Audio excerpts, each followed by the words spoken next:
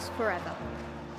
Because it's who we are, our DNA, the Red Rose together. Statham, Briggs, Jimmy, Freddie and Joss, Chappie, Sir Clive Lloyd, Carol Hodges, Kate Cross. What a roll call. It's a hard one to measure, with future names still to be written on the Red Rose together. We're all about people. It's what the Red Rose really means. Yeah, the ones signing autographs, but the ones behind the scenes. Our community, grassroots, the ones that feel tethered. Whether you're from here or belong here, we're the Red Rose together. And what about this place? Talk about world-class venues, internationals, gigs, events. You can choose from a menu of triumph, of disaster, of pain, or pleasure. We've seen it all at Emirates Old Trafford, with the Red Rose together. Red ball, white ball, lightning and thunder. Have you ever sat back? Have you ever just wondered how far we've come? The storms we've weathered, or how far we'll go as the Red Rose together.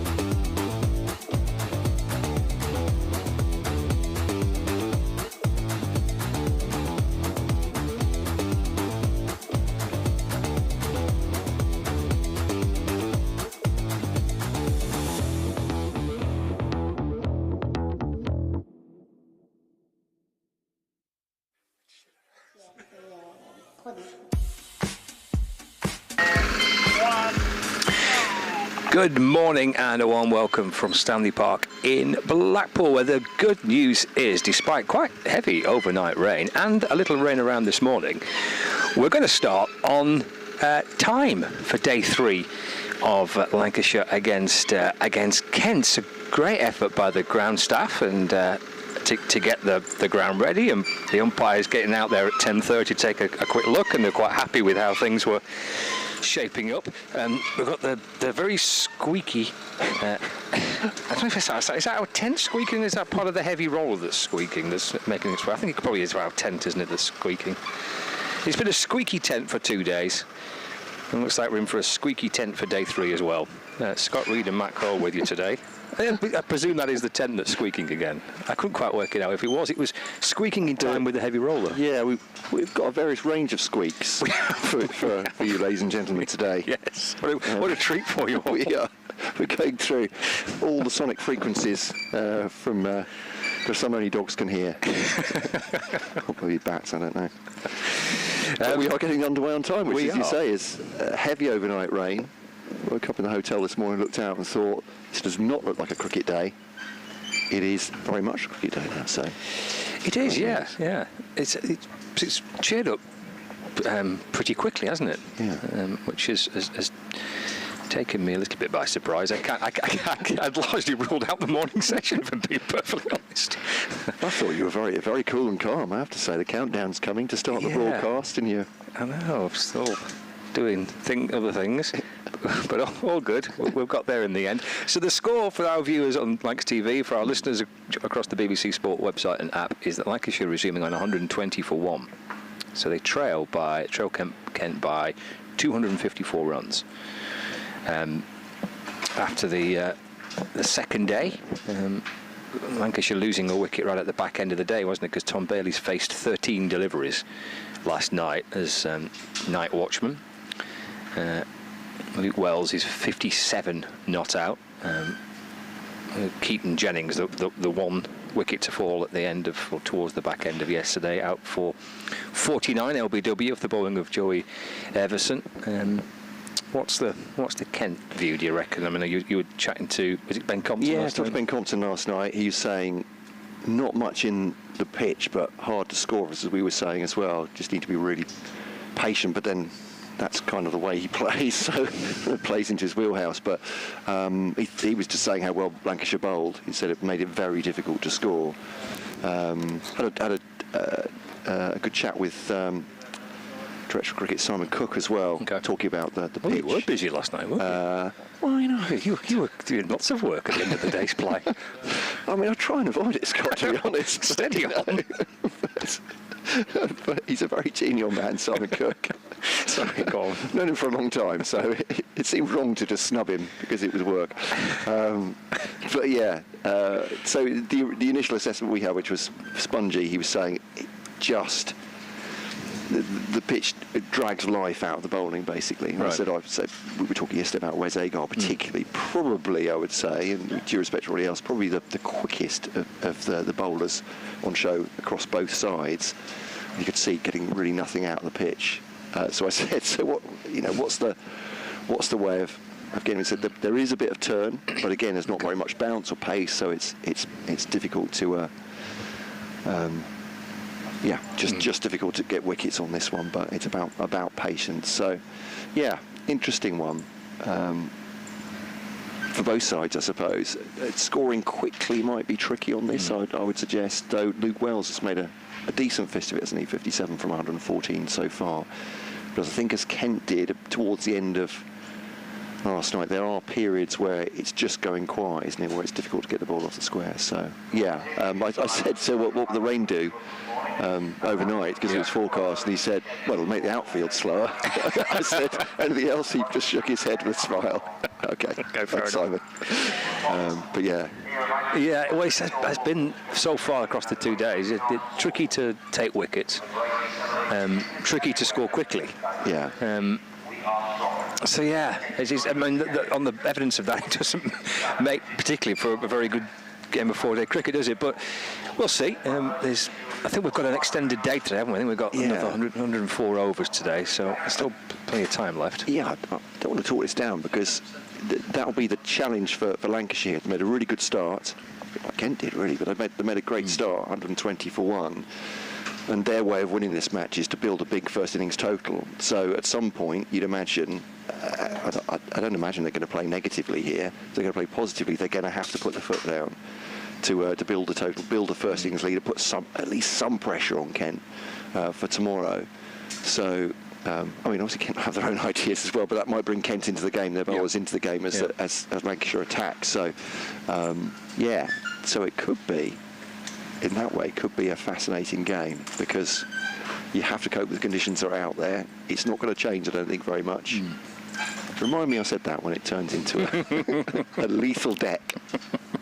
Lancashire all out for 139, but yeah. So I think that's where the jeopardy will come, where the excitement will come in this game, is when Lancashire, if they want to win this game, they're going to have to put their foot down at some point. Maybe not in this first session. Yeah. They may well have I'm looking into my crystal ball and thinking they might just have a good look at it first session, make sure there's not a quick fall of wickets. But if they're 2-3 down at lunch, you'd imagine then they'll look at acceleration. They could easily score 100 in a session if they put their foot down. So. Yeah, we shall see how it all unfolds. You can see the two umpires are heading out to the middle, David Milnes and Sue Redfern. So I was very rude. I didn't ask you what the Lancashire camp said. I spoke to Stephen Croft, and he felt that just on yesterday that he felt they had a good day. He felt that they bowled well. He was really pleased with how they bowled, actually. And alluded to the fact that it was quite difficult to take wickets. You've got to bowl quite disciplined line and length, not give much away, try and slow the run score rate down, try and build pressure that way. So he was quite pleased with how his side bowled, and then he was pretty happy with how they went about it with a 100 run partnership for the first wicket. I asked him about how Lancashire kind of win the game from here, and he kind of admitted it's going to be quite tricky because there's still 250 runs behind, and for the issues we've just discussed, it is quite difficult to advance quickly in any kind of positive way with the bat. But I suppose that in terms of what they felt about yesterday, they were happy with their performance with the ball and then how they went about it with the bat. Well, that's a reasonable point, isn't it? I mean, I was saying you could make 100 in a session, but even if they do that today, Lancashire, by the end of the day, they will be 420. They'll be 50 ahead going into the final day. So they really will need to charge to put to put Kent under any kind of pressure, and maybe that will come. It might even, I suppose. I really am doing the crystal ball here, but maybe it'll be a case of going into the first session as well, batting through that one, putting Kent in for 2 sessions, and just trying to put that scoreboard pressure on when you've got a bit ahead and try and bowl them out quickly on the final day. Yeah, we have seen a bit of turn if that increases on the final day. Yeah, exactly. Yeah, which he could do. Yeah, we saw a little bit of spin, didn't we? For I think Jatlini bowled nicely yesterday. Yeah, he did. And was getting some turn, wasn't he? Both sides mentioned there was a bit at the end there. Wes Agar is going to bowl from the north end to start the day, and early again. Umpires Milnes and Redfern.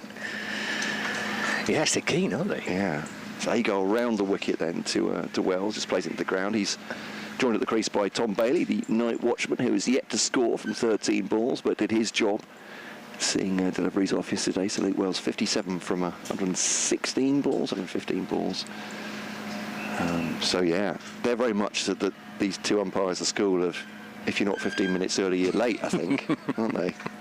I suppose maybe he's thinking we've got 104 overs today. This is long enough day as it is. Let's just crack on with it at 5 to 11. I mean, there is obviously this was a bit of a mop-up job today, but you might argue there is a case for starting half an hour earlier on days like this. But as Agar bowls to Wells, just tucks that away into the onside. Ben Compton, the aforementioned, was a short mid-on rather to Luke Wells.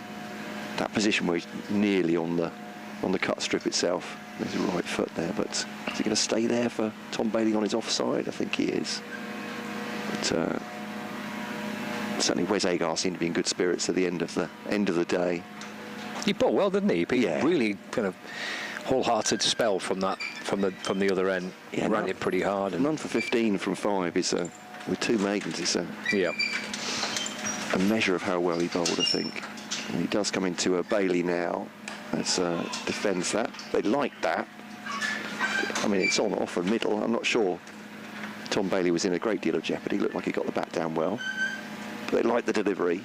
Jack leaning is at a sort of second slip position, but it's the only slip. Then to Anamie is a gully there. To say Compton at a shortish mid-off now for Bailey.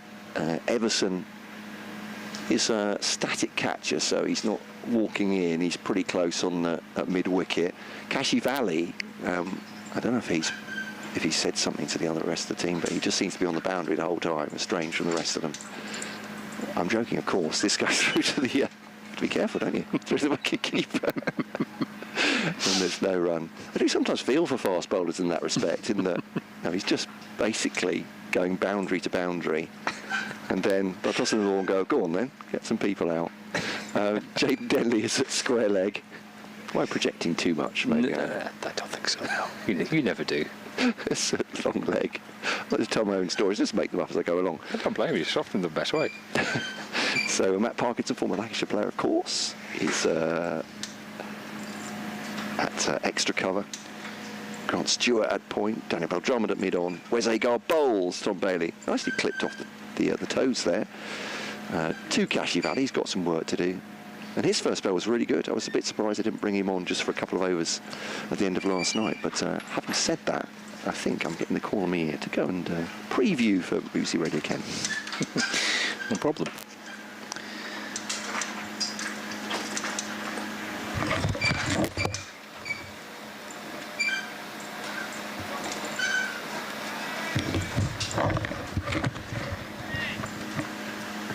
Yeah, Lancashire Valley, 6 overs, 2 maidens for 11. All very nicely with a new ball. Around the wicket, Agar comes. Defended by Wells. And there's no addition to the score. He's just touched that ball with his fingertips on his left hand, Agar, as it was returned to him by Wells with the full face of the bat. Just trying to deflect it on towards the stumps at the non-striker's end. Bailey and Wells meet in the middle. Yeah, 122 for 1, Lancashire. So plenty of work to do through the course of this morning. The forecast for today is okay, actually.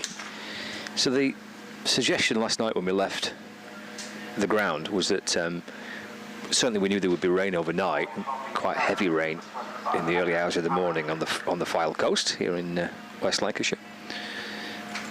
But that might impact play in the morning, but then it would be looked pretty clear for the rest of the day. So the fact that it's blown through reasonably early, we've started on time, hopefully means that we're going to be in for an uninterrupted day. It will be Lancashire Valley, barely looking to drive, but off the inner half of the bat.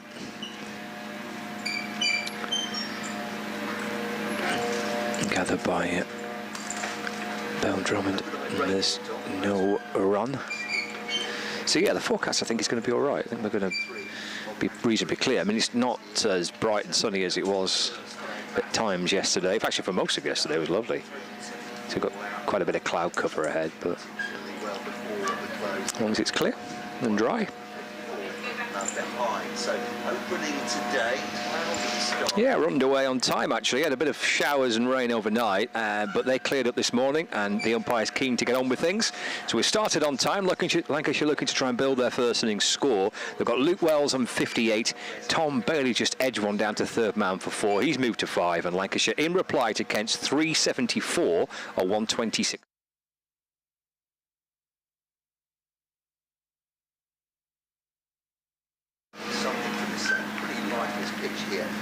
Thick edge between keeper and first slip.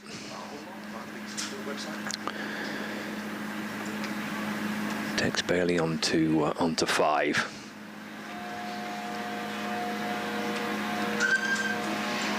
Coming out as night watchman for Lancashire, following the dismissal of Keaton Jennings last night, out for 49. Trapped LBW by Joey Everson. And Bailey tasked with coming out and seeing through to the close of play, which he did so successfully. And that beats Bailey. Oh, he's got himself out of the way there, hasn't he? Just drops his hands at the last minute. And that's that one to go through. 126 for 1. So still to come for Lancashire. Josh Bohannon, who would have batted at 3. Ashton Turner, Matthew Hurst, Michael Johns, Chris Green, George Balderson. I'm not sure of the batting lineup of that. I mean, Bohannon will be next. It's worked off the pads by Bailey. Clipped away towards the leg side. Yeah, so Bohannon, Turner, Hurst, Jones, Green and Balderson, but I wouldn't suspect it's in that order. Although Bohannon, I'm sure, will be next out. 126 for 1. And got another catch up close in on the leg side here of Kent. Got 2 short mid wickets in place. Got a short straight mid-off as well. Kashifali in. Firing in the Yorker. And Bailey gets runs down towards third man off the thickish edge of the bat. Down towards the boundary for 2. Moves on to 7. 128 for 1. Yeah, that second ball, proper edge, wasn't it? But no carry whatsoever. Just on the ground between wicketkeeper and first slip. But getting something out of the pitch, at least, Kashifali, which I think more than the rest of the Kent attack in that respect. Movement off the pitch, not seen very much of that. I mean, it's quite a skiddy approach, isn't it, Kashifali? I thought he bowled very nicely with the new ball yesterday. Barely hopping in behind it to defend. And there's no run. End of the over. Well, there's 4 down to third man from a thickish edge, as Matt said, and then they ran a couple as well, so 6 coming off the over. We had 40 overs of the Lancashire first innings, 128 for 1. Trailed by 246. Not quite as many in the ground today. I'm not surprised. I'm sure plenty would have been put off by the forecast overnight. So certainly not anywhere near as busy as it was on days 1 and 2. We had a good crowd on the first day and good numbers yesterday as well. They were queuing down the road yesterday to get in the ground. Just thinned out a bit today. There's a little flurry of spectators coming in now as Wes Agar bowls to Luke Wells. No part of the bat, but fends it back towards the bowler.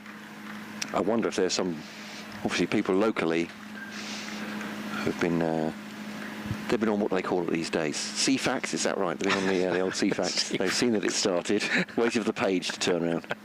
Is that still a thing? That's one for the younger listeners.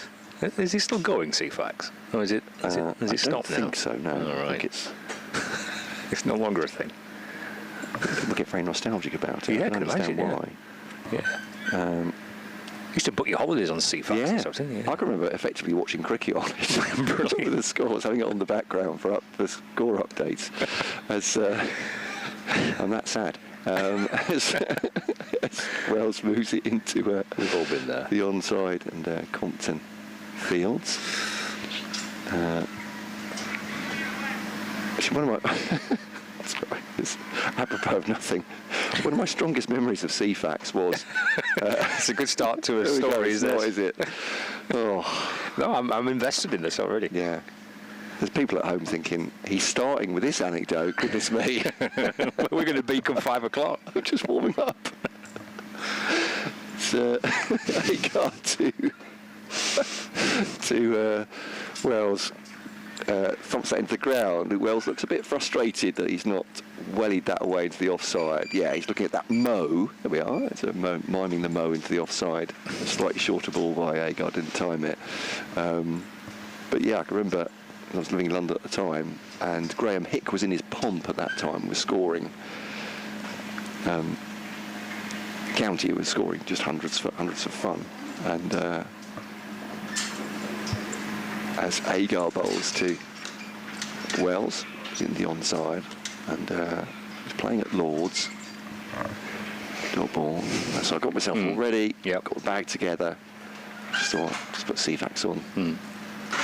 Wasn't going to go for the opening of the day, but I was going to go for the afternoon to watch Graham Hick back. So he was going to bat through the morning. Luckily, turned CFAX on. What's going on? Out in the first over of the day. The demo balloon. But there we go. Ruined all your plans. And I hate to say I didn't go. There we are. Also a cricket fan am I, but I mean, well, you're a Graham Hick fan, clearly. It wasn't Kent. It was Middlesex. Ah. Why would I go anyway? Yeah, But exactly. obviously the great man. But yeah. So, fielders on the drive, forward of square, short mid on, short mid off, but Wells bypasses those, just rolls the wrists over this one, using Agar's pace to propel the ball backward of square. Kashi fields, and they'll come back for a comfortable 2 in the end. Now, if I was a proper radio man this time, I would say, did you use CFAX back in the day? Let us know. Well, you've got a fancy new email address, haven't you? Indeed, yeah. Please do mention it. I think I'm going to get it right. KentCricket@bbc.co.uk. Excellent. There we go. It's fancy. It's new. Well, it's not particularly fancy, but here's Agar to Wells steers that into the offside, fielded by Joey Everson, sidearms it into Harry Finch, the wicket-keeper, end of the over, and a little bit of excitement from the bowlers, particularly from Kashi Valley, getting the edge once, and limboing. I can see the score is 134. It's on the screen beside me. We've got the screen today as well, which I've is... just got to get used to that. And now... Yes. I say thank you to Lancs TV for that. Thank you, everybody, for that. Things have been plugged in. They have indeed, yeah. Yep. I think maybe they brought the right wire today. I think the issue was a missing wire right on the first day and a little bit yesterday. But they've managed to dig in the back of the van and found a cable. I mean, there's a lot of kit to bring. There is a lot of kit for a start, and outgrounds are a challenge for all of us, aren't they? In terms of broadcasting. So I find everything a challenge, really. It's Kashi Valley in and balls barely pushing forward. The ball goes past the edge of the bat and through to the keeper. Again, it's low, but it's because it's got no so much pace in it. I mean, it's had a yard more. There's a very scientific description of how much quicker it could be. If it was a yard quicker, that would be real danger, wouldn't it? The ball keeping low like that. But yeah, not a lot of pace at the pitch. I mean, even if he had edged it, it would once again probably be along the ground. So, and we've seen a few of those, haven't we, in the game? Yeah, but Kashi Valley's doing as well as anyone, I think, here. Into Bailey, and that nips through to the keeper Finch. Again, he's just pushing at that. Is Bailey off the front foot? Ball just slides past the edge. 30 for one still. Got some proper cloud cover today. Yeah, we have. Yep. I don't think he's going anywhere, is it, today? It looks like it's in for most of the day. Maybe brighten up a little bit later on this afternoon, but quite thick cloud cover. It's not really humid though, is it, either? It's not that. No. Those tend to be the conditions, don't they?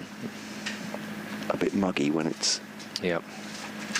When it'll do something even more in the air. But,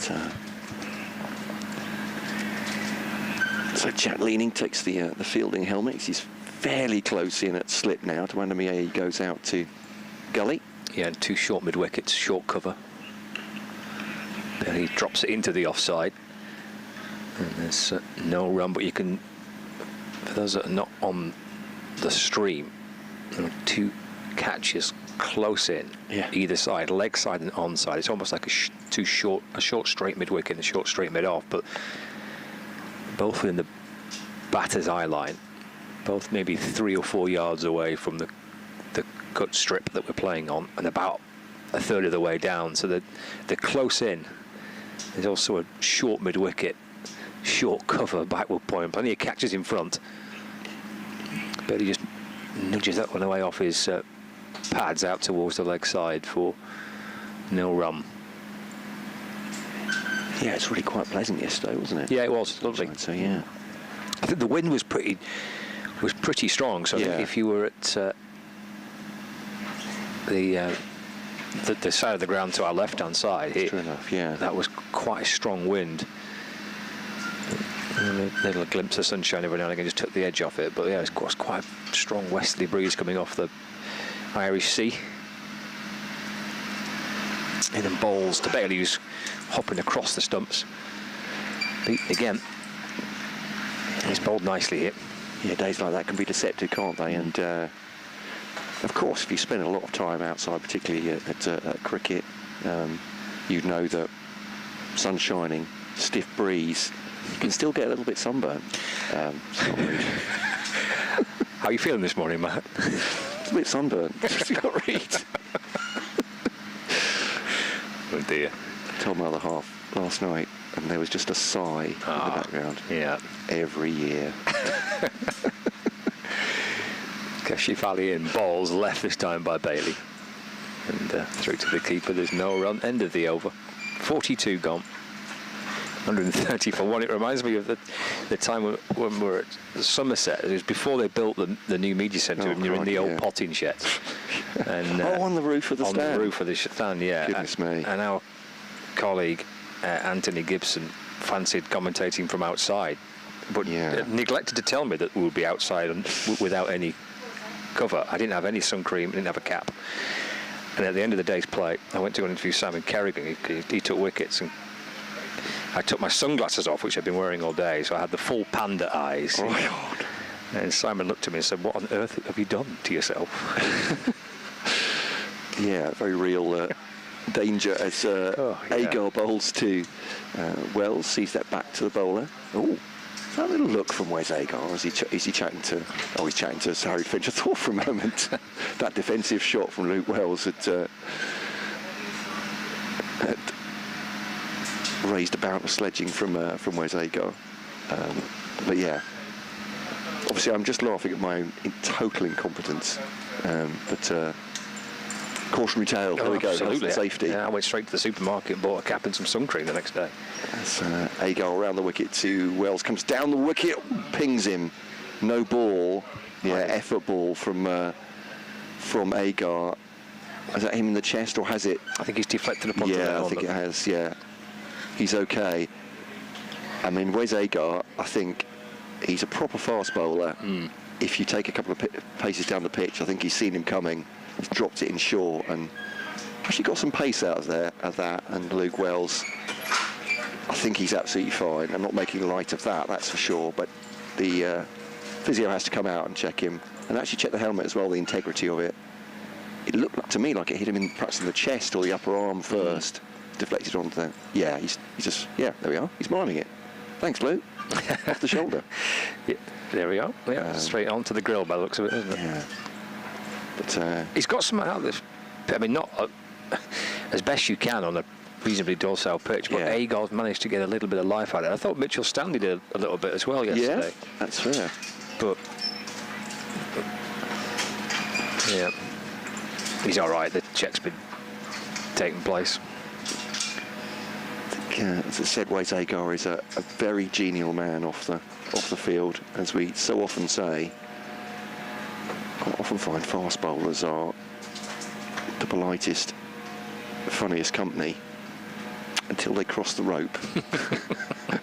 And then watch out. But yeah, he's in a chat. They're still going through all the. Oh, they've been through the protocols now. Yeah, I think they're okay. They got off to get him a new helmet. No, it's just he's because obviously if it does ping you on the helmet, then the batting helmet, then need to make sure that the structural integrity is still there. But I think, as it said, he was miming to the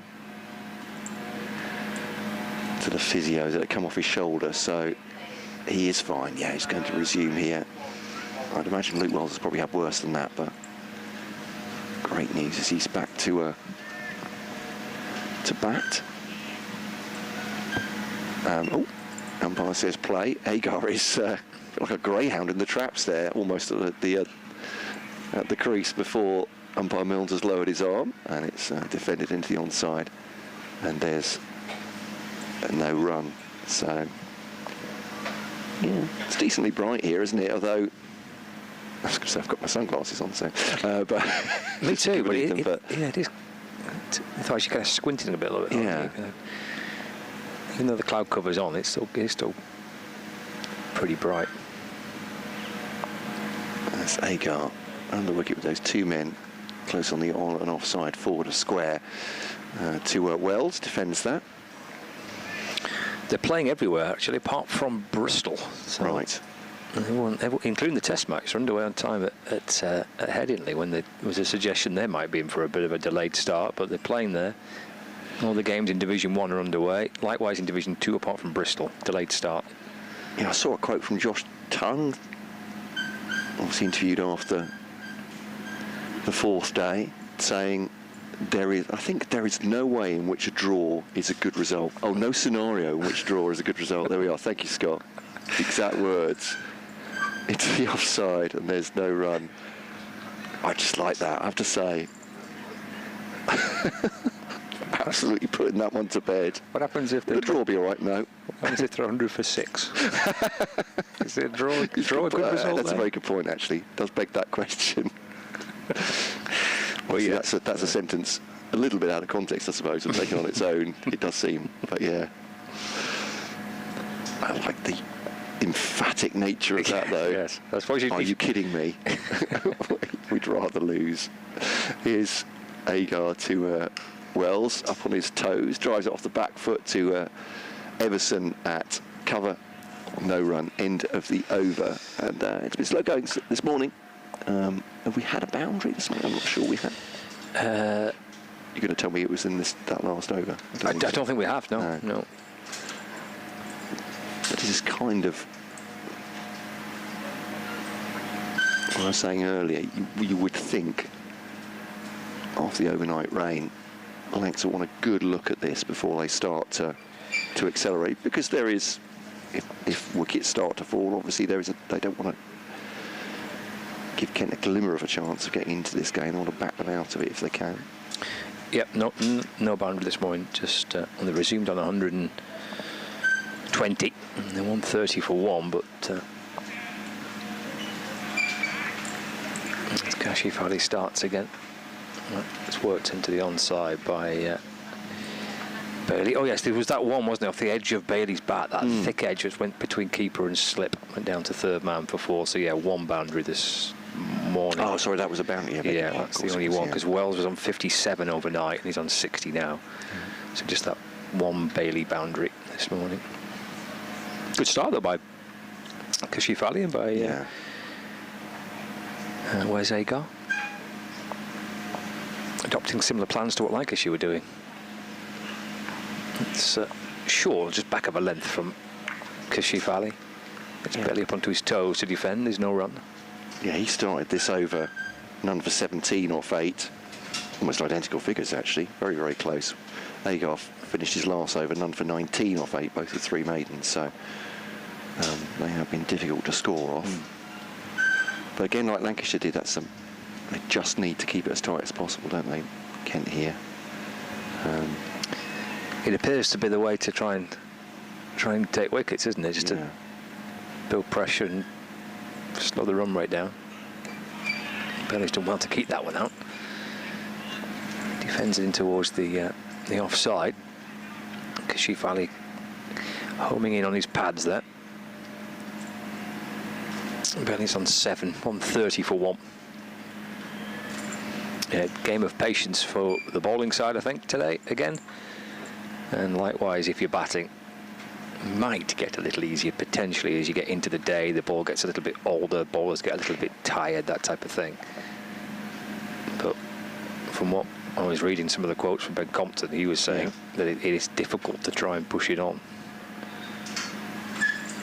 Left this time. Taken by Finch. 130 for 1. He's got Jack leaning to his right, Finch, and leaning quite close at slip. He's wearing a helmet, so again that's a little indication as to the pace of the pitch. When leaning, he's effectively at first slip, but he's close enough in to be under the helmet. You'd normally see the first slip fielder behind the wicketkeeper, wouldn't you? But he's well forward. Kashif Ali in, bowls, worked away by Bailey. Out towards the leg side. There's no run. Again, he's spearing that in towards the pads of Tom Bailey. Brings the bat down and works it out towards the leg side for no addition to the score. 130 for 1. Just watching Harry Finch there, actually, as Kashif comes into his delivery stride. He's just moving, he's just turning to his right slightly. I don't know if that's a natural thing for Harry Finch to do when he's keeping or not, but maybe just preparing himself for the edge. Very much thinking Kashif's going that way, but he stands with his wicket-keeping gloves on his hips, walks a few paces forward, then slightly turns to his right, gets himself into position, and again that's in towards the pads of Bailey by Kashif Ali, and then which he defends it with the full face of the bat, works it back along the ground, and there's no addition to the score. 130 for 1. So Bailey 7, and Wells unbeaten on 60. This is just Harry Finch's second season of keeping regularly. He was not a wicket-keeper before last season, which is some people are asking, did he keep early in his career? Was this, is this part-time wicket-keeper? None of it, no. He's converted himself into a wicket-keeper, and wow, very, very good last season as well. Got a couple of the highlight reels, some fantastic stumpings. Agar now to bowl to Wells, and flips that into the onside, fielded by Grant Stewart at square leg, and there's no run. Did he look at that as being, well, there's an opportunity to get into the team Yeah. because there's a vacancy for the wicketkeeper? I think absolutely right. Yeah. So with Ollie Robinson leaving, and then Jordan Cox, of course, leaving last season for Essex as well, there was an opportunity, and I'd have to say, very much to his credit, he doesn't look like somebody that's been forced to wear the gloves. I mean, he's a great outfielder as it is, as Agar bowls to Wells and edges that onto his front pad and out. So, yeah, to say, without success, Wes Agar and Kashi Valley are doing their absolute best and bowling pretty well this morning, I'd say, in tandem. Yeah, there's only been 10 runs conceded. We're into the sixth, we're into the 7th over of the morning, and only 10 runs scored so far. Yep. So doing just the job that's required, really. Agar to Wells now. Just some no ball umpire Milnes there, as I'm looking at the clock and thinking, would I get away with another 4 deliveries? Maybe not with 5. So, but so I'm going to bail on you, Scott, after this delivery. That's all right. There's a wicket. It's a disaster for me. You'll be entirely responsible for it. I'll get the producer of the morning programme. They won't be angry with me. They'll just be disappointed. That's what I'm told. Around the wicket, here comes Agar to Luke Wells, and straight back past the bowler, just checks it past him, single to make it 11 for the morning, and Daniel Bell-Drummond fields, and Wes Agar is halfway through his 9th over. Matt Cole from BBC Radio Kent back with us in a moment or two once he's done his radio update. Live here from Stanley Park in Blackpool. Just joining our coverage. It's across Lancs TV and across the BBC as well. Day 3 between Lancashire and Kent in the Rothesay County Championship fixture. Just that's the 13, isn't it? Yeah, 13 runs conceded so far. It's pushed away by Bailey. Running towards the offside. There's no addition to the score. With no ball and a single off the over. Bailey 7 from 35 deliveries, coming out as night watchman last night, following the dismissal of Keaton Jennings.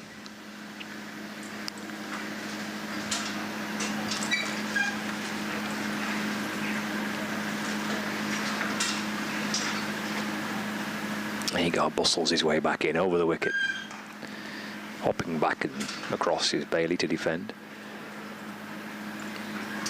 He guides the ball away towards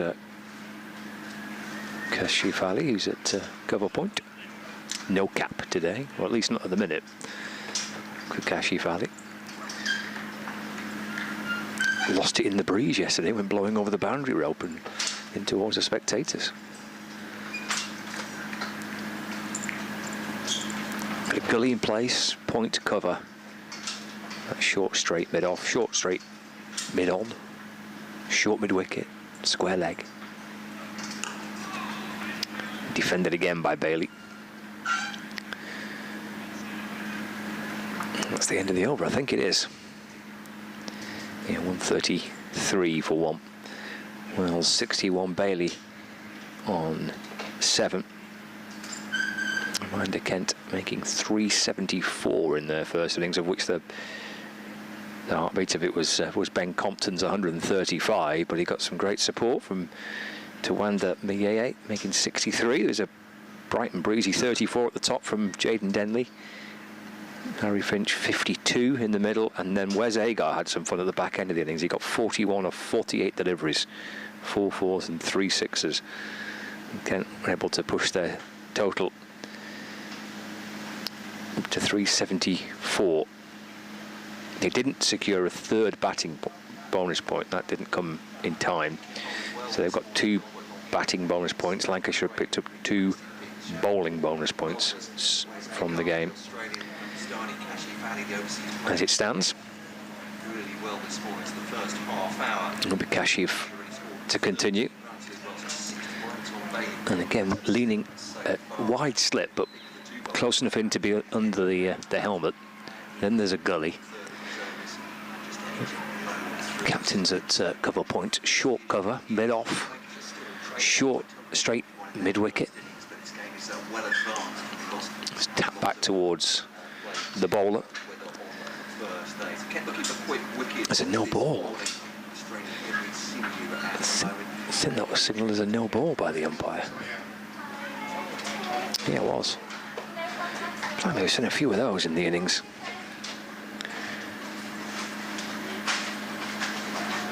I think that's 4 from Kashif Ali, 4 from Wes Agar, 1 from Grant Stewart. So 9 no balls. Struggling a little bit with the run-up. Oh, we're going to see a change here. And Jack Leading was wearing the helmet. He's removed the helmet, has popped it behind wicketkeeper Harry Finch. That's because Tawanda Mieye wants a helmet not to go in a kind of that wide slip position, but to, would appear, he's got a short square leg. Right. In fact, he's just moving a few paces to his left, so he's behind square, close in on the leg side.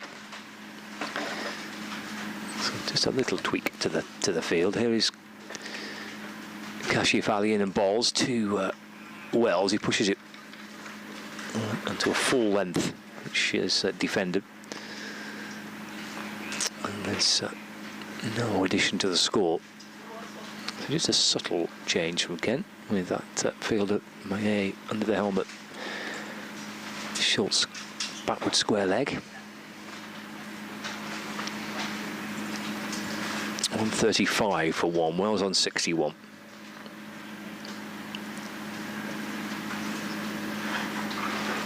It's Kashif Ali into Wells. Just defends his off stump. Pushed away in towards the offside. Oh, another no ball. Another one. So I think we're into double figures now. I think that's 10. Just for Kashif? No. He's 5 for Kashif Ali. I can say he's bowled plenty. 4 for Wes Agar and 1 for Grant Stewart. So it's a 10th no ball of the innings. And it's not been just from one end, has it? It looks like they've been struggling a little bit from both ends. Yeah. 135 for 1. It's Kashif Ali over the wicket, and Wells defends to the leg side. There's no addition to the score. 135 for 1. Just in case people are wondering, big win for the San Francisco Unicorns. Oh, excellent. Overnight, beating the Mumbai Indians New York by 47 runs in the MLC. Stuff. I mean, other than the initial franchises that have already bought MLC franchises, they've not skimped on the names, have they? San Francisco Unicorns. Look at that. Kashif in and balls to Wells off the back foot, punching that away in front of square on the offside for his first boundary of the morning. And a lovely shot, worth the wait from Wells off the back foot. Takes his score on to 65. It's 141 for 4. Best of the morning. That from, in position early. Really nice from Wells.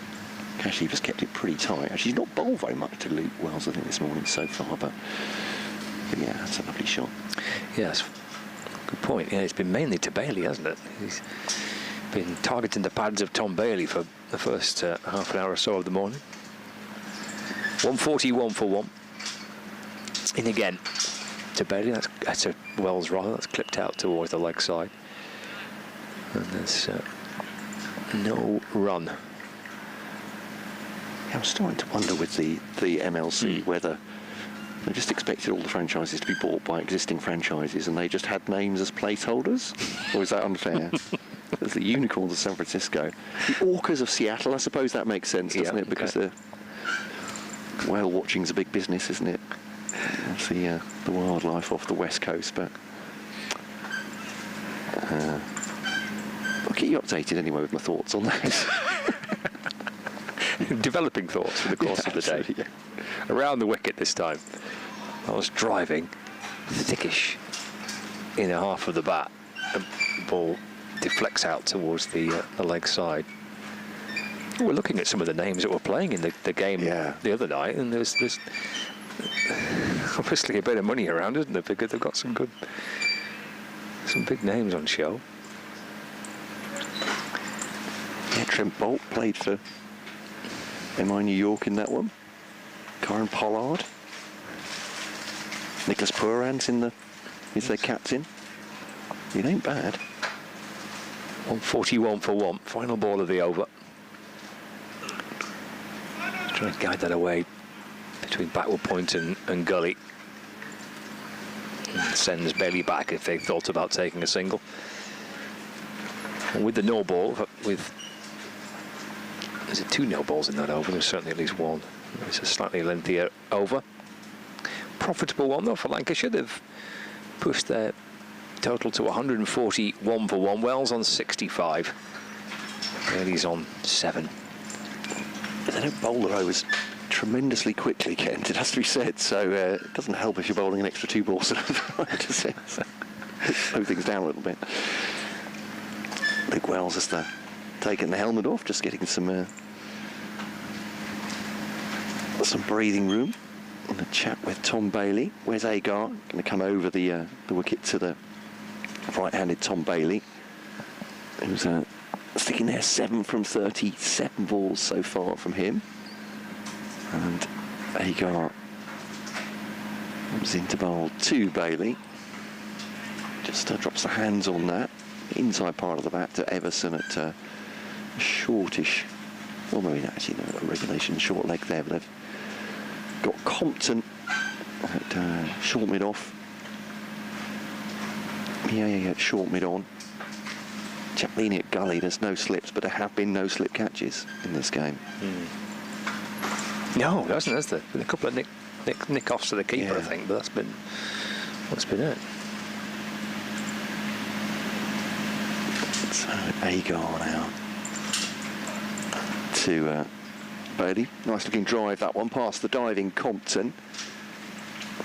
And Ekansh Singh is subfielder for Kent, straining all the sinews to get to that. Good throw coming in as well. He's got divot taken up. He was doing his duty as the teenager in the squad and 12th man this morning when they were just doing the split catches. Adam Hollyoake was batting them to the split cordon wall.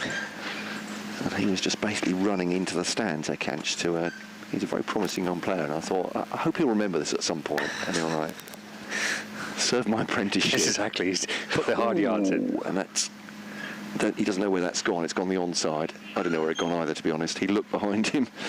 Did Bailey. I think he's trying to play that in the offside. It's come off the inside edge. And we just lost the pictures, I think, that. Yeah. But goes for... Has it gone all the way, in fact? Bailey moves on to 11. But yeah, inside part of the bat there.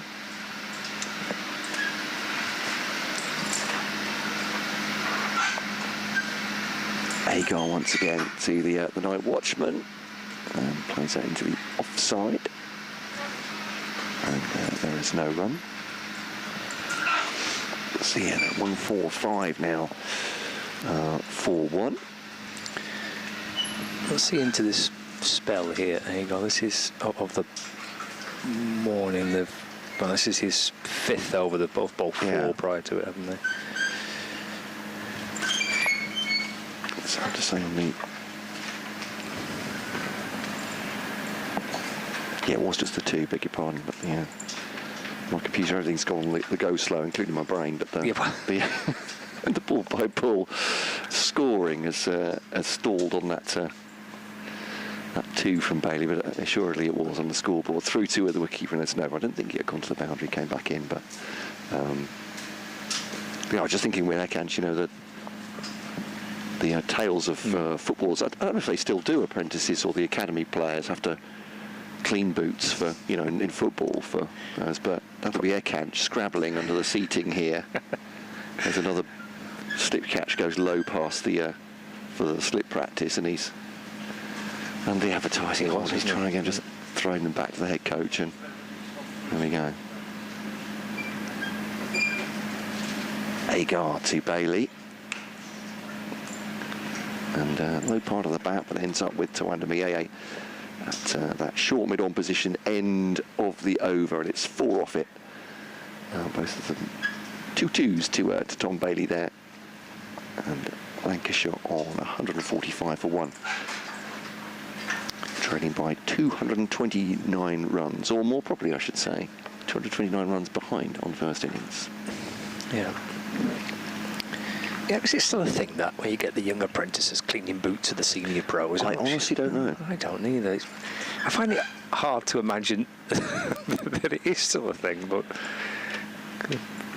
the young apprentice probably on more money than most senior pros were 20 years ago. No, absolutely. And if you're at United or City, and as you say, you've got young players coming from all around the world. If you're a 16, 17-year-old prodigy from Brazil, they're like, here's Bruno Fernandes's boots, mate. Get on with that. Not sure how we'll go down that. What a rude awakening. From the beaches of Rio to I don't know. Matt Parkinson, the first spin of the day, and it was Jack Leaning, wasn't it, that bowled? Yes, he was. More overs yesterday. Now, the 2 left-handers into open, so they were trying to use him spinning the ball away as a tactic, but Kashi Valley then is the first replacement to the opening bowlers of Kashi from the far end as we look the south end, and Wes Agar from the near end. Could well be a double change. See if anyone else is warming up, whether Jack Leaning might go to double spin here. Kashi Valley 4 overs, 2 maidens for 14 in that opening spell this morning. Yeah, Jack Leaning bowled his 10 overs from this end of the ground. Parkinson bowled 8 from the end that he's going to send down his first of the day from. He's in and bowling. That's just played cautiously away into the onside by Luke Wells, who hit Parkinson for a 6, didn't he, yesterday? Yeah. Came a step or 2 down the pitch and met it on the full and walloped it back over his head. He's around the wicket to Wells, who's forward defending, turns it down into the onside. My apologies. The stream's working absolutely fine. I think the stream. I'm a bit confused because we're not seeing the streaming pictures, but I think we're still on the live stream. Yeah. So apologies for any implication that it was off. It's indeed. Down comes Wells. The ball loops away into the offside. It was very wide, that delivery, wasn't it? And I think Luke Wells got there and then perhaps didn't know entirely what to do with it. It looked like he just thought, I'll just pat it safe. Parkinson in and bowls on the reverse. That'll bring him runs. Get him maybe 2 of them. Yeah, it does. And the reverse sweep from Wells. Throw comes in, and who's that under the helmet? He's either way. It's that Compton, I think. Yeah, given quite a bit of work to do, wasn't he?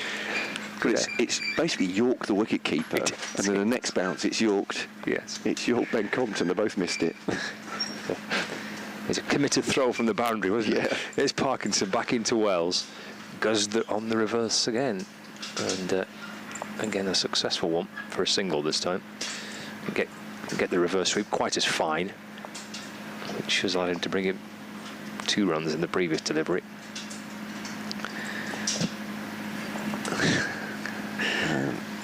Well, I just tell you what, on the stream we're watching, I'm looking better than ever. You're looking a lot like Stephen Moore. I'm getting a bit confused as to whether we're on or not here. I wish. There we go. There's 3 catches close and around the bat. Goes Parkinson Bowles. Forward goes Tom Bailey. This made a visual gag for you online listeners, brought to you by BBC Lancashire and BBC Radio Kent.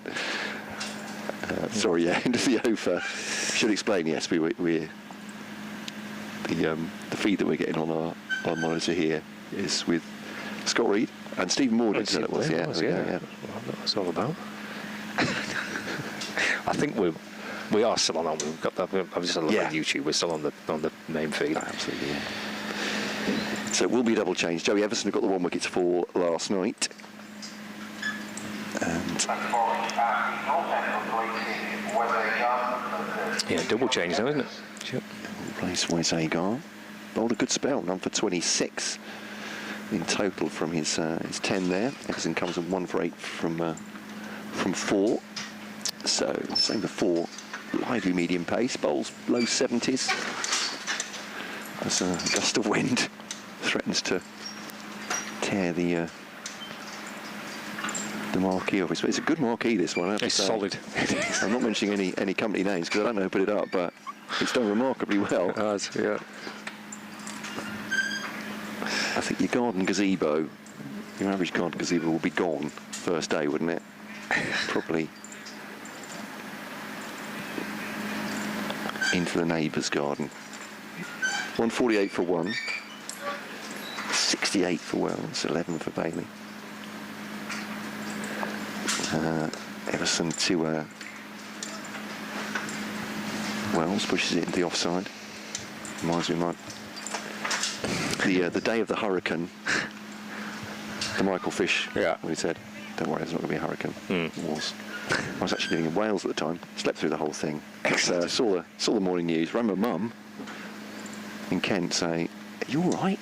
Is everything okay?" She said, "Yeah, I'm fine." She said, "The shed's next door now."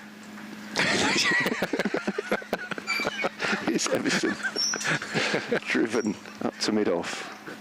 The shed's next door. It's very matter of fact. Yeah, the shed's next door. The shed's been relocated. Right. Yeah.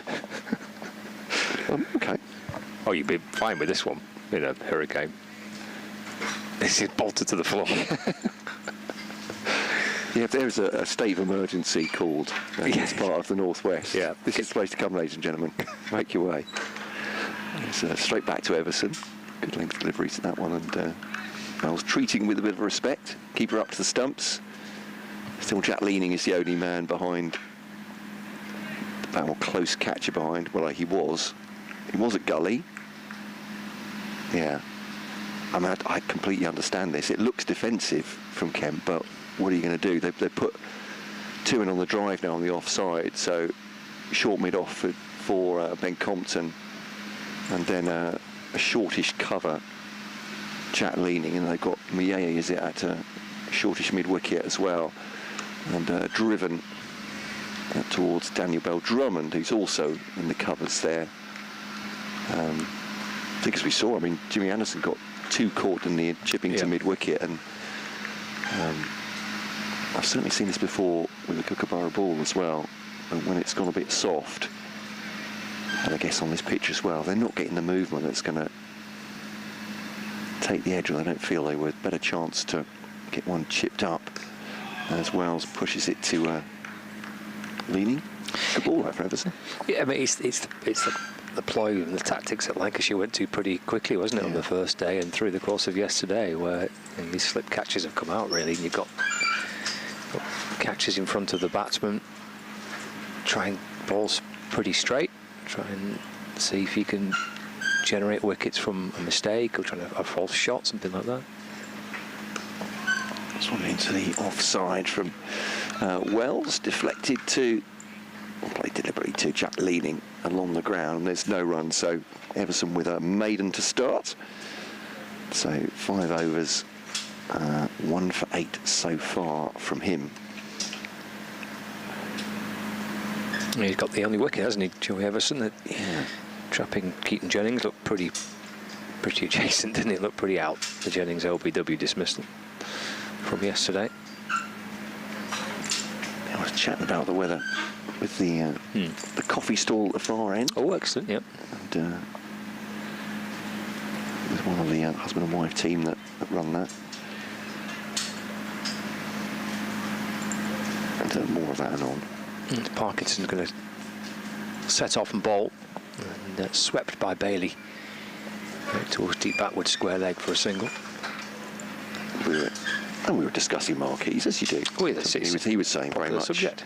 We've tried cheap gazebos, no point. Right. Get what you pay for, very much. Because they're in the outdoors, aren't they? They are, yeah, absolutely. And he went on to say, because Matty Hurst was out having a net on the outfield this morning, wasn't he? That Parkinson into Wells. He reverse sweeps for a single. He was saying one of the one-day games here, they were using a net on the outfield which didn't have a roof on it, and players were range hitting, but towards their stall, their van. Oh, right. He said, and my wife said to me, and probably quite rightly, can you go and ask them to stop? He said, I don't think I can, no. Because they worry about their van getting dented or their stall getting... But yeah, I said the Lanc supporters all round us, so, we thought someone would catch it, but there's a little bit of danger. An open roofed net. Yeah, it does leave you a little bit anxious, that, doesn't it, when the cricket ball's hurtling in your direction. 150 up. Bailey reverses and gets himself 4 runs for it as well. Hit that pretty hard, Tom Bailey, on the reverse sweep. Moves on to 16, the score to 154 for 1. Both batters have reverse swept. Parkinson quite a bit in this over. Wells and Bailey. Partnership's worth 35. That's out towards the leg side this time. Swept by Bailey. Pretty firmly again. Moves on to 17, 155 for 1. He's not getting much from this, Matt Parkinson, is he? I can't really see much turn from... And he gives it every opportunity. But the last really, yeah. Mind you, they take him on the full, just on the half volley, aren't they? So harder to tell, but... A slip in a forward short leg. 2 catches around the bat. Bailey to Wells. He goes back and plays it a bit more carefully. Back to Parkinson. Off his own bowling. There's no run. Spins the ball from one hand to the other. Wells comes down the pitch and flicks something away. He's on 69, Luke Wells. Again defending. And smothering the ball back down the pitch with his bat and pad nestled together. End of the over, 155 for 1. So Lancashire at 219 behind. They put on 36 runs, Wells and Bailey, through the course of about an hour's play, because we started before 11 o'clock. It's 5 to 12, so it's pretty much an hour of play. And no real alarms as yet. A couple of times Kashif Ali beat the bat from Tom Bailey, but so far from Lancashire's point of view so good. And Kent, like Lancashire were for long stretches of days 1 and 2, are going to have to be, it would appear, quite patient if they're going to prize wickets out. Joey Everson then to continue. Maiden last time up, bowls to Bailey, prods forward, fielded by Compton on the onside. Still got a close field. Joey Everson asking Daniel Bell-Drummond for another fielding change. Just moving to Wanda Miye round a little bit finer at cover. Bell-Drummond himself is at that short mid-off. Jack leaning in a sort of gully position. It's clipped behind square. There's 2 men there for that shot. Jaden Denny, but Kashif Ali will field it, and it's a single there. An email has flooded in from Ron, because we mentioned CFAX, he says. In 2002, the BBC stopped broadcasting CFAX. 2002? Yeah, Oh, but well. later brought back a limited service, including a TV schedule for BBC One and BBC Two, and subtitles. There we go. Oh, okay. He says, very useful service, as you mentioned. But for obvious reasons, the younger generation wanted something more up to date. These pesky youngsters. Driven into the ground by... my words, not Ron's, I'd say. Driven into the ground by Wells and parried by Compton at short mid-off rather, and there's no run. Says, yeah, you could get things like currency exchange rates, sports results, news and weather updates. It should come back, says Ron. Easier to use the older person on this tech we have now. I think there's a lot of nostalgia for it, I think. So, into the offside. And no run off the bat of Wells. But if you missed the page that you wanted to read, did you just have to sit there and wait for it to come all the way back around again? Absolutely right. Right, okay. I think that, yeah. But then you could... cricket being a case in point, I think you had to show the whole scorecard. You had to wait for it to come out. But if you knew the number of the page, you could tap that in and go straight to it. Yeah. Is that right? I think you're right, yeah. It's Everson round the wicket to Wells. Aggresses that one. That's a great stop from Jack Leaning. It's into the ground, into the covers, and Leaning has just plucked that out with one hand. I just thought that he smacked that away for 4. Me too. My eyes were going right, as cameras often do. You'd think there's no way he's getting that. It's off to the boundary. No. It's in the right paw of Jack Leaning. That's a spectacular stop. And, that's an interesting shout. Umpire Milnes is unmoved. But that's beaten Luke Wells. We've not seen many do that, that's for sure. So he got the Jennings wicket, wasn't it, yesterday? Yeah. Joey Everson around the wicket to the left-hander and hit him on the pad. And David Milnes was the same umpire who thought that it was going on to hit from when Jennings was batting, but not on that occasion. It has to straighten, I suppose, doesn't it? It does, yeah. Hold its line. But, yeah, Kent liked it. Umpire Milnes decided against it, but Joey Everson finding something there. Just seeing what that over went for in total. And he's pretty economical, I think. Yeah, just the one off that over. So 2 overs for 1 so far. And at least beat the bat of Luke Wells. I think given by the umpire. Matt Parkinson to continue from the south end. Yeah, he's got the silly point and the slip in place. It's off the back foot by here. Bailey muscled out towards the leg side. Slapped away for 4. Out towards the coffee stand, actually. In that direction. A couple of unoccupied chairs at the edge of the boundary rope. 4 for Bailey. Can attest a good brew. There's talk of it being the best on the circuit, but I haven't got enough experience to... Okay. There's a good one at Northampton. A little coffee van at Northampton's a good one. Parkinson goes flatter this time to Bailey, who looks to sweep. Misses. And taken by Finch. I feel like we're fairly safe saying these things, even on the BBC, aren't we? Because, I mean, it's a bit of a reach. You'd have to get into the ground and then buy a coffee for us to be promoting them, but... Yeah, it's a belt to the one at Northampton. Cut away by Bailey. Towards the cover boundary for a single, but no, I've not tried the one here. Maybe have a go this afternoon. Well, there's only me and you. Well, I'll have a go at lunch, maybe. Just wander off, don't leave me. Otherwise, I'm off for a coffee. I'll come back in half an hour. I said that I'll be off very shortly for an update. Yeah, there's a couple of options for spectators inside the ground again today for food and drink. It's Parkinson's bowling, looping one up to Wells. That's defended. There's no run. There's a burger and fries outlet on one side of the sight screen, and the far end there's Betsy's Pizzas on the other side. There's your coffee machine as well.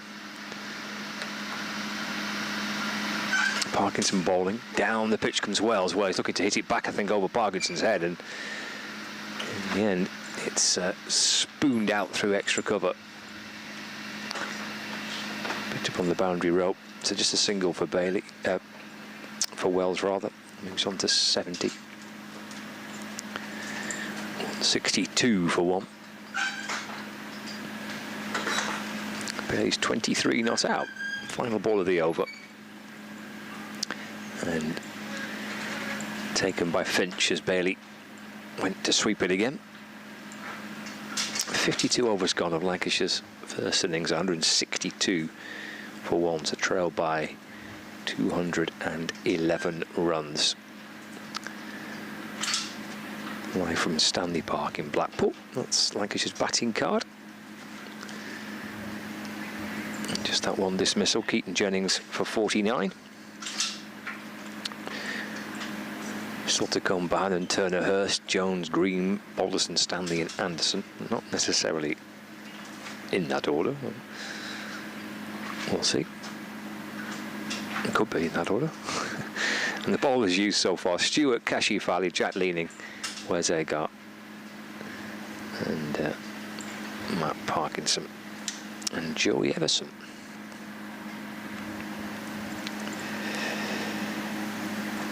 We'll take a look at what's happening around the grounds in a moment or two, but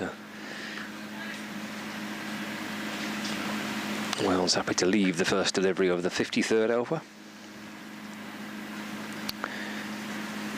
And the keeper standing up.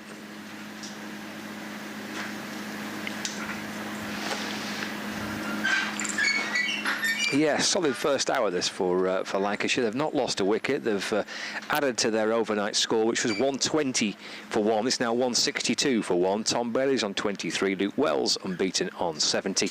And Lancashire trail Kent by 212 runs.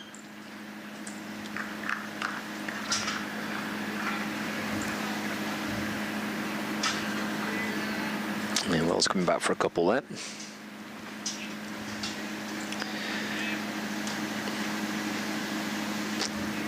Takes him to 72 not out.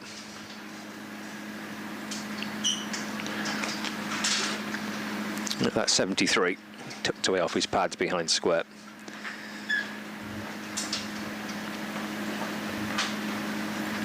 So 165 for 1. Working very hard, the Kent's bowlers this morning, but no breakthrough. All four of them, of course, a little bit of trouble for the Lancashire batters on this third morning, but it's a lifeless pitch to bowl on, so they're having to strive pretty hard to take the first wicket of the day. Instead, it's Lancashire scored just 45 in the first hour, so exactly racing away. 165 for 1. They are still. There's Joey Everson in and bowling. Glanced away off the pads by Bailey down to fine leg. And Kashi Fali does very well. It's an excellent piece of work. He's on the move, low down to his right, scoops the ball up. It's right by the boundary rope. And then throws in towards the middle. Single for Bailey. Takes him to 20. In fact, 2 for Bailey. Comes back onto 25, not out.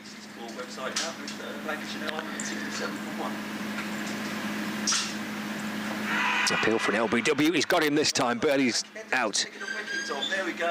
LBW. Bailey's wondering whether he's got outside the line of off stump there, but the umpire doesn't think so. And first breakthrough of the morning. And it's Joey Everson who got the wicket of Jennings last night and gets the wicket of Bailey this morning to break this partnership.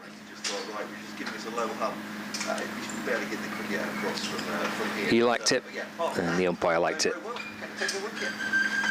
So 2 down, Lancashire, 167 for 2, but good effort from Bailey as a night watchman last night, and adding together a partnership which is worth 48 with Tom Bailey, with Luke Wells rather.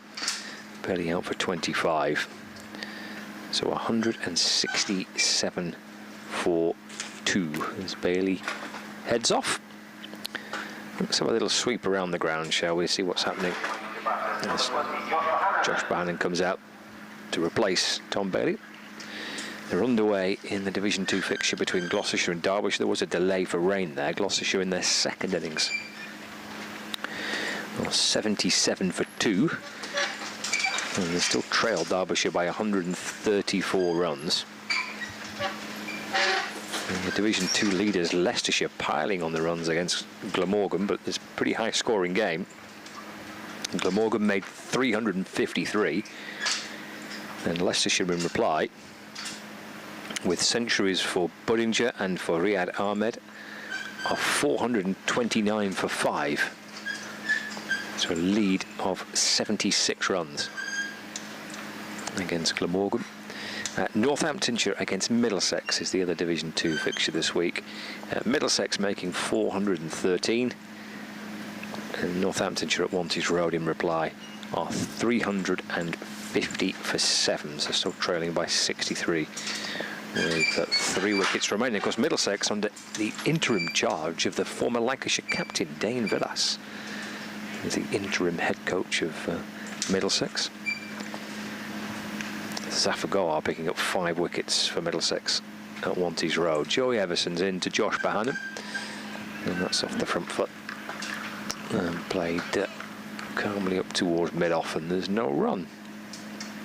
Division 1 games, everyone's playing in Division 1 as well this week. The defending champions at the end of the over, by the way, 167 for 2. Defending champions Surrey are at Worcestershire. Worcestershire second innings 113 for 7. It's at just 36 in front. Yeah. Fisher's taken 3 wickets for Surrey in that game. Oh, they're letting Matthew Fisher play, aren't they? Yes. Nice. Yes. Dragged him up from the 4th 11.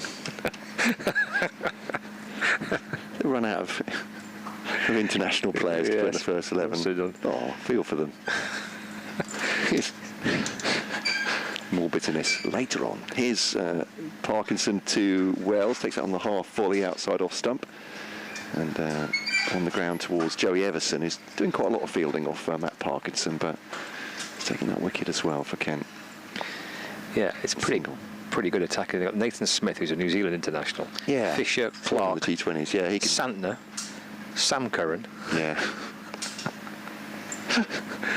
Good effort. Give somebody else a chance. Yeah. Do appear to be playing, squad-wise, appear to be playing a different game, even from other teams with test grounds, don't they? They do, yeah. Sorry, it's, sorry, fans, I'll tell you, it's just jealousy, though. So, close fielders, silly mid-off, 2 slips for Josh Bohannon. He faces Matt Parkinson the first time. We'll try and spin the ball away from the right hander, or the googly will come into him, but he just gently ladles that out to on the ground to Grant Stewart, who's a backward point. I don't think there is a third. Actually, to see it, I would have to dive across the desk, and I'm not going to do that, but yeah, close fielders at the moment. Ben Compton has to take momentary evasive action at silly mid-off as the ball's propelled out towards Jack Leaney at cover. Brandon Mieye has the helmet. Is he going closer in? Oh, he's going, yeah, he's actually going on his knees now at second slip, very close to the bat. As Bohannon just prods forward. This is what they want for Matt Parkinson, don't they? Not necessarily Josh Bohannon. Not denouncing him as a batter. He's a very fine player, but they're looking for just on off stump or turning away from the right-hander. Parkinson bowls to him now. He goes for this one. And that's ended up in the gloves of Harry Finch as an appeal. Turned down by umpire Redfern. And it's a strange perspective, this one, isn't it? And I don't know if it's just me. I'm hoping it's not, but really difficult to tell where that ended up, because Harry Finch has got his back to us, so to the batter. Ooh, again, that's gone straight through to Finch. That's a good start from Matt Parkinson to Josh Bohannon. But as he swishes the bat, your eyes are drawn right and wondering who's got the ball. It's Harry Finch on both occasions. So decent end to the over from Matt Parkinson. Bowling to Josh Bohannon. Conversation between Daniel Bell-Drummond and Harry Finch. Harry Finch has come over to make a point to Joey Everson. He took a wicket in the previous over. Got a couple there to spin away from Bohannon, hasn't he, Matt Parkinson? In that last over. Elsewhere in Division 1, I've mentioned the Worcestershire game, so they're well behind it against Surrey. Somerset 498 all out. Somerset playing Warwickshire this week. Warwickshire 185 for 3 in replies. Still 313 runs behind. Yorkshire are 189 for 4, replying to Nottinghamshire's 487 all out. So Yorkshire still 300 behind with 6 wickets remaining. And 2 other games in Division 1.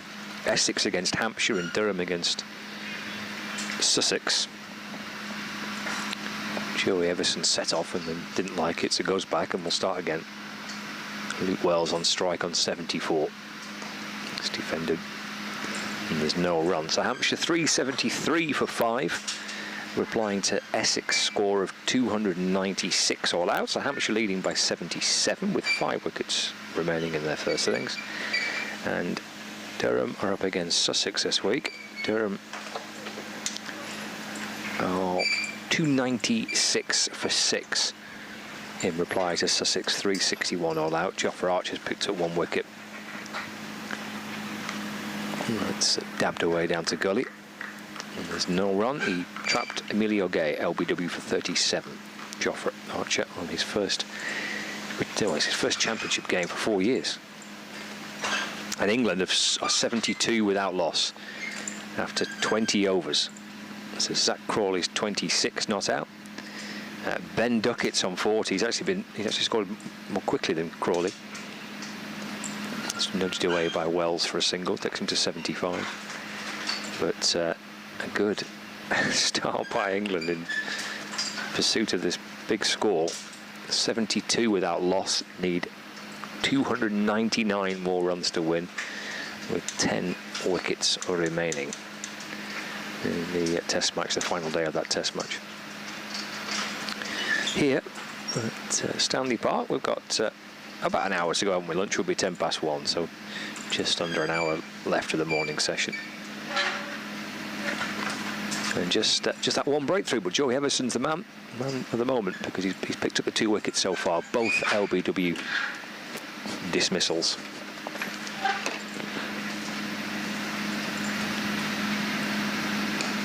And he's in and bowling. That's worked into the onside by Bohannon. There's no run. Yeah, figures looking good for him. Yeah.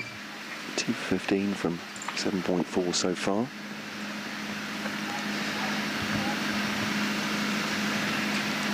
And he's got a new batter to try and challenge here. 2 short mid-wickets, short cover. Keeper standing up. Off thickish outside edge of the bat. Down to gully. Jack leaning fields for Kent, and there's no run. Josh Bahan is a fine stroke player, isn't he? I wonder, do you think he'll have to slightly rein in his attacking instincts here to see himself in? Or? Yeah, I suppose so. As Everson comes in and bowls to him, plays forward in defence, and there's no run. He's not perhaps had quite the return this season as he would have liked. I mean, he's had a big score. He's at 155 this season. That's his top score. But that's kind of almost half of his runs in the campaign, averaging 30. So maybe just a little bit behind where he'd like to be, Josh Bowden.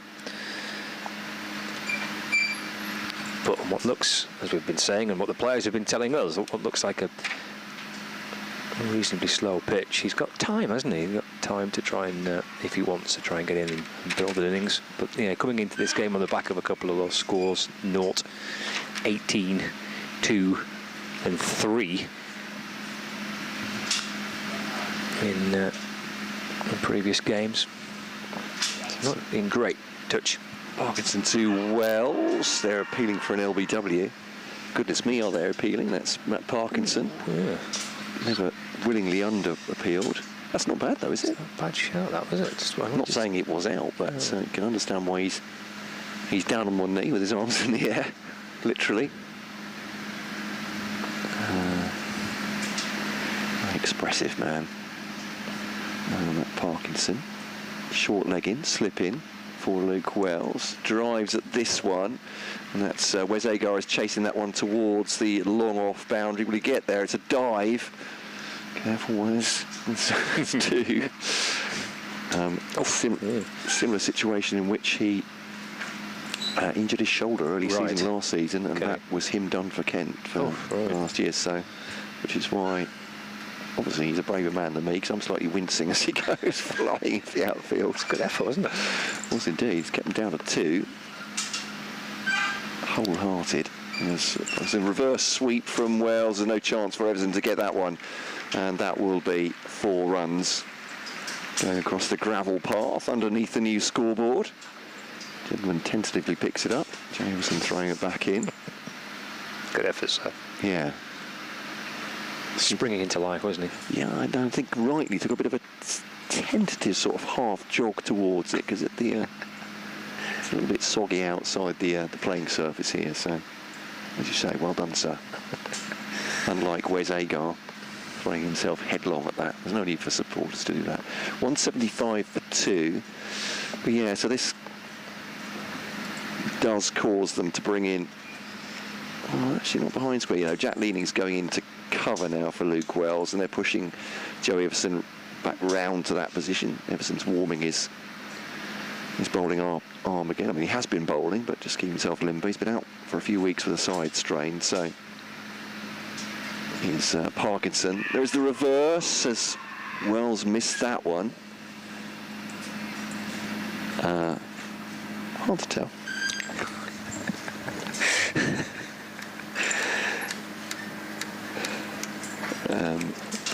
It's the reverse, certainly. For it was. Yeah, maybe just outside leg stump, actually. The contact. Wells didn't know much about that one. He's played it down to the ground. He was looking in another direction as he played that to down towards Ben Compton. So Matt Parkinson doing his best to create some kind of pressure. He's been hit for a 2 and a 4 though in this over. Final ball to come. It's quite entertaining stuff though, this, isn't it? Wells not having it all his own way. It's a lovely 4 with a reverse. There goes for the orthodox sweep. Goes fine. And it's picked up by Grant Stewart. Just leaning forward to the tent there. And me, not him, I'd have to say. That's a single taken at the end, or 2 they came through for at the end of the over. Yeah, just to give you the full picture, Scott and I then in a marquee here at, well, long on, long off from the far end, or at a very fine third or fine leg, depending on left-handed, right-handed batter. But because it has solid sides on one side, particularly Scott there to my right, can't see some of that part of the pitch where Grant Stewart was fielding there. I can just about do it if I throw myself across the desk. So, yeah, that's not going to happen.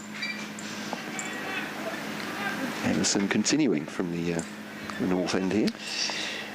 Yeah, good little spell this, isn't it? 4 overs, 1 maiden, 1 for 7 into Bohannon. Squeaking creaking this marquee. Our morning presenter was much taken with that, and that was without the FX microphone on, so I think I might give him the full benefit next time. Yes, I've had a few messages wondering if we're just anchoring off the coast of Blackpool, squeaking away on board the ship. Doing night shifts as trawlermen. Yeah, on the front foot banner, defends to mid-off, and there's no run. Also managed to do the commentator's thing where I said, absolutely lifeless wicket, Kent trying their best, and then not coming up with a wicket. Oh, and then there's one, look. Well timed, well done. Thanks, Joey. Excellent timing. 197 behind Lancashire. Oh, he's hit it right back to Joey Everson. Oh, it went to his left, kind of shoulder height, ended up down on his knees. Hit pretty firmly. Yeah, it was an opportunity, wasn't it? But hit very hard at him. To wonder me, yeah, he went down almost in sympathy on his knees there, didn't he, as it was hit back. Really sharp chance. Oh, goodness me, yeah. He barely had time to react, did he? Got his hands up to it. So the sages will say, well, that's a definite chance, but it would have been a reaction catch and a brilliant one had he managed. Worked to the leg side, but back by Bohannon. Clipped off his pads up towards short mid-wicket. Yeah, replay of that once more. Well, you can tell us what you think if you've seen that on the stream, but I think how good a catch would that have been had he taken it? That would have been a worldie, wouldn't it? Yeah, I think. it would have been a great effort to, off his own bowling, to have done that. It's a nice shot off the back foot by Bohannon, but plays it out towards cover point, and there's no run.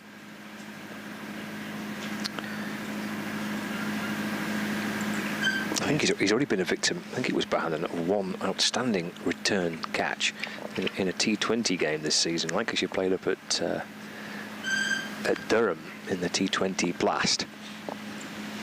As he gets forward to this next delivery and pushes the ball away into the offside, and there's no run. Yeah, Jimmy Neesham it was, and Bohannon leathered it back down the ground, and Neesham just stuck out his right hand. No right to take it. I mean, he'd have done well to stop it, but he actually took the catch. It was a fantastic piece of work by Neesham off his own bowling. So Bohannon's already fallen foul of that once this season. If Joey Emerson's taking that catch off that return, then Bohannon would have been rightfully cursing his luck. Is it one of those as a batter you just think, if he takes that one, perhaps just go and pack my bag? It's not my year. Yeah, it went pretty firmly, and through the fingers. So Parkinson to Wells then. The battle resumes. Slipping a short leg in. Left-hander finds the short leg. The helmeted Ben Compton, and there's no run. And Duckett's got to 50 in the Test match. England 82 without loss. Yeah. That's more scoring at twice the rate of Zach Crawley there, but Parkinson bowls to Wells, sweeps that away. Be a single down toward Grant Stewart, a backward square.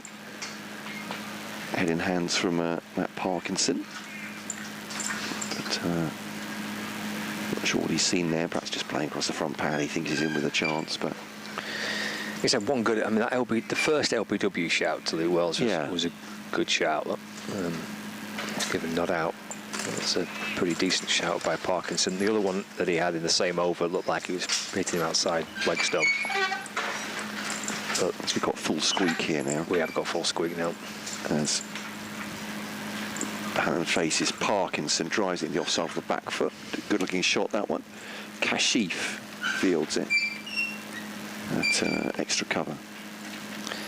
And it comes through. Nope, they're not going to take one there.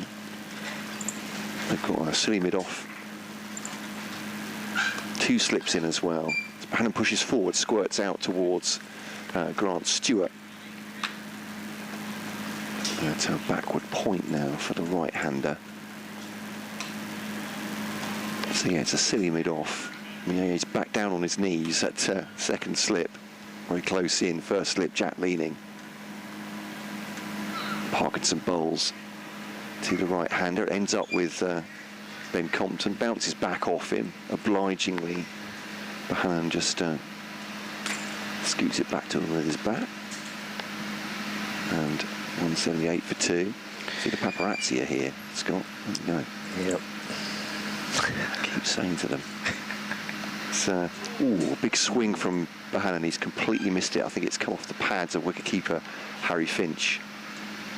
And end of the over. Yeah. Can't find a way to get off the mark, can he, Bohannon? No. And he is playing all his shots, isn't he? Yes. 19 deliveries he's faced and yet to score. Luke Wells is 84 from 176, and given that both of these are very attractive batters, given the right conditions, with a fine array of shots, you look at Wells and he's only going at, strike rate of about 50, isn't he? Which I would suggest is probably low for him. He's done exactly the right job. Everson continuing. He has 2 for 15 off 9. It is that kind of day. Yeah, he's around the wicket to Wells. Trying to fiddle it away into the offside, but taken by Finch. I don't think it's getting any easier to bat out there. And again, with Lancashire, I would say the same with Kent. I think Everson's bowled really tightly. There's been absolutely no width given.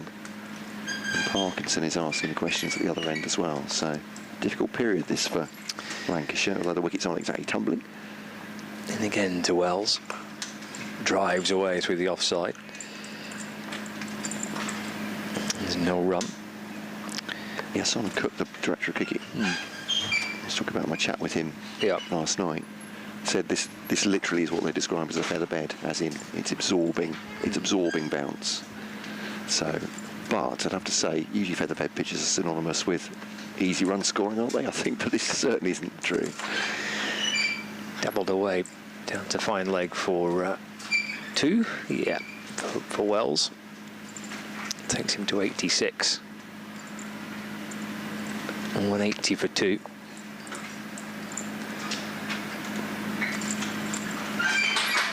Being a former seam bowler, of course, Simon Cook, I'm sure he feels their pain. Yeah, I bet, yeah.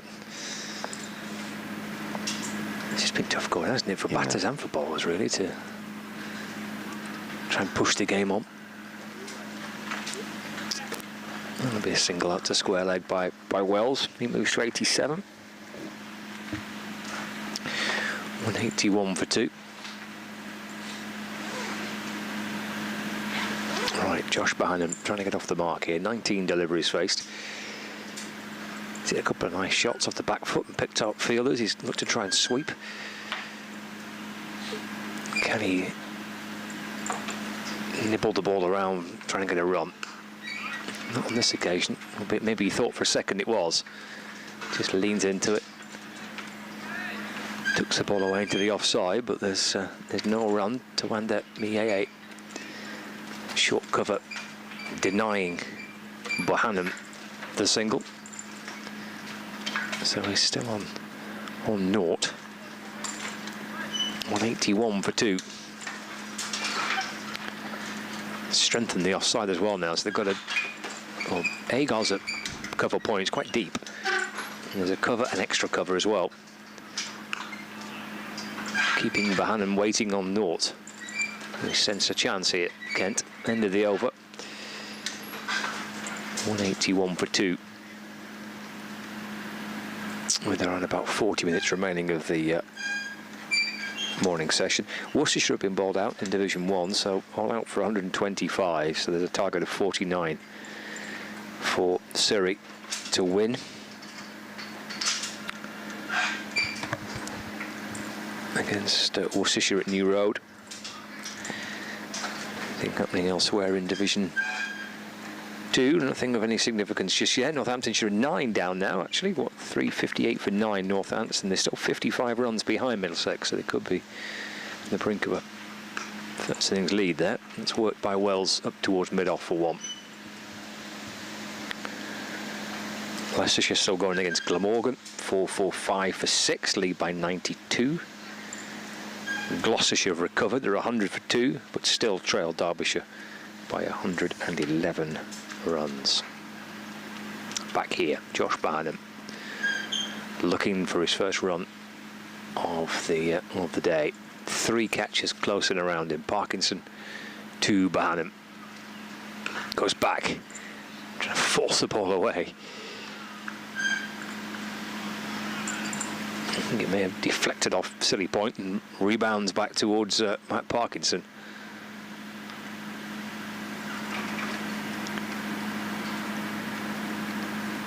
Into Bohannon. It punches the ball firmly, but hits it straight to one of those catches close in on the offside.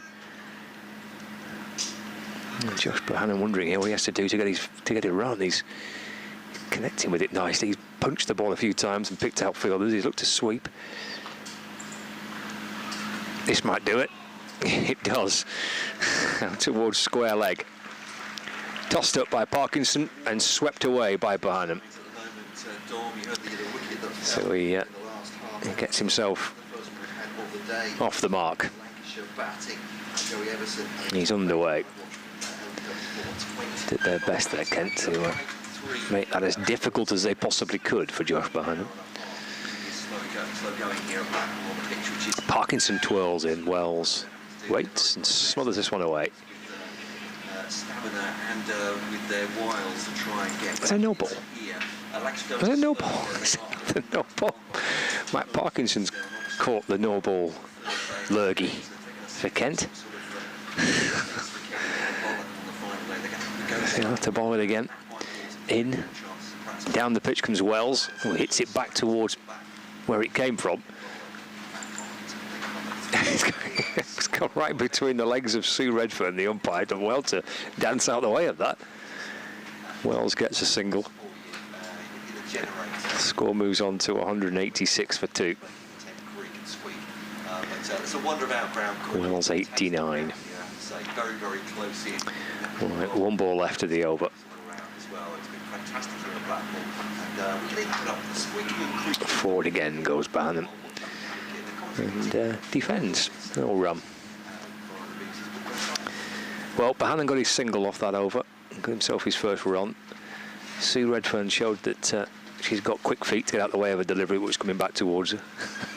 Parkinson bowled a no ball for overstepping. Come on, Matthew. So there's a bit of all sorts there. Is that no ball number 11, I think, for Kent? Just off the coast here. In this innings, I'm going to see some spin from both ends. Jack leaning, coming into the attack. So he bowled 10 overs, didn't he? Yesterday, yeah, 10 overs, 1 maiden for 32. And he's going to come in for the first time this morning. He's got Wells on strike. And it's leanings off spin from around the wicket. Just dragging Wells forward. The ball just slides on past the edge of the bat.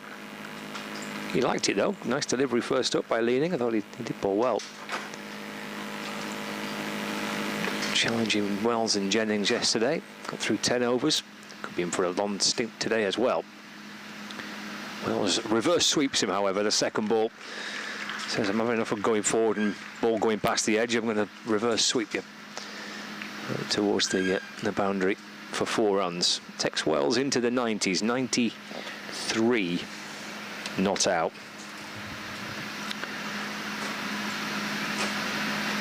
He's played that reverse sweep pretty consistently through the course of the morning. Certainly off Parkinson and now off Leaning. 190 for 2. Just forced to change the field. Fielder who was at point shifts maybe 10 yards to his right behind square now. He's left alone by Wells. Just trying to cut off that option to reverse sweep.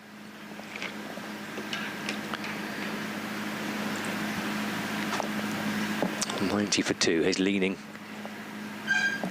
past umpire Mills, around the wicket and bowls, left again. Gets onto the front foot but lifts the bat out the way. A little bit of turn from out the rough and into the gloves of Finch. Again to Wells. Drops it away into the offside, but there's no run this time. 190 for 2. 1 ball left of the 61st over.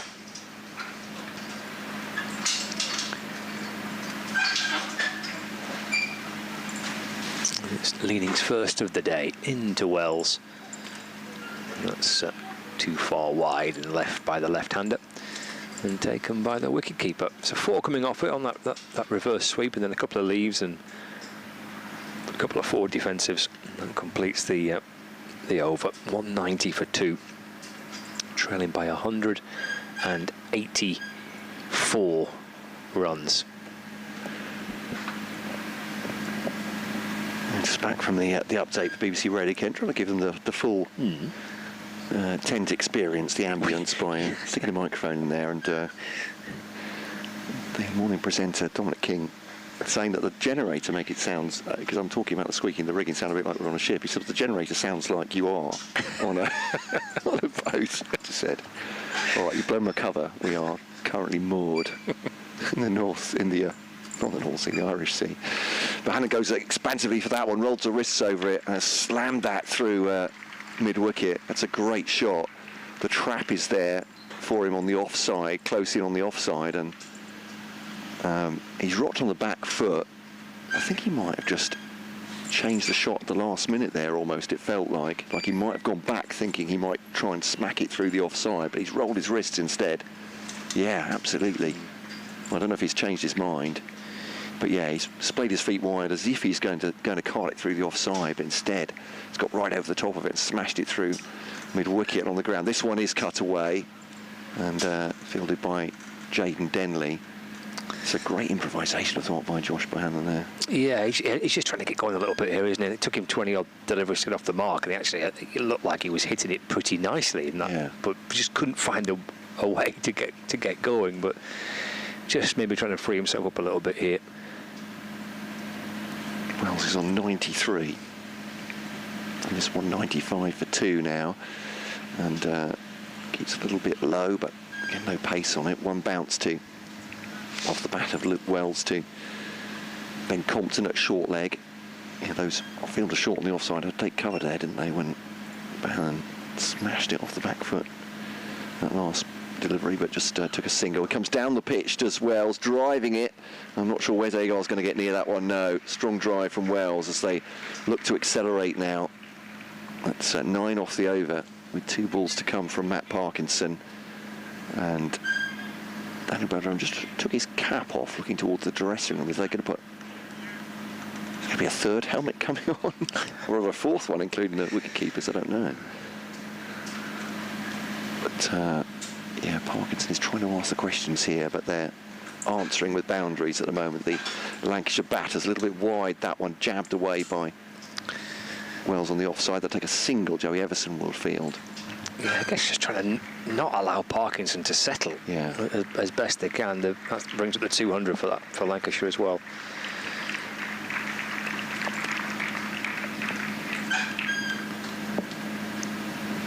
Yeah, it is a...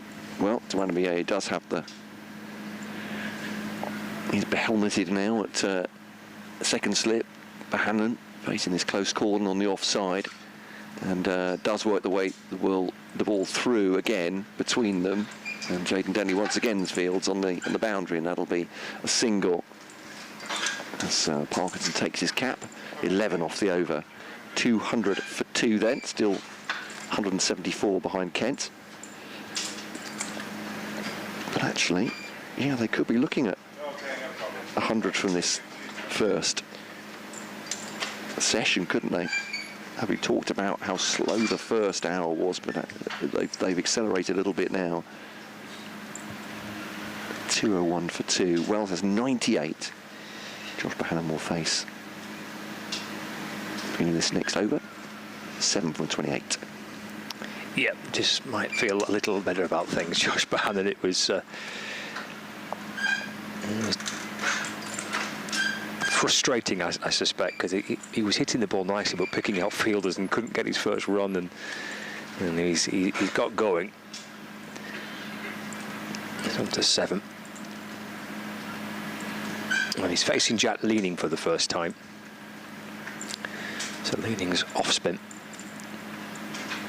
Will be ball from over the wicket. That's turned into the onside, just working that ball away with the spin to the right of short leg. Takes Bohannon onto 8, so 202 for 2. Brings Wells on strike. Bohannon can rest at the non-striker's end, leaning on his bat. Speaking of leaning, he's got Wells back on strike. 2 away from a century. Trying to work it away to the leg side is Luke Wells. Ball loops away into the offside. Picked picked up by Daniel Bell-Drummond, who's a slip fielder. And Wells twirls the bat.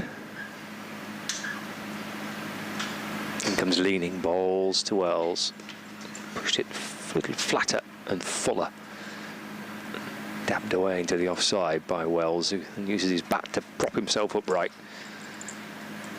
And remains on 98. He'll be giving the bat a bit of a twirl again, will Luke Wells. He's resting it on his left shoulder, but well, he's never too far away. There we go. Never too far away from a twirl or two with the bat. Taps it a couple of times. 3 catches around the bat. Because on the reverse this time. Does it beat the fielder? It does. And it'll run away down towards the boundary rope. It'll bring him 4 more runs to bring him century number 10 for Lancashire. And his 28th of his first-class career. He's 102 not out, 195 deliveries, 206 for 2, and Wells, for the 10th time for Lancashire, reaches 3 figures. Trailed by 168. And Wells, 102 not out. Yeah, great knock, and a bit of an acceleration as they go towards lunch on the 3rd day as well, which is good, important for his team. Leaning to Wells, that's worked away for a single. A little bit of bounce there, the way he played it, it would appear. Guides the ball out through point for 1. Moves on to 103. 207 for 2.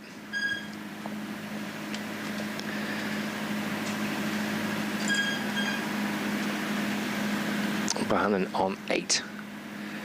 He's leaning in and balls, and Bohannon taps the ball back to Jack Leaning. That's the end of the over. The 4 for Wells, bringing him a century. So he's on 103 not out. 63 overs gone of the Lancashire first innings. 207 for 2. And I think viewers on Lancs TV might be seeing some highlights of the Luke Wells century as well. He's played the reverse sweep pretty nicely off the spinners. It's been a popular shot for Wells. It's been a shot that's helped him move to his 10th century for Lancashire in his career.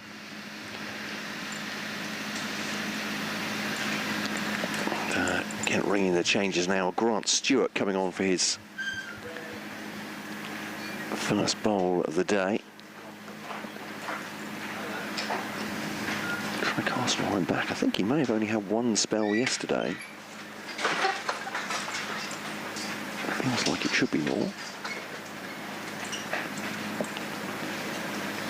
See what he's bowled so far, but yeah, just the 1 spell. Number 24 from 5. So that was expensive first up, I think, and they took him off from this end and brought on Agar in his stead. He bowls now to Wells. Puts that low to Andamayeye on the onside. Still Jack Leaning the sole slip, standing at, well, maybe even gully position at this point. So full slip or gully. So Harry finished the wicket-keeper. Obviously, wicket-keepers normally like a chat. He has to wander all the way over to share words with Jack Leaning. Everson's on the drive on the offside as Wells does move back in his crease. Guide that out to Daniel Bell-Drummond at cover. As, are you looking for a pen, Scott Reed, by any chance? There we go.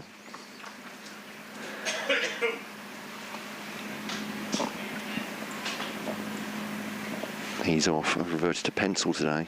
Old school. Remember pencils, everyone. That's Grant Stewart. I'd have to say, if losing pens were an Olympic sport, I would be gold medalist. I think this could be yours. Well, there we go. But don't keep an eye on them. They're going to go places. Here's Stewart bowling to Bohannon outside the off stump. So I've reverted pencil. This yes, is I like old that. school, this yeah, is. I'm liking that. Usually this is my stats pencil. It's fascinating stuff for everyone. There's more of this. The BBC commentaries. You'll be pleased to hear. Or terrified on the 2. Wells has 104, but Hannon has 8. It's the right-hander facing now. Grant Stewart brought into the attack and goes onto the back foot. Bohannon plays it straight back at the Italian from Sandwich. What a tremendous combination. He's Italian international now, is Grant Stewart. Plays T20 for them, along with Wayne Madsen. Gareth Berg is their director of cricket, I think. Bohannon is frustrated with that. Given much width by Stewart, but just a little bit back of the length, and he wanted to crash that through the offside. Just hits it into the ground near him, and no run. But as I'm quick to point out, it's not a Jack Charlton Irish situation with Grant Stewart. His mummy is actually Italian, so probably does qualify for the international team. That's a deft little shot into the onside by Bohannon, just worked behind square. Daniel Baldron fields, and there's a single. And that's the end of Grant Stewart's over. 2 off it. And the score is at 209 for 2 here on BBC Lancashire, BBC Radio Kent, or via the BBC Sport website and app, and the pictures with Lancs TV. I mentioned that's his 10th century for Lancashire. It's his 3rd against Kent, having scored 117 in 2023 in Canterbury, and then 115 the following year at Canterbury.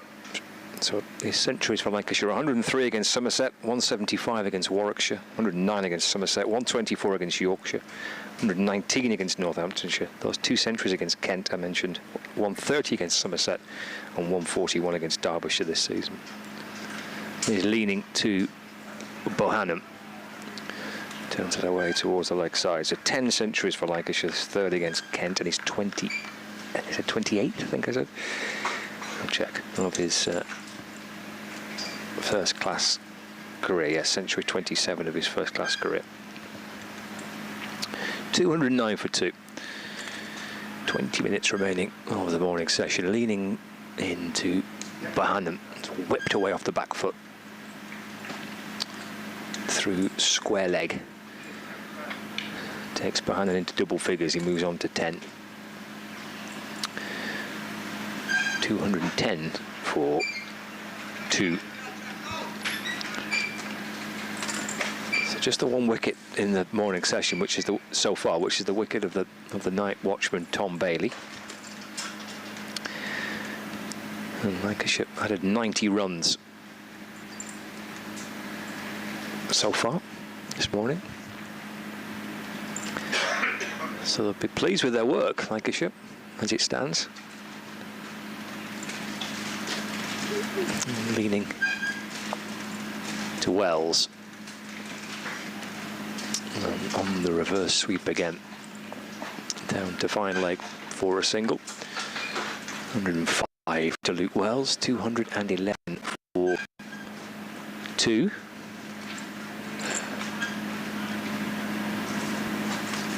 Brings Josh Bohannon back on strike. So another close catcher going in here. At the forward short leg, and leg slip by the looks of things. Leaning, if he's going to get some spin, will be turning the ball back in towards Josh Bohannon, and he works it away through the leg side, but for no run. Picked up a mid-wicket by Tawanda Mayeye. Going to strengthen the leg side even more here, because Parkinson, who was behind square and kind of like a short third, he's going to a backward square leg, because they've got a fine leg, they've got a backward square leg, mid-wicket, forward short leg, or at least there was. Maybe that field is now. Oh no, there is. I can just see him in between the legs of David Milnes, the umpire. So there's a forward short leg and a leg slip as well, so plenty on the leg side. Down the pitch comes Bohannon, nudging the ball back towards the bowler, but comes off the thickish inner half of the bat, so deflects it in the end to the leg side. 2-11 for 2.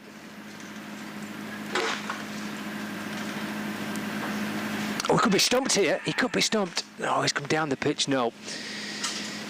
It was, as he got back in time, he must have done.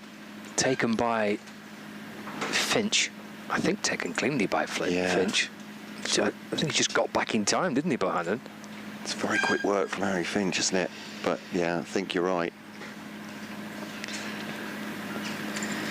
When he came down towards the ball pitched and spun down his leg side. Finch took it and then flicked off the bails, but then I think in the middle of all that he's got back in time as Josh Bohannon. He's recovered. Harry Finch has mimed the TV symbol to umpire Sue Redfern there. Can we not go to the third umpire, he's asking. Not a black ball, to be fair. But yeah, I think you're right. He looked as if he'd overbalanced in it, but he wasn't far out of his crease. And Stewart round the wicket to left-handed Wells, and that's shaped away from him. And that is a very good ball. We have not seen many of those. He's got some bounce as well, hasn't he? Bit of lift of a good length. It's shaped away. Luke Wells is affecting the forward defensive, but actually that's just held its line as much as anything, hasn't it? It has got any shape, but just missed the off stump as well. Great delivery from Stewart, and weight forward on this one, Luke Wells. Similar delivery, but not quite as potent from Stewart. And yeah, pardon us getting overexcited maybe about that, but this just hasn't happened very much, has it, in this game? But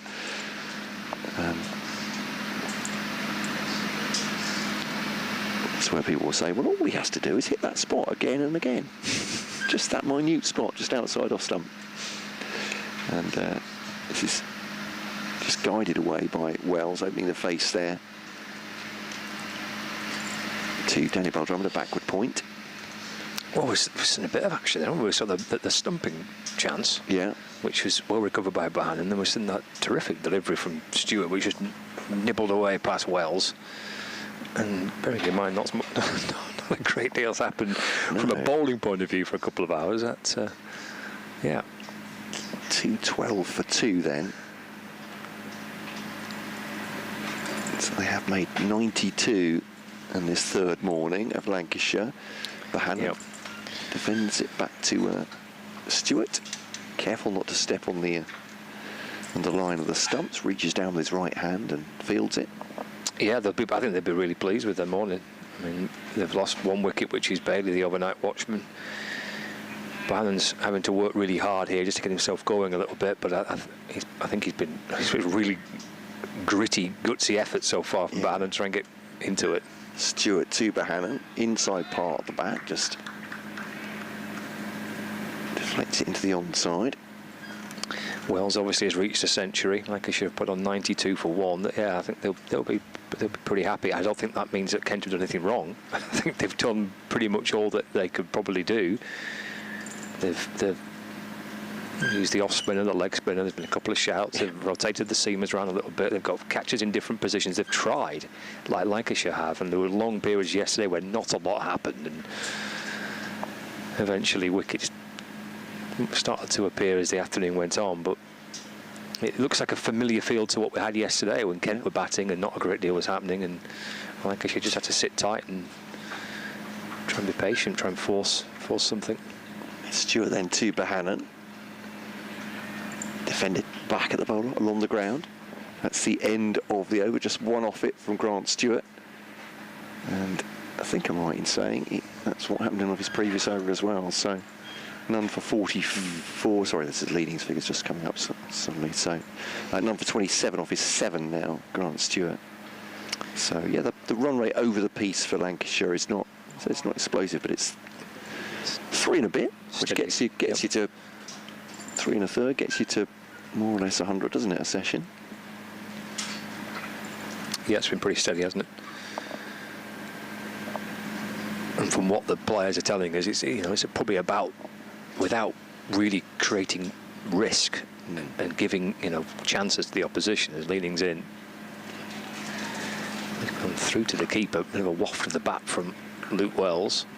Yeah, without giving kind of chances to the opposition, it's probably about what you can do as a batting side. It's about 3.2 and over or something like that. Yeah. Leaning comes in and bowls. Wells loves a reverse. And there he goes again for a single. I mean, it's on the optimistic side for Lancashire. If they could get themselves 200 ahead, and that might take them into the morning session tomorrow. I feel that might be their best chance. Because obviously if they just were 100 ahead and can't get that, then the game's dead, isn't it, at that point?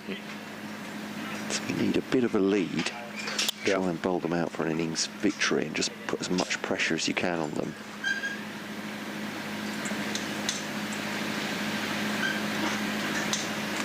On 10, Josh Bahanam. Jack Leaning comes bouncing his way back in, bowls again. Worked to the leg side, but for no addition to the score.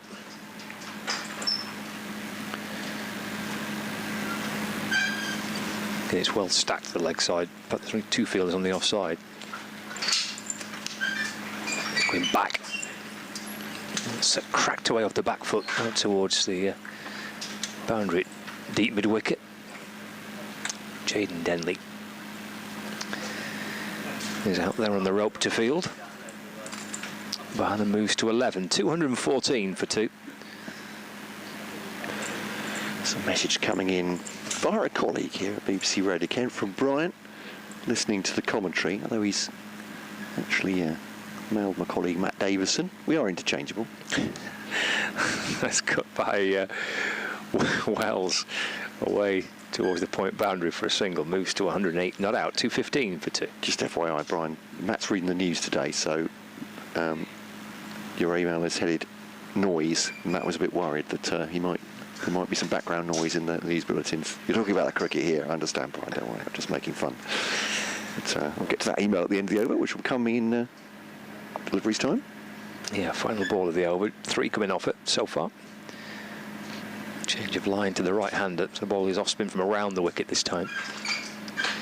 And again, Bahanam off the back foot this time, hammers it away towards mid-wicket. Just dragged it a little short there, did Jack Leaning. And quickly onto that, Josh Bahanam swung out through the leg side for 4. He moves on to 15. Lancashire 219 for 2, trailed by 155. I gather you're watching the Lancs TV pictures. But yeah, it's Matt Cole here, Brian, rather than Matt Davison, saying, I don't know if you're hearing it, there's an annoying squeak that your mic's picking up coming from the ground. I know you've been watching the stream, so I'm surprised you haven't heard us talk about it, but we're in a marquee here, Brian, and the squeak is completely out of our control. We understand from Melissa's point of view, but yeah, that's what I was talking, Brian, earlier about. Perhaps imagine that we're a bit more cathartic, that we're on a ship or on a boat, just watching the cricket from there. But yeah, it sounds like the squeak of metal on metal, because it is. It's windy and they're in a marquee, so I'm afraid. Short of throwing the mic off, which you might prefer actually, who knows, but this one from Stewart is gently cut into the offside by Luke Wells, and there is no run. So you're saying, what if the players can hear it, Brian? Possibly. And he put this in slightly less glowing terms, but why this has been played at Blackpool rather than at Old Trafford? This game, is it Stewart to Wells into the onside, and there is no run. Is it just as counties do, play at out grounds, or is there events at Old Trafford? There's nothing at Old Trafford at the minute. They've got the test. Is it next week? I don't know if they're the second or the third test. I don't know. Yeah. But they do have a test against India coming. But now that they, Lancashire like to take some games to the outgrounds. Normally it's 2 actually, so they'd actually won fewer this year. Just Blackpool for an outground this season. Stewart to Wells, beats him outside the off stump, and Stewart responds by hands on knees. There is a smile on Grant Stewart's face, But Egan's one even more broadly had that clip the off stump. I mean, it does give the square at Old Trafford a bit of a breather, because there's a lot of cricket obviously being played, not just Lancashire games, but then the international matches, men's and women's games, the 100 games. So there's a lot. So it does allow a little bit of a breather for the square at Old Trafford, but I think it's still important. And I think, well, forget what I think. The club clearly still believe it's important that they try and take some games away from Old Trafford, come to Blackpool, get to Southport, to Liverpool potentially in the future again, to Sebber, to wherever it might be. This one's played into the onside by Wells off Stewart. But yeah, Brian's saying, well, it's extra expense for Kent. And Kent have got a lot of money. Wait for the reverse fixture. We'll get them to play at the bat and ball. Great idea, Brian. Thank you very much for that. But yeah, well, I have to say, we're only one of the few listeners that maybe not in favour of outground cricket when it comes to opposition sides anyway. But love outground cricket, especially for Championship. I think it's terrific. Let's hit back towards Stewart by Bohannon. Off his own bowling, but there's no runs. Done well there, Stewart getting down to his left to stop it. Yeah, Lancashire have got some one-day games at Outgrounds this season, so we're at Sebber School for a one-day cup fixture against Northamptonshire, and then Lancashire playing a couple of games of the one-day cup at Liverpool as well. Back to Edbeth, not been there for a couple of seasons. Bannon turns it out towards the leg side where it's fielded at short mid-wicket and there's no run. End of the over, not too far away from the new ball, are we? What we've got now, over number 68, so 12 overs until the new ball, so that'll come relatively early into the afternoon session. That is 220 for 2, isn't it? Yeah, that's 100 runs for the session then for Lancashire, just for the one wicket, so I'm pretty sure that they'll be happy with that.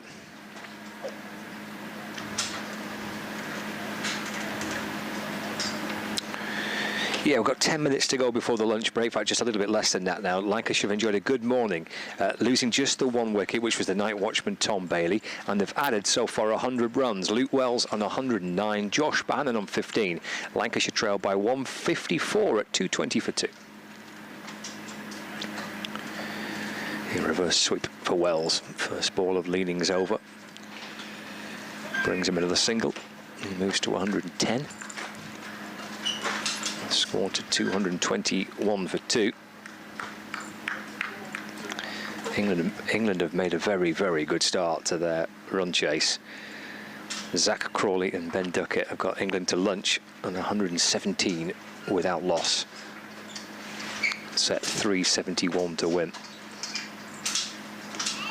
Spannon's off the back foot and defends. There'll be a few lunchtime scores drifting in now because we've gone past 1 o'clock. We're going on till 10 past 1 here, with time to be made up from overs lost in the game. There's Bannon, plays off the front foot in defence. There's no run. So 221 for 2. What have we got now? 5 past 1, so well, certainly one more. Might even get another one after that, potentially. Oh, that's a good shot from Bannon. He's created some room there. It's a really good shot for 4. Carving that ball away in front of square on the offside.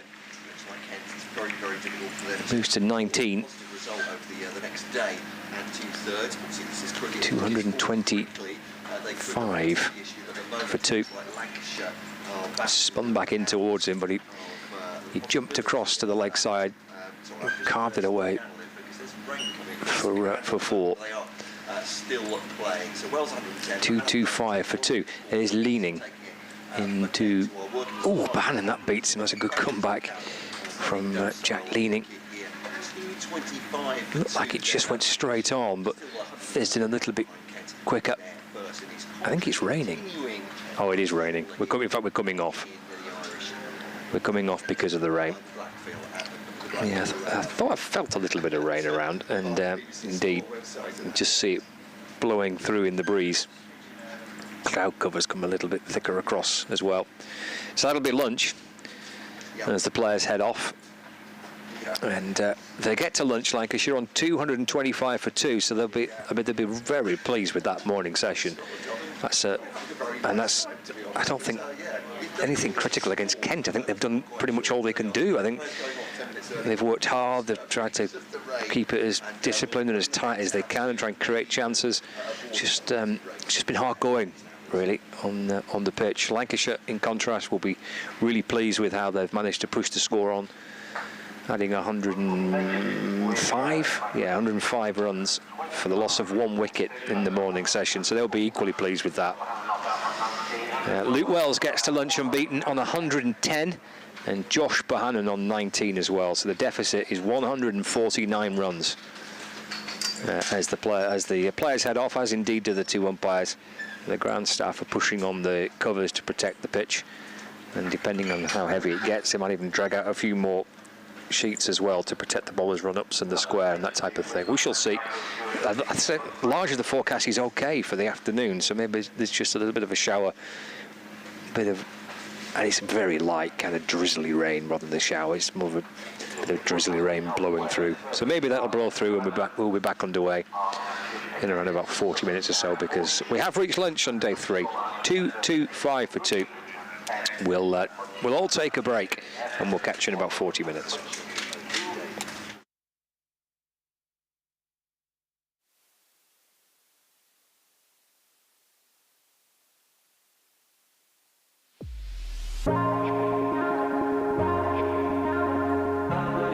Two names rich in history. Barton's, our family-run business with over 100 years of experience in drinks distribution, and Lancashire Cricket, a club drenched in tradition, heritage and globally recognised moments. Since 1917, Barton's has been supplying the finest wines, soft drinks and premium beverages across the UK, partnering with world-class brands to bring unforgettable experiences to every occasion. Now, we're excited to announce we will be bringing that same passion to cricket fans at Emirates Old Trafford. As the official wine, spirits and soft drinks partner of Lancashire Cricket, we're elevating matchday experiences, hospitality and celebrations across the next 3 years. From the first ball to the final cheers, Barton's is here to make every moment one to savour. Keep an eye out for some familiar brands such as Guinness, Celavino, VK Hooch and Britvic. Barton's and Lancashire Cricket, partnership built on passion, unforgettable moments and history.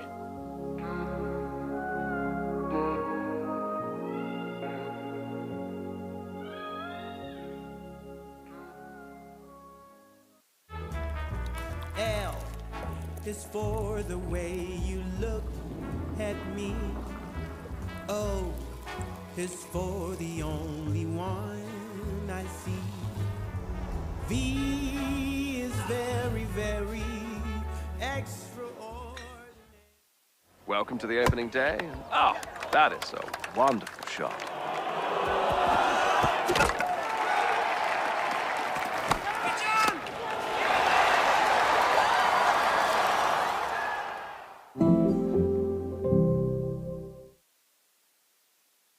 This is a call for hungry dreamers and hard-working self-believers.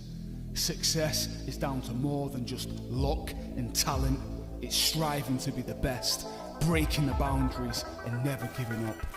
Are you ready to become your best self? Are you ready to unlock your greatness? So what are you waiting for?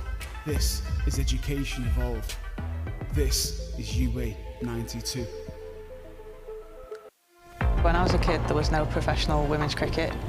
I didn't even think that women could be professional sports people. Especially early on, it just didn't really seem like there was a career in it. To support myself around cricket, I had to work at the petrol garage. I was the only girl, so I stood out. I'd love for young girls to be able to dream about being an athlete and it to be achievable. Thanks to the Hilton funding my contract, it's allowed me to play the game that I love all day, every day. We're like an engine and we need to be fuelled with the right gas. Without funding, we can't be visible. You can't be what you can't see. As a team, it feels like we're breaking boundaries. Thunder and Lancashire always want to put women's cricket at the forefront, and now I think that's really shining through. It's mad to think that without the Hilton funding, like, we wouldn't be playing cricket every day, training. Well, we could be, but we wouldn't have any money. We wouldn't, yeah, true.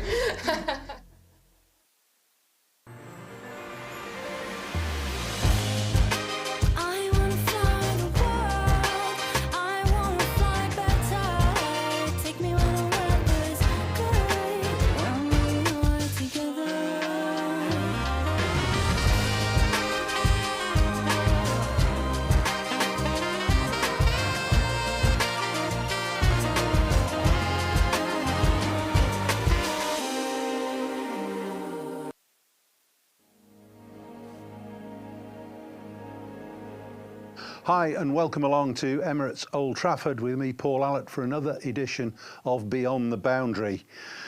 This week I'm delighted to say that we have got the Managing Director of England Men's Cricket with us in the studio. It's a very warm welcome to Rob Key. Rob, great to see you.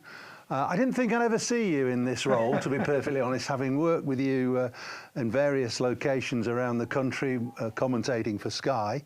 But here you are, and I must say that now we're into July, you've had a very interesting and successful start to your career, or your new career. What was it that finally made you take the role? I did, well, you didn't think I'd do this. If you'd have asked me this at Christmas time, I'd have thought, what are you talking about? There's no chance I'd be on the other side of the fence being an administrator. I mean, I love doing the job I had for Sky. I never thought in a million years. The only reason I thought I wouldn't be doing that is if I'd got sacked, to be honest, or I'd done something, or whatever had happened. So it was sort of after the Ashes, and you know what it's like, we used to do it all the time, and you're always sitting around because we love cricket. And we'd be in the back of the commentary box and be trying to work out, you know, oh, what would you do? You do this, or why don't we do this, or why don't they do that? And then it was sort of Strauss, he'd asked me if I would be interested in the role, and I sort of thought, yeah, I suppose so. But never really thought that anything would come of it. But the thing that I suppose was the defining factor in it all was that now I feel like you've got some skin in the game. Now I feel, when you're on TV, you're coming up with a lot of ideas, but really you might never know if they work or not. And you're never really sort of under pressure in that regard to see if your views have any meaning or if they're right. And what I felt is that on this side of the fence, you're going to be tested, it's going to be a challenge, but also you've got a chance to do some good for English cricket. And I suppose that was the overriding factor, really. It was just to see if I could do any good in the game, if I could actually help out on that side of it. Was there a deep breath moment or a gulp when you actually realised, I am actually doing this job now, so now I've got to really perform and I've got to put those thoughts that I have into action, into practice? I think when I was on the train that first day, because you know, working in TV again, there's a lot of time you're very, very busy. There's a lot of time when you're off as well. And then all of a sudden I thought, hang up, I'm going to be sort of flat out now. And I was on the train from Canterbury or Ashford to London on that first day, just after Easter, and I'd sort of said to Tom Harrison, yeah, I'll do it. I'll start on Tuesday. That was the Thursday I said I'd do it. So 4 or 5 days later, I'm like, oh my God, I'm doing this now. And then you sort of go into Lords and you get in, right, this is how it all works. And there was no one really in because either they're hybrid working or people are on leave for Easter. And I remember thinking, do you know what? I've no idea what this job actually is. But the greatest thing, I suppose, is the position that England are in, where Ashley Giles, Chris Silverwood, Graham Thorpe were no longer there. There was no national selector. So it was very clear, actually. It didn't really matter. All the administrative side of stuff I didn't have to worry about at that point, because I had to find coaches, find a captain, and then still we're looking for a selector, but I'll get round to that. So there was a very sort of clear focus on what I had to do. So it wasn't too bad. No, and the best point, I suppose, or perhaps the worst point, depends how you look at it, was that you were starting, as you've said, with a clean slate, but you were starting with England at a very low position in red ball cricket, because they'd had a horrendous winter, as you've said, lost the higher ranking individuals, either had been removed before you came along, and you had no captain. So from your point of view, the only way is up. Well, and that was the same actually when we were interviewing coaches, because what we didn't do was say, right, we think you're going to be white ball, you're going to be red ball. We just sort of asked the field, you know, and people obviously applied for the job and so. Well, sorry for interrupting, but you say that now because it's pretty self-evident that's. But did you really, truly, and honestly go in with a completely open mind? And we'll talk specifically about Brendan McCullum, because he had no pedigree as a red ball coach. He didn't have much pedigree as a coach. He coached in T20 franchises.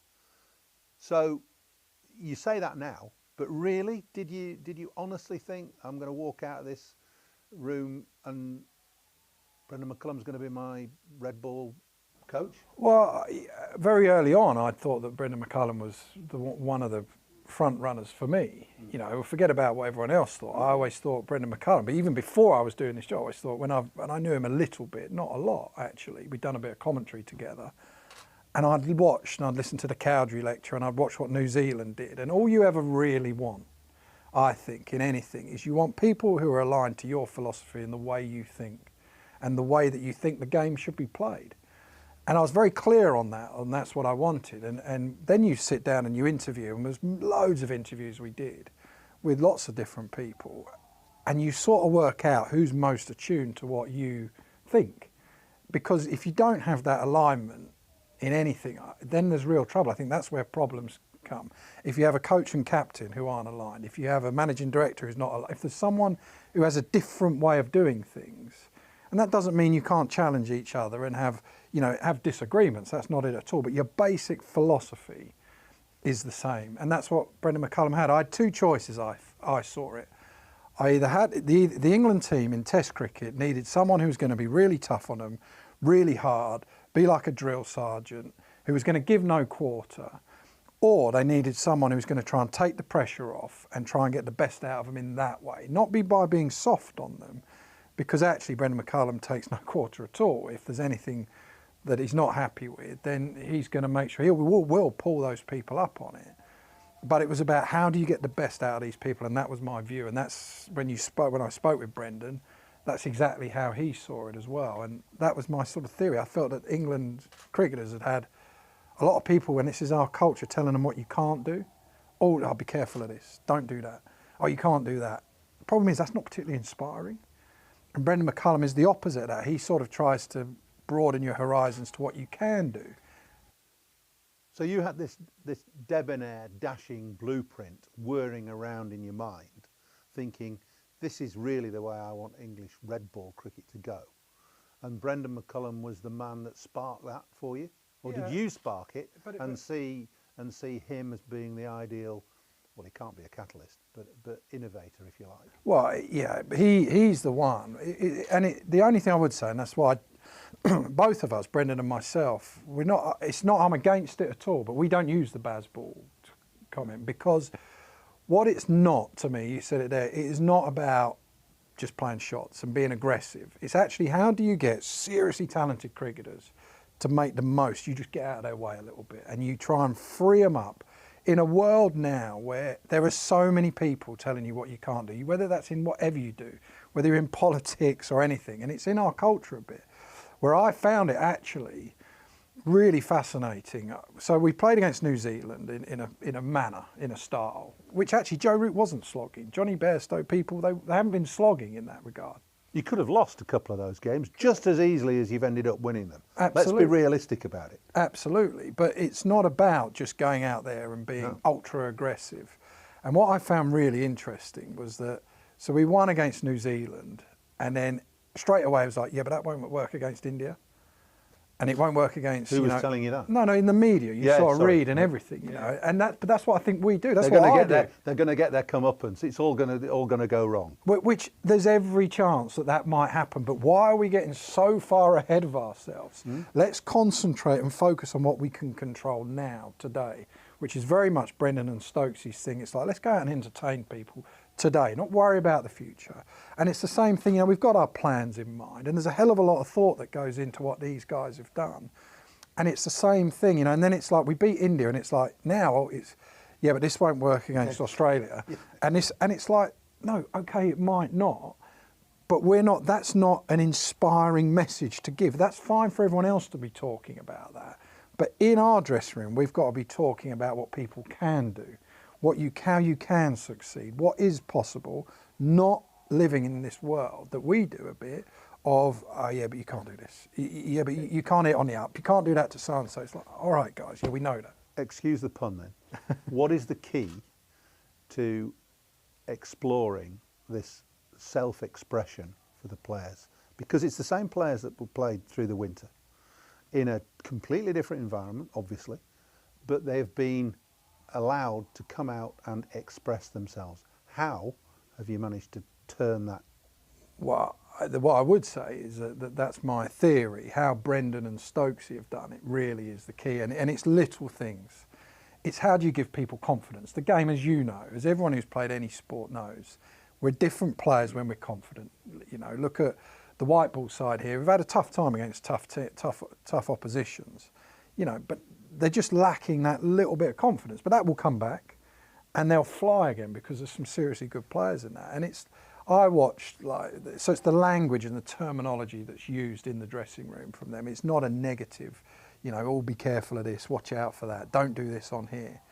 And it's little things really, like Alex Lees, for example, who had played fairly in a stodgy manner in the Caribbean. Mm-hmm. And he got 20 odd in the second innings at Lord's. And Joe Root had played brilliantly. Joe Root had won the game with a fantastic 100. You know, and a game that was in the balance, and Ben Folkes had played really well. So it was obvious that those guys had been the standouts.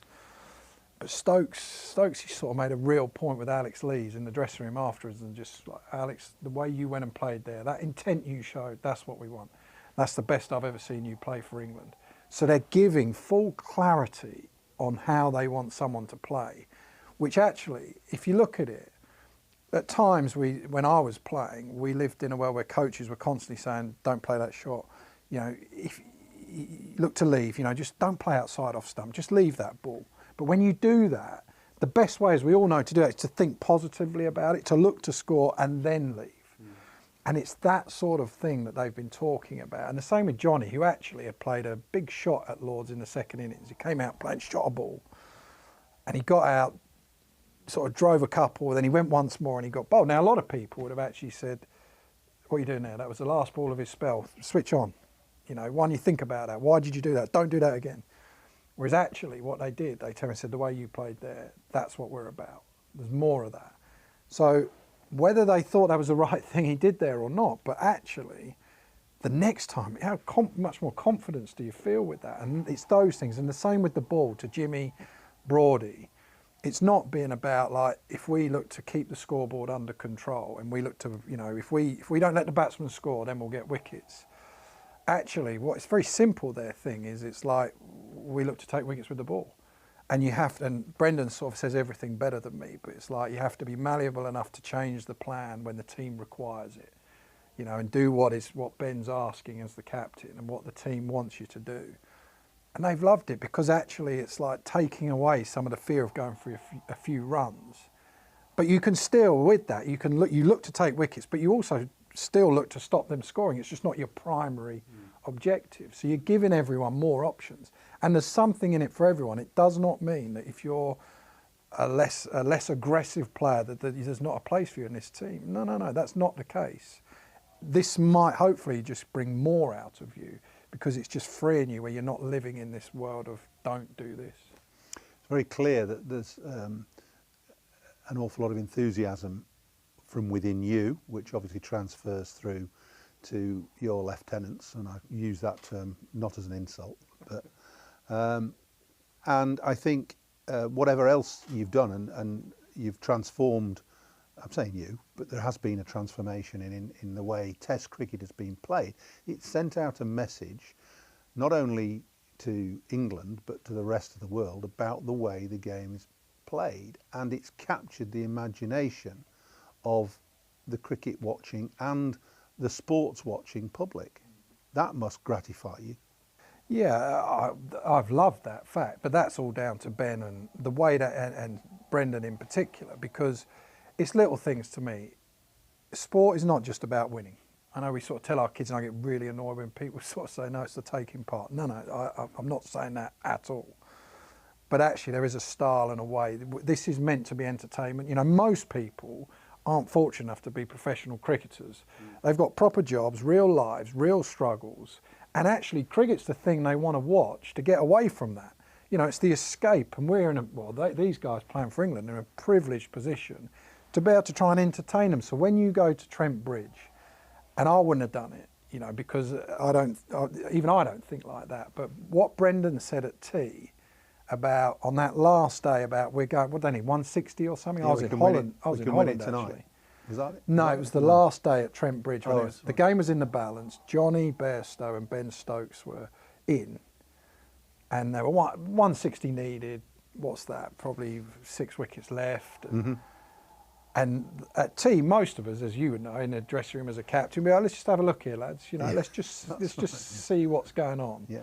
Whereas Brendan and Ben were like, we're winning this game. And and I don't know exactly, but Brendan was like, I'll take responsibility. If we don't win this, I'll take responsibility. I don't care what you know, it's on me, whatever. We're going out to win this no matter what. You know, and that clarity, and then Johnny goes out and plays the way he did. Now, when you look back on that, with a packed house on the last day at Trent Bridge, the only thing that we couldn't have done there was, the only thing that was the wrong thing to do with hindsight was to block out for the draw. I think we would have got more respect and more belief almost from the fans, the crowds, in the way that we went and played that game and the fact we gave it a go. And if it hadn't worked, I still think people would have been proud actually of what they tried to do. The fact we actually went and won it, and Johnny played that unbelievable innings and Ben did, it then sort of captured the imagination even more. But that's what this is, you know, you and I have done it. This is not life and death, you know, and yet we treat it at times in professional sport like it's a proper job, and it's not. It's like, this is the best time of your life as a 20 plus something. Make the most of it. Let's just take it down a level, because the message is very clear, I think, that we now want and expect county cricket, red ball cricket, to follow and think about, or certainly think about and hopefully follow, the example that's been set in the last 2 or 3 months. Yeah. And let's not forget, we're doing this for Lancashire TV, so there's an awful lot of county supporters watching this.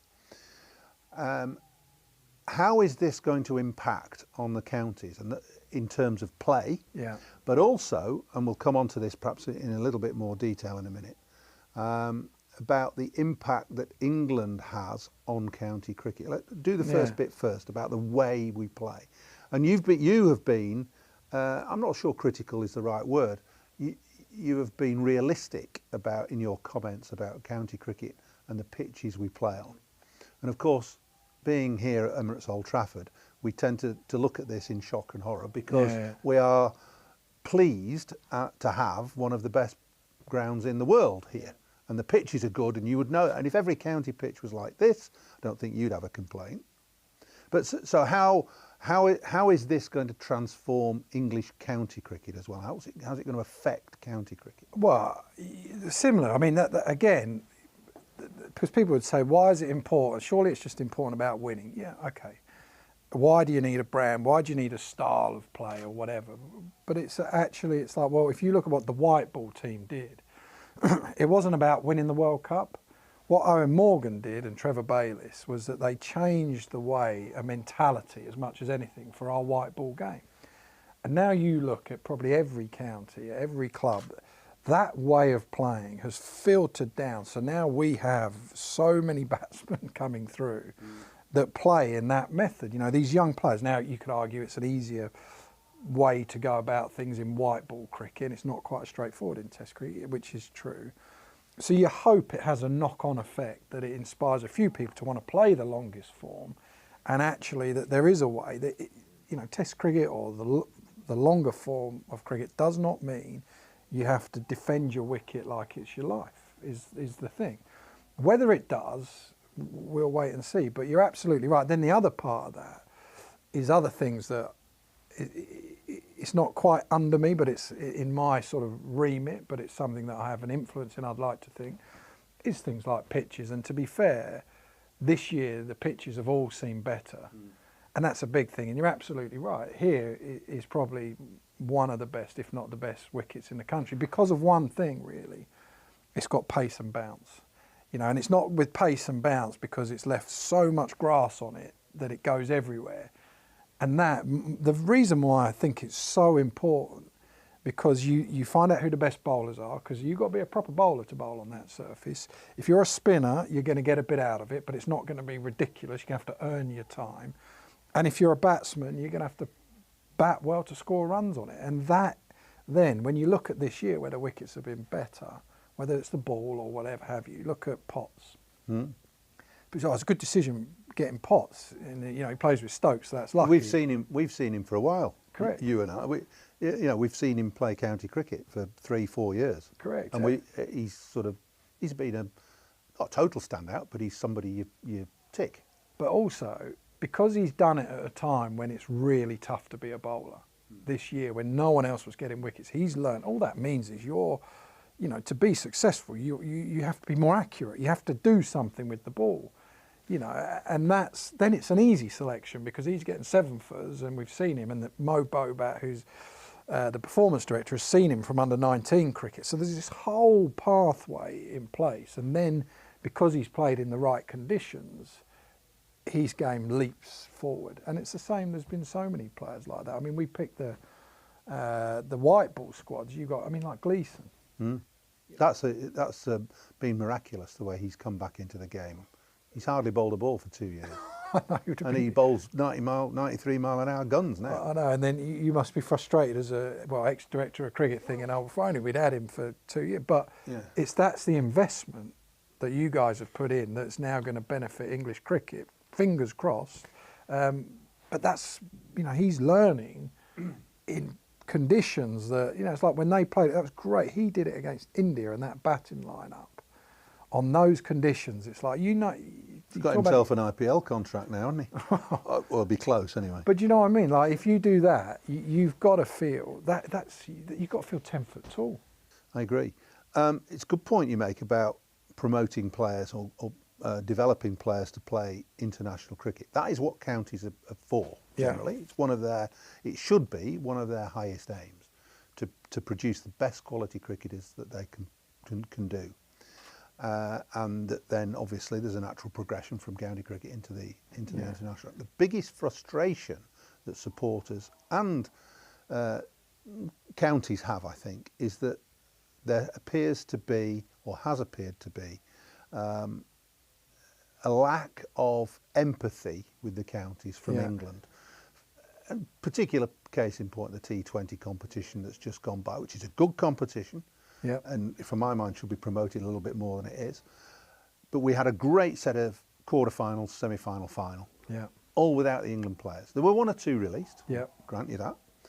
But would that be a frustration for you that you can't release more? And is that something you might be looking to address?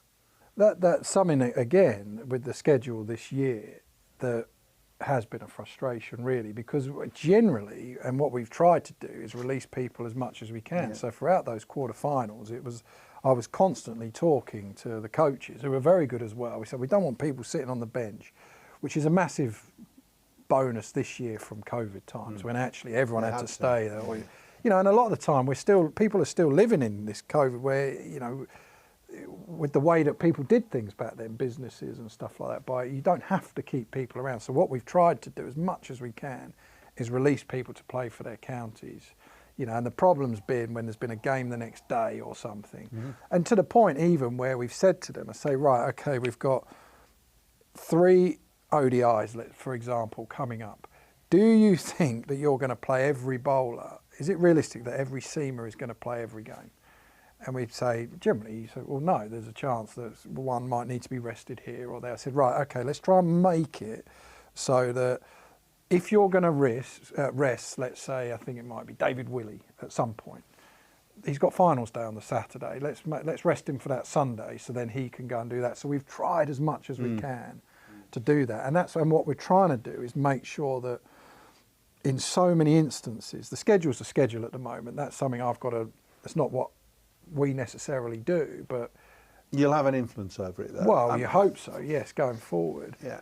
And this year's been particularly tough because we had that India test match that was a make-up test from this one. We've got to go to Holland because we didn't go during COVID time. So you hope that we can get that better in the future. But generally, you know, we sort of have tried as much as we can. And what we want to do, actually, and we're trying to do, is when we have the conversations about the various players, whether it's centrally contracted ones, which Lancashire have a lot, what we're trying to do is actually work with the counties. So actually to sit round together with Chile, Chappie, the S&Cs, the physios, the people on our side, and actually say, well, what do we all think is best for this player? You know, what do we all think is best for Josh Butler or whoever, Liam Livingston, whoever it is, and then come up with something that works so that we can give some ownership back to the counties to say, you know, you guys, you producing these players, keep going with it. How can we help rather than us telling you what to do all the time?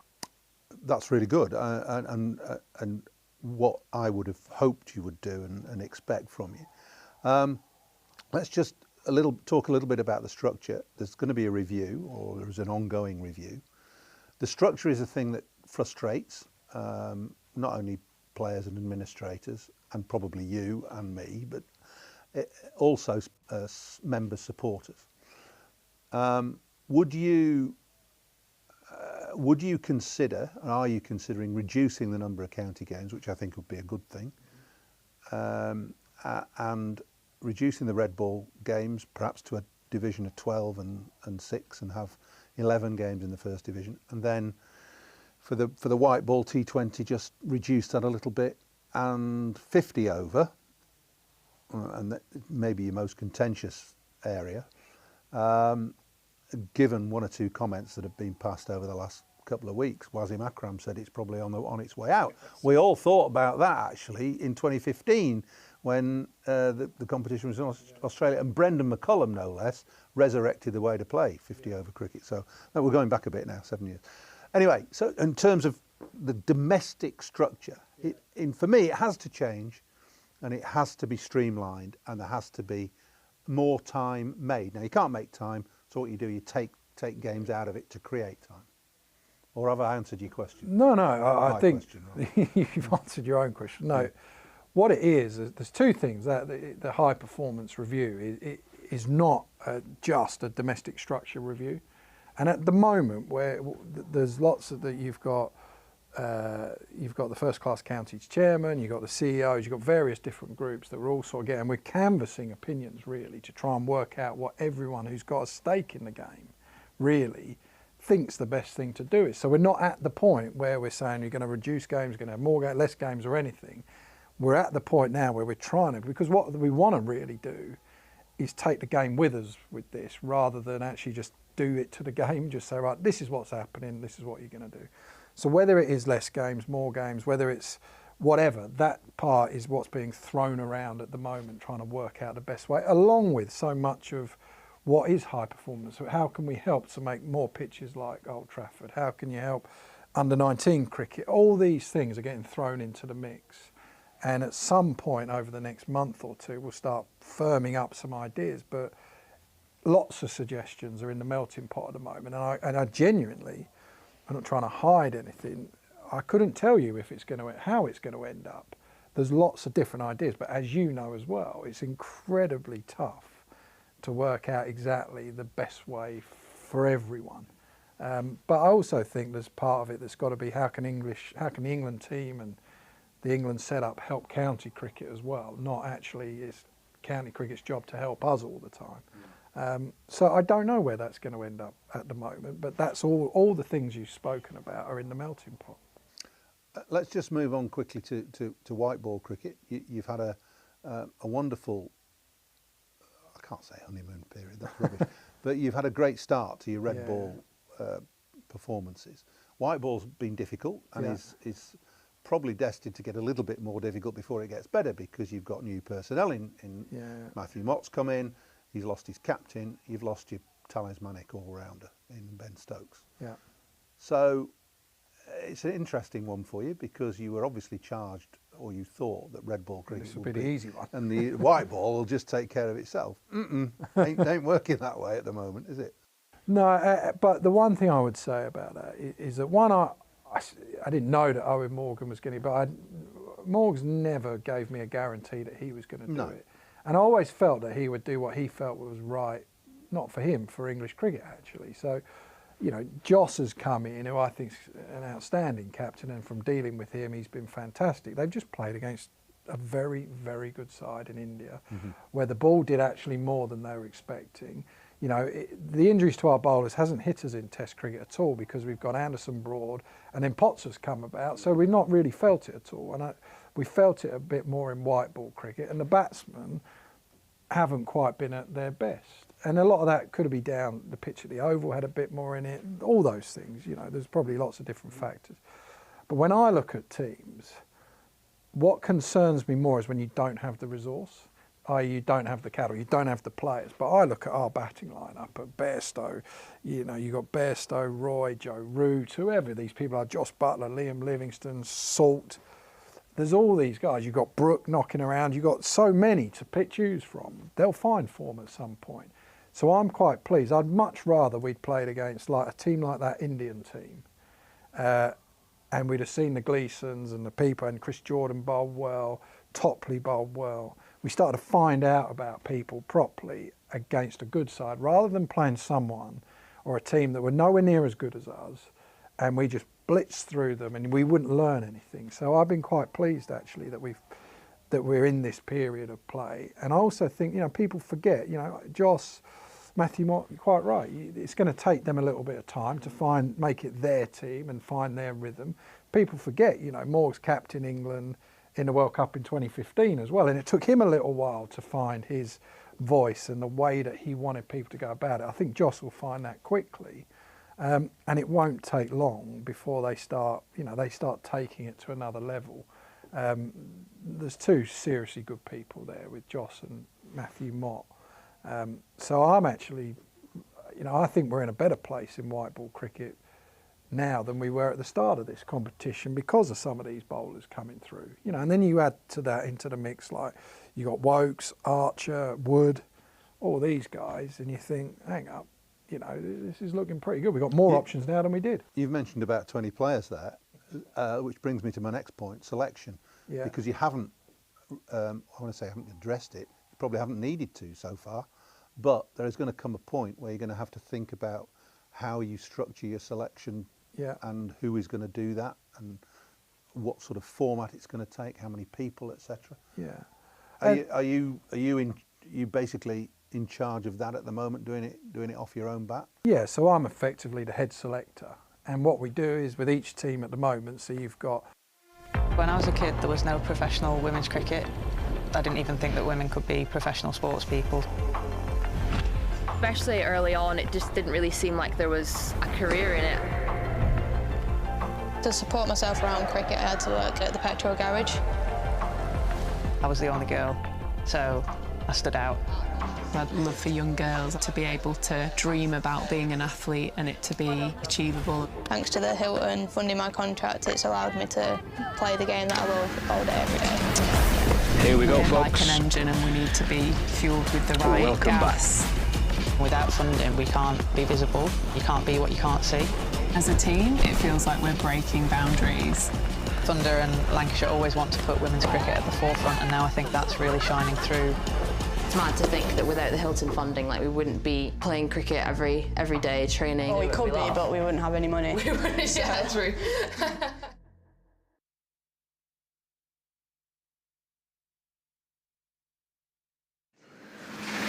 Of 149 runs, just the one wicket to fall in the morning session. There's Jack Leaning in and bowling to Josh Bannon. That's worked away to the leg side, but for no run.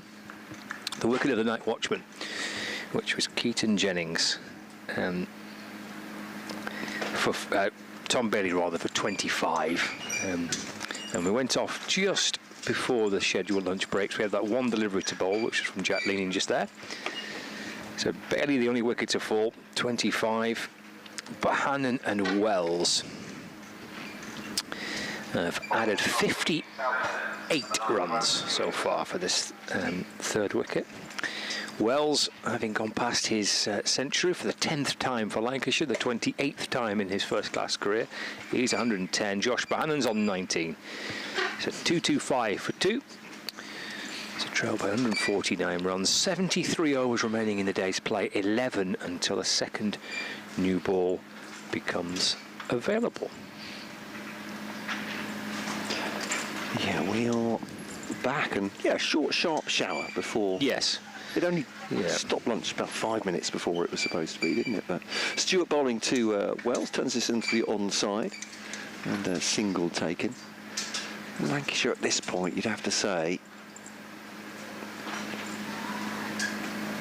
getting to the point where there'll be a tipping point at some point where the likelihood of any Kent victory is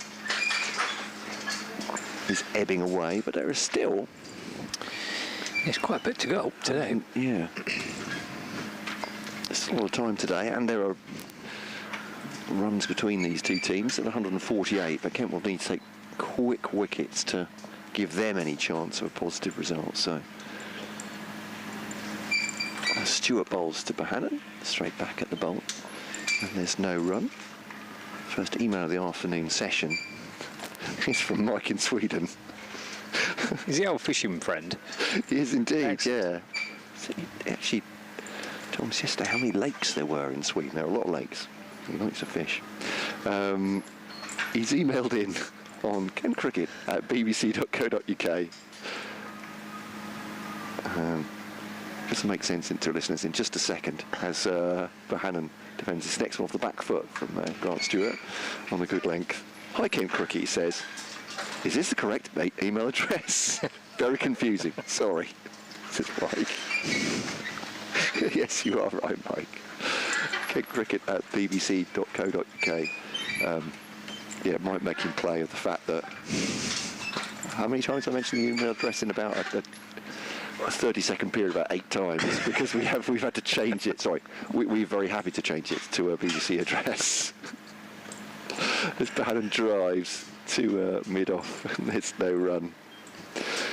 So we've settled on this one. We are not changing until we're told to. So thank you, Mike. Gives me the opportunity to read it out again. KentCricket@bbc.co.uk. I'm assured this will be the address for some time to come. It says on this piece of paper, in perpetuity, as long as we both shall live. Thanks, Mike. So, Bahannon facing Stewart. Can I see that? 225 for 2. Keep a bit more limber here. 226 for 2, I should say now, isn't it? Here's, squares him up. That one from Stewart. Just the odd delivery from Stewart has done something. A couple that beat Luke Wells before lunch, and that one definitely squared Bahannon up. But we're on to 227 for 2. But I mean, it feels like crumbs of comfort for Kent at that point, because it's just not easy to take wickets, and Lancashire, for the greater parts, you'll understand, for the fact they've only lost 1 wicket this today, have coped with it fine. Wells defends that one to the offside. Hands on knees again from Grant Stewart, and a testing throw coming in from the outfield for Harry Finch. Had a few of those. That one has been speared in at his feet, I think, by Joey Everson, but Finch obligingly leans forward to grab it. And that's the end of the over. First over after lunch, then 2 off it. Wells has 111, Bahannon 20. 227 for 2. Still 147 behind on first innings. Yeah, well, it was a similar pattern, wasn't it, really, when Kent were batting.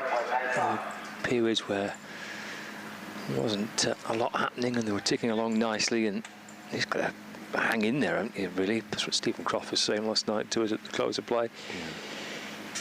And hopefully you get rewarded. It'll be Wes Agar, so Stewart and Agar to get us going after the lunch break.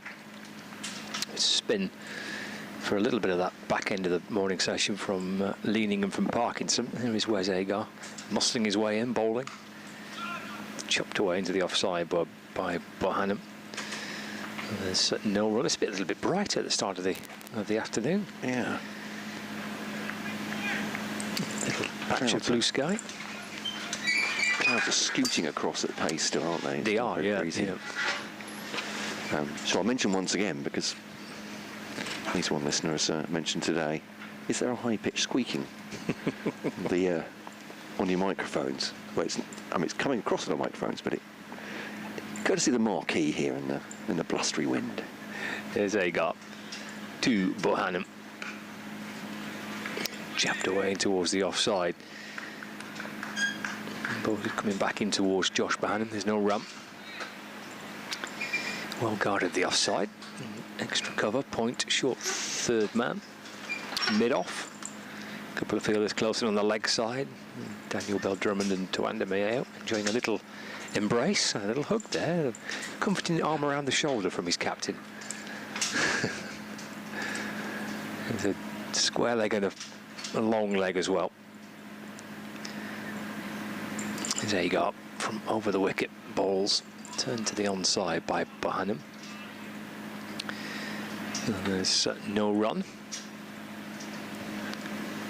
227 for 2. It looks like Tawanda's forgiven Daniel Bell-Drummond for very stoutly volunteering him on the first day for interview duties. So he got shoved out in the rain. Yeah. He did. Well, it was absolutely chucking down. I can understand. And I have every sympathy with the players who are huddled in the dressing room, in the sort of vestibule there. That, you know, they're willing enough, but none of them were that majorly keen on going out in a driving rain shower. This is driven by Bohannon to mid-off. And there's no run. Yes, he came scooting into the press tent, didn't he, to speak to you at the close of play. It was very much...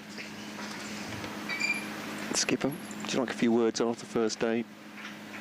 Tawanda, he pointed out, who was sitting down. They was trying to make that come out. But spoke very well, I have to say. Seems an age ago when he got his 63 in this game. 2 balls left of the over. Agar to Bohannon. Drives to mid-off, just underneath the fingertips of Agar. He's reaching low down to his left to try and stop the ball. Interesting opening after lunch with the seamers in the respect of, this is be the 71st over, won't it? So the new ball will be available in 9 overs after this. I'd imagine that Kashi probably is getting the most movement, isn't he? Agar, it's, dare I say at this point, it's brute strength with the fast bowler. Into Bohannon, just a fraction short, and off his hip he can whip it down towards Kashi Valley on the fine leg boundary. Keeps the strike, Josh Bohannon. That's the end of the over, just that 1 run coming off it. Bohannon to 21. 228 for 2. Yes, it was Stewart and Kashif Ali that took the new ball yesterday for Kent. And then Jack Leaning was first change, wasn't he? They got Leaning in pretty early on. So it may be that they'll only bowl a bit like Lancashire did on the first day, but they won't bowl that longer spells with their seam bowlers with the new ball, and might actually give it to the spinners to try and get a bit more bounce with a prominent seam as well. A harder ball. Try and change things here. Very much yesterday, very much Lancashire's day. Kent probably had the best. Yeah, I did have the best for the first day, didn't it, really? And pushes that into the offside on the front foot. Stewart's looking to field off his own bowling, but Jaden Denley advances to get instead. Yeah, Kent on the first day. It was slightly short, wasn't it, with rain around, but got to the close of play on 213 for 3 on day 1 with Compton on 86, and went on to get his century the following day, but plenty of time lost. Stewart to Bohannon, turned into the onside, fielded by Joey Everson, who's bowled really well today, taking the 1 wicket to fall. He was dropped as well, Ben Compton on 54 on that opening day. A couple of good spells for Lancashire on day one. Chris Green, 10 overs, 1 for 28. George Balderson, 6 overs, 1 for 19, perhaps the standout. And then, of course, Balderson coming back and getting wickets at the back end of that opening day. Stewart to Bohannon, goes to pull this away. It's aerial, but nowhere near the fielder, and it's signal 6 by Matt Parkinson. Just backward a square. Looks like a flattish trajectory. Not loopy by any stretch of the imagination. Powered away on the pull by Josh Bohannon. Oh, yeah. Looks even better in slow motion. Lovely shot. That's 6 runs for him off Grant Stewart. And yeah, this will be fascinating to see if Lancashire keep a good number of wickets intact, how many they can make in this second session, how far they can push it to get up near Kent's total. As the Stewart bowls to Bohannon, maybe off the inside part of the bat there, but runs to backward square, absolutely safe. Parkinson fields, goes back to Harry Finch. They'll come through for a single. Wells is 111, Bohannon now 28. If they can replicate the morning session this afternoon, and looking at maybe being somewhere 30 or 40 behind at tea potentially. Let's see how the afternoon unfolds. New balls you, of course, shortly. So Stewart bowls to Luke Wells, and Bohannon dives as if his life depended on it at the far end. As the ball came sharply back off the bat of Wells, and Bohannon making sure he was in, so a good dive there.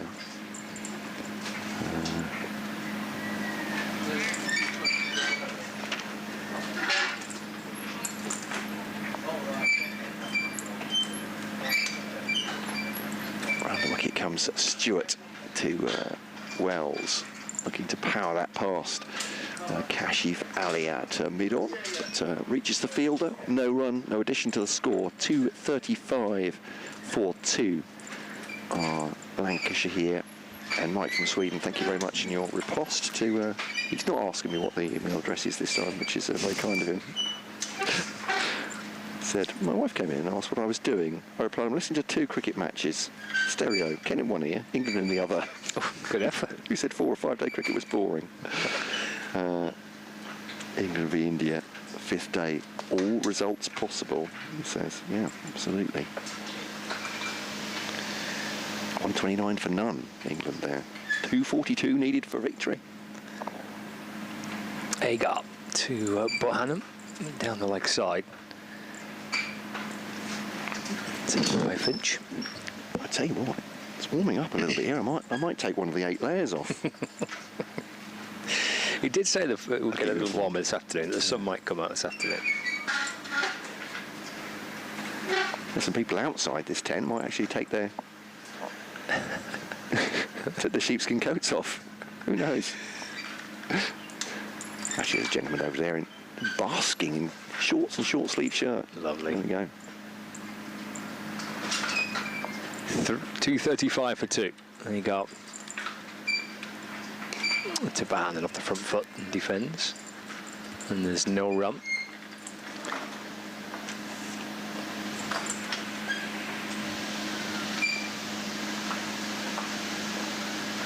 .68 run partnership between Bohannon and Luke Wells.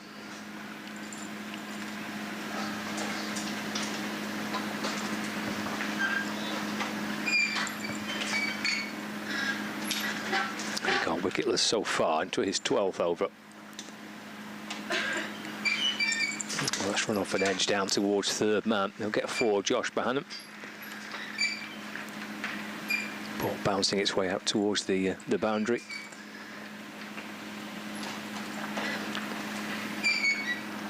Took a little while to get going, Josh Bohannon.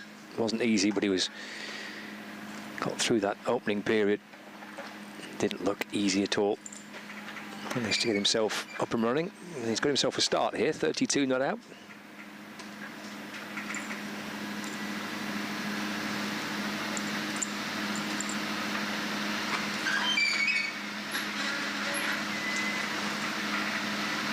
.239 for 2.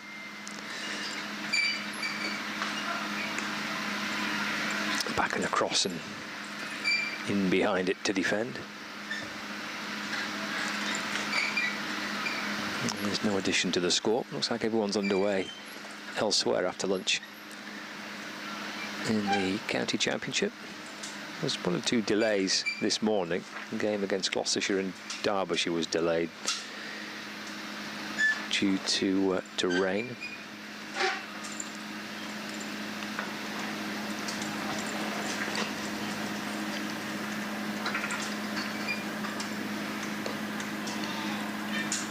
It's a good low stop at a short, straight mid-on. As Bannon turns it to the leg side to Wanda in the A8. And his hands and knees stopping that one.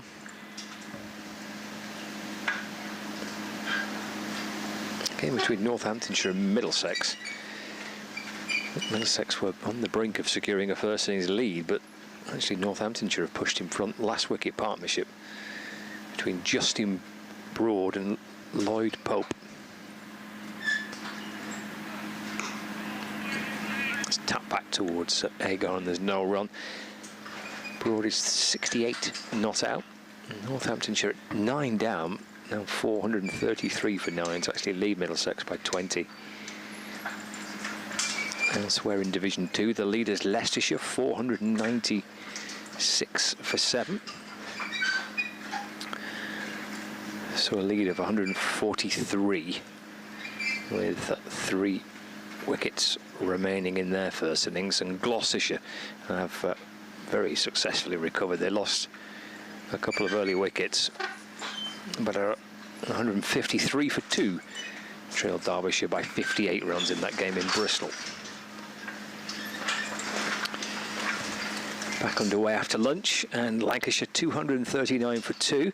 Luke Wells unbeaten on 111, and Josh Bohannon is 32 not out. These two are put on 72 runs, and Lancashire trail Kent by 135.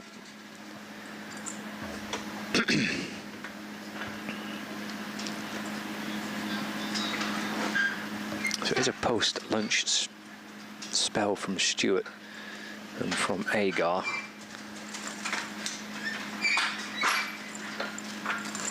Stewart to continue from around the wicket.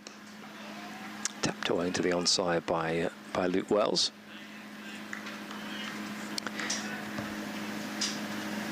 And how long this spell will be from Stewart, because new ball will be available in 6 overs time, so whether it's just a little burst and then a little breather before the new ball, should they take it, of course they might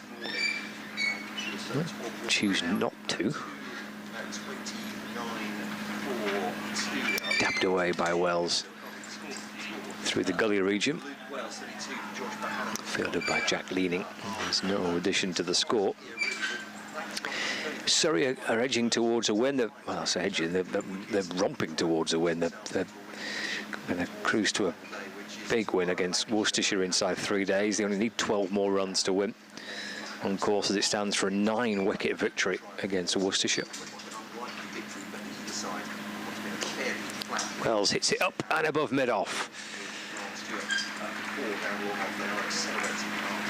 For a second, Stewart thought maybe mid-off was in the game, but he managed to scoop it up and above the Kent fielder, down towards the boundary for 4. Agar's reaction for a second, so Stewart's reaction, thinking for a second, I'm in the match here. And he jumps up and realises that the ball's got enough to clear Daniel Bell-Drummond at mid-off. So 4 ones for Luke Wells. He moves to 115, 243 for 2. A nice shot punched away through the covers. It'll be worth a single for Wells. Bell-Drummond sprinting round to his right to field. Wells moves to 116, 244 for 2.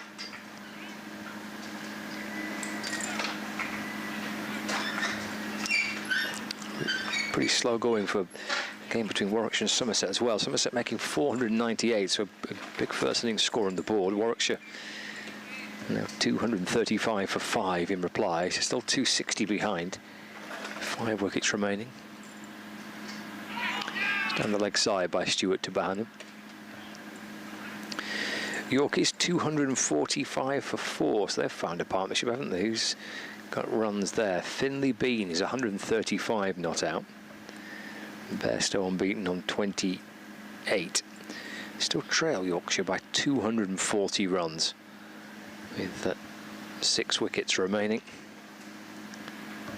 Hampshire 408 for 8 in their match at Chelmsford. They're taking on Essex, who made 296, so a lead for Hampshire with a couple of wickets remaining of 112. And Sussex are batting second time round, 23 for 2. They lead Durham by 57 runs. Durham 327 all out. Archer picking up 1 wicket for 32 from his 18 overs. It looks like an interesting game, that one, doesn't it? I'm just telling our Sussex listeners about that on our regional programme in the afternoon. And having lost 2 early wickets there, Agar to Wells. It was a scoop stat forward. Odd looking shot. No foot movement whatsoever. He obligingly gives us a replay, which is nice. Almost a sort of French cricket shot, wasn't it? The offside. Yeah, I wonder, he's just trying to find that gap. Yeah. Down through kind of gully third man region. It's 50 for Zach Crawley, of course. Kent player. 78 for Duckett, and England's 140 for none now.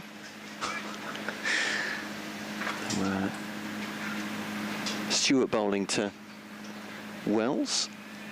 Does work this into the offside, fielded by Jaden Denley, who just showing the exuberance of youth there.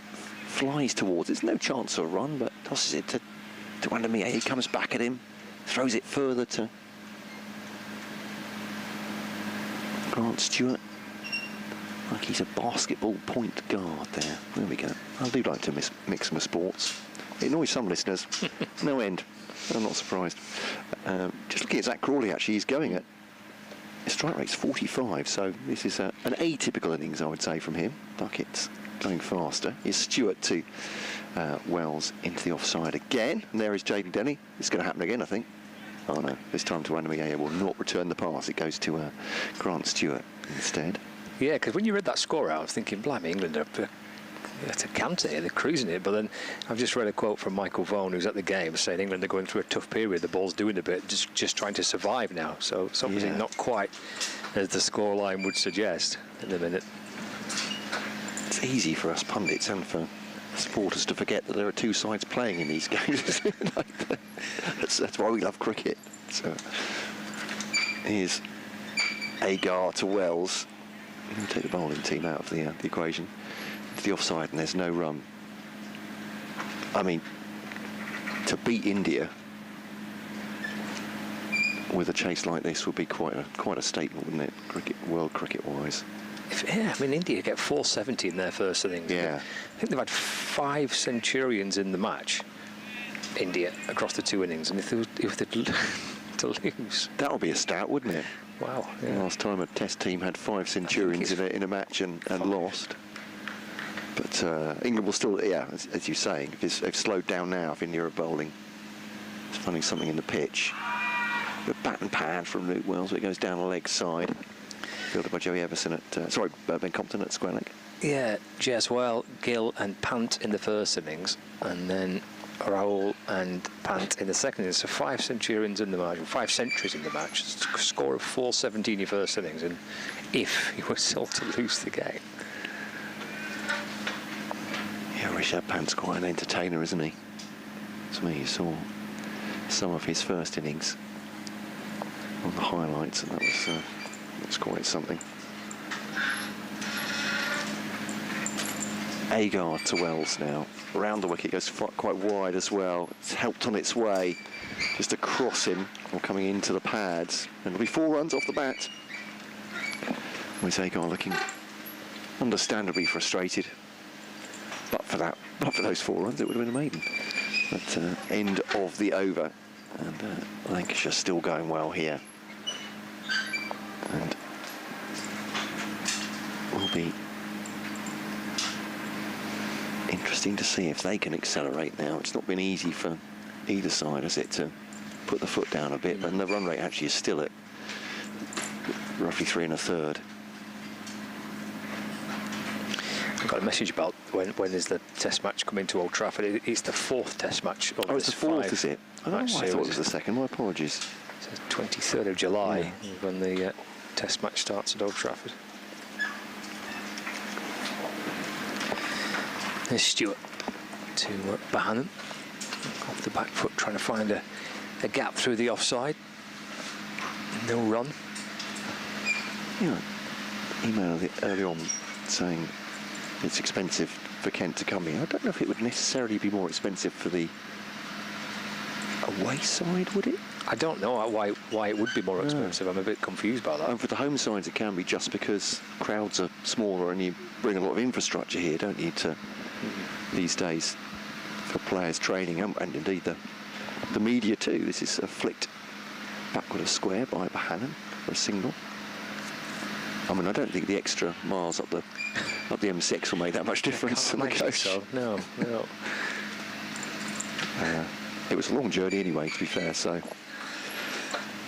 spoke to Twandamie obviously after his 100 on Friday night against Essex, and said quite a quick turnaround, and he just was a big sigh. He said, "This will be a long bus journey tomorrow." So I was up on the bus on Saturday for a game on Sunday. Yeah, wow. Yeah. So Stewart to Wells, beg your pardon, this is your over, isn't it? Sorry. He cuts it for 4 runs. There was in the end an elaborate missed handshake between the two. I think Bohannon had gone for a punch of the gloves and ended up in a bit of a tangle. Nonetheless, 4 runs. Apologies. It's a 250 up there, well, I think, isn't it? 250 indeed, sorry. That's the applause is for. 252 for 2. The bonus points from this match so far, Kent have picked up 2 batting points and Lancashire 2 bowling points. Lancashire now picked up their first batting point. Dropped a fielder at point back towards the boundary. And just ease that one away through the offside for 1, will Luke Wells. Moves to 125 not out. 254 for 2. Brings Bohannon on strike.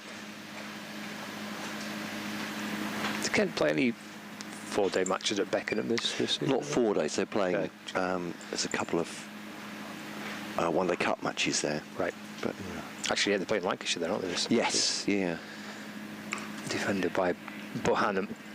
Back to Stewart, no run.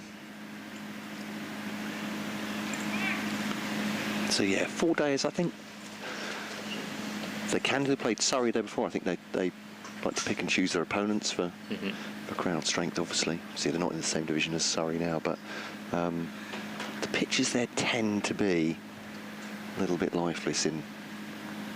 Or Bohannon defends again, no run. End of the over, that 254 for 2. Not giving much to the bowlers, so you can get big runs there.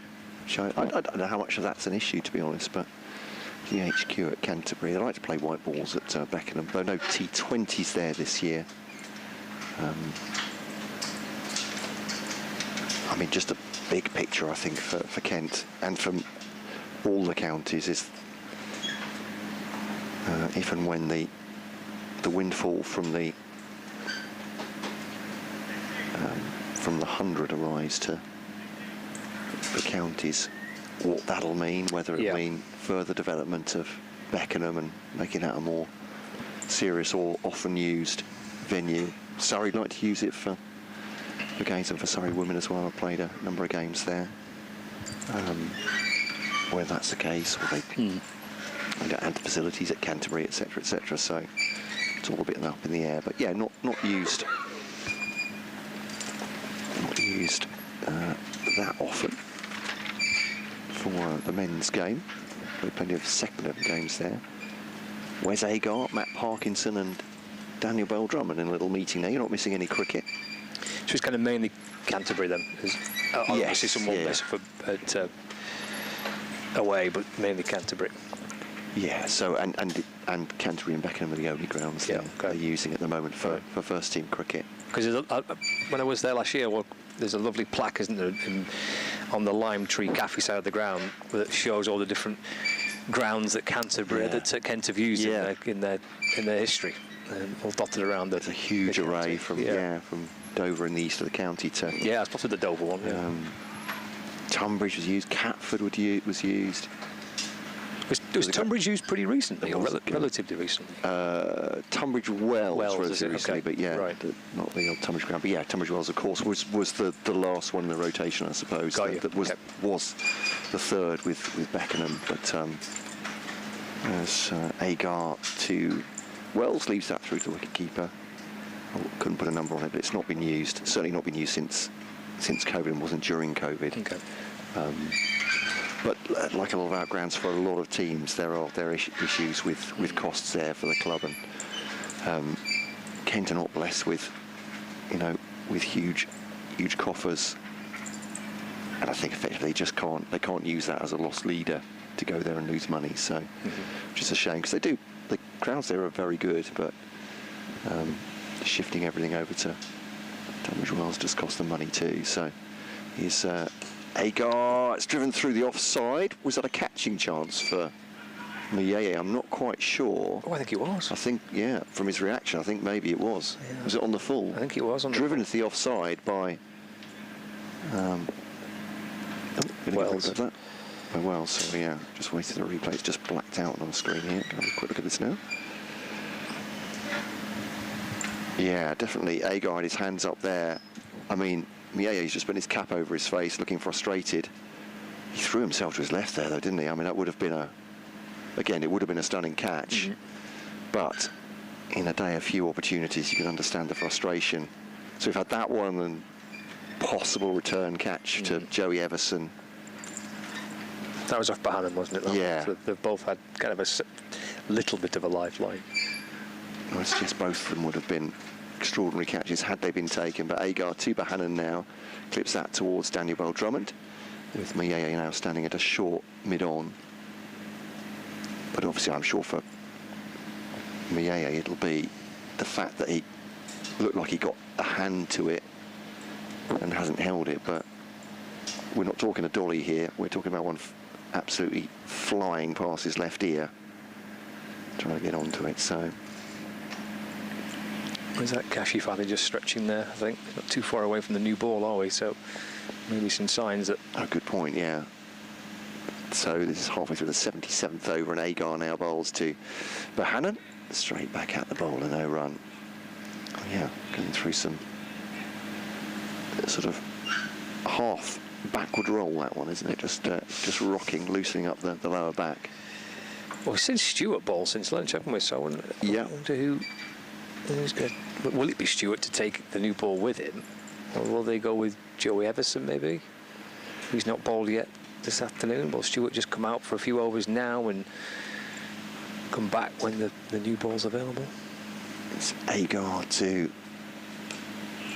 Bohannon. Just works that into the offside, fielded by Ben Compton on the run at point, and there's no run. I could see,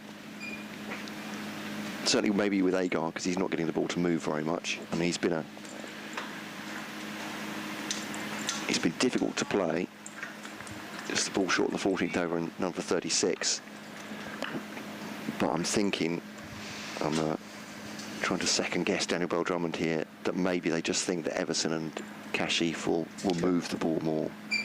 That if there's anything to be had off the pitch or in the air, it's going to be from those two. Agar bowling to Bohannon, just tucks it into the onside. Daniel Bell Drummond fields it, and great throw. Accurate one on the stumps. That's call that a P roller, don't they? I think he's underarmed it very, very slowly, and then on striker's end. Luke Wells was absolutely within his ground, but to be fair to Daniel Bell Drummond from 10 yards away, it's a direct hit. Real jeopardy. None of it. 255 for 2. They've gone to 256 for 2 now, in fact. I think, got it. 255. Oh, sorry, it is still 255. There we go. The end of the over. A deficit of just 119 now. Come on, Stuart will continue. No, Kashif Ali. with the ball 77 overs old. Does he need 2 overs to warm up?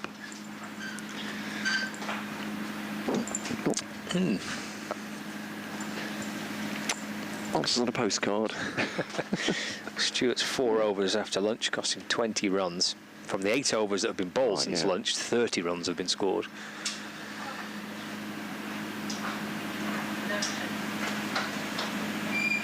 So Daniel Bill Drummond goes back to Cache-Valley. It's been a pretty productive post-lunch session this for Lancashire. 30 runs from last half an hour or so of play. Here comes Cache-Valley. Around the wicket to Wells. Just chops it away towards the offside, and there's no addition to the score.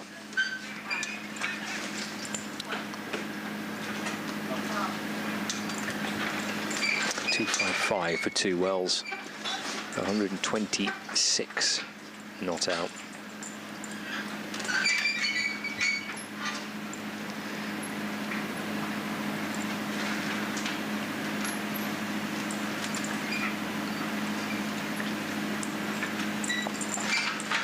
Four fielders, 5 fielders on the offside, 1 out on the boundary at point. Just gently dropped away into the offside by Luke Wells. Just talking about Beckenham there, and Kent Office have sparked into action. Excellent. To give me a list of what's happening at Beckenham this summer. Lovely. Thank you very much, Liam and Carew. Should anyone be wondering. But yeah, just gently nudging me, saying there's quite a lot going on. But yeah, apart from the men's fixtures there. 255 for 2. Here is Cache-Valley. To Luke Wells. Wells drives. It beats the dive of short cover, but it's picked up by Daniel Bell Drummond, moving a few paces away to his right-hand side. There's no run. I tell you what, if you love a list, tell me what's going on at Beckenham this summer, aside from the Metrobank One-Day Cup. Overs. There's plenty. There's more than just the One-Day Cup happening at Beckenham this summer. Under-19 internationals. Nice. All sorts happening there, representative matches. So yeah, I will give you a full rundown, courtesy of the King Category Club very shortly. Thank you very much. 255 for 2. Wells waits. Cache-Valley from around the wicket bowling. Glanced away down towards fine leg. Jog through for a single. Moves to 127 not out. 256 for 2. There's 2 balls left of the over, and then there's 2 overs until the second new ball is available for Daniel Bell Drummond to use should he want to. Josh Barnum is back on strike. Right-hander can go with a short straight mid-wicket. 2 catching mid-wickets as well. Bell Drummond's at mid-on. Over the wicket, Cache-Valley into Barnum, dropped into the offside. And there's no run. Walks out towards square leg, Josh Barnum. He's on 33. Wells at the non-striker's end, 127 not out.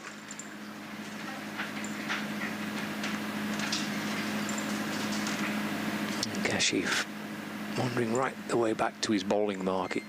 From here it looks like it's another postcode. He's tearing in towards us. Past umpire Redfern, bowls to Bohannon. Just turns it round a fraction. It comes off a thickish edge, squirts out towards the offside. I think Wes Agar feels that he does, and instantly peels off his cap and his jumper, because he's going to have another go from this northern end of the ground. End of Cache-Valley's first over, back into the attack. Just a single coming off it. 256 for 2. A deficit of 118 runs. Okay, you ready for this? I'm good. Here we go. At Beckenham, starting Tuesday today, isn't it? Yeah. So that's today, in fact. Oh, ECB today. Select 11 women versus India women, 50 over match at Beckenham. Tomorrow, ECB Select 11 women, India women, T20 tour match. England A women versus New Zealand A on the Saturday the 5th. Women's match, T20 tour match for New Zealand A. And then another one 2 days later is Agar to Wells, driven up to mid-off. PCC Select 11 against Pakistan A. 22nd of July, 50 over match there. The PCC Select 11 against Pakistan A again. Friday the 25th of July, 50 over match. I can stop any time. It's a packed schedule, this, isn't it? It is, yeah. England 19s, 3 games for them against their Indian counterparts on Tuesday the 15th, a 4-day tour match there, and against the same opposition. Oh no, sorry, against Bangladesh under 19s, 50 over tour match on the 12th of July, and Bangladesh again on the 14th. Left outside the off stump, quite wide outside the off stump from Agar this time. Luke Wells having not much to do with that. So yeah, and then Kent Spitfires again. We will both play selected one-day fixtures at Beckenham across the summer. So yeah, plenty of representative cricket. I'm not sure who Lancashire might be providing for the England under-19. Certainly Kent, Jaden Denley still qualifies, and young Ben Dawkins as well. He's got a real prospect with the bat. We'll be hopeful to get in those sides, but there we are. Yeah, plenty going on. Here endeth the message. Agar around the wicket to Wells. Hold his bat high backward to start. Fielded by Daniel Bell-Drummond at point. As he tries to run it past him, and there's no run.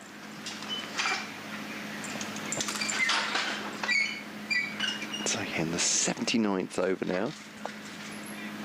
Sun's just gone behind the clouds. The wind getting up now again. Did I mention that the squeaking was from the marquee? just once or twice.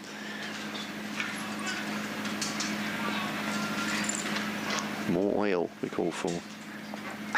It's funny you should mention that. I had a message. As around the wicket comes Agar to Wells. Aggresses that one. That is slammed through mid-wicket. 2 bounces for 4 runs.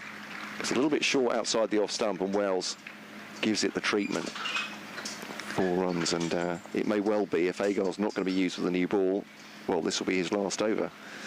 And he's toiled since lunch with no victims so far, none for 40. That was walloped away, wasn't it, by Luke Wells? Yeah, Lancashire fan Judith has messaged me to say, just wondering if you're sponsored by WD-40 for this game.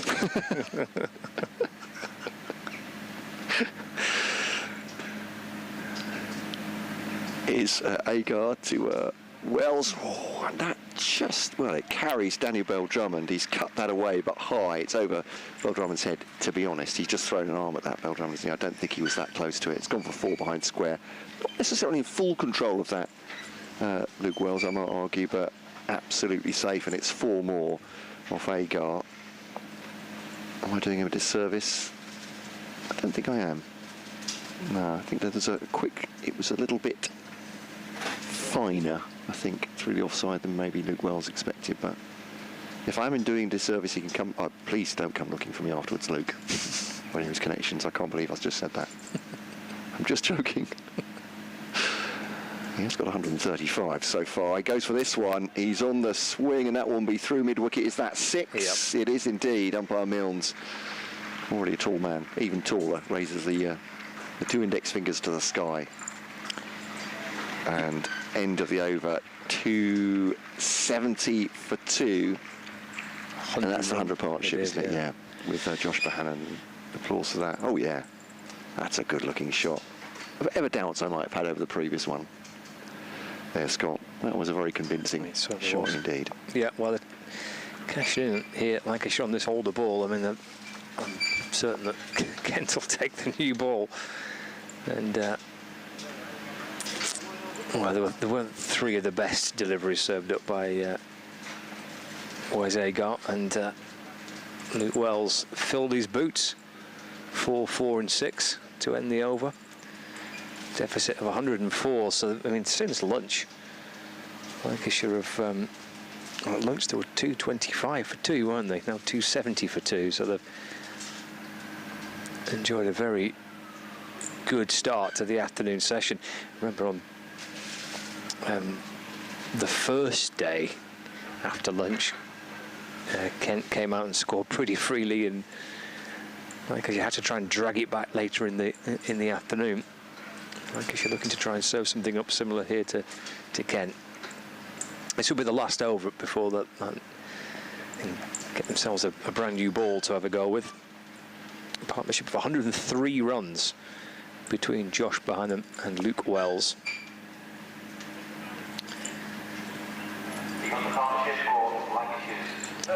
Cashy Valley to give it a go again. I mentioned that Surrey inevitably, because they're only chasing 50 odd to win, have won. 9-wicket victory for Surrey against Worcestershire. Here's some booing from the back of the box. Oh, that might be me. I'm joking, of course. They're an easy target for those that like the underdog, aren't they? So, yeah, what a powerful side they are, yeah. Destroying Worcestershire in 2 and a bit days.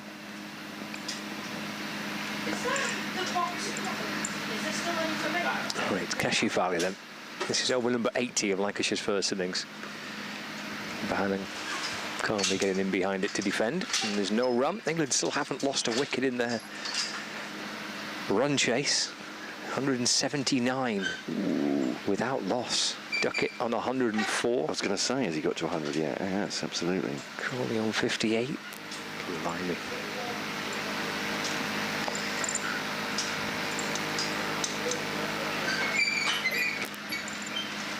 How many's Crawley got? Sorry. 58. 58. Oh. What's he doing? Watching Ben Duckett by looks. Yeah, probably, like many others. Ali into Bohannon. Just nudged away off his hip out towards the leg side for a single. I'd have to say that was a joke, by the way, for anybody who, like me, is a bit defensive about Zach Crawley. But I was saying the other day that when both Crawley and Ollie Pope were playing in the T20 at Canterbury, and both just brilliant. You know, like if you just read the national press about cricket, you would assume that both of them could barely hold the right end of a bat, wouldn't you? Well, these people in the England team, it turns out. Round the wicket to Wells. Played it back towards Cashy Valley. There's no run. I think Zach Crawley did himself a great deal of good during the winter, and obviously Ollie Pope's very recent time for England as well. So, but there we go. It's all about opinions.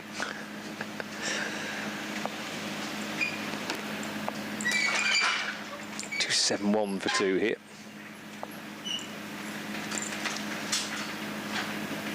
Wells 141. Not out. Drive, but inside edge back onto his pad. Ball deflects away into the offside, and there's no run. He's 9 runs away from 150, Luke Wells. He's only got to 150 twice in his Lancashire career.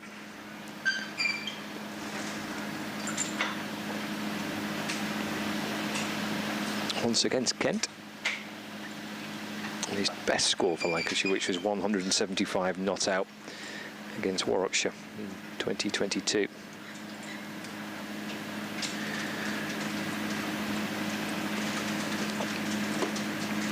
Two balls left of the over. Lancashire 103 runs behind. Cashy Valley sets off again. I'll take a single. Wells just drops it away through the offside. Jogs through for 1.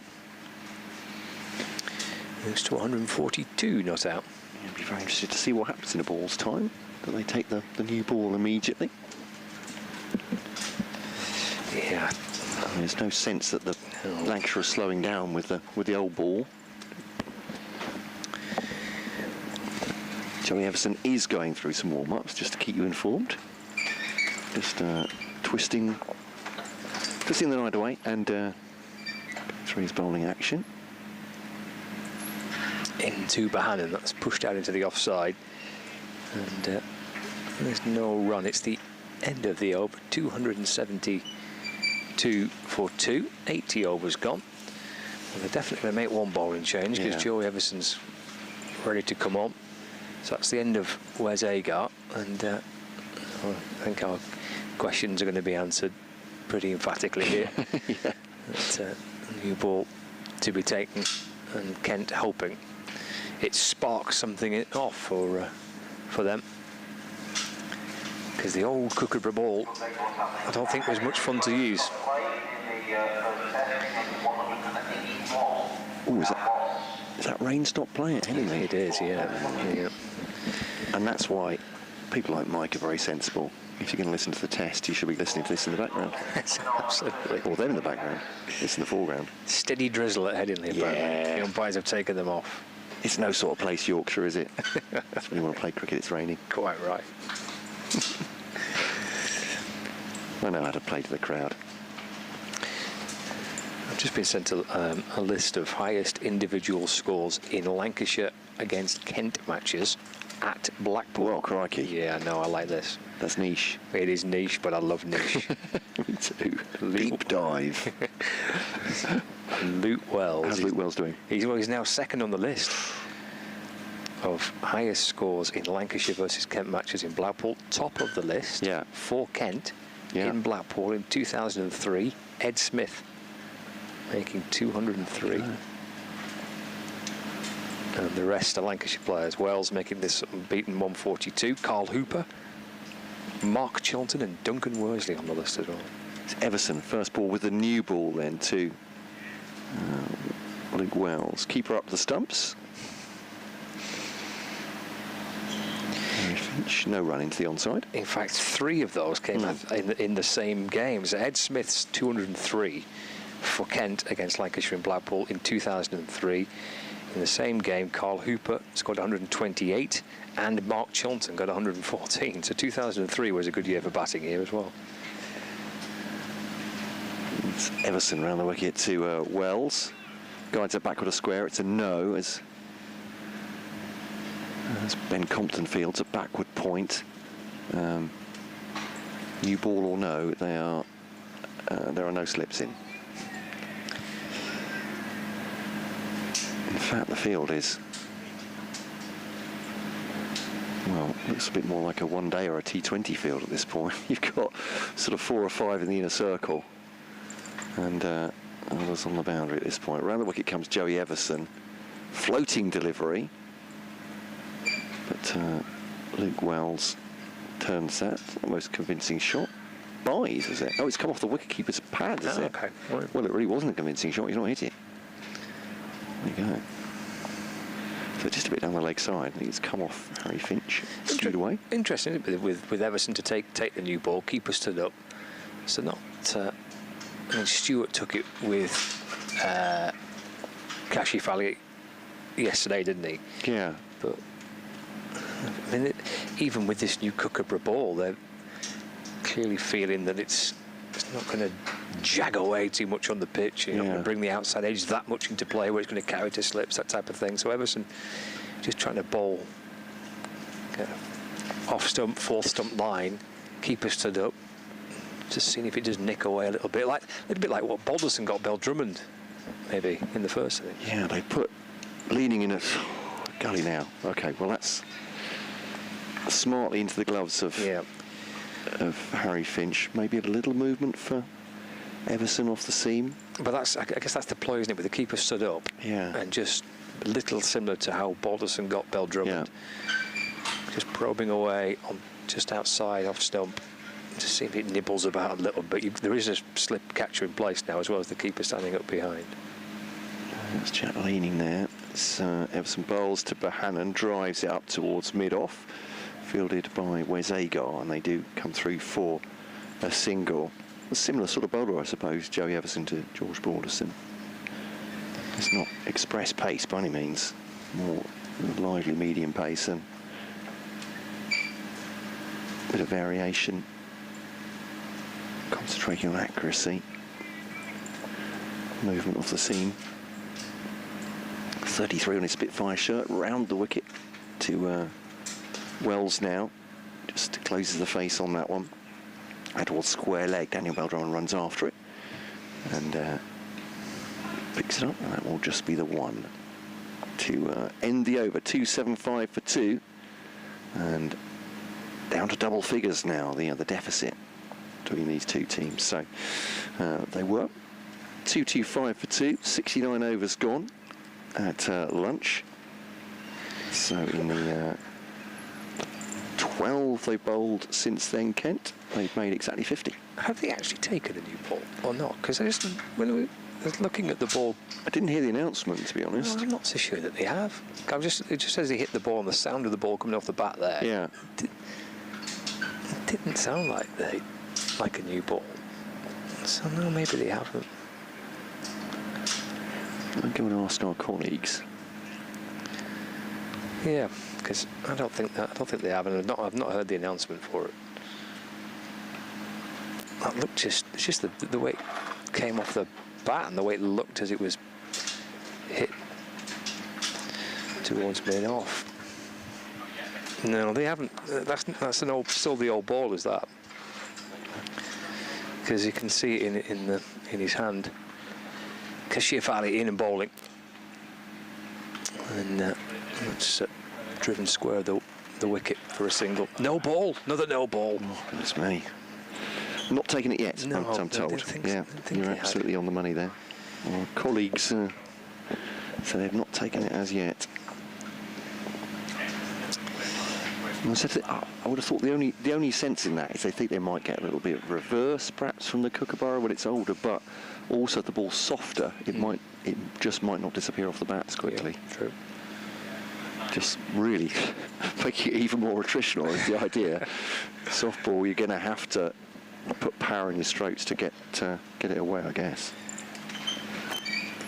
Kashif Ali in bowls to behind and just squares him up.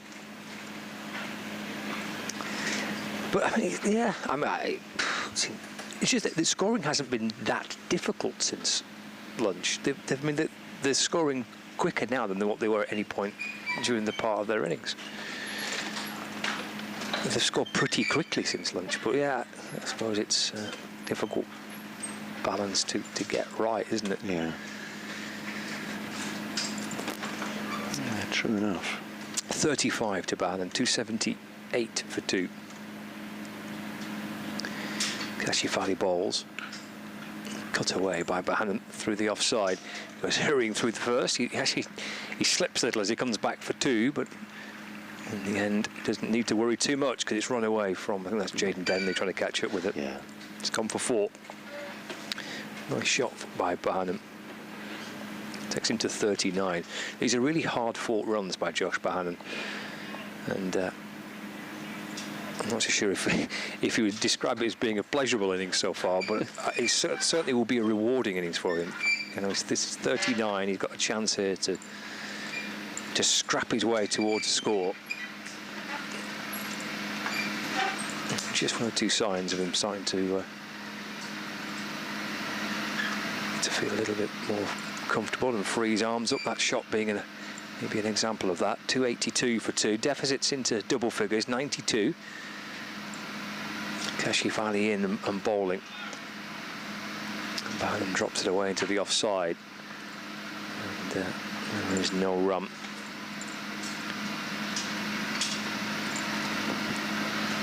There's a signal from Luke Wells maybe to his batting partner. I'm not sure. He might have signalled to the dressing room maybe for some new gloves. He's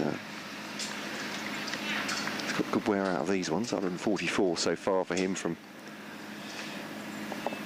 247 balls. Bahan's 39 coming off 91. Waits for Kashif Ali. He's over the wicket to the right hand of Bahan. It's short and it's pulled. And it's pulled all the way towards the leg side for 6.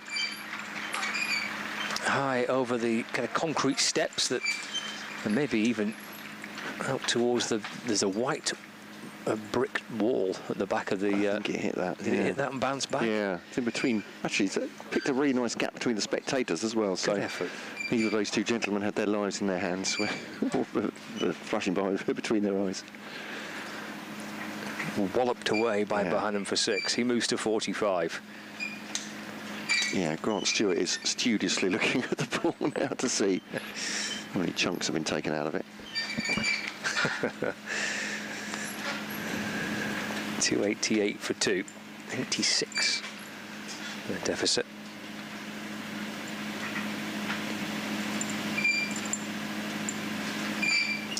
Ali in balls.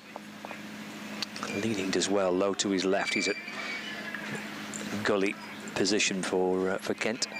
Scooted along the floor off that Bohannon edge. Leaning low to his left to stop it. 288 for 2. 1 ball left of the 82nd over. .45 for Josh Bohannon. We've seen the no ball from the first ball of the over, and then we've seen the 4 which Bohannon cut, and the 6 which he pulled. And that's tapped out into the offside, and there's no run. End of the over. 288 for 2. 82 overs gone with this Lancashire first innings, so 86 of the deficit between the two sides. And the partnership between these two now worth 121 runs. And they're going about 5 and over here, and the new ball will be taken now. Yeah, they got. Is that right? 63 from 13 overs. Yeah. So yeah, it was. That's. I think maybe that last shot for 6. Yeah, that's probably was the final nail right. in the old ball's coffin. We'll really. see what happens with this one. Yeah, absolutely. It's an aspect of modern life. My personal mobile phone, with the Face ID on it, and wearing a cap and dark glasses, I kind of expected I'd have to put in my pin. Still. I was like, oh, that's roughly you. But I feel like a really slipshod effort from my phone there. Yeah, whatever. Yeah, that'll do. In you go. What do you want? Send a text message. I feel so secure. Here's Everson to Wells to the onside. That can't be right, can it? No run taken. Sorry, the ball's been taken. I understand there's cricket going on there, but.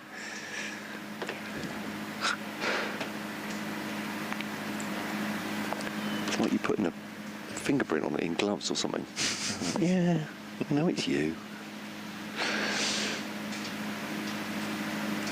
So no run off this first ball with a new ball. Keeper still up to the stumps, left-handed Luke Wells batting and just runs that down through third. Actually, a really good stop by. Is that Jaden Denley? No, it's Ben Compton. Just saying with Ben Compton, he never bats for, and he did in this match, didn't he, for 6.5 hours. He never seems to take any toll on him in the field. He's still bouncing around in the field. He's a man with hidden reserves of stamina.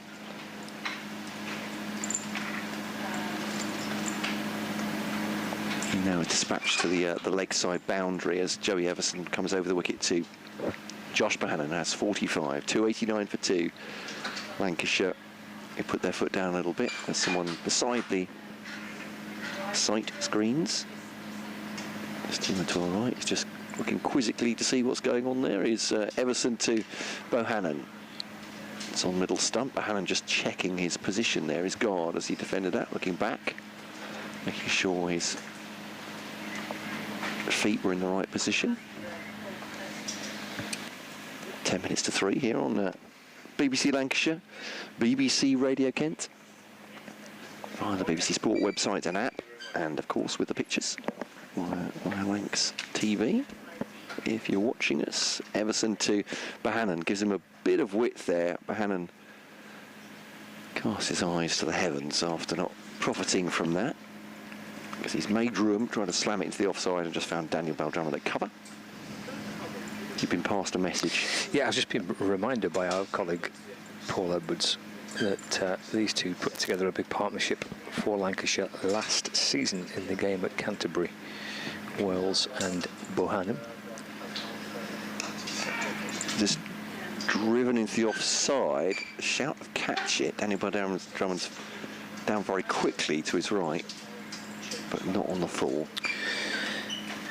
Way to go before reaching the levels that they did last season, but yeah, the memory of Wells and Bohannon batting against Kent from just last season, where they put on 312 together for the second wicket in that. Emerson to Bohannon works that into the onside in that game. John's been in touch on Kent Cricket at bbc.co.uk. Yes, it must be a new email address you've got there. It is a new email address. Thank you very much for asking, Scott. Okay. Kent Cricket at Gmail. No, that's the old one. It's the old one. That's the old one. Kent Just Cricket testing at bbc.co.uk is a new one. You were just testing, that's it. Well done. Doing ever so well. Deliberate mistake. John saying, he says, that match in Blackpool in 2003 that you mentioned, Matt Walker scored 150 for Kent. Oh, there we go. There was a lot of runs in that one. A lot of runs in that one. He says, also, did you notice which Lancashire bowler dismissed Mark Elam, the only wicket he took in any format of cricket in his career? No, I don't have the card, we don't have the do we? scorecard. No, I just got given. We could have, John, but if you want to tell us, or if any listeners listening want to get in touch via Kent Cricket at bbc.co.uk, you are very, very welcome. Were you here in that day in 2003? No. Oh. I wasn't, no. I wasn't covering Kent at that point as a... I was going to say as a professional. Don't laugh at home. But no, it's just my first visit. I didn't come as a supporter either, but... We're going to see a bit of leg spin. Matthew Parkinson to have a twirl with a new ball. Yeah, so that answers another one of my questions, doesn't it? What Cashy Valley bowled before the new ball was taken. But they're going to give Matt Parkinson a chance to bowl with a very new ball, very shiny, hard ball, and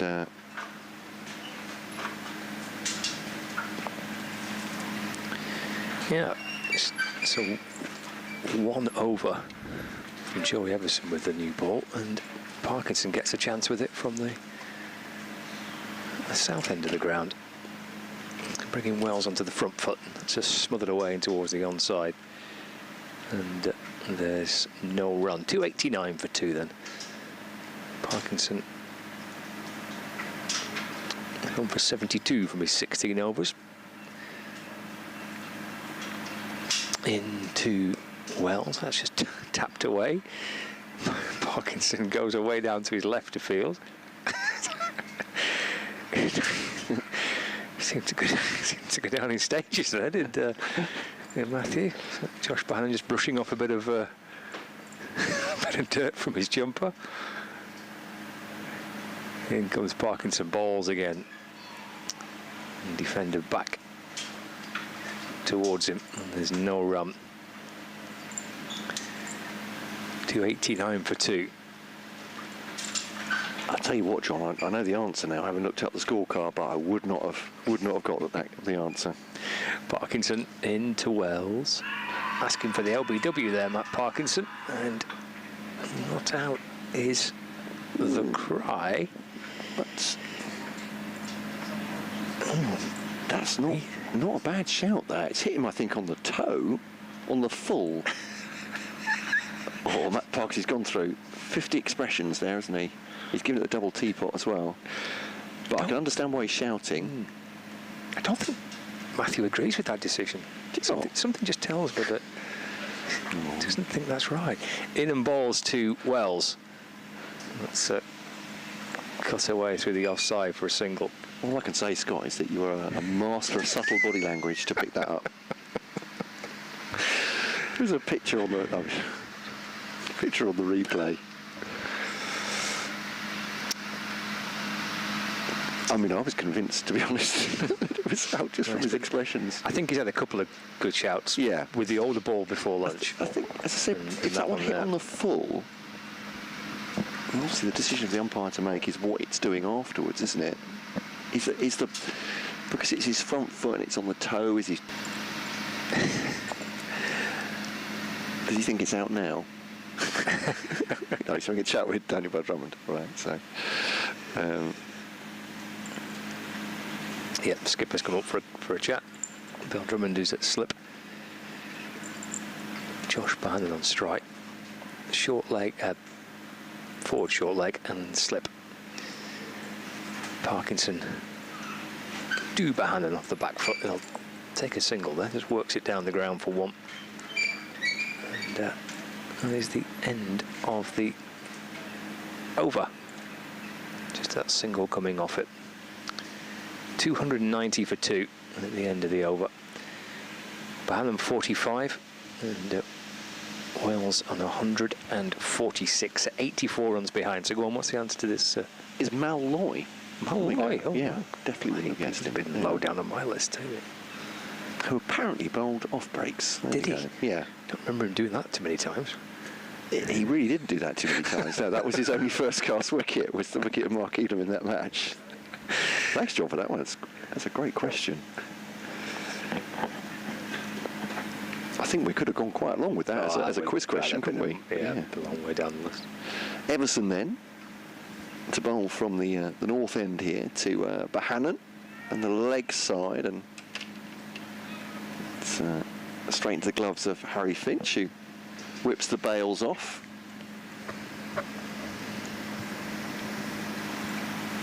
So yeah, I'm not surprised you noticed that, John. It's not a...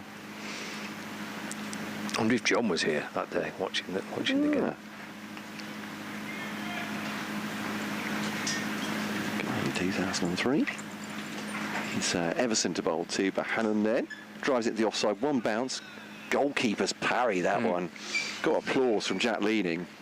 Of course, son of a former professional goalkeeper. There we go, making that connection. Daniel Bell Drummond has parried that as if over the bar at an extra cover. So was his dad?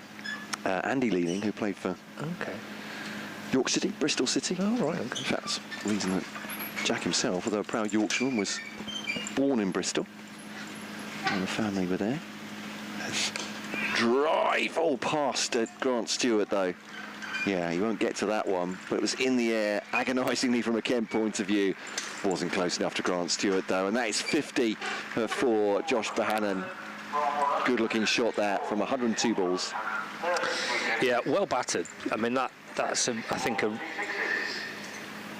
really good innings for Josh Bohannon for different reasons. He's not had perhaps the form he would like so far this season. He was gone 20 deliveries without scoring a run, but I think he's fought really well there. And that, I said before, he might not have found it the most enjoyable 50 he's scored in his career, but I suspect for different reasons it'd be very worthwhile and welcome half-century. It's a good knock that. He's managed to grit it and battle on and get through it. And he's got a chance to go on here.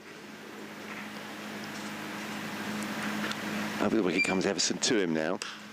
On the back foot, punching into the offside. Daniel Bell Drummond has taken that in the midriff. I mean, he's not playing as fluidly as you'd normally see from Josh Bohannon. He's not been in that type of form really, where you're going to see Bohannon at his best. But what he's done, he's found a way, hasn't he? He's found a way to get through it, to get off the mark early on, and has found a way to battle his way up towards a score. Joey Everson, 2 balls with 13th over, 2 for 26 so far. Bowls to Bohannon. This one just stops in the pitch a little bit. Bohannon just clips that behind square. Cashi Valley fields, and they'll take one more. So, is it me or is it getting just a little bit warmer now? He says as the wind goes up. Yeah, steady on. Yeah. Sun's coming out. Tempting fate, perhaps. But, I put sun cream on at lunchtime. Yeah. Put a bit on the face. Just got a second layer on. Try not to leave anything to chance. 296 for 2. And final ball then of the 85th over. Joey Everson's 18th. Waits for the field to settle. No slips in at all for Luke Wells. Keeper up to the stumps. Wells runs that down to Cashi Valley, but no run. End of that over. And Lancashire 296 for 2. Just 78 behind Kent now on first innings, and the second session of day 3 here with Scott Reed and Matt Cole on BBC Lancashire and BBC Radio Kent, and with the pictures via Lancs TV. Yep, just watching some highlights of that 50 for Josh Bohannon. 6 fours and a couple of sixes in there as well. Okay. 102 balls and 133 minutes for his 50.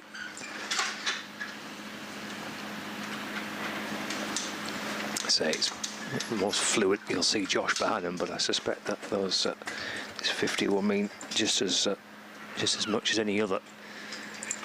Parkinson's going to continue, and Bohannon goes to flick it out towards the leg side. There's a Finch catches up with the ball and throws downs at the stumps and takes out two stumps as well in the process.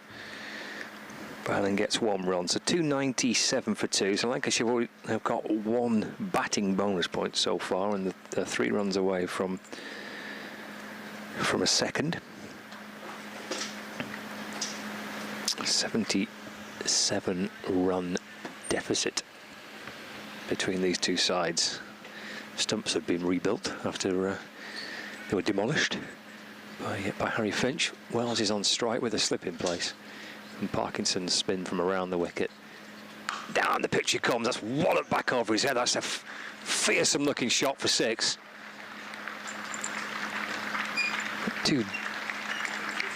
To bring up the 150 that as well for Luke Wells. What a powerful way to get to 150 down the pitch and hammered it back over the head of Matt Parkinson. Big hit for 6. 256 deliveries for his 152, and it brings up the 300 as well for Lancashire. So 303 for 2. So a second batting bonus point. Lancashire, Luke Wells gets to his 150, and he got there in the most dramatic of circumstances. I think the ball's actually ended up in the trees. I can see a couple of spectators who are climbing up the wall and shaking the trees. So maybe the ball got lost somewhere in the trees. And that's a powerful blow by Wells. Well, Lancashire have reached 300. 303 for 2 in their first innings. Luke Wells has just got to 152 not out, alongside Josh Bohannon, who's 52 not out, and Lancashire trail Kent by 71 runs. The partnership is worth 136 between Wells and Bohannon. That really was a powerful hit from Luke Wells. He's been in some pretty ferocious form in T20 cricket, and he's played a couple of powerful hits here as well. The ball has been retrieved. I'm pretty certain it ended up in the trees behind the red brick wall at that southern end of the ground, but they've managed to, if it was in the trees, they've managed to locate it, and it's back with Matt Parkinson now. Parkinson in to Wells, who's down the pitch again. It's in the air, and as he caught, he is. Yeah, down on the boundary at long off. Might be Wes Agar, it is, who takes the catch. Wells went for it again, and he can't quite believe he's not caught it as sweetly as he did the previous shot. Instead, he's been caught by Agar at long off. Parkinson with a big cheesy smile on his face to celebrate the wicket. Ben Compton comes up to congratulate Luke Wells, who's got to 152 and then out, and he can't quite believe he's done that. It's a breakthrough for Kent. Agar with the catch. And Wells has to depart for 152. It's a long trudge back towards the pavilion. He'll be rightfully proud of his work with the bat, but he clearly feels as though he had plenty more to add, but departs for 152. So 3 down now, Lancashire. 303 for 3. Trailed by 71 runs.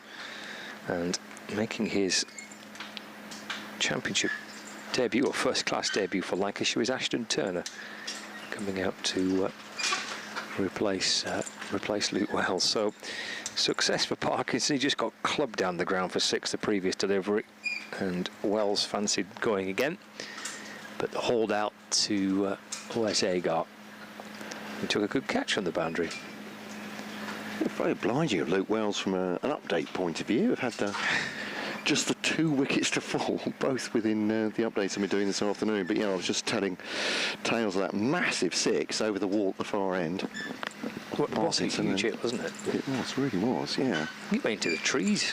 Yeah, I think it did. Carried the wall, didn't it? They needed a new ball, so yeah, it really was a big hit. So Ashton Turner it is then.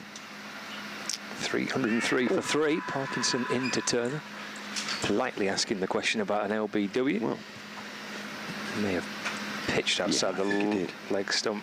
Look at Josh Bohannon's face.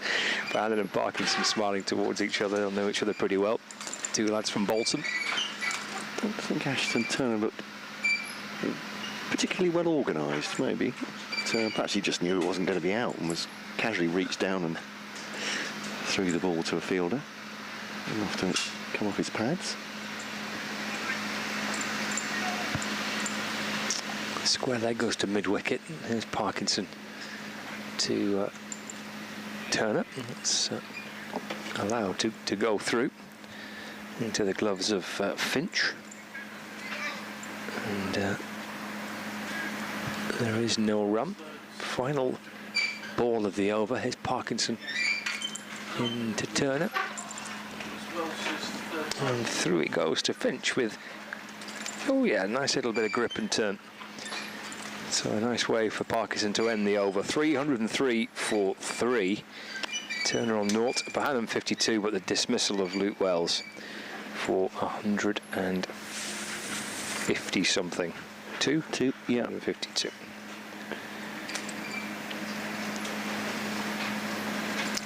Ashton Turner was signed by Lancashire for the T20 Blast and was available for these championship fixtures in the middle. He's played 58 first-class matches in his career. Almost 3,000 runs, averaging just under 35, with 5 centuries in his first-class career. Doesn't sound too shoddy. Everson to continue from this north end here. And a decent catch in the end from it was, wasn't it? I thought it was going to go for 6, and he's caught it just inside the boundary. I was going to say that of Ashton Turner. You tend to get very good value from your overseas players. If they can field a bit as well. Here's Everson to Bohannon, giving a bit of width. He's not timed that into the offside. See where he's going with that, driving it into the covers, but it's fielded by Daniel Bell-Drummond, who's the closest of those cover fielders for Josh Bohannon. They've got him and Tawanda Mieye ranged, just slightly staggered from each other. Mieye further back for the cover drive, or an errant cover drive. Everson clips it into the onside. Over there, I think, just got winged by the ball as they went down. That big Compton out there? No, sorry, it's Matt Parkins just holding his elbow. Took an awkward bounce off one of the pitches there. That'll be used down the leg side, taken by Harry Finch. The bails are off in a flash. Josh Bohannon has not moved out of his crease, so nothing doing there. Wells couldn't quite believe he'd picked out the field. It took him an age to leave the field. As I said, it was in the end, it was a good effort from Agar. Yeah. I think he can feel pretty hard done by Ashley Wells from that point of view. But, into the offside, there's no run, but you won't see many bigger hits than that, I'd imagine, at this ground. He's absolutely, the follow-through was huge as well, wasn't it? Yeah, it was. So his follow-through almost, his bat's hit his lower back, I think. He's gone so far. It's like a golf swing, wasn't it? Absolutely, really? yeah. A front-on golf swing. Just saw the stewards at the far end who are keeping an eye on people to make sure they don't wander in front of the sight screens or to the side of the sight screens. Just making sure everyone was all right, but no, it's gone over the wall. Drive from Bohannon, picked up one bounce by Everson on his follow through. So 2 for all-rounder Everson, 1 for Parkinson so far. And let's say on our update that Lancashire in the process here of really batting Kent out of any chance of a victory at this point. So I think something pretty extraordinary would have to happen for Kent to have a chance at this point, but I suppose the chance of winning as this one's driven into the offside, fielded by Compton and there's no run, is for Lancashire to build a lead, and then they're in no jeopardy if they declare with a second innings to come, but how far they want to get ahead to have a dart at Kent perhaps tomorrow. Or even today, if they really put their foot down. Well, I doubt that. Meanwhile, England are back on, but they've lost 2 wickets. Oh, okay. Zach Crawley for 65, and Ollie Pope for 8. So Ben Duckett's 115 not out, but England, after that short rain break, 206 for 2, requiring a further 165 runs to win. It's 165 now, is it? Yeah. I like that. Yeah. There's Parkinson to Turner. Heading forward and pushing the ball away into the offside. And there's no run. And a couple to pitch and just grip a little. Turner fraction for Parkinson at the end of that previous over that he bowled. Bell Drummond is waiting at slip for anything that might just turn and find the edge of the bat. Flatter this time from Parkinson, maybe just a fraction quicker as well. Turner drops it away into the offside. And no run gathered by Jack Leaning, who loops the ball up towards Parkinson. He's spinning the ball from one hand to the other. His leg break from over the wicket. Oh, that's a nice delivery. That drags him forward. He's asking as to whether there's a little thin edge. It was a polite inquiry that seemed to gain a little bit of momentum as it went on, but Sue Redfern wasn't convinced that there was a little nick on that. I think he'll enjoy this spell of bowling, Matt Parkinson, because he's getting some proper turn here, isn't he, with the new ball, and some bounce as well. Just a nice bit of flight there, wasn't it, just to bring him forward. As he's driven towards wide mid-off for a single. I guess Luke Wells definitely picked the couple he hit for 6 off Matt Parkinson. He definitely picked them, saw them coming out the hand, didn't they? And so he's having seen plenty of Matt Parkinson before, knew there was air on it, just took them on the full and slammed them away. But Ashton Turner perhaps doesn't have that experience with Matt Parkinson. It's just trying to measure what comes into him. Both right-handed batters as well. Parkinson to Bohannon, stretching forward, playing the ball away into the offside, no run. And gathered by Jack Leaning, who gently underarms the ball back to Parkinson. In again to Bohannon, drives away, he beats the dive of Leaning at cover. It's gathered by Kashif Ali at mid-off. They scamper through for 1. Bohannon keeps the strike. He moves on to 54, 300 and, 53. He moves on to 305 for 3. The deficit is 69 runs. So definitely getting there.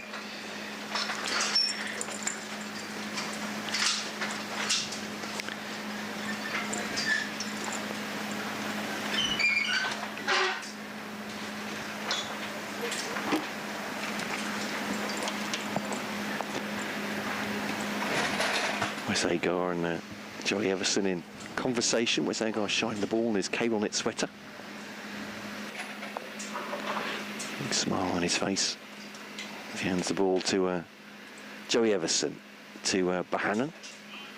Defended up to mid on the field. Jack leaning. Well, firstly, they've got Harry Finch up to the stumps. Jack leaning is a sort of slipwise fly slip position.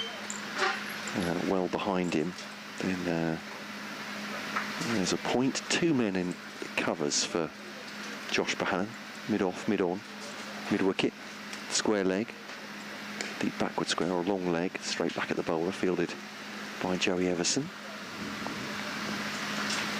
He's been very impressed just with Joey Everson's length and line in this game so far. He's been excellent, hasn't he? Really consistent with that. Not giving anything away. 3:05 for 3. And actually, perhaps just a little bit of pace off the ball is not bad for Kent either, making that has worked for their shots. And he has worked it into the onside as Bohannon up to mid-on, fielded by Grant Stewart. It's a straw poll of how warm the cricketers think it is. It's mostly sleeveless jumpers out there, isn't it, I think? Daniel Beldrama might have the full. Yeah, I think he's got the full line. He's got the sleeves on, but he is the captain, so he's got standards to preserve. Kashif Ali, it looks like he's in just a long sleeve shirt. Akash Singh, the sub fielder, is similarly dressed. This one from Turner. Back up to Everson once again. Just playing it in the V.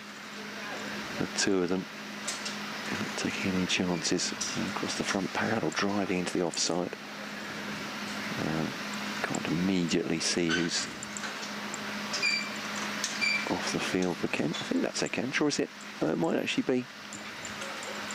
No, it might be Jaden Denley, sorry, perhaps he's taken the jumper off. He's at backward point now. No, actually, unless there are two of them, because Jaden Denley, another Jaden Denley is coming across the other side. Is there another one? Something freaky's happening here. I'll go back to my original suggestion. Outside the off stump and just cut away. No foot movement whatsoever from Ashton Turner. Well, that's a mighty effective shot because that's raced off the bat. Absolutely deliberate from him. It's just almost a little jab down outside the off stump, isn't it? Opens the face and that's raced to the boundary. Fantastic timing from Ashton Turner. Was, yeah. But I mean, it's not a pretty looking shot, but it's a very effective shot. That's 4 runs. Yeah, no way.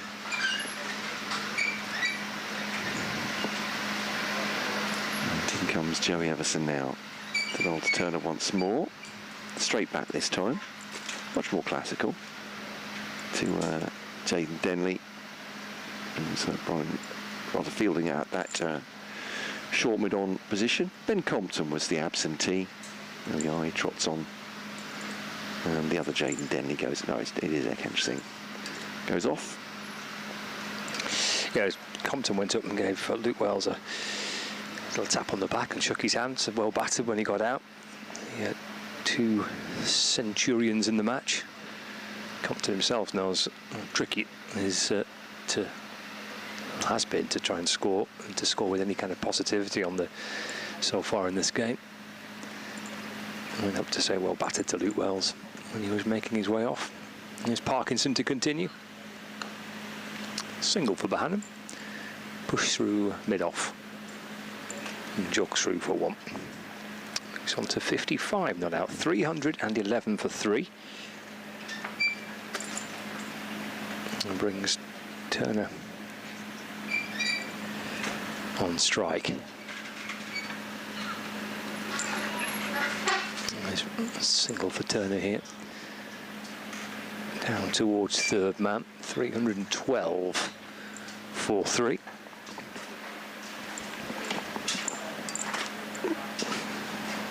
Dal Drummond comes back in at slip.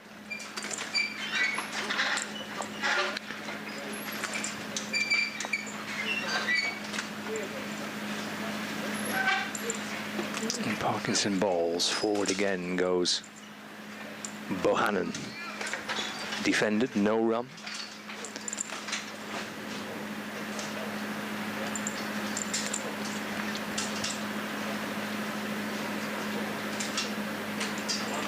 Into Bohannon. Run it away through the offside. Backward point gets to it first. Where's Agar there to field? A single off the first 2 deliveries. Dot balls off the next 2 deliveries. 2 to go in the over. Parkinson tosses one up to Bohannon. That's driven up towards Kashif Ali, who's maybe 10 yards back from the orthodox mid-off position. So allows Bohannon to scamper through for a single. 313 for 3. Bohannon moves to 56 not out. Turner waits for Bohannon and then plays off the front foot, pushing safely away into the offside, and there's no run. So 3 coming off that over from Matt Parkinson, and Lancashire move on to 313 for 3. Bohannon 56, Turner on 6, 90 overs gone of the Lancashire first innings.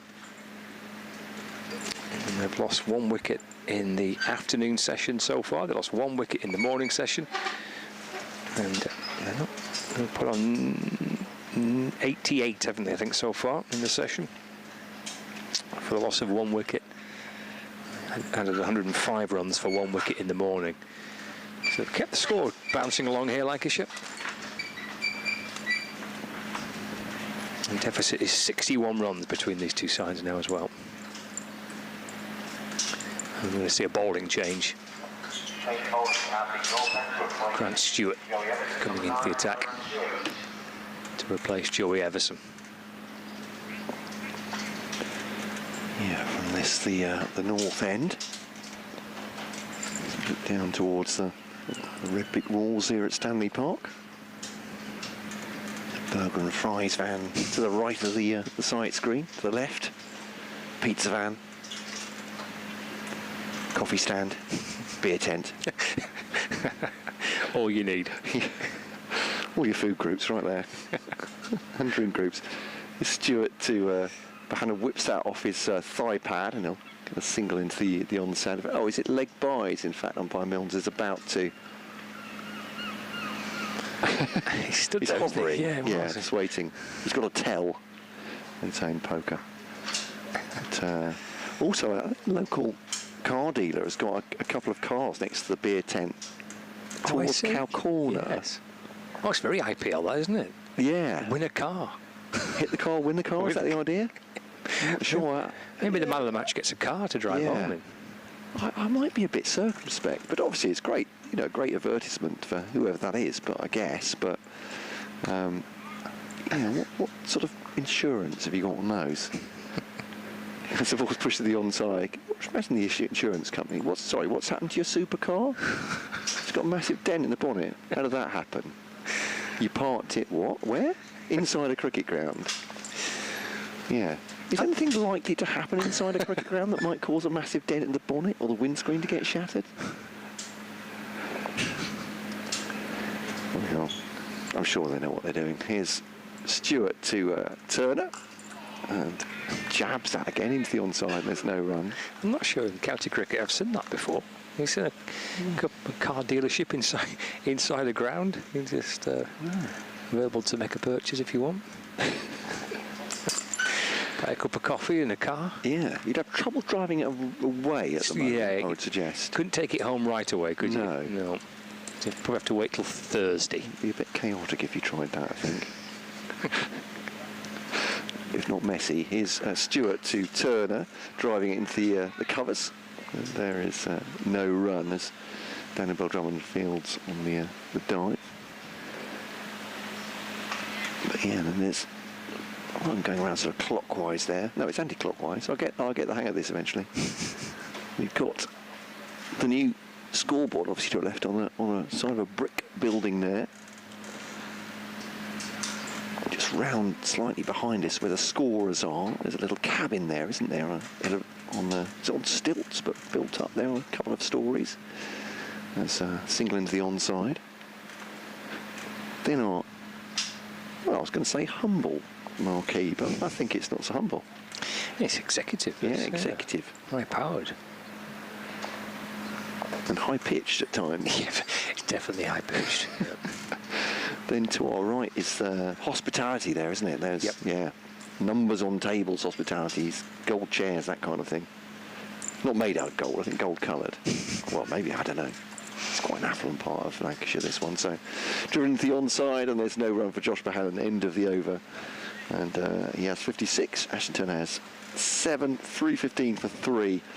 And Lancashire 59 in arrears now, just in the first innings. And then the clubhouse there, nipped in there. Very jolly, I have to say. It's nice, isn't it? Really good, yeah. Really lovely facility, that. Quite good food in there as well. You can order some decent grub. There's seating on the balcony outside. It's sort of almost like a beer garden, but with seating to look across. Then there's a kindergarten building just there. I hadn't spotted that, but there we are. Is that the back of the kindergarten? Is that right? I think so. Yeah. There's a little playground out the front of it, isn't there? On this side of it. Parkinson in bowling, nudged away by Turner. There's no run. You can see that little play area. Oh yeah, the slides there.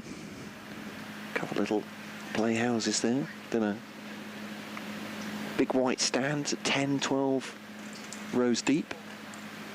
Parkinson to Turner. He'll take a single.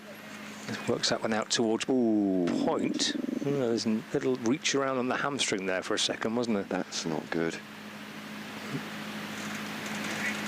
Yeah, from Grant Stewart. Right. I think Jack Leaning has just asked for his health. Yeah, just reached around, didn't he? Felt the back of his left leg. He's still out there. Dare I say it? Well, on repeat for Kent supporters. Parkinson to Bohannon. Oh, he's gone back and played it late. Through to the keeper. Kent have had terrible luck with injuries. I mean, it's exacerbated by a small squad. It doesn't look as bad if you've got, you know, 6, 8 seam bowlers on your staff, I guess. But no, he's just, again, I think Joey Everson has asked him, and he's just put his hand up and said, no, maybe just a tweak. That's carved away. And that's going to run out towards the kindergarten, where it's fielded by Kashif Ali. Bohannon gets 1. Moves to 57, 317 for 3. The big stand to our right, then there's some nets at the far end there. Presumably that's the nursery part of the ground, is it, where the nets are? It's in the air by Turner. It clears mid-on. It'll land safely. It won't spin out towards the boundary rope, but he's gone on the slog sweep there, Turner. Clearing mid-on, comes back for 2. And then, yeah, then we're back at the burger and fries van. It's a nice little ground, though, isn't it? Yeah, it's a nice beautiful. And I should say, yeah, it's trees all the way around, isn't it? Because it's part of Stanley Park, is that right? We're in the park, yeah. The park itself is, will be a bit of walking their dogs to the left. The zoo is off to our left as well. Yeah, kind of behind us. Just behind us, gotcha. Yeah. There's a big boating lake as well inside Stanley Park. There's a big coffee shop and bandstand there as well. Turner on the front foot, forcing the ball up towards mid-off, and they hurry through for a quick single as the throw comes in by Denley towards the keeper, but they have managed to scamper a single. End of the over, 320 for 3. Lancashire trailing Kent by 54 runs. In the other parts of the ground, there's a natural bank, isn't it, at the far side? So almost like a natural spectator, like an auditorium almost, with 3 rows of seats, people, or a couple of rows of seats, people can see just on blocks going up, on steps going up, basically, and then spectators on the top, particularly on the bank that we're looking straight down at on the top there, near the side screen. So, yeah, heartily recommend if there are grounds you've not visited and you're wondering. I would say top quality here. Yeah, they seem to settle back into enjoying coming back to Blackpool. I mentioned there was a period of time where they didn't play here, and the club did put a lot of investment into the drainage and the outfield, improved, I think, some of the pavilion as well, and Lancashire came back and played some one-day stuff here and then quite enjoyed it. Been playing some championship cricket here for the last, I think, three or 4 years now. Jayden Denley will get his first bowl of this match, and to check in the other game he played this season whether he did bowl. But yeah, be left arm orthodox, so both he and Parkinson naturally spinning the ball away from the right-handers. No, didn't bowl in that game against Gloucestershire he played, and Ashton Turner just leans back, drives it to Dewandamiye on the offside boundary for a single. But yeah, very nice walk in just from the car park beyond to come in to this ground. Very leafy around here. Denley round the wicket, his first ball to Bohannon, quicker one. Bohannon on the back foot, hits it with some force, but up to Agar at mid-off, goes round the field, and there's a single there as well. Where did you venture to last night? Oh yeah, I was at Lytham last night. Lytham last night? Yeah. Okay, very nice. Yeah. Sort of windmills there. Nice. Just to walk down the... Is it coast there, or is it an estuary? It's into the estuary, yeah, the River Ribble, yeah, which heads in towards Preston. But you can see, yeah, you can see a long way, can't you, from the beach? Great views, and it's given a bit more twirl by Jayden Denley there, a bit more tweak. It's a bit of rain in the air. Yeah, it could be a little. Yeah. I wonder if it'll be enough to take them off the field, but on the back foot cutaway, that's a really deft cut from Ashton Turner behind the fielder. Then Compton is after. He's not going to catch that one before runs. That's really nicely done, isn't it? Really wristy to get that one away. Cut it away for 4 runs. Nice shot, and this hasn't been the greatest first over for Jayden Denley. 6 off it already off the first 4 balls. They've taken absolutely no time in trying to aggress the young spinner. 19 years of age, Denley. Flatter this one, and that's been thumped away over long on by Ashton Turner, and that is 6 runs. I would say the moment that left the bat, there was no doubt about that, and that may have reached the hospitality tent. They may well charge it to get in, but they'll have a bouncer there, I'd imagine, getting rid of that. But yeah, that's a... He tried the quicker one, didn't he? It's just a little bit short in the slot for Turner, and that has been thumped away. And yeah, that's not a great start, is it, for Jayden Denley? 12 off the first 5 balls, and this might be a short experiment from Daniel Bell-Drummond's point of view. Light rain continuing, but players don't seem at all disconcerted by it. It started like this just before lunch, didn't it? Then it got a little bit heavy as the umpires went off, but it just seems like it's just blowing through the air at the minute. You have to remember this protocol as Ashton Turner looks pointedly down the ground, that everybody realises is beside us that you and I are getting out of the way if it comes anywhere near it. Oh, absolutely. Yeah. So it's defended. Well done, Jayden. Defended and by Ashton Turner into the offside end of the over. Expensive one from Jayden Denley. And they end up that over, end of 93 overs, 3-3-2 for 3. Just 42 behind now. 49 overs minimum remaining in the day. Bohannon has 58, Turner has 22. The man to go in this session, Luke Wells, who just hit Matt Parkinson literally out of the ground, went to do the same again and was caught, very well caught by Wes Agar at long off, but just 2 wickets to fall for Kent Day. The other, he went for 152. Fantastic innings. The other was Tom Bailey, the not watchman, going to Joey Everson this morning. Lancashire have batted pretty much untroubled. They have 1 or 2 alarms, but Kent have really struggled here, and Lancashire pouring on the pain. Parkinson in to Bohannon, just nudged away to the leg side for a single.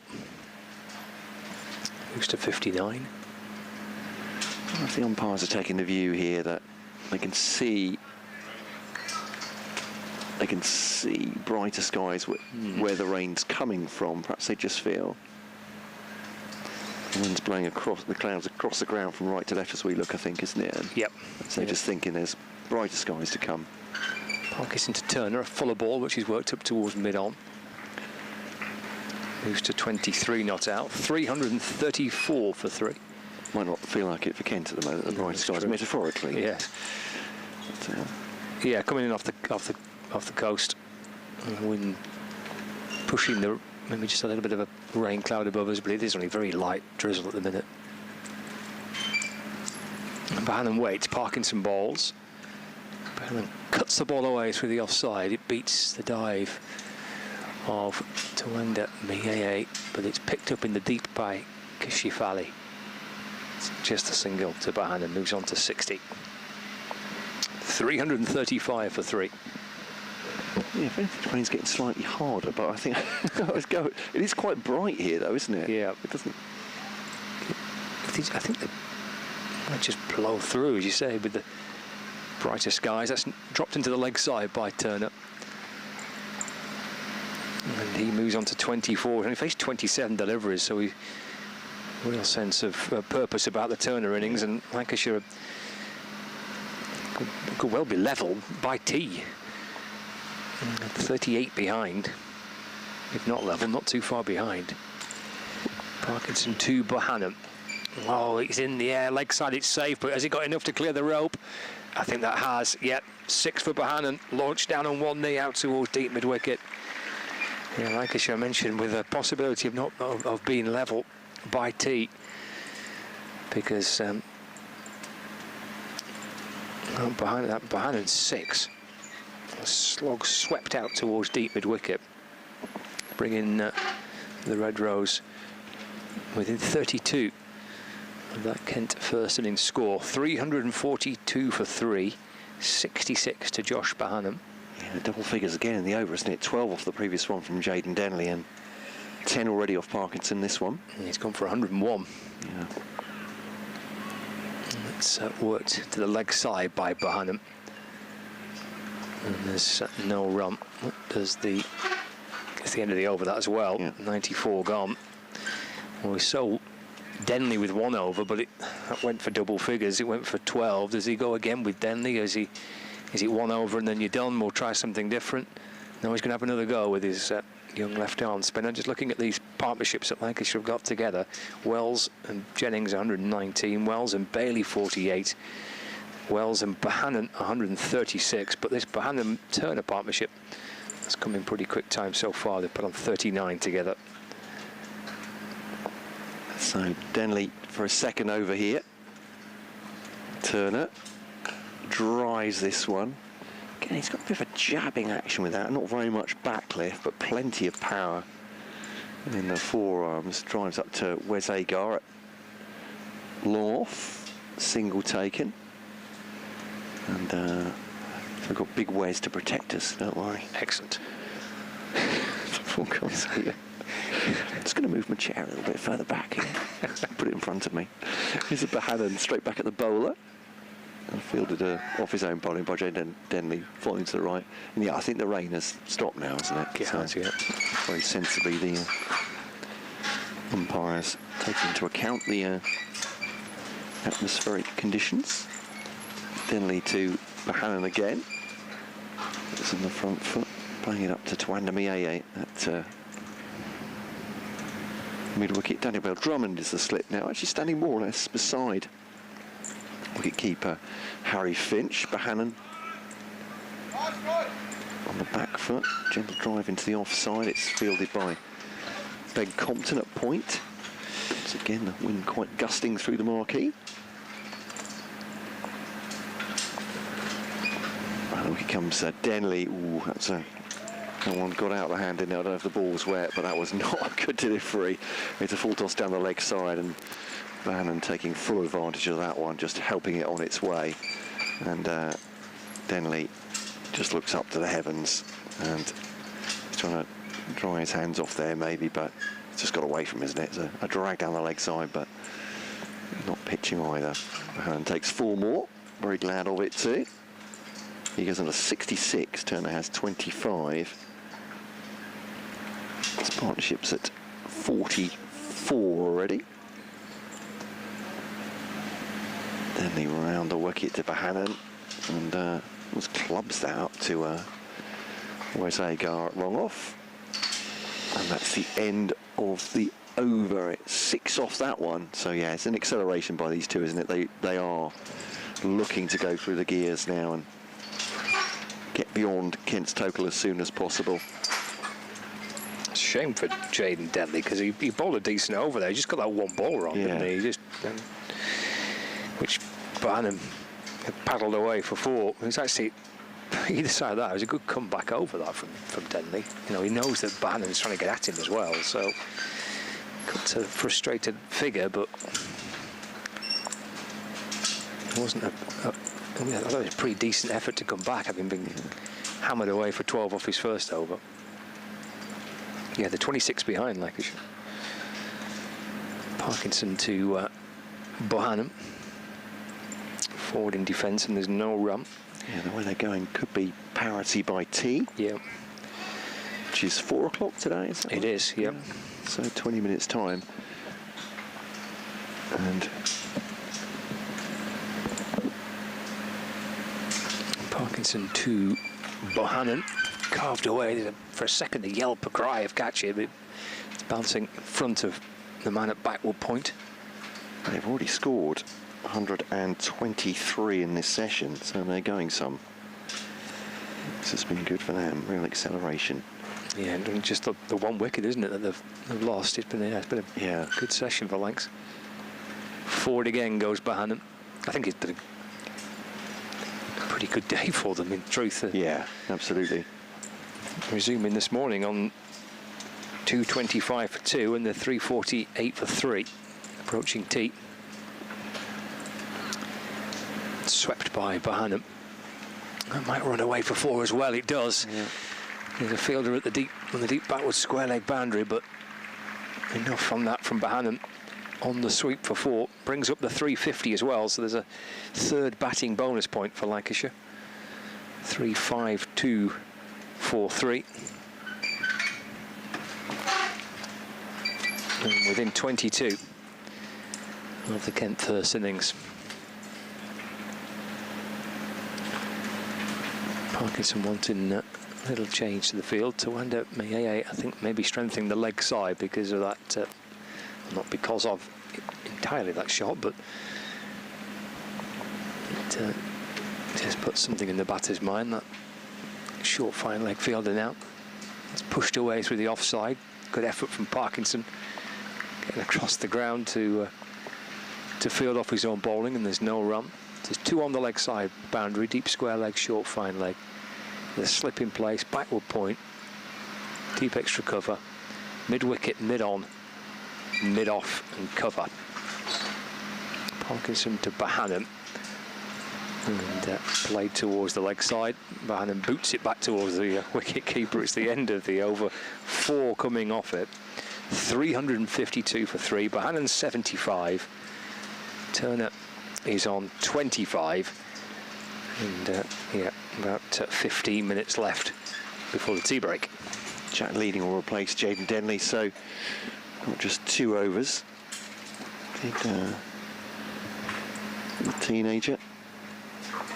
Jack Leading now arranging his field. That'll be natural off spin, will take the ball into the right-handers. Ashton Turner just surveying. So Rothesay long off is for the drive. I suppose with the spin, or against the spin rather. A skewed drive.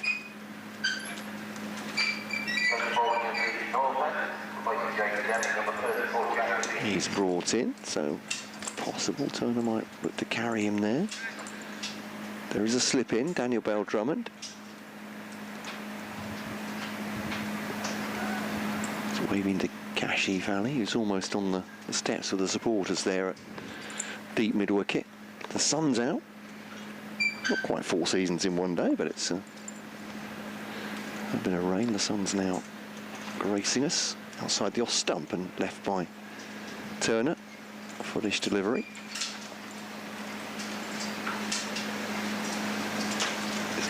retaining that one. Tall Aussie waits for leaning now. He's outside the off stump as well, closer to the off stump, but not really threatening.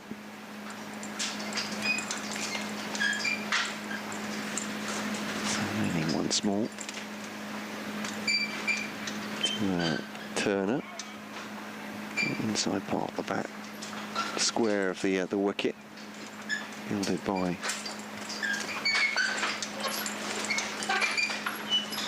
Compton there, I think. Yeah, it's been Compton next to umpire Sue Redfern at square leg. Turned on the back foot. He's trying to work that one away for a second, but straight back at the bowler off the inside part of the bat, and there's no run. Jack Leaning fields number 34 on his white Kent shirt to Turner. Powers that one into the offside, fielded by Joey Everson on the offside boundary forward of squares. It's straight at him along the ground. The rain hasn't really held up the outfield, that's for sure. And 50 partnership.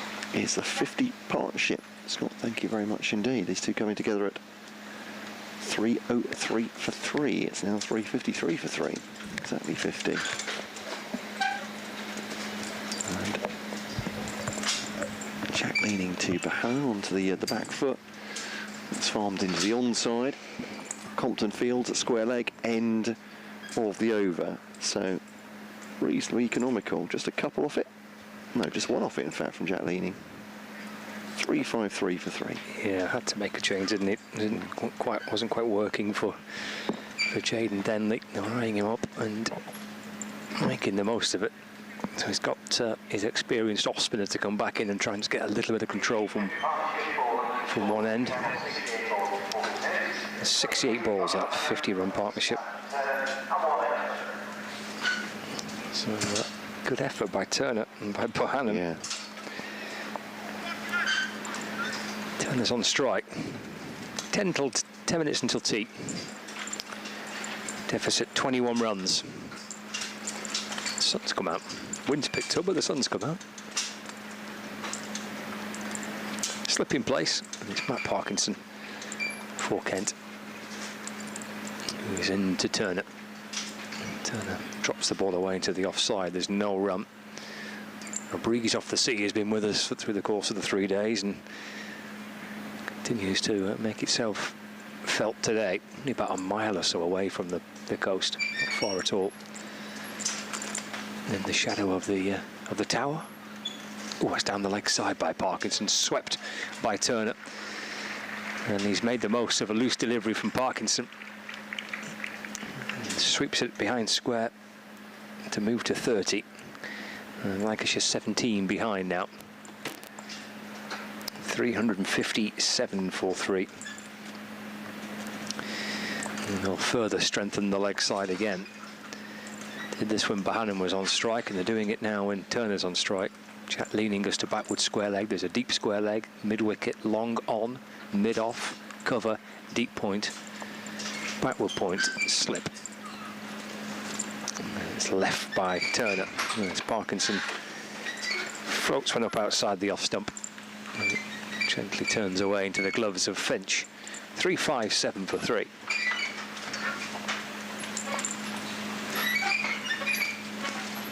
Parkinson to Turner, shuffling forward and work back towards Parkinson off his own bowling, and there is no run.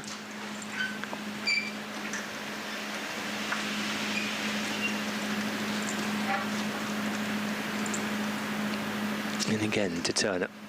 Turner goes big, goes in the air and all the way for 6, out towards those cars from the local car garage. It's gone for 6 for Turner. It's a big hit out to the beer tent and where the show cars are.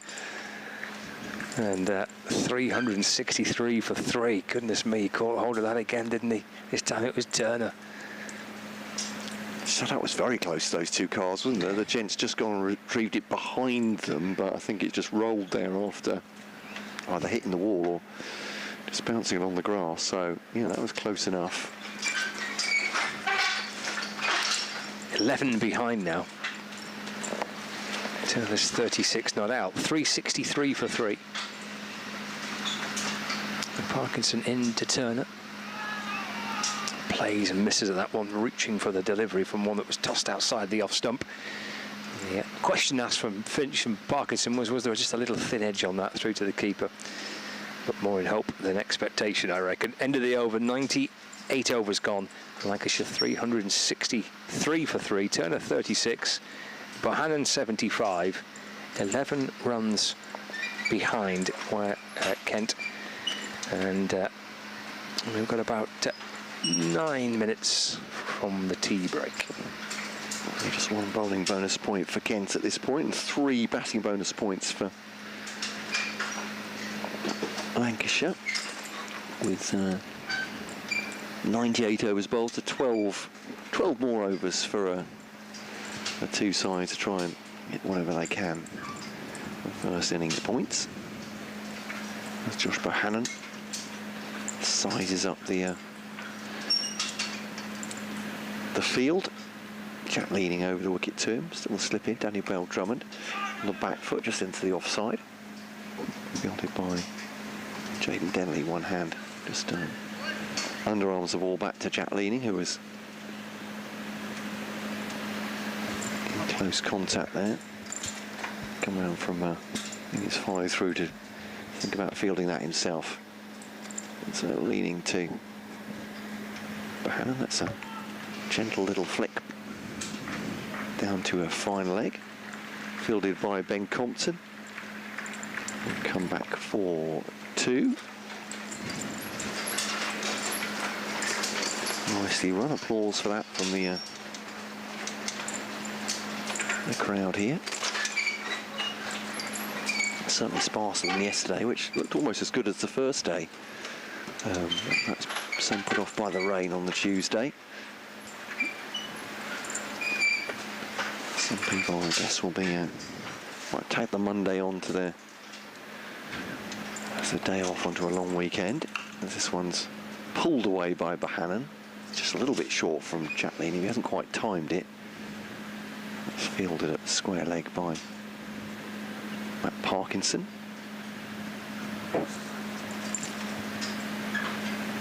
No run this time. Leaning once again and left by Bohannon outside the off stump. And, scoreboard just says over 8 -1 if Kent needed to know. There we go. So the spin will help, that's for sure. And back on parity. It's dragged down a little bit from Jack Leaning trying the quicker one, and Bohannon turns it behind square. It's another pretty neat over from Jack Leaning though, isn't it? I think in the context, I'm not worried about boundaries being hit. It's 3 off it so far. Ashton Turner might ruin that. He's certainly got the power to do it. So just adjust the field. Turner has 36 off 39.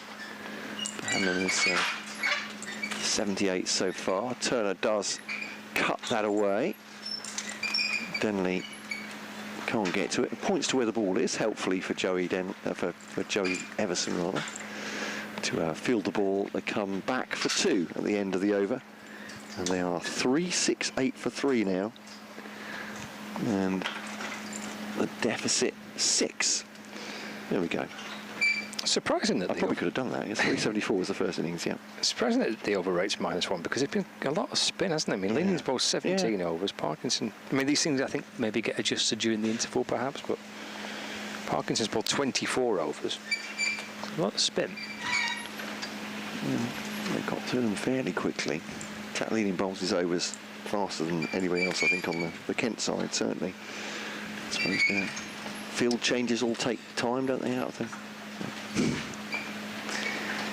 Well, certainly time for one more Parkinson over. I suspect we'll probably get 2 on with. It's 5 minutes till the scheduled tea break, so we might squeeze a couple of overs in here. One from Parkinson, maybe one more from Leaning. To play back towards Parkinson by Josh Bohannon. There's all sorts of weather here. I mean, a cloud, a bit of rain, we've got some sunshine, we've got sun's in, the sun's out. Parkinson to Bohannon just lost his run there, I think, did Matt Parkinson, just pulls away. Both thunderstorms and snow in the forecast, we're told. Maybe not. In comes Parkinson, balls again. Tries to catch, it's chipped in the air by Bohannon, but out towards the man on the point boundary, who's on to 79. Yeah, big shout of catch, but Bohannon knew exactly what he was doing. The margin for error on the offside is massive, isn't it, when he's trying to mow that away? It's true, yeah. There's a lot of open spaces. They're going to block one of those open spaces now because Jack Leaning's gone from backward square leg to catching cover position. He's got the reverse out there as Ashton Turner. Throw comes in towards the keeper's end. Stop from Garcia. I don't think he's moving terribly well, though. He did just reach the hamstring, didn't he, a few overs ago. I wonder if he's just stiffening up a little bit, but well, they would have taken him off, I'm sure, if he'd indicated that. But Sweep here, and the sweep's on with that change in the field just a few moments ago, and it'll be 4 runs, nicely played. It's a lovely looking sweep shot by Ashton Turner for 4. Takes him on to 42. Pretty much run a ball, isn't it, as well? Yeah, exactly, run a ball, yeah. 42 from 42. And Lancashire are 1 run behind at 373 for 3. Another fielding change, so Leaning going back into that position at backward square leg. It's a long on, mid-wicket, deep square leg, backward square leg.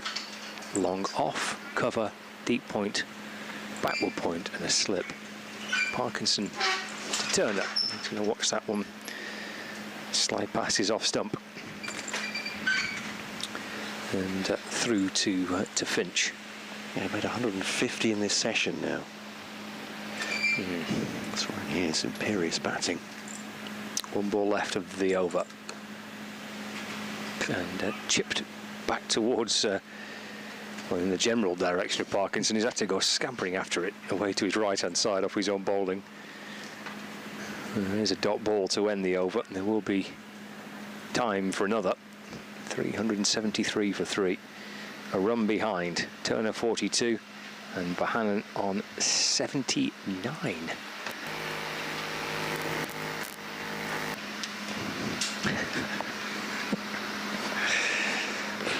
Various things vibrating then all of a sudden. Everyone okay? We suddenly earthing ourselves. Yes. Yeah.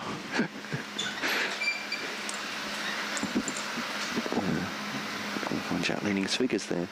Number 62 off 17, is that right? It is. So, bowls to Bohannon straight back at him. Someone ought to clear this laptop screen. It's very dusty. Oh, wait a minute, it's mine.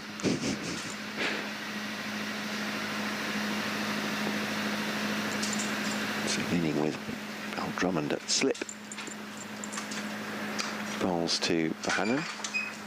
Drives it off the back foot into the offside, and Joey Everson, who's done plenty of fielding as the boundary rider on the offside all day, fields it a single. On Turner watch. As if anyone's going to smack it down the ground in our direction, I'd imagine. The Aussie is the most likely, but Jack Leaning will be hoping that doesn't happen. Instead he waits for that one and just drives it up to Laurent. Is that? They're in front, aren't they? One in front now. One in front. I was going to say Turner's on 43 now, is that right? Yeah. Yep. But yeah. So into a lead, 375 for 3. Leaning to Bohannon, just took the bottom hand off there. Just got a little bit of big on him, that one. But turns it down towards backward square and it's fielded by Parkinson. So, but certainly actually putting Jack Leaning on has slowed things down from this end, hasn't it? It has, yeah. They haven't quite taken the liberties with him that they have with the Parkinson, or certainly not with Denley. Leaning to Turner. Oh, it's beaten the bat. Has it gone between bat and pad, that one, I think? Oh, yeah. And very close to the off stump. And Jack Leaning, you're lucky he's not in. He pulls his shirt up, almost as if to cover his whole face. And that's bites his tongue with his thoughts about that one. Just before tea on day 3. As close as Kent has been probably in this session to getting themselves a wicket. Bowls now to Turner, who drives it and bounce back to Jack Leaning. And is that the end of the over? It is indeed. End of the over, end of the session, and it's been a mighty good one for Lancashire as well. They've powered away, scored more than 150 in that session. They end 3-7-6 for 3. So, yeah, it's 151 with Luke Wells going for nearly that, 152. The only wicket to fall caught on the boundary by Wes Agar for the bowling of Matt Parkinson. Otherwise, there's a big partnership between him and Josh Bohannon, 136 they put on. And now this partnership between Ashton Turner on 43, Bohannon on 81. He's at 73. And they've really accelerated through that session, put Kent's bowlers to the sword. And they do have themselves a 2-run lead going to tea on day 3. They do, thank you, Matt. They do. 2 in front as the umpires head off. 41 overs remaining in the session to be bowled. We'll take a break for 20 minutes. Catch you soon.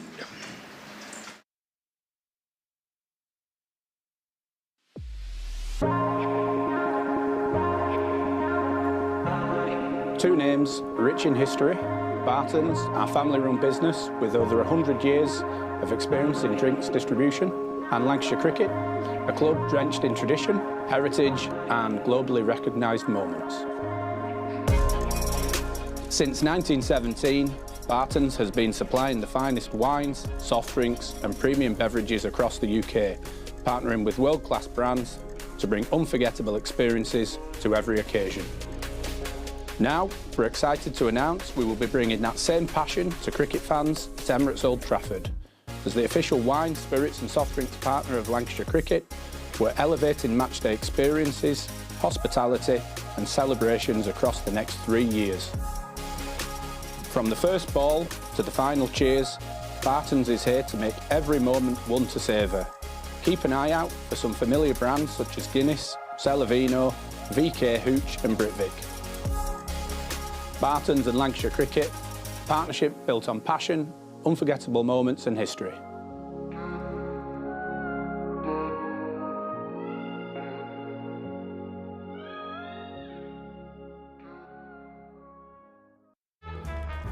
L is for the way you look at me. O is for the only one I see. V is very, very extraordinary. Welcome to the opening day. Oh, that is a wonderful shot.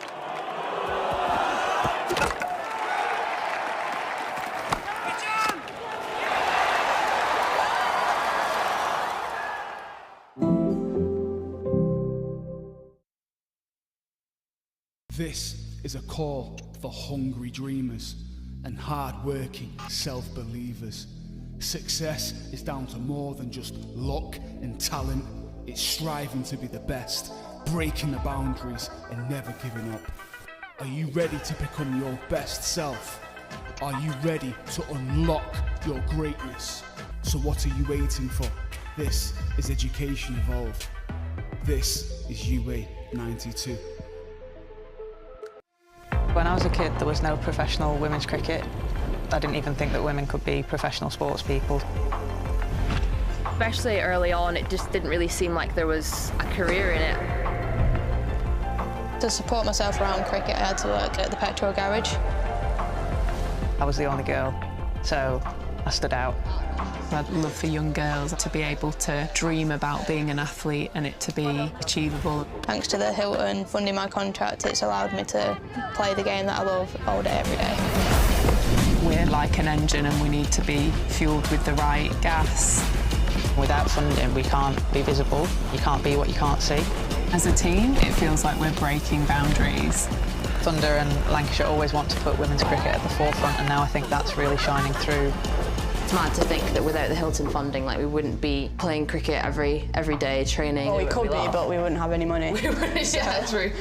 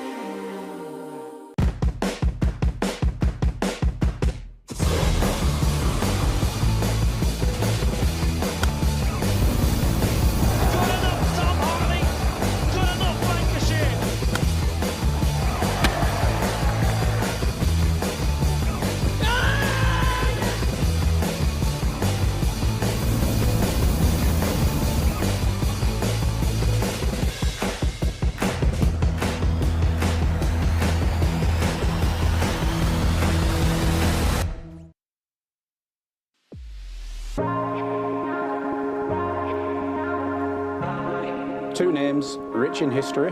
Barton's, our family-run business with over 100 years of experience in drinks distribution, and Lancashire Cricket, a club drenched in tradition, heritage and globally recognised moments.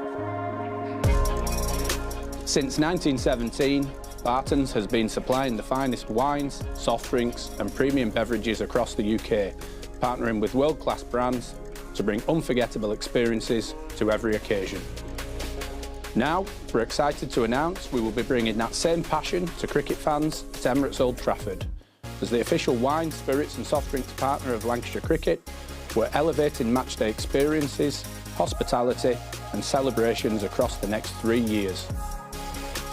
From the first ball to the final cheers, Barton's is here to make every moment one to savour. Keep an eye out for some familiar brands such as Guinness, Celavino, VK Hooch and Britvic. Barton's and Lancashire Cricket, partnership built on passion, unforgettable moments and history.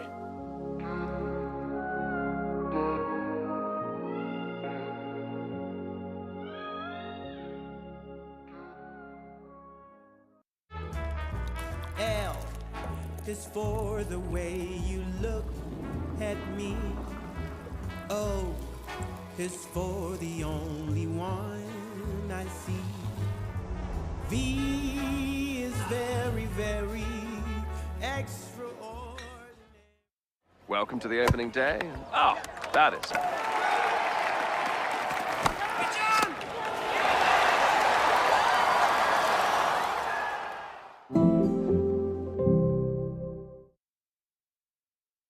This is a call for hungry dreamers and hard-working self-believers. Success is down to more than just luck and talent. It's striving to be the best, breaking the boundaries and never giving up. Are you ready to become your best self? Are you ready to unlock your greatness? So what are you waiting for? This is Education Evolved. This is UA 92. When I was a kid, there was no professional women's cricket.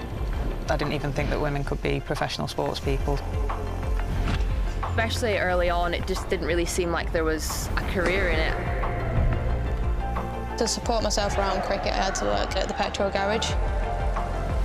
I was the only girl, so I stood out. I'd love for young girls to be able to dream about being an athlete and it to be achievable. Thanks to the Hilton funding my contract, it's allowed me to play the game that I love all day, every day. We're like an engine and we need to be fuelled with the right gas. Without funding, we can't be visible. You can't be what you can't see. As a team, it feels like we're breaking boundaries. It's Thunder and Lancashire always want to put women's cricket at the forefront, and now I think that's really shining through. It's mad to think that without the Hilton funding, like, we wouldn't be playing cricket every day, training. Well, we could be, but we wouldn't have any money. We wouldn't, yeah, true.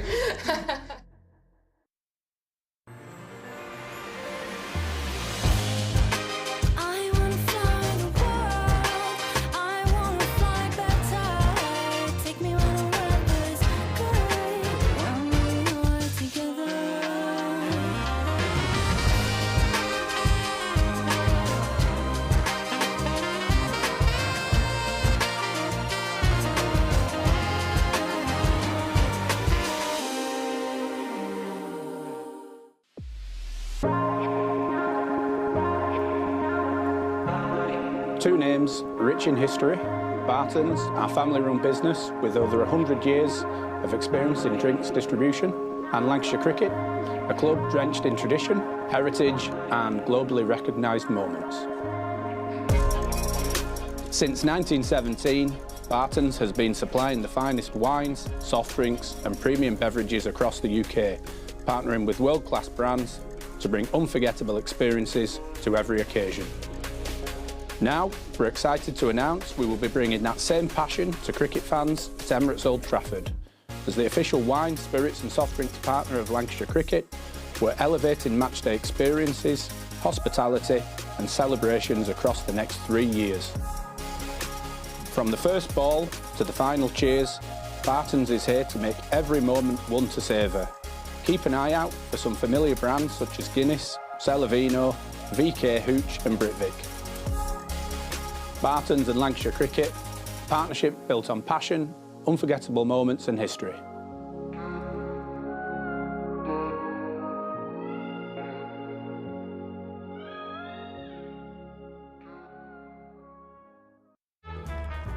L is for the way you look at me. O is for the only one I see. V is very, very extraordinary. Welcome to the opening day. Oh, that is a wonderful shot.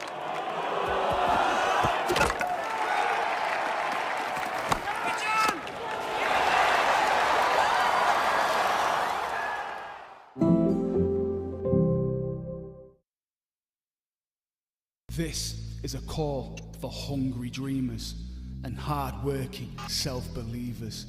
Success is down to more than just luck and talent. It's striving to be the best, breaking the boundaries and never giving up. Are you ready to become your best self? Are you ready to unlock your greatness? So what are you waiting for? This is Education Evolved. This is UA 92. When I was a kid, there was no professional women's cricket. I didn't even think that women could be professional sports people. Especially early on, it just didn't really seem like there was a career in it. To support myself around cricket, I had to work at the petrol garage. I was the only girl, so I stood out. I'd love for young girls to be able to dream about being an athlete and it to be achievable. Thanks to the Hilton funding my contract, it's allowed me to play the game that I love all day, every day. We're like an engine and we need to be fueled with the right gas. Without funding, we can't be visible. You can't be what you can't see. As a team, it feels like we're breaking boundaries. Thunder and Lancashire always want to put women's cricket at the forefront, and now I think that's really shining through. It's mad to think that without the Hilton funding, like, we wouldn't be playing cricket every day, training. Well, we could be, but we wouldn't have any money. We wouldn't, yeah, true.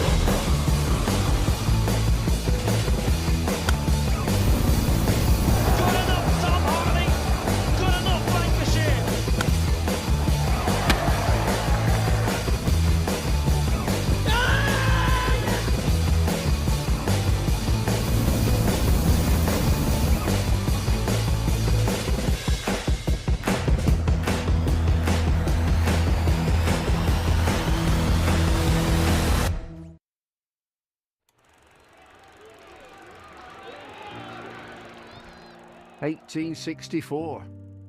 We were first class then, and we're first class now.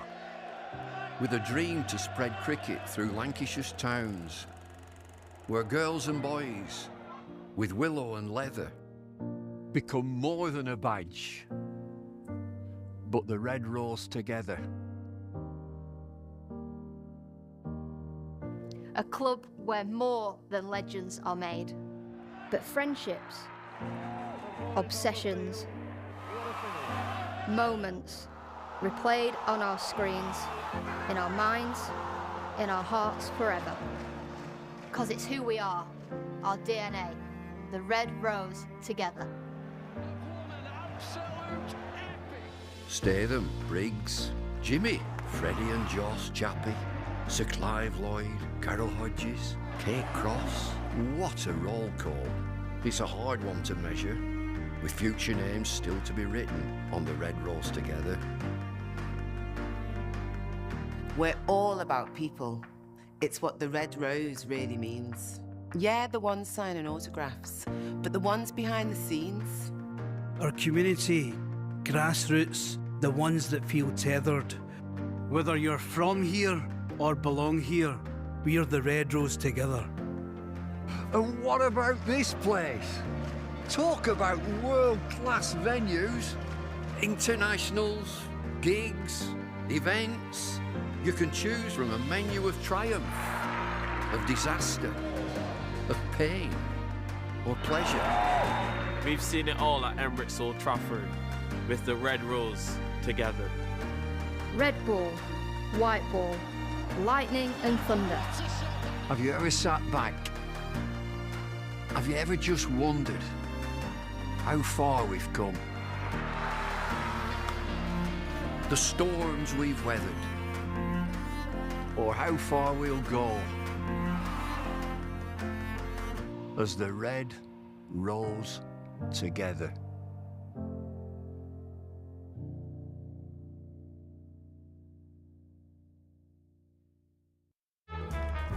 L is for the way you look at me. O is for the only one I see. V is very, very extraordinary. I wanna fly the world. I wanna fly better. Take me where the weather's good. When we are together.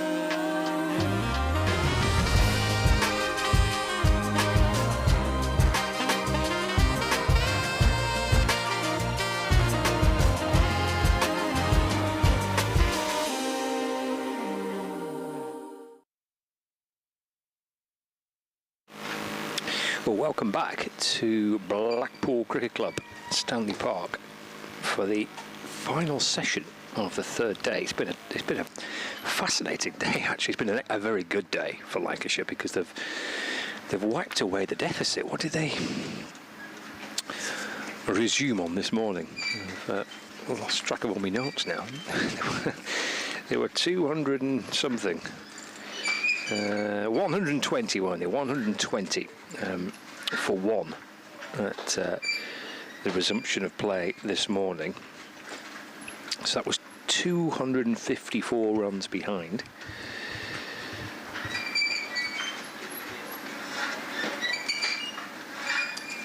And they got to lunch at 225 for 2, so 149 behind. And they've got to tea at 376 for 3. 2 in front. So yeah, a pretty good couple of sessions that for Lancashire. I think just going through the scores of the season and the scenarios of the season. I mean, this is, I think, probably see what happens in the final session, of course. But this could well be, by some distance, Lancashire's best day of the season. They've enjoyed some pockets of good cricket where they've been on top in the better side, but I think depending on how it unfolds in the evening session, this might well be ranking up there as being their most dominant day of the season. We shall see how the evening session goes. There's still quite a bit to go, 41 overs, so it's a lot of cricket to go to to tonight. I can hear buzzing and all sorts again, but I think that's because we've got wires here, there and everywhere. I think it's me buzzing somewhere. Hopefully it's not too distracting. Yeah, 41 overs to go tonight, so quite a bit of cricket. 7 wickets in hand. What will Lancashire's lead be at the close of play? It's currently 2. They've got Bohannon on 81 and Turner on 43. Players just starting to slowly creep out from the pavilion. Daniel Bell-Drummond leading out the Kent side in little drips and drabs, slowly making their way up to the middle. They're not exactly rushing, as we said. No. Well, another 150, and they'll have a lead of 152. There we go. Yeah, 151 runs in the session, wasn't it? Yeah. And I was saying at the beginning of the day, in this position, there's no jeopardy for Lancashire in terms of losing the game.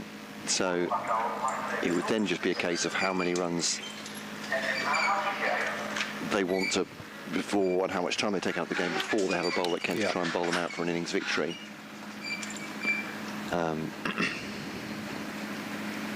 It feels like it might take a long time, but yeah, I mean we've only had 13 wickets in the 3 days, haven't we, so far?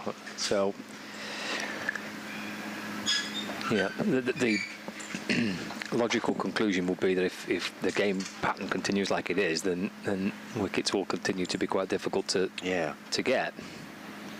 It's that balance between not wanting to put Kent in too early because they could just bat out, get themselves a bit of a lead and block it out and make it possible, but yeah, too late doesn't give you the opportunity to get among the wickets. So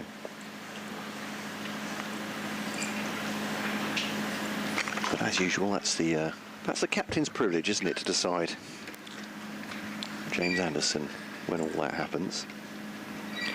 Kashif Ali to get underway from the south end. 376 for 3. Lancashire leading by 2.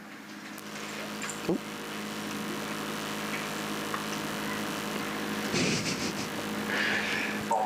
Sorry, I should say, listen, sorry, you may not hear the buzz, but we do. We did, yeah. I think it could be me. It could be either of us. It could be both of us. It's a bit like the old TV area. It's like, well, it's quiet, just hold your position, don't do anything. Nobody move. What did I do? What happened? I did move my tea. That classic tea interference. As Kashif bowls to Bohannon, first ball after tea. That's not a bad one from Kashif. Good 4-stump line. If he had edged it, it wouldn't have reached Harry Finch almost assuredly, as it bounced before it got to the Kent wicket-keeper. 376 for 3. Welcome wherever you're listening or watching indeed. BBC Lancashire, BBC Radio Kent. With Scott Reed and Matt Cole. And on the BBC Sport website and app, of course. Take us with you wherever you go. Almost feels threatening at some point, but it's supposed to be reassuring. And on the pictures, with the pictures on the Lancs TV is Kashif to Bohannon, rising delivery, just nudges that into the offside. Ekant Singh fields. He's number 5 in the outfield. That's one of these traditional 1 to 11 numbers where he plays centre half. He doesn't look like the stature of a big centre back, does he? No. Ekant Singh. I've seen more as creative midfield. Yeah, I agree. Yeah, just off the striker. Yeah. So Kashif Ali. It's Harry Finch with 72 on his back. I'm not sure what that says. Behind the stumps, they come through for a single. Bit of hesitancy right at the start. Will they go for an overthrow? They won't. It's an underarm throw from Ekant Singh. No great shouts for anybody there. I think Turner had run that pretty hard, so was through it. But Ekant Singh shying at the stumps nonetheless. Because on the offside, just a moment's hesitation from Josh Bohannon, but I think he knew that Ashton Turner was then running to the danger end. So they'll come through for a single. Accurate start from Kashif, at least, for Kent.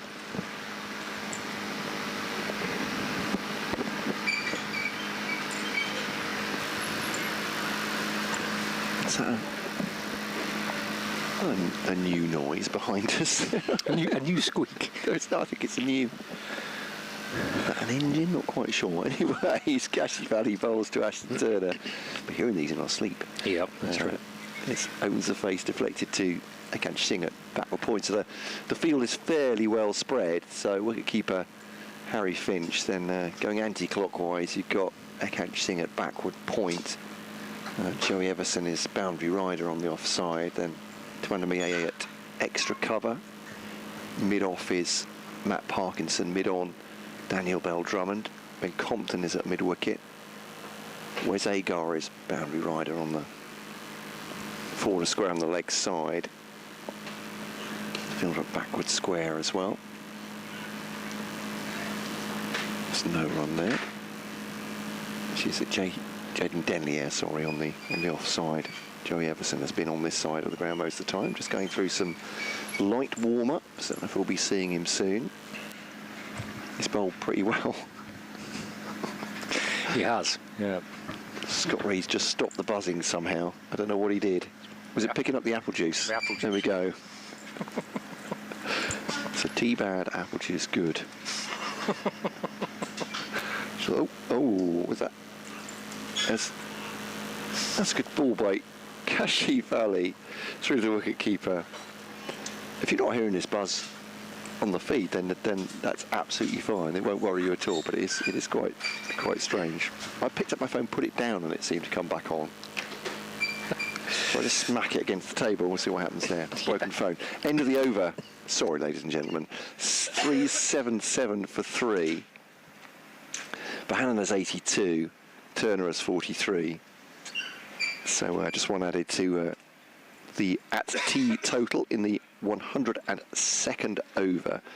101 at T.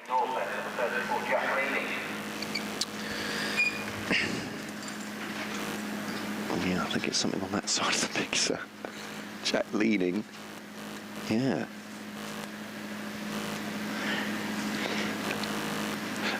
Bohannon on strike, that's worked away into the onside. Now to square leg for a single. Moves on to 83 rather, not out. Yeah, he battled early on, didn't he? It took him a long time to get going. And he and Luke Wells were just had to batten down the hatches for a bit with a Kent bowling, but I've certainly earned some freedom now. And Ashton Turner, 43 off 50. Yeah, waiting for leaning, driving away into the offside. Take the single. Fielder set back on the cover boundary. Turner moves on to 44. Lead of 379. Leaning to Bohannon. Again, hits away into the offside for a single. Bohannon moves on to 84, not out. 380 for 3 now. The lead moves to 6.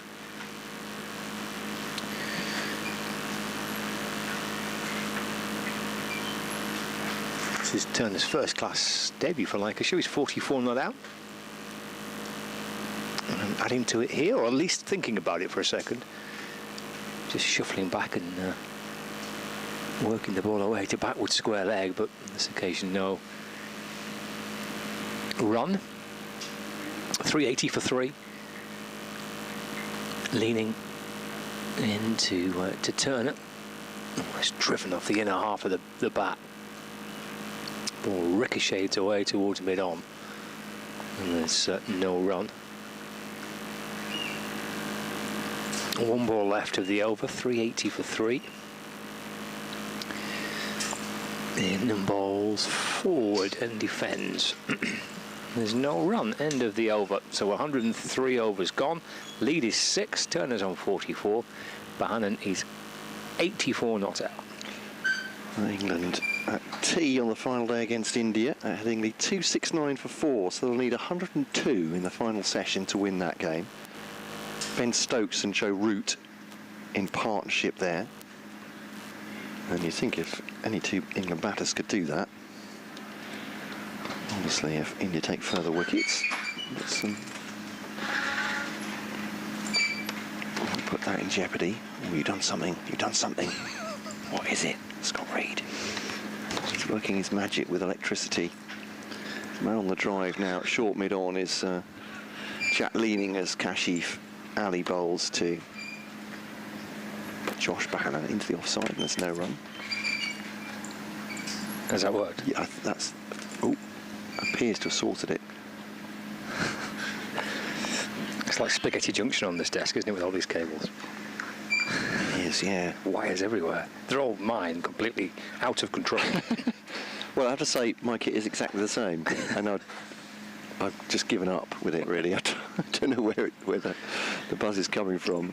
Kashif to Bohannon, driven into the offside, but doesn't beat Tuanamiya, who takes that on the walk. That cover. Kashif, the Pakistan test player. And there's a none for 42. From it's 14 and a bit so far. So it's going at exactly 3 and over. He's bowled tidily for the most part.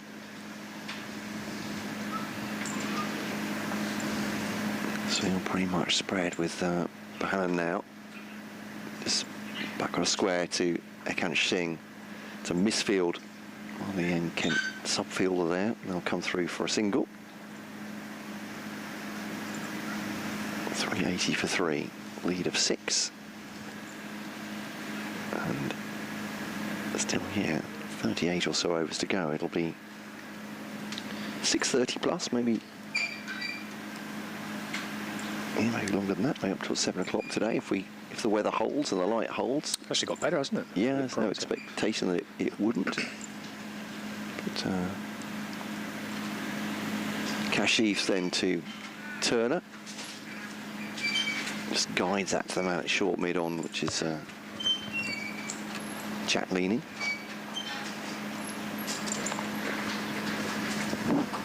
And there's no run. So they've gone off for rain at the test match. Oh. To take and tee, so hopefully that means they're not going to lose any time or anything like that. But yeah, gone off for rain in the test. England requiring 102 to win with 6 wickets remaining. Could be quite some finish if the rain stays away. Turner defends that. A little bit squared up. Oh, I think he just adjusted the shot there to the ball from Kashif, which tested him on the off and middle.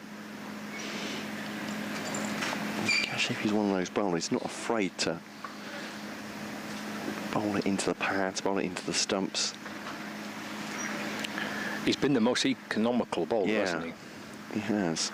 I think he and Joey Everson have been the pick of the Kent attack. I think that owes a lot to conditions as well as to their expertise of the ball.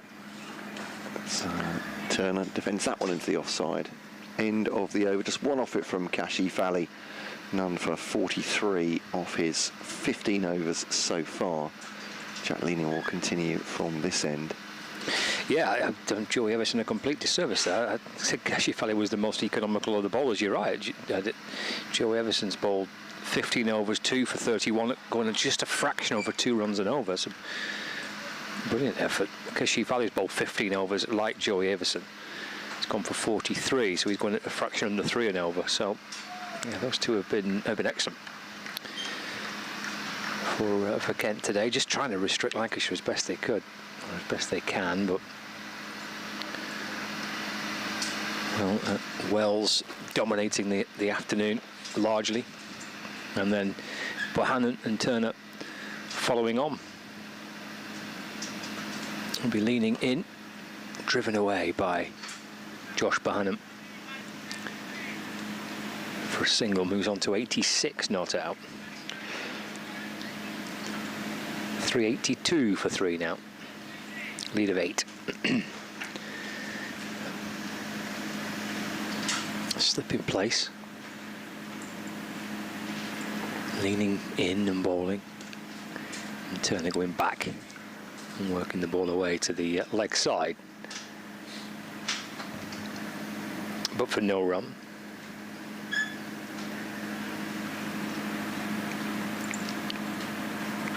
Turner stands waiting for leaning. He's hopping off the back foot and punching away through the covers for a single.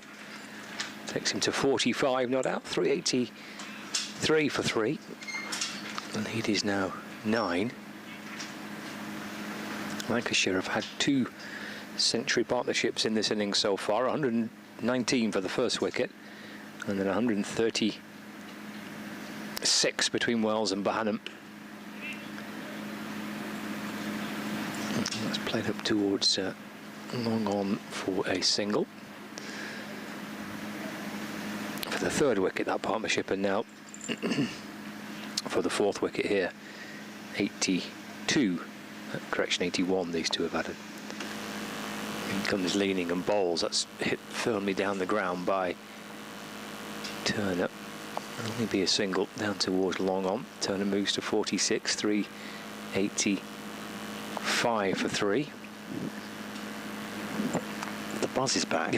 Again, it did coincide with me putting my phone down. But I don't know quite how that is. That I'm assuming that's a coincidence. I think it must be. Yeah.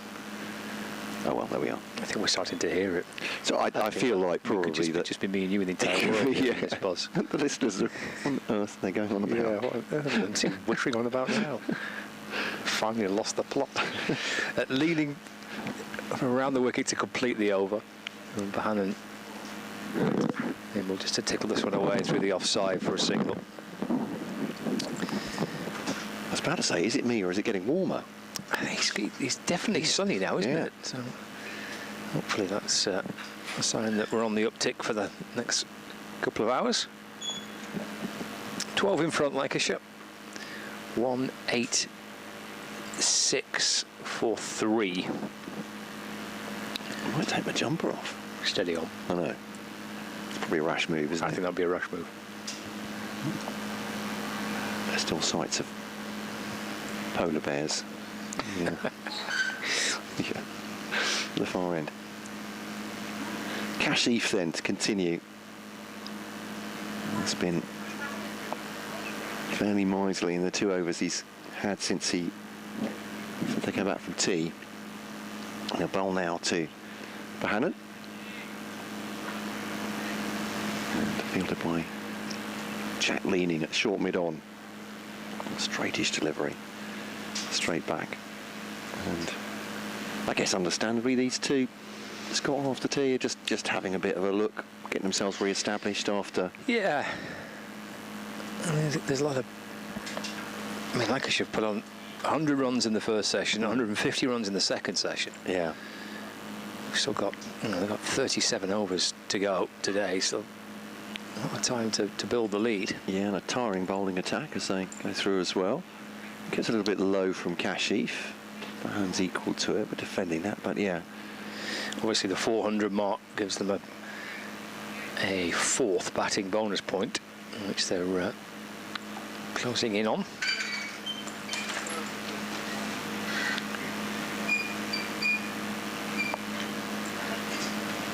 There are 4 overs at the end of this one. If they have got that additional batting bonus point in mind. Here is Kashif now to Bohannon. Works that into the onside for a single. We talked about the England game. We'll go around the rest of the scoreboard. I'm not doing Major League Cricket this time. Oh, well, all right. The Unicorns from San Francisco, of course, beat the Indians from New York, the Mumbai Indians, by 47 runs. It's the Texas Super Kings against the Los Angeles Knight Riders tonight. Oh, excellent. In Dallas. Lovely. Of course. That'd be warm. And why not? Be warm, did you say? I would have thought so, That's a very good point, yeah. Good luck with that. It's Kashif to Turner, and that's a thickish outside edge. I don't think he's played for that, but it is 4. No, he hasn't. That's skewed off the outside edge and off the bottom of the bat. Kashif Ali, I think it's fair to say, is less than impressed, but what is impressive is the rest of Ashton Turner's innings, and he's 50 not out now from 61 balls. And rode his luck a little bit with that one, but there's no slip, and actually it kept very low as well. So I think even if there had been a full slip cordon, I doubt whether that would have reached him. Thickish edge. And he goes to 50. 391 for 3. Debut 50, that first class debut. This for Lancashire. Not his first class debut, but for the club, who played 3 or 4 weeks of T20 cricket, playing in the county championship for the first time for Lancashire. Not too shoddy. Debut. Yeah. So, asking about fielding changes. So, just quickly, Sussex have recovered a bit. 98 for 3 in their second innings, leading by 132 at the other Riverside, Durham. Essex 62 for 2 in their second innings against Hampshire. They still trail there by 95 runs. Just to make Hampshire bat again. As Kashif bowls to Turner, angles that into the offside, be fielded by Denley for a single there. And elsewhere, Warwickshire 351 for 8 now, still 147 behind Somerset's first innings. And Surrey wrapped up that win against Worcestershire today by 9 wickets, dominating from pretty much from ball 1 at New Road. And Yorkshire 329 for 5 in reply to Nottinghamshire's 487, so 158 runs behind their act at Trent Bridge against the county championship leaders into Division 2.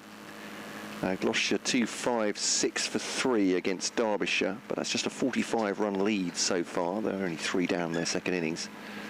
As Bohannon just pushes that into the onside, and that's the end of the over. So Derbyshire had a big first innings lead there. Gloucestershire have got past it with 3 wickets down, so effectively 45 for 3, I suppose, in the second innings. Middlesex 1-3-2 for 1, fairly even game. Both sides, they and Northampton made 400 plus in their first innings. Middlesex leading by 110 runs on day 3 there into their second innings. Glamorgan had a scratchy start against Leicestershire, 49 for 3. They're still 174 short of making Leicestershire win again, and as Scott was saying, Leicestershire win that one. That could well be. Well, it looks even now. It does. They are a shoe-in for promotion for Division 2. It does. It's just would be a fabulous effort, wouldn't it? That's pushed away by Turner for a single. Moves on to 52 not out. His half century, including 5 fours and 2 sixes. 90-run partnership between these two. Bohannon 11 away from 3 figures. Lancashire 7 away from 400, and a 4th bat-in bonus point. Jack leading. Off spin coming from around the wicket. Bohannon just taps that away into the onside for 1. The ball just skips its way through square leg, and Bohannon moves to 90. Leading drops his fielders back towards long off and long on. Turner's on strike. Turner pushing into the offside for 1. 394 for 3. You're saying Bohannon has 1 century this season, but a big one? Yes, yeah, 155 I think it was. May have been in the game against Northamptonshire at Old Trafford towards the start of the season.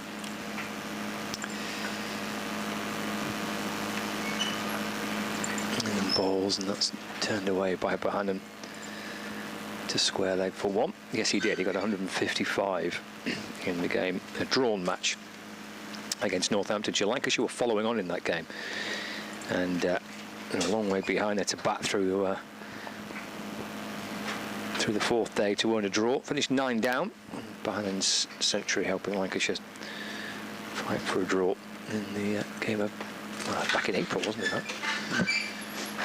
He's on 91 now, Bohannon, at the non-striker's end. Turner's on strike, and Jack leaning brings up mid-off, and mid-on comes in about 10 yards or so from the boundary rope. Mid-wicket goes a little bit wider as well. Hammered down the ground towards the press tent. Nope, bouncing on the roof of the press tent and over the over the tent and down in towards the car park behind us, or in towards the stand behind us for 6. And that brings up 400 for Lancashire, 402 for 3. And the fourth batting bonus point, Turner on to 59. Sorry, that was an inverted watch out, because that looked like it was coming into the left of the tent there. Just want to make sure everyone was... It did, you're right.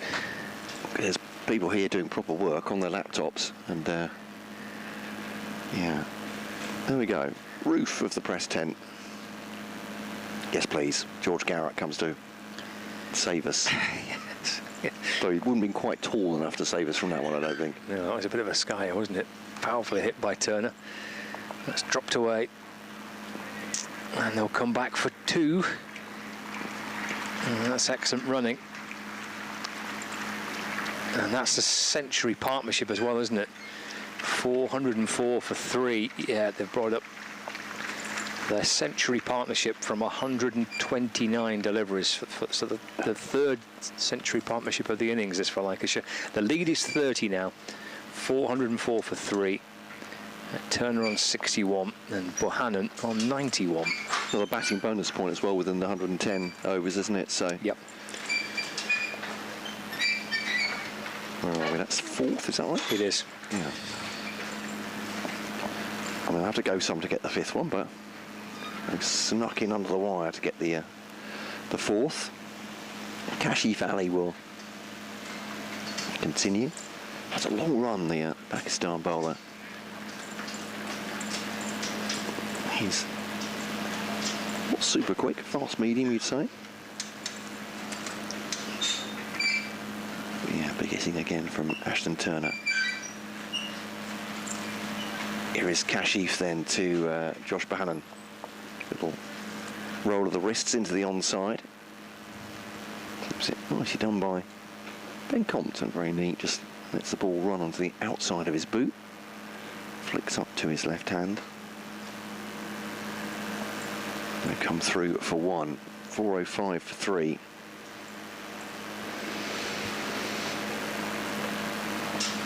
So we put on 29.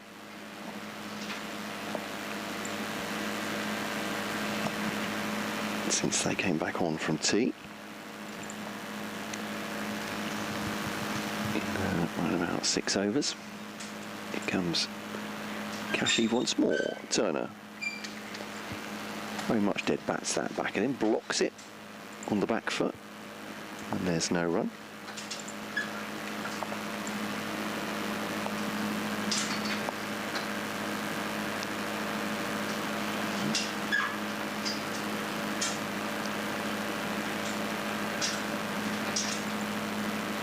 Finch just doing some stretching down on one knee, just trying to some thigh stretches, keeping himself limber.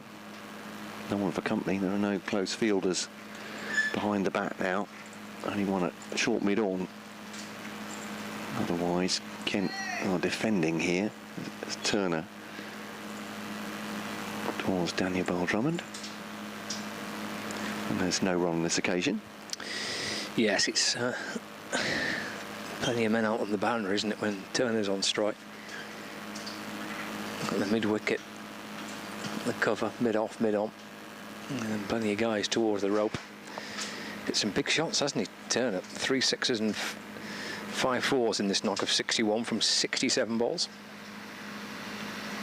And this one farms a single into the wide open spaces on the leg side of Kashif, and will come back for 2 actually. Good running, very good running to the arm of Joey Everson at backward square. And Turner moves on to 63, beg your pardon. 3. Yeah. And that's 92, 407 for 3, 104 the partnership. Still off for rain in the test, by the way, so that's now delayed after tea. Wet outfield at Headingley. Get it dried up. Kashif to Turner, drives out the man at short mid-on. Chat leading, no run, stops it, gets a barrier down. I can almost hear Yorkshire voices shouting, "Get on with it! Get on with it!" I mean, I'd be there shouting that, to be honest. I don't care if it was hacking it down at this point. Just want the players back on the field for the entertainment, but there we are. Umpires are far more sensible than that. Kashif back to his mark. Turner waits, lifts the bat high, waits for the delivery, just nudges that into the offside. That's nicely done. It's just a little drop and run into the offside rather. Tuanamieye comes in, but he can't stop him coming through for one. End of the over. Is that right? Yeah, and Ashton Turner will steal the strike. Or resume the strike. 408 for 3. 64 for him from 71 balls. He's got as quick as anybody. 92 from Josh Bohannon. And Kent, at the moment, they're not able to exert any pressure on Lancashire at all. No, it's difficult, isn't it, for Kent? There's not a great deal happening. Lancashire are in front in the game. They've got 7 wickets to come. Still got more than a session of cricket to go. We've got 34 overs. So it's quite a big final session, this. So yeah, it could be quite a bit of damage potentially done. So they'll try and take their time a little bit here and try and slow things down a fraction and just stick at it, I guess, as best they can. I'm going to see some leg spin. I think he's going to bowl from this end for the first time in the match, I think. Yeah. You're absolutely right. Not seeing him from this end yet. Just trying to exert some pressure. He's bowled 25 overs and has picked up 1 for 120.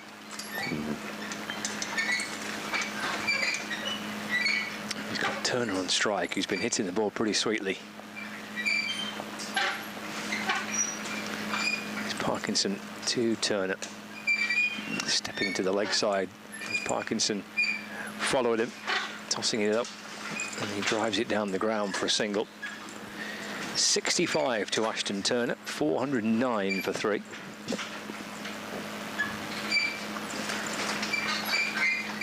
.35 in front, so Bohannon's 92 not out.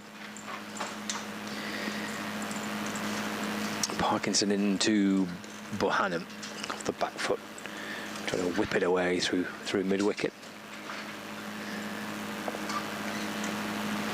There's no run. A sleeveless jumper on as Matt Parkinson, collar tucked up, in and bowling, floating one up again towards Bohannon. Sort of little base on the ball, just looped up towards Bohannon, who's not tempted to do anything silly and charging down on this occasion. He's just waited for it and taps it out towards the offside for no run. Parkinson to Bohannon. Deflects down towards short fine leg.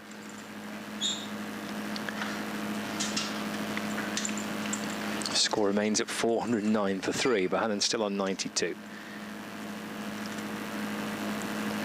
Parkinson with his little familiar shuffle at the start of his mark, and then he's in and bowling. Bohannon going back. Again, that's whipped away off the back foot. Behind square on the leg side. And takes his score to 93 not out. 410 for 3. Brings Turner back on strike. 65 from 72. Ashton Turner.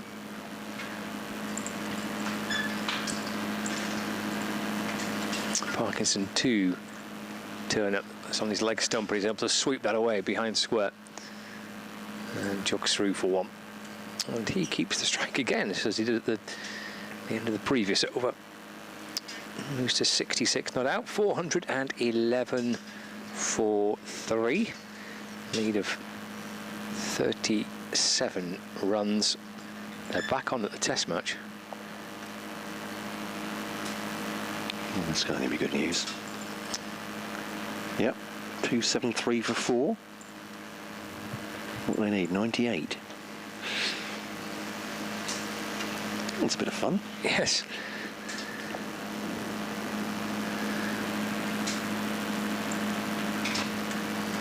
Finch again down on one knee, just stretching out the hip and thigh muscles there. And Kashif will be replaced by Wes Agar at the south end, number 50 off his 15. He started off pretty economical. I think first 10 went for probably 2 and over, but a little bit more clout later on. That spell from Cache Valley after tee, 4 overs for 12. It's very decent indeed, isn't it? Doing what they can to slow Lancashire down here, if there is anything slowing them down. Turner thinks about a single into the offside, but it's straight at Tawanda Mieye, so they think better of it.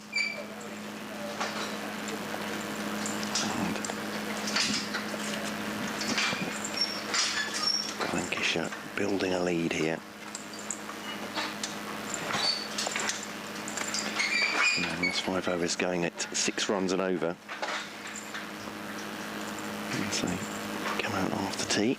Current run rate's up about 3 1/4.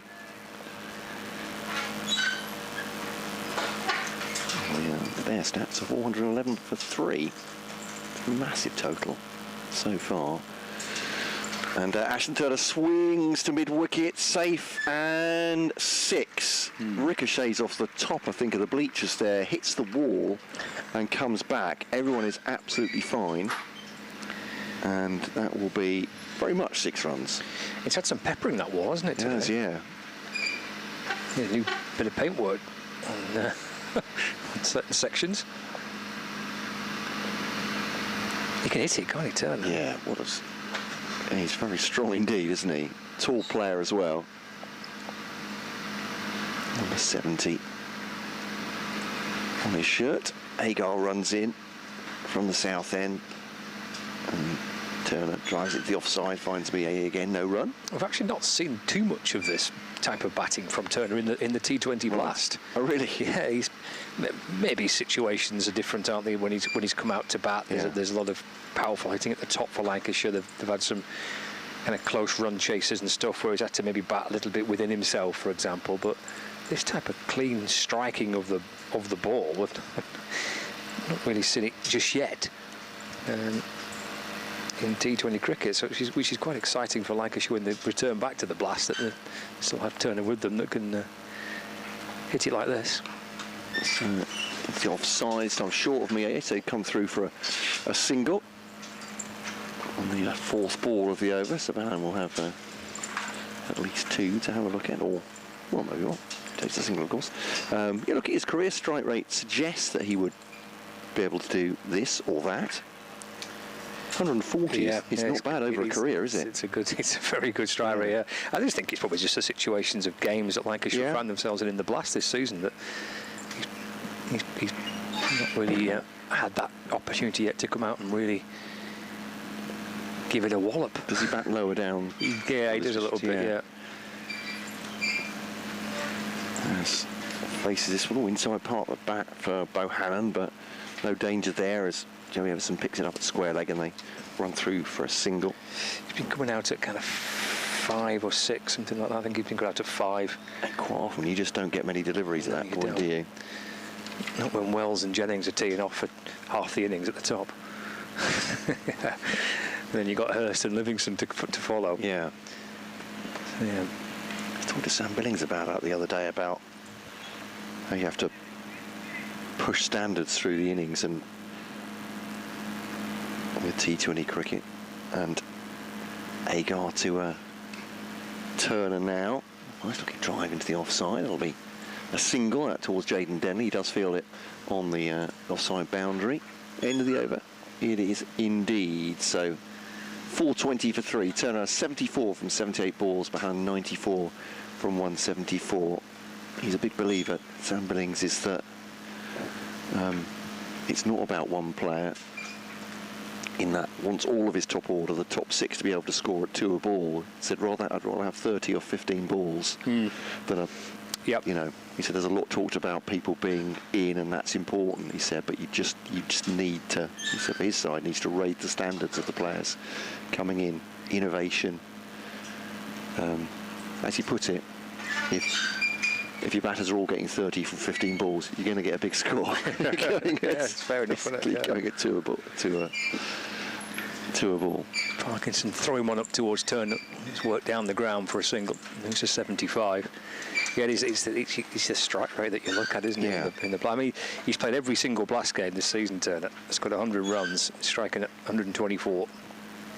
But the work's been done, the bulk of the work by the players above him, so the little cameos he's had have obviously helped to contribute. Pushed away by Bohannon into the offside, there's no run. I love talking to Sam Bennings about T20. Obviously plays around the world of franchise cricket, but that form of the game itself is just constantly evolving, isn't it? The philosophies change almost season by season or year by year. Parkinson to Bohannon. Oh, he wants a quick single here. He's driven it to mid-off. That's good running. He made his mind up early. Turner was alert to what Bohannon wanted. Moves him to 95, not out. 422 for 3. What he's saying is going against the sort of anchor theory. You have one that stays in and one that goes. He's like, no, don't want any of that. Just crack on. Indeed. I mean, swept away by Turner behind square, but for no run. Obviously, all of these things, as with every game, it's a bit like that Mike Tyson phrase, isn't it? Yeah. Everyone's got a plan until they get punched in the mouth. It's what happens in the heat of battle, isn't it? And there's a team trying to bowl you out at the same time. So Parkinson to Turner, and swept away behind the leg side, or behind square of the leg side for a single. 76. This is a terrific knock by Turner. It really is, yeah. 76 from 81. He's just come out and has found where others in the game have struggled and found it quite difficult. Quite a slow pitch to time it and to push it forward and to bounce the score along. He hasn't. 76 of 81 is a fabulous effort. Parkinson set off and then pulled away. And it's allowed Lancashire to accelerate in that afternoon session to get 150 runs in the afternoon. Wells takes a lot of headlines. Bohannon, Turner likewise. They've all played their part. No ball. Kent love a no ball in Blackpool. Well, that's Matt Parkinson's second of the day. I've lost count. I think it might be 12 in the innings. Balls again. And then clips the ball away through backward square leg. Edges his way to within a Josh Bohannon cover drive away from three figures. He's 96 not out.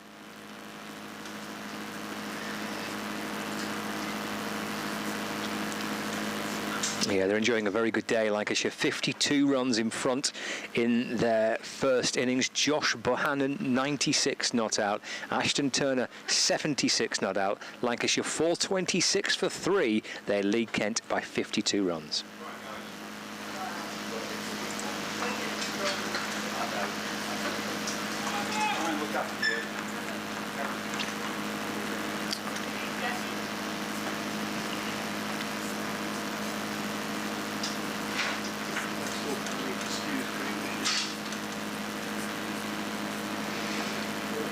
Hagar in for Kent, down the leg side to Bohannon. Finch gets some gloves on it, so he'll prevent it going for 4 byes, but they have picked up 1.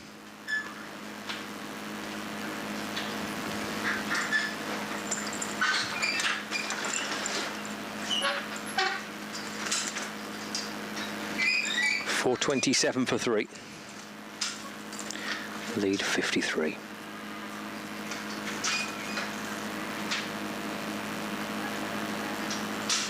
The office for Kent, this one, Adam, 427 for 3. There you go again, full of length this time to Turner.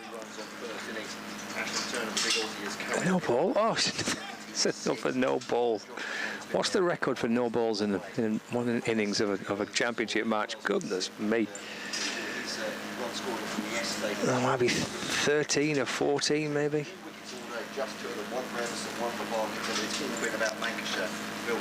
This time it's Hagar overstepping.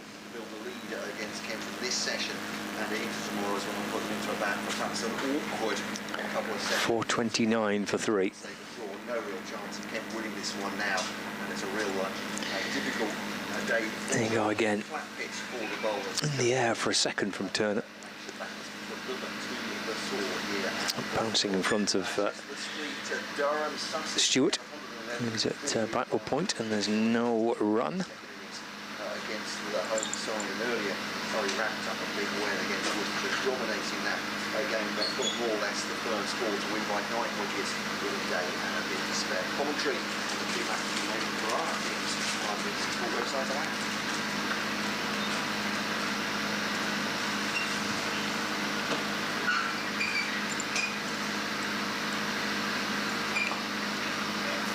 Take a single this time, Turner. Just runs it out towards cover point. Moves to 77 not out, 430 for 3. Moves on to 77, brings Josh Bohannon back on strike.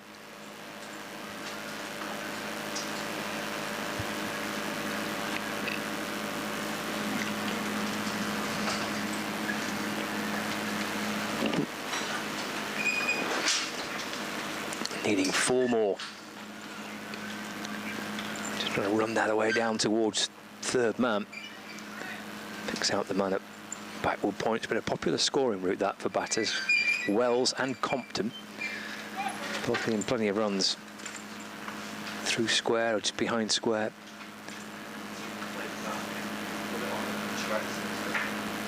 Grant Stewart was there at backward point to field. Gets himself reset once more, looking over his shoulder. Where's the leg side field? There's a deep square leg, there's a fine leg. Agar to Bohannon. Flicked away to the leg side, and there's no run. Picked up by Daniel Bell Drummond, Kent captain. So a huge cake came into the tent just a few minutes ago. Oh, sounds lovely. Same with Chachi yesterday. Well, she and I were both looking forward to the chocolate cake then, but it's a bit of a cliche, isn't it, with cricket commentators that were obsessed with cake. I mean, I am. So, still a cliche. Agar to Bohannon. 1 out to square leg. Takes him to 97. And the score moves on to 431 for 3. Lead moves on to 57. That's the end of the over. He's kept the strike as well, Josh Bohannon. 3 short of 3 figures. 30 overs left today.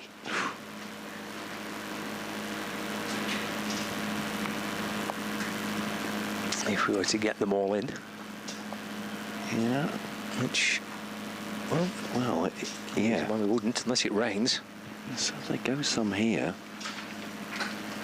I mean, it'd be going some to get up the lead near 200, but I wonder if that's that's sort of the figure they'll target as Parkinson bowls to Bohannon into the offside. Sorry, I should give you the honour. He's 97, but yeah, I wonder how many runs they want to play with. Kent will not be attacking, that's for sure, will they? And that might be to Lancashire's advantage. The scoreboard pressure and all that. Thinks about a run into the offside. I think Ashton Turner had already turned his back on it, so probably wasn't the greatest idea. Not having it. So Parkinson. I guess for Kent, really, I just need to slow them down, not just for taking wickets, but taking time out of the game, and they might have to bat to save it. Behind square, fielded by Compton, underarm throw. Oh no, it's Everson. I find Joey Everson and Ben Compton are getting them mixed up. So he's similar stature, and Everson's been on this side the whole game, and he's just changed. Just to fool you. Just to irritate me. Yeah, it's Parkinson down the pitch comes Ashton Turner. This one won't reach the roof of the press tent this time. It's just hit smartly up to long off. Jack leaning fields, single taken. 28 overs now. He's in his 28th over. Matt Parkinson. He's bowled a lot, just with the one wicket for 130 now to 131, beg your pardon.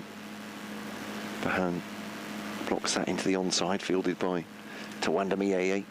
4-3-3 for 3.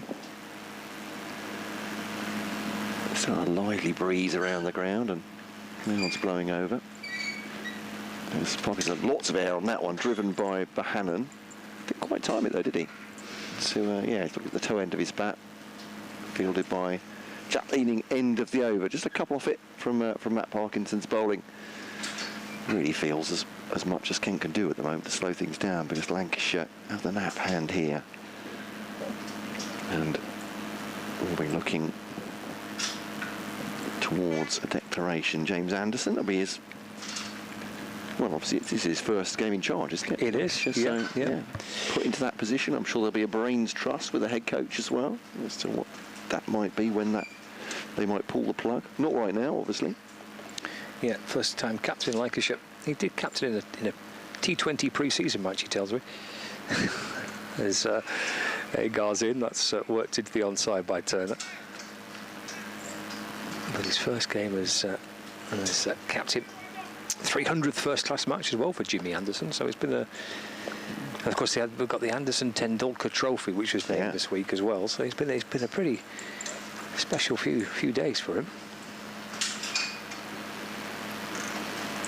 4-3-3 for 3. 59 in front. Turner on 78.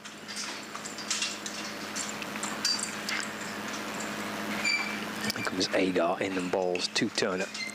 It's crunched away through the offside. Through the point region. Turner comes back for 2, so he moves on to 80. Jaden Denley with a tumbling stop and a nice pick up and throw.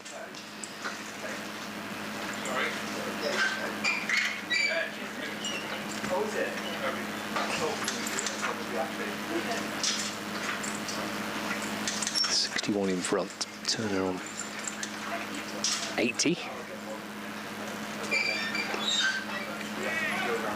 Just drops that away into the onside.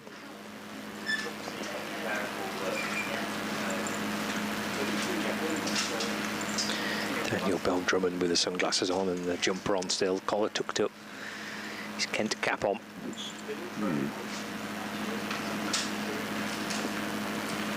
Just having to sit in there and hang on as best he can here, Kent. Staring down the barrel of a sizable first innings deficit. Agar to Turner, he tumbles over on his follow through. There you go. Turner clips the ball away to the leg side.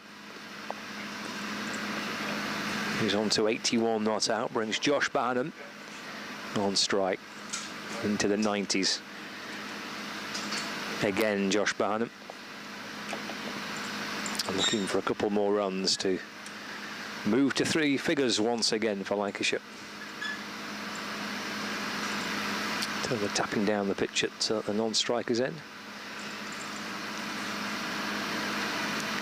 Agar sets off, bowls, Barnum forward.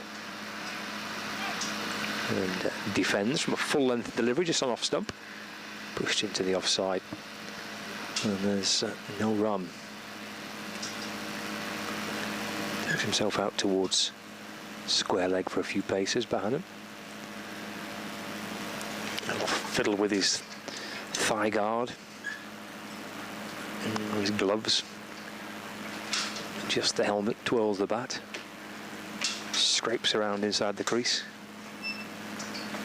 He's set and waiting. He'll take a single and take him to 99. And he'll be on strike as well for the next over. 99 not out, 437 for 3. And Lancashire leading by 63 runs, 28 overs remaining. Yeah, he's not in a massive rush. Josh Bannon doesn't need to be.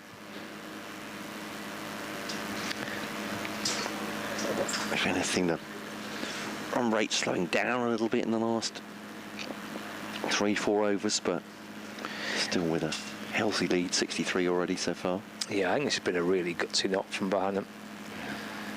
He's not in the type of form, at least not consistently as he was maybe a season or so ago, but he's worked really hard here to get himself a score, to get himself in, scrapped his way off the mark and scrapped his way to 50, and he's battled his way to 99. Some lovely shots mixed in the mix as well, but has a chance for another Lancashire century. Got Matt Parkinson to bowl it from the northern end of the ground. Parkinson to Bohannon. He flirts for half a second with the idea of one as he drives it to mid-on, but no fumble in the field, so a dot ball.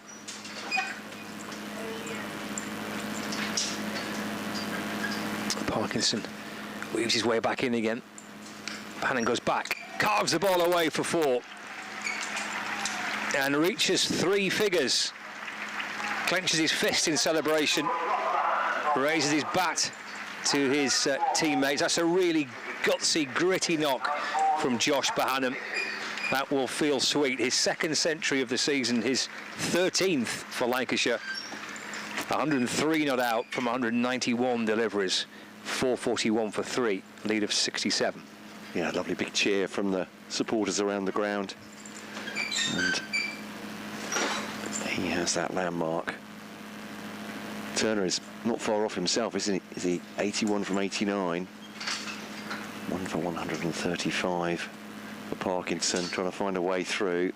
Bohannon nudges that off the hip, takes a single. To the fielding of Joey Everson. So we'll bring Ashton Turner to the crease. All right. Men dropping back. In the shooting gallery. Yeah. We encourage you to go square of the wicket, Ashton. Ooh, swing and a miss, that one, in fact. Encourage you to go square. Yeah. I don't think he square drives enough. What about a nice pull? Don't limit yourself to shots down the ground. That's what I'd encourage. Parkinson to Turner. Oh, yeah, cuts that off the back foot to Wes Agar on the offside boundary for a single. Jack Leaning runs in for the right-hander. And both right-handers, of course. So it was Josh Bohannon, not expecting a shot over the top, I suppose, from Bohannon, or maybe trying to tempt him into it at least. Field closing in a little bit for him. And oh, it's a full toss. Goodness me. He really wound that one up. Did Bohannon? He's missed out on that, hasn't he? He played so well. It's a rank full toss. Yes. On the leg stump from Matt Parkinson. He threw everything, kitchen sink included, at it and scuffed it backward a square. So there we go. There's a blot on the copybook. He's been dreadful, Bohannon. No, 104 for 193. Great innings. Yes, that'll feel pretty sweet for Josh Bohannon. 2nd century of the summer.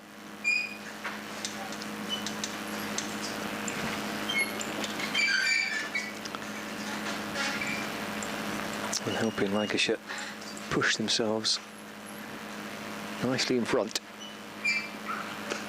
Turner will push this to mid-on, and through they go for a quick single.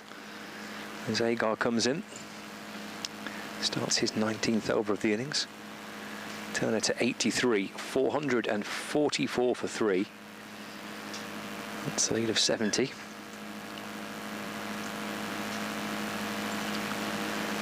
Brings Bohannon back on strike.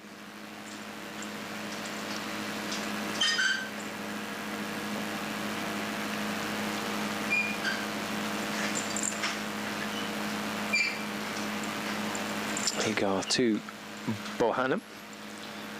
And just trying to fiddle it away down towards 3rd man. Run it out towards kind of wide 3rd or deep backward point. In the end, he's only found Grant Stewart in that fielding position.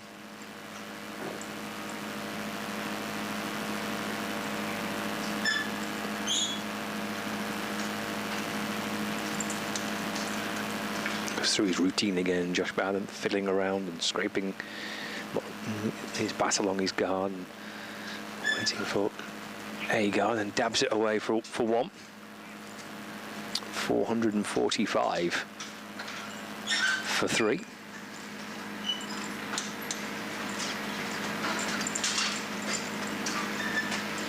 Brings Turner back on strike. I actually feel that Turner, to some degree, has slowed down a little bit, but he's still 83 off 92.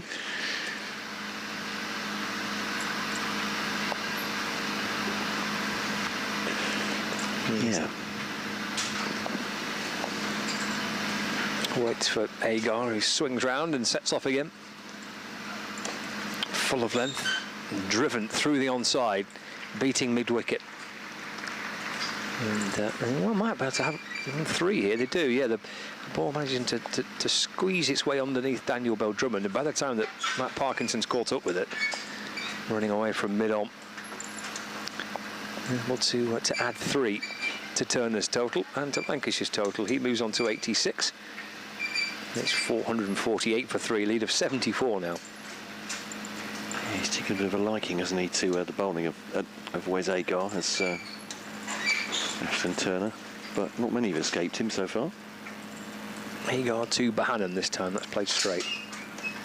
Ball bounces past Turner and then in between Turner and the stumps. Oh no, he just skips inside the line of it, does Turner. So it goes behind him. And it's gathered by Parkinson at mid-on. No run. 448 for three. Yeah, just over 26 overs remaining, so you'd imagine when they're going at least 100 at this point. So yeah, it could be 175, 200 lead by the end of the day. Unless Kent really chip in the wickets quickly. Agar to Bohannon. And picks out one of the two fielders at mid-wicket. There's no addition to the Lancashire score. It's the end of the over. 116 overs gone. 448 for three. Leading by 75 runs. England have 4 down at 291 for 4. Need 80 to win. Got the best part of 30 overs to do it, haven't they? So, doable, most certainly. So, Parkinson will come round the wicket. The sun breaks through the clouds. Ashton Turner surveys the scene. Round the wicket comes Parkinson then. To the Aussie, rocks on the back foot. He'll take a single into the offside, fielded by Wes Agar. And Bohannon back on strike. Moves on to 87, I think. So we clicked on a thank you. Yeah, 105 for Bohannon from 197 balls.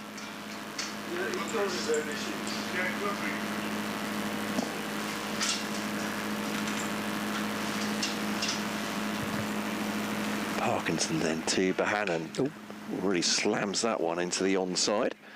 And just half fielded by Mayeye, but I'll come back for a hard run too.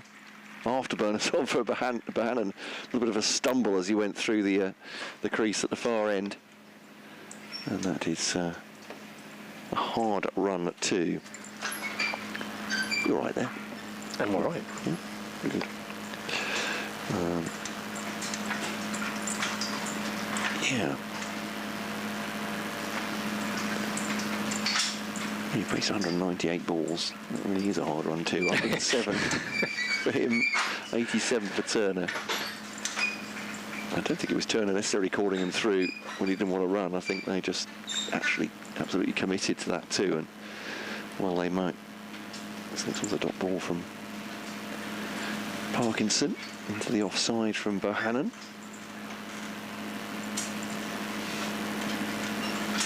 The wicket comes, Parkinson gives out lots of it. They scamp through for a single underarm throw at the stumps from Jack Leading.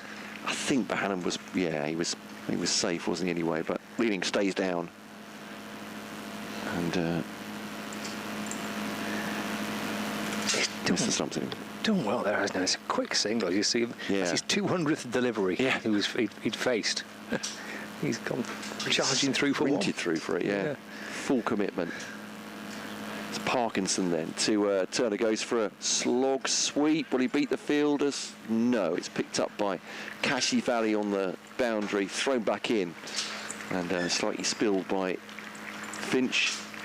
To be honest, it was halfway down the pitch. There wasn't going to threaten to run out.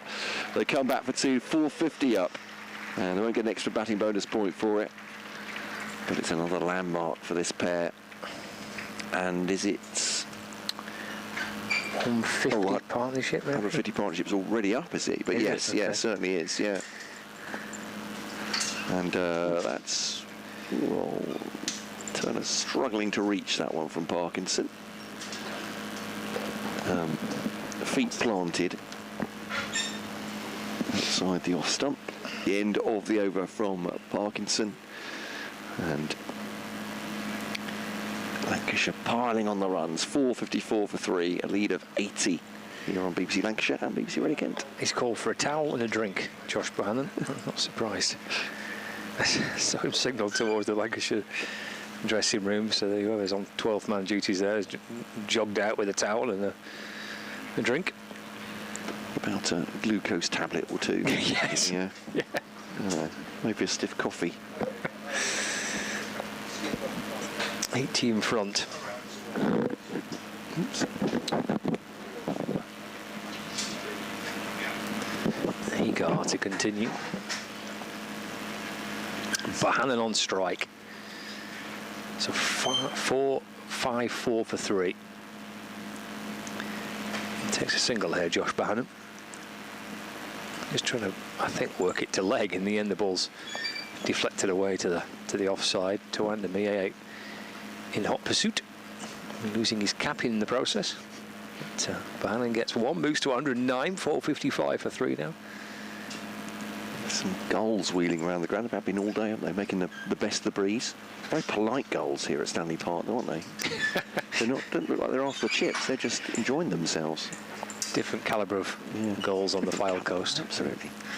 Here comes Hagar, balls to Turner. Off his hip, he's whipped it away towards the leg side. There's 2 on the leg side boundary, deep square and fine leg, and he's managed to pick the gap between them both. And he moves into the 90s with that. 93 not out, 459 for 3. He's 85. Okay, yeah. He has raced there. Yeah, the further you head south, the gulls get more and more polite. Is that right? So if you're up at Fleetwood, you're in trouble, is that right? Yeah. Keep you on your toes in Fleetwood. Yeah. At Morecambe, they're terrifying. Absolutely frightening, yeah. There you go, to Turner. Plays it on the bounce back to Turner. There's no run. If you get down to Lytham, they're very placid things down there. Yeah. They go out for cappuccinos. Is that right? Yeah, that's what they do in Lytham. You see them gently chirping to each other, talking about stock prices. Yes. 459 for 3. Turner's on 93, not out.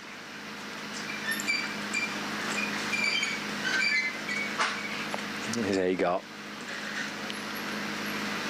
He's bustling his way back in once again. Off the back foot, Turner. And they'll find a gap in the offside. In the end, just slaps it off a thickish bottom edge out towards cover, and there's no run. His 20th over across the piece is Wes Hagar, isn't he? Number 77 so far. This really hasn't been the pitch for a quick, though, has it? No. I think it's...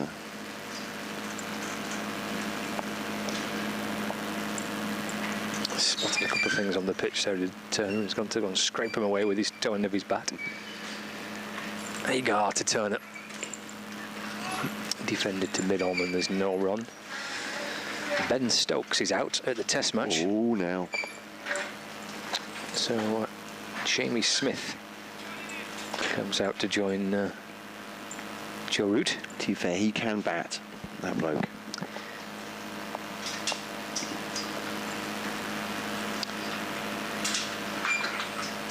It's one ball left for Hagar in this over.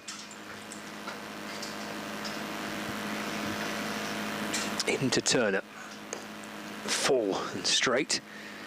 Turner drills it down the ground, but for no run. End of the over. 5 coming off it. And the 150 partnership, as we mentioned before, the details of that being relayed around the ground. 459 for 3, so lead of 85. Yes, Stokes is out, so England are 302 for 5. Target of 371. And Jamie Smith joining Joe Root. And some dark skies around Headingley, so I don't know whether England are up against the prospect of more rain on its way. It'll be Parkinson to Bohannon. Do you have an update coming? All good. Okay, I didn't want to interrupt. It's Parkinson to Bohannon, lifts that, launches it over long off, and that will be 6 runs. And there's a couple just to our left by the blotter who I think are having a little bit of tea there. And, it's like a doorstep sandwich. Looks very nice, very tasty, but they were completely unperturbed by the ball just to their left, thumping into something.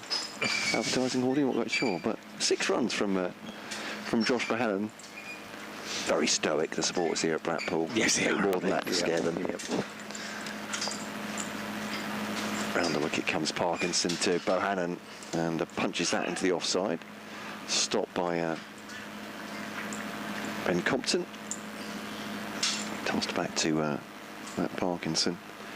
Jack Leaning is posted to where that ball ended up. That's long off for Josh Bohannon. Haven't seen that shot from him before, I don't think. Going straight and high. Cuts away. Yeah, coming back for 2. Good running. Actually, good take from Wes Agar on a really good throw. Neat fielding, but not enough to stop them getting 2. So Parkinson's gone for 8 off 3 balls so far. 4, 6, 7 for 3. They're leaving 93. Josh Bohannon 117, Turner 93. Running has been good, hasn't it, through the course of today, with lots of big boundaries, but they've run well as well in the middle of all that. They seem to just in the last few overs, don't they? Put some real hustle into it as well. So the overall run rate for the innings is nearly 4 now. And accelerating here, cuts away with force, does Bohannon, yeah. Shot. Leaning won't catch that one. It's gone off for 4. That really was travelling, wasn't it? He's given that a heck of a thump. So it's a drive rather than a cut of the back foot through extra cover. And Jack Leaning being led a merry dance at the moment. He goes finer, and Bohannon goes on the back foot and thumps that through extra cover. Was a thumping shot. I mean, Jack Leaning's probably got 15 yards to try and cut it off to his left, but he's hit it so firmly. He almost got there, but he just pace on it from Bohannon. Yeah, really travelling. 4-7-1 for 3. The lead at 97 now. With still 23 overs and a bit remaining. Parkinson to Bohannon. Walks back onto the back foot. Back past the bowler up to long on. He's for Kent. Grant Stewart has fielded it in the, like in the second session. Just felt his hamstring a little bit, but he assuredly wouldn't be on the field if there was any danger to him. No subs on the field at this point, so actually they've got 12th and 13th men, I suppose, in the squad with Nikhil Singh and George Garrett on the ground as well. With Parkinson now bowling to Turner. He goes for the sweep. Oh, I thought I'd beaten Miaye, or rather Kashif, but no, straight at him, actually single. Joey Everson has just been doing some warm-ups. Yeah, Agar's bowled quite a lengthy stint, hasn't he? Parkinson likewise as well. Yeah, it will be Everson's just taken the jumper off. And that was Parkinson's 6th over. Agar's bowled 5. 5 overs for 27. Lancashire's card. Wells 152, Jennings 49, Bailey on 25. So still plenty to come there. Hurst, Jones, Green, Balderson. Depending on how long Lancashire want to bat for and how big a lead they want. We're going to see a bowling change. Wes got 5 overs for 27. And that spell's coming to an end, and he's been replaced by Joey Everson. 99 is the lead for Lancashire.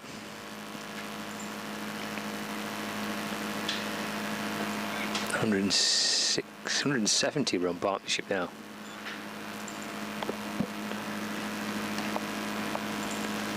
Indeed so. He's been the most economical. He's probably been the pick of the bunch, Joey Everson. And with the keeper stood up, and Ashton Turner on strike. It's just cushioned and deflected back towards him from Turner. He's 6 away from 3 figures on first-class debut for Lancashire. Just seen some further comments about the squeaking in the marquee. Is everyone enjoying the squeaking? Suggesting that we have a microphone attached to a tea trolley, but no, it is the marquee being blown by the wind. Turner waits, and then we'll nudge it through mid-on for a single. To give the marquee its credit, it's been battered by some pretty severe winds over the last couple of days. And it's held its own, hasn't it? It has. It's not given an inch back. No. It's not gone Wizard of Oz and it's disappeared into a tornado. Heading out towards the zoo or something like that. Yeah, quite. And Pahanen works this one through backward point for a single.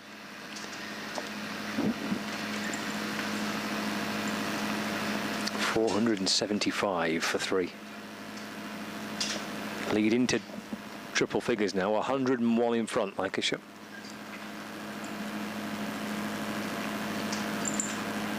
Joey Everson balls, Turner again going back and trying to find a route through the leg side, tumbling stop at mid-wicket. And there's no run.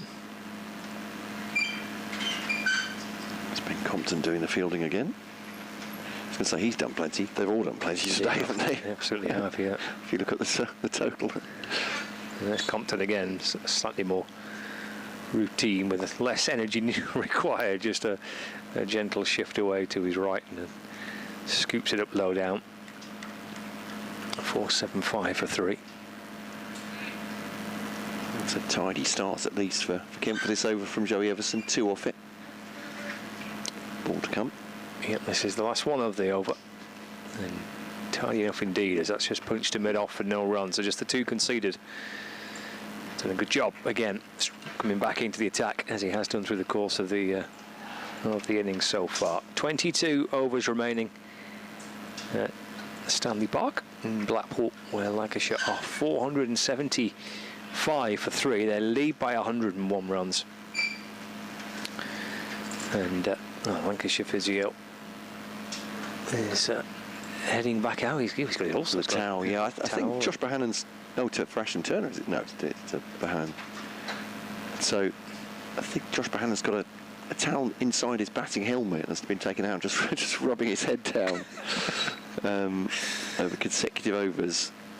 But yeah, we're saying what the temperature's like, but it'll be hot on the under the batting helmet when it's just drying his hands off as well, getting new inners and gloves. And just doing the England score there. Yeah, 312 for 5. Need 59 runs even. Here at Lancashire, the big lead. It's over 100 now. It is. Jack leaning to replace Matt Parkinson at this north end. 6 overs for 37 in the spell for Parkinson. That was expensive. Leaning has been more economical across his overs so far. Those going at 4s. 85 off 21, and that's cut away by Bohannon to Compton at point. But he'll take himself a single.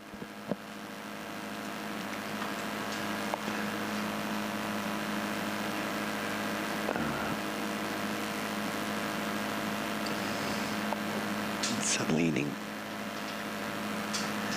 The wicket now to Turner, goes for the reverse and finds the man at, well, effectively, right as backward point, diving on the ball there. And it's about Parkinson.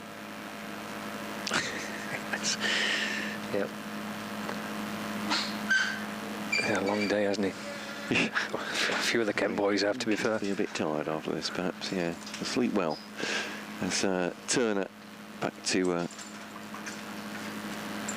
leading, unless he has nightmares about Luke Wells smashing the ball back over his head a couple of times. He got him eventually, but at some cost in terms of runs. He is leaning to Turner, drives at that one into the offside, fielded by Compton once again on the offside boundary, just forward a square, single taken.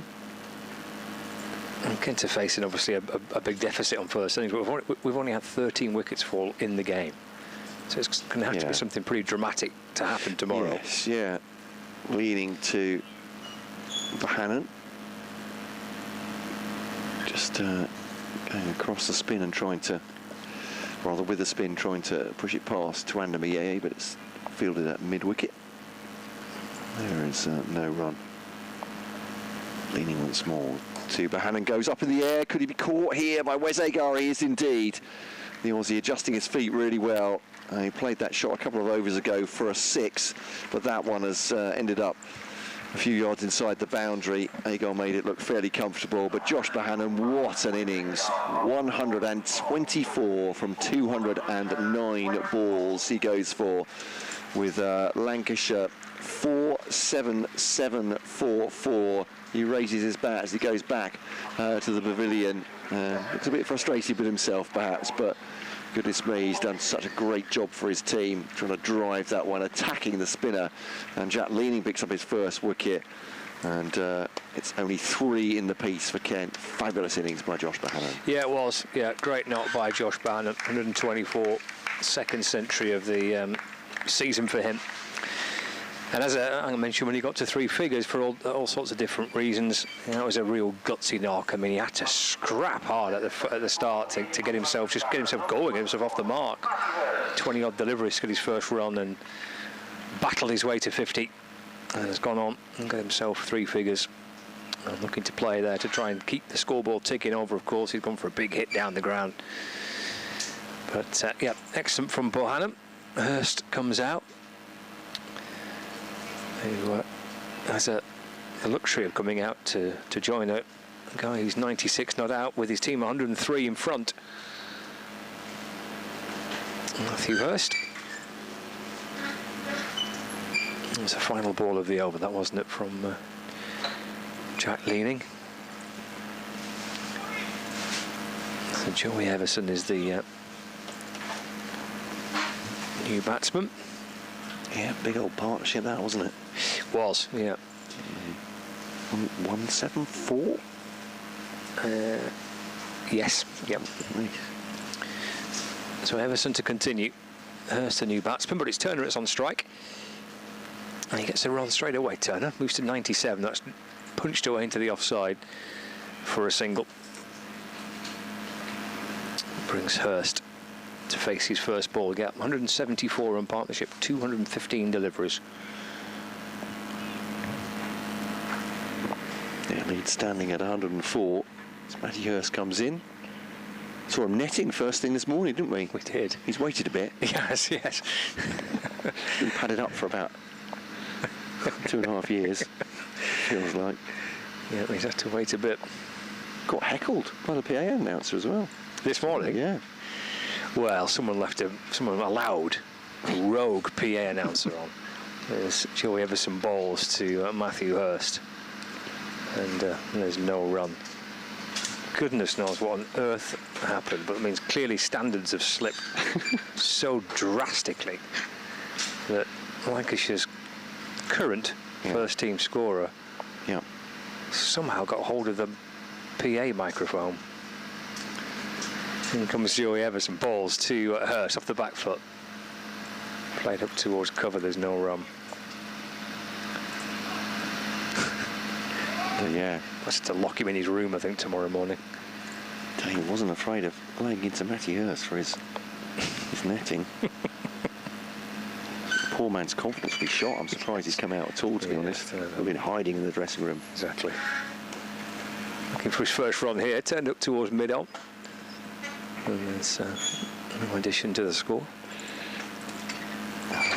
What Lancashire did in Kent's innings is they took wickets in cluster, didn't they? 2s and 3s at the end, which Kent just haven't been able to do. Built big partnerships. Everson to Hurst. Oh, that's just a little bit of a feather down the leg side, but shake of the head from the umpire.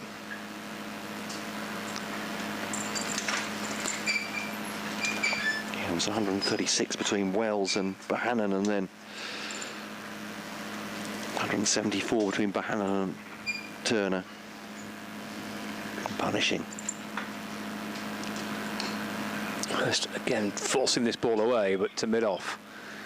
And there's no run. There's plenty of fielders on the offside there. He couldn't find a gap, Matthew Hurst. So still waiting to get his first run, facing those final 4 deliveries. 478 for 4, Lancashire, leading by 104 runs.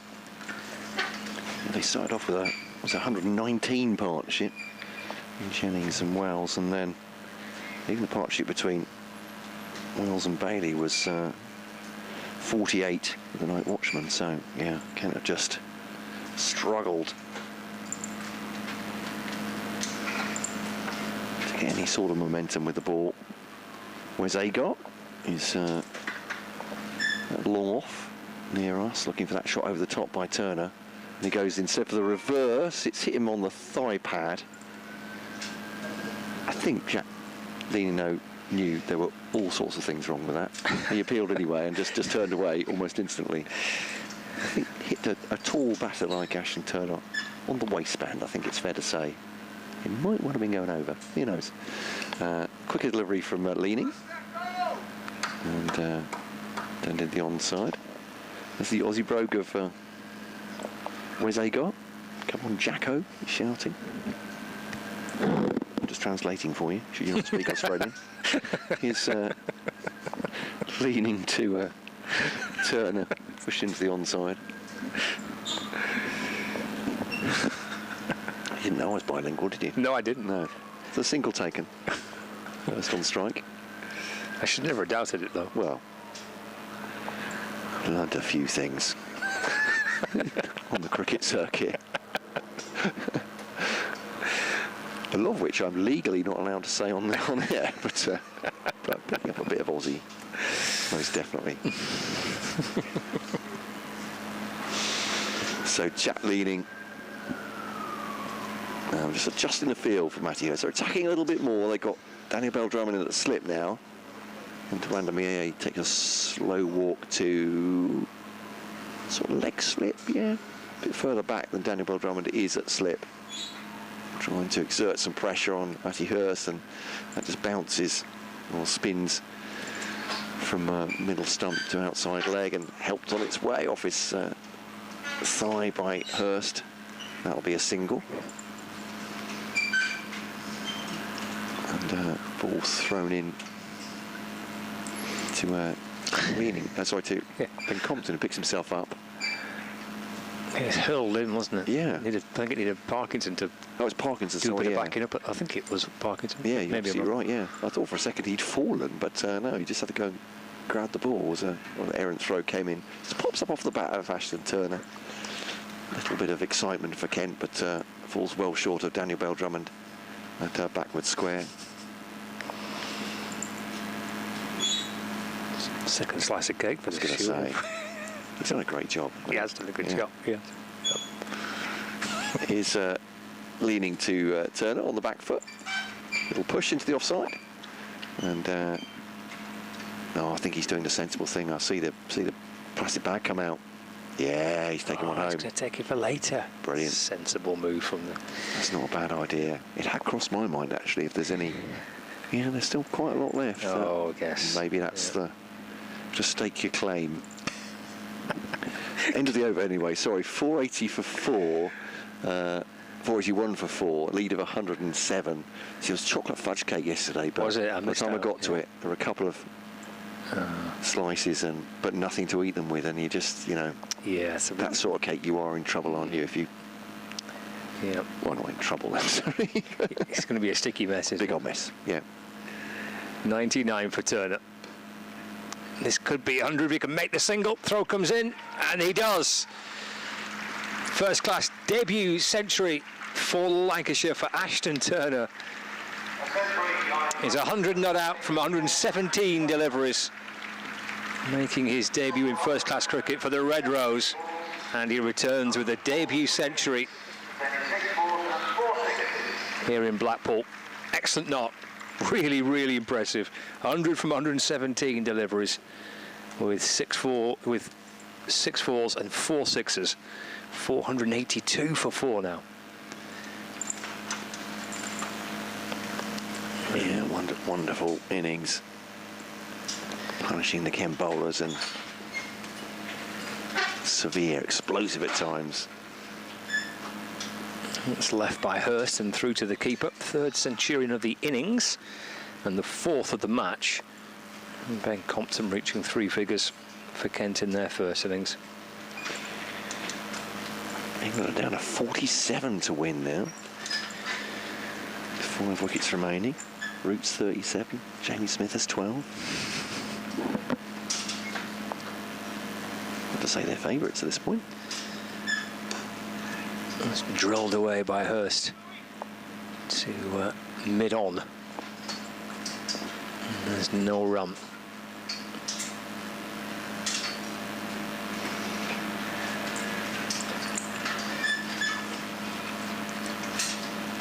Still Joey Everson economical so far, isn't he, in this spell as well? Picks out mid-wicket. No addition to the score. I think the poor man's going to bowl himself into an interview with me tonight. He's very much looking that way, isn't he? Lucky lad. He is, with it'll cap off his day. Yeah. You can't go and sit down, Joey. No. Cut away by Hurst. And he picks out a fielder. And there's no run. Picked out a few fielders here. Hurst isn't too dissimilar to the way the Barron started his innings. He's finding the men.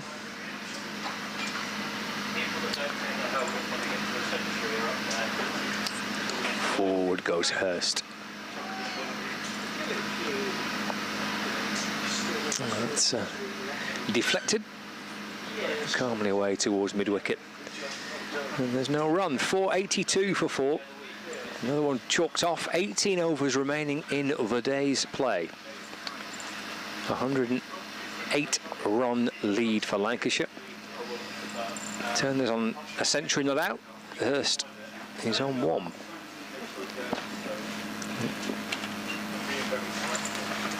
Jack meaning to continue, has picked up the 1 wicket in this session so far.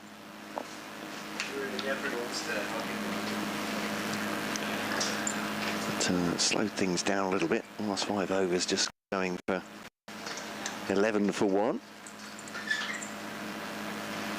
But the overall run rate in the innings up near 4. Yeah, 18 overs remaining, so it'll be a good hour. This can't really rattle through. Oh, another 2 pieces going. There we go, crikey. Goodness.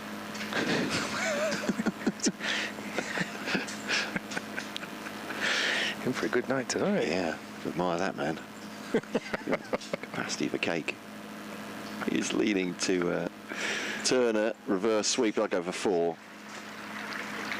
And then did he get down for the sweep? Yeah, more or less. Down on one knee. It's a reverse. It's 4 behind square.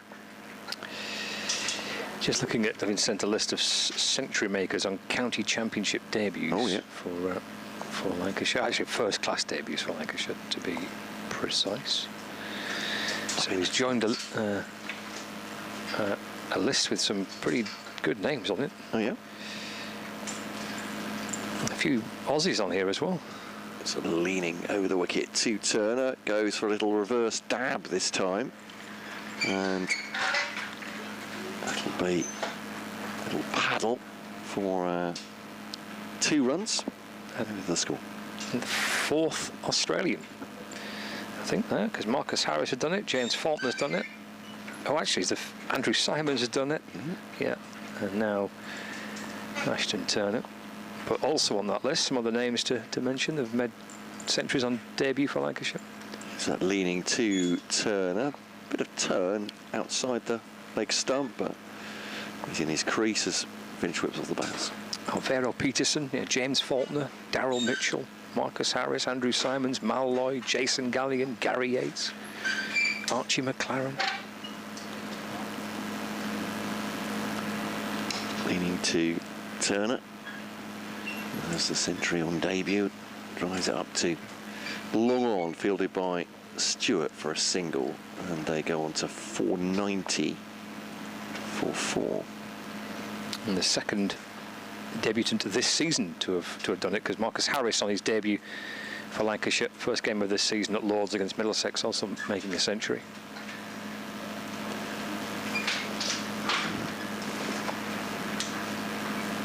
Apologies, 489 for 4 still. Pushing the runs away, leaning, thinking about some field changes. They're not exactly rattling through these overs, even with spin, are they? They're just trying everything they can to change things up a little bit. Well, they got a short leg and a leg slip in now. I think the umpire stopped leaning coming in because I think it's Compton under the helmet. It was encroaching. This one's big. Is it going to be caught on the boundary? It's not. It goes beyond mid-wicket, and that'll be 6 runs. Umpire Milne signals, and Matty Hurst joins the party for Lancashire on the 7 from 12. And this is an expensive over from Jack Leaning, who by and large has kept a lid on things, but the lid has been blown off it by Matty Hurst and Ashton Turner. 13,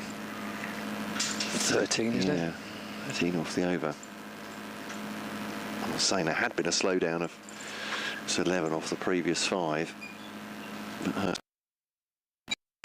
that's steering it up to long on for a single, and that'll be the end of the over. He'll take the strike. So expensive over from Jack Leaning, 14 coming from that one. He goes to an ignominious century with his bowling. 496 for 4, the lead at 122. 17 overs remaining today. Keeping an eye on that England game, haven't we, obviously, because England are going to look like they're going to chase it down and win the game, which is ridiculous, really. And probably do it with as many as 5 wickets remaining. But elsewhere in the county championship in Division 2, well, we know there's a result already today in Division 1, Surrey beating Worcestershire by 9 wickets. Division 2 scores from around the country. Eventually Northamptonshire were all out for 435. They hung on at the back end of their first innings there. Middlesex have scored quickly second time round, 208 for 3. So they lead Northamptonshire by 186 runs. 7 wickets remaining. As Hurst cuts it out through the offside. Yeah, won a couple here. And comfortably comes back for 2. So Middlesex 208 for 3, lead Northants by 186 runs. Glamorgan are batting in their second innings after Leicestershire declared, 576 for 7 declared. Glamorgan 106 for 3, still 117 runs behind the Division 2 leaders. Played away to mid-wicket by Hurst, but for no run. And Gloucestershire 334 for 3 against Derbyshire. Cameron Bancroft is 154 not out, and Graham Van Buren is 91 not out. So Gloucestershire, as Everson's in to Hurst. Again, that's worked to mid-wicket for no run. Gloucestershire lead Derbyshire by 123 runs with 7 wickets remaining. There's Division 1 fixtures as well to run through. Everson to Hurst. It's pulled through mid-wicket. Again, Hurst shuffles back for a couple. So he moves to 12, lead of 126.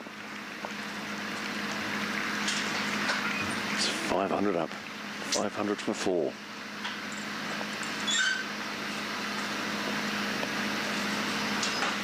Yeah, lead of 126 with that. It's full by Everson and hit back towards him by Hurst. And there's no run. So Division 1 scores. Somerset 38 for 2 against Warwickshire in their second innings. They lead Warwickshire by 185 runs at 38 for 2. The Yorkies are 407 for 6, trail Nottinghamshire by 79. End of the over here. Dot ball to finish it. 500 for 4. Are Lancashire. Essex trail Hampshire by 53 runs at 104 for 3 in their second innings. And rain has affected the Sussex progress against Durham. They're 111 for 4, Sussex in their second innings. A lead of 145 runs. So leading to continue expensive over the last. Yeah, 16 overs to go. Centuries today for Luke Wells and for Josh Bohannon and for Ashton Turner. Turner 107 not out, Bohannon making 125 and Wells making 152. It's been a dominant day by Lancashire, their best of the season by a mile. 500 for 4 Lancashire, lead by 126 runs. And just nudged away for a single as we start the 127th over.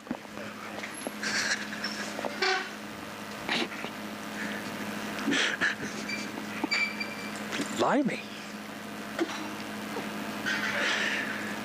Oh, why not?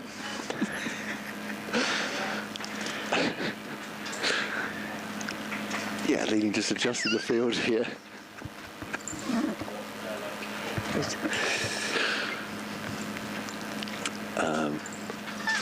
Bowls to Hurst, straight back at the bowler, and there's no run. I've got to say, haven't we really? Our friend the steward is just now, he's just taking all the rest of the gate with him as well. He's on the phone before we did that. Was he? Is he really selling pieces? I think that's what it's come to. Yeah, he's seen an opportunity. Yes, he's seen a ploy. That's good entrepreneurship. It is. It's all right, I didn't want any anyway. He's leading to Hyde Square down in Beltramon Fields. That would have been a lovely piece of dessert tonight for you, wouldn't it, as well, though? Yeah, it would have been, but, you know, what you could you do? You had your little slice of cake on the front, down by Lytham, yeah, by that windmill. I could have taken some home, but yeah, very nice. Oh, cake by the windmill. It's just a dream now. It's just a dream, Scott. Straight back to that leading. And there's no run. I just think it was the incremental way it was done. It was one by one. It was subtle, wasn't it? Yeah. It was. Well, the last bit wasn't subtle. No. Just came out with a tray of it. Slab. And Beltramon throws this to Ben Compton at the non-striker's end. There's no run. Carrot cake, apparently. Oh, there we go. There we go. Well, I probably wouldn't have liked it anyway. No, exactly. Yeah. Give you indigestion. Doesn't sound nice. Leaning to Hurst on the back foot, slams that away up to long on. It's fielded by Grant Stewart. He's disappeared around the back of the tent now, that Stewart. He's made a sale, hasn't he? I suppose that's true, yeah. He's meeting a shadowy figure behind the press tent. He'll return with a brown envelope. Yeah. Oh, sorry. End of the, Yes. Yeah. What's happening? Cricket, 502 for 4. Lancashire, turnovers 108. Hurst has 13. Joey Everson to continue with the fine, 2 for 39. Pick of the bowlers for Kent, but I would say that's not saying much because they've had to work really hard. Lancashire on a pitch which is looking pretty unforgiving for the bowlers have accumulated again and again. Done a great job so far. Ashton Turner particularly 7 fours and 4 sixes in his 108, and Matty Hurst is just starting. Has already hit one now, big 6 over mid-wicket, and now facing Joey Everson. Yeah, and Hurst flashes the ball out towards the leg side, out towards deep mid-wicket. I think one bounce and a couple of bounces, in fact, and skips over the rope for 4 runs. Lofted out towards or over mid-wicket. 4 to start the over. Lancashire. That's a lovely shot, wasn't it? He's not kind of gone for it too aggressively, just really nice timing. Lifts it over mid-wicket for 4. Yeah, they're on course for 200 lead bats by the end of the day. Everson to Hurst. It's flashed away off his hip. One bounce over the rope down towards fine leg for another 4 for Hurst. Back-to-back boundaries to start the over. Moves to 21.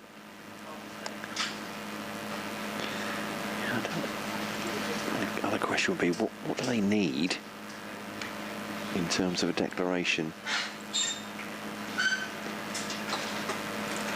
I don't think we'll find out before the end of the day, but that'll be interesting. Yeah, there's no extra time to be added on tomorrow. It will be, it's going to be 96 overs tomorrow.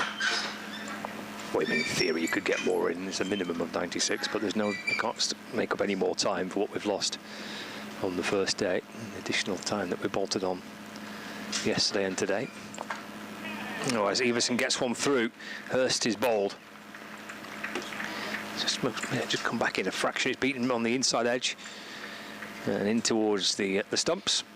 And a 3rd wicket for Joey Everson. He has bowled well. He's got a little bit of tap at the back end of the day as Lancashire try and push on, but he's done a pretty solid job for his side and for his captain. He picks up his 3rd wicket. Hurst has gone for 21. Lancashire are 5 down, 5-10 for 5. Yeah, good ball, as you say. Just a little bit of movement from Joey Everson just right at the end of this, or towards the end of this 3rd day, and stuck to his guns. Pick of the Kent bowlers, and well, that may slow Lancashire down a bit, and that's what Kent need at this point. But yeah, even thinking about that declaration target, Kent are on a hiding to nothing, aren't they? If you build a 200 lead even, what are they going to do? They're going to try and occupy the crease, certainly, but if they're just trying to bat things out, mistakes can occur, can't they, when you try and go into your shell and... It's tricky, isn't it? Yeah. Your instincts, perhaps. Yeah, I suppose. I mean, they'll back themselves, I'm sure, on what we've seen on the evidence of the 3 days here, that they'll be able to bat through tomorrow and won't get themselves into any bother. But just that psychological pressure of they're on a 4-game losing streak as well. You know, they've had a pretty wretched season. The batting's looked fragile at times in situations where they've been put under pressure. So, and there's Jimmy Anderson. Yeah. Oh yeah. There we go. But yeah, I didn't. I remember him. He hasn't done a lot, has he, for the bowlers in the 3 days? It really hasn't. But well, either way, they know they're going to have to make sure that they bat well on the last day to make sure nothing untoward happens. Takes some effort to take 10 wickets on the final day here. Joey Everson in and bowls to Jones. Nudged away towards square leg, and Michael Jones off the mark. 511 for 5. The lead is 137 runs.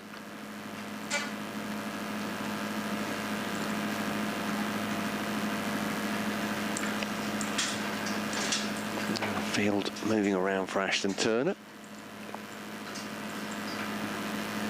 Drummond posts himself at mid-wicket.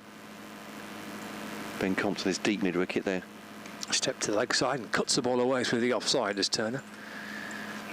And yeah, he wants to. Strides back for a second. Moves to 110 not out. 513 for 5.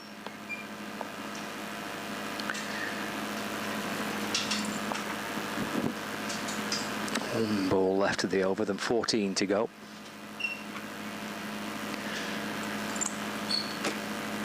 Everson into Turner. Again, that's cut away. Takes him to 111. Score moves on to 514 for 5.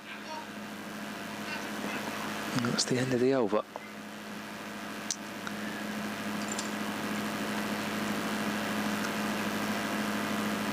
A lead of 140. Some drinks coming on, or new gloves. No, there we are for Ashton Turner. He's earned those at 111 from 124. What a great innings that is. It's looked difficult to score quickly. Actually, Wes Agar, to do him credit, 41 from 47, I think, at the end of the Kent innings. But Ashton Turner has come in at a more dangerous stage. Been up the order with the bowlers a little bit fresher, you might argue, but he's done a great job. Some colossal hitting. He'll be leaning to bowl to him now. Will he swing? He will. Actually, he's cut that away. And it's Joey Everson scooting round the boundary on the offside. Good throw coming in. And 2 taken from that one. First ball from Jan leaning.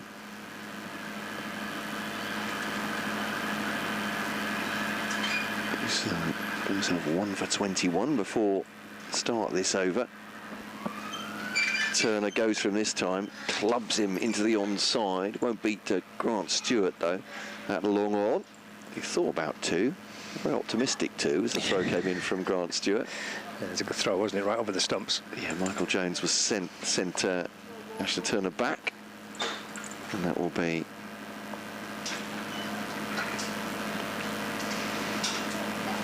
Jones on strike to leaning for the first time.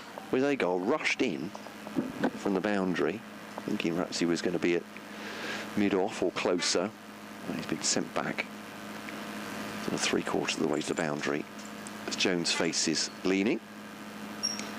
And just checked back up past the bowler to Grant Stewart in the sleeveless jumper. No number on the back. Apologies again, everybody. So 1 to the total. 518 for 5, a lead of 144 for Lancashire. Leaning to Jones, to Turner rather. Little clip into the onside. It's fielded by Akansh Singh. Misfield, in fact. I think that was one where he had his eye on the running pair on the ball as he came in to try and field it. His head went up slightly and misfield. They get back in the end for a well-run 2.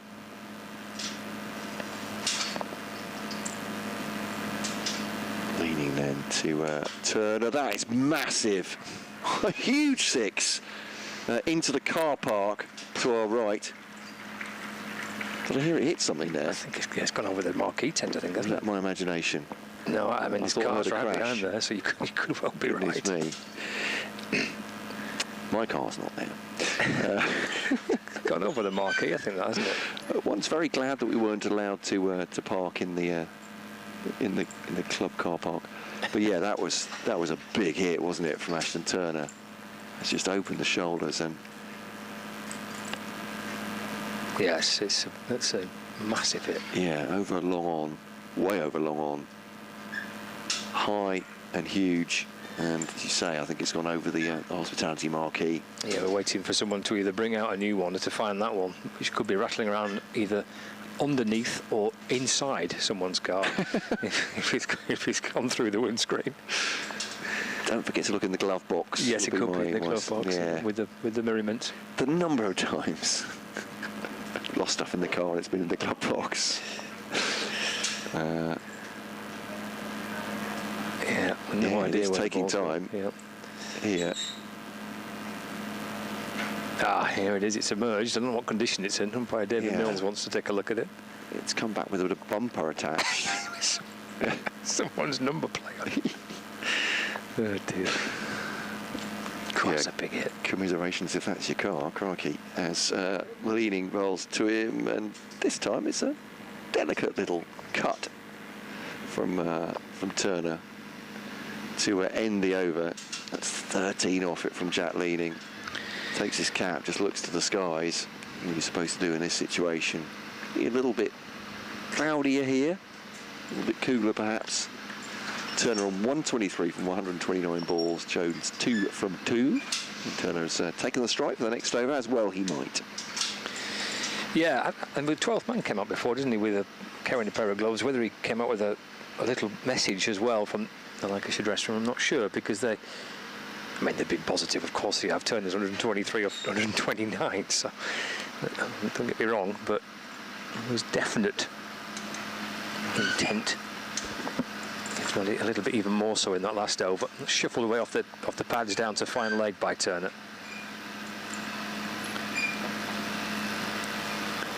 So a single there.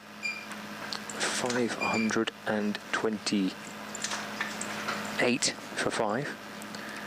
The lead is 154 runs. India have just taken the new ball in the test match. They need an unbelievable spell, really. They need 5 wickets. England need 22 runs. Clipped away by Jones for a single. Yeah, Root on the verge of a 50. Jamie Smith has 25. Yeah, it looks, doesn't it? England are going to win that one. What a great chase. Crazy run chase, hasn't it? To get there with 5 wickets, to win it by 5 wickets. That's cut by Turner, way through the offside.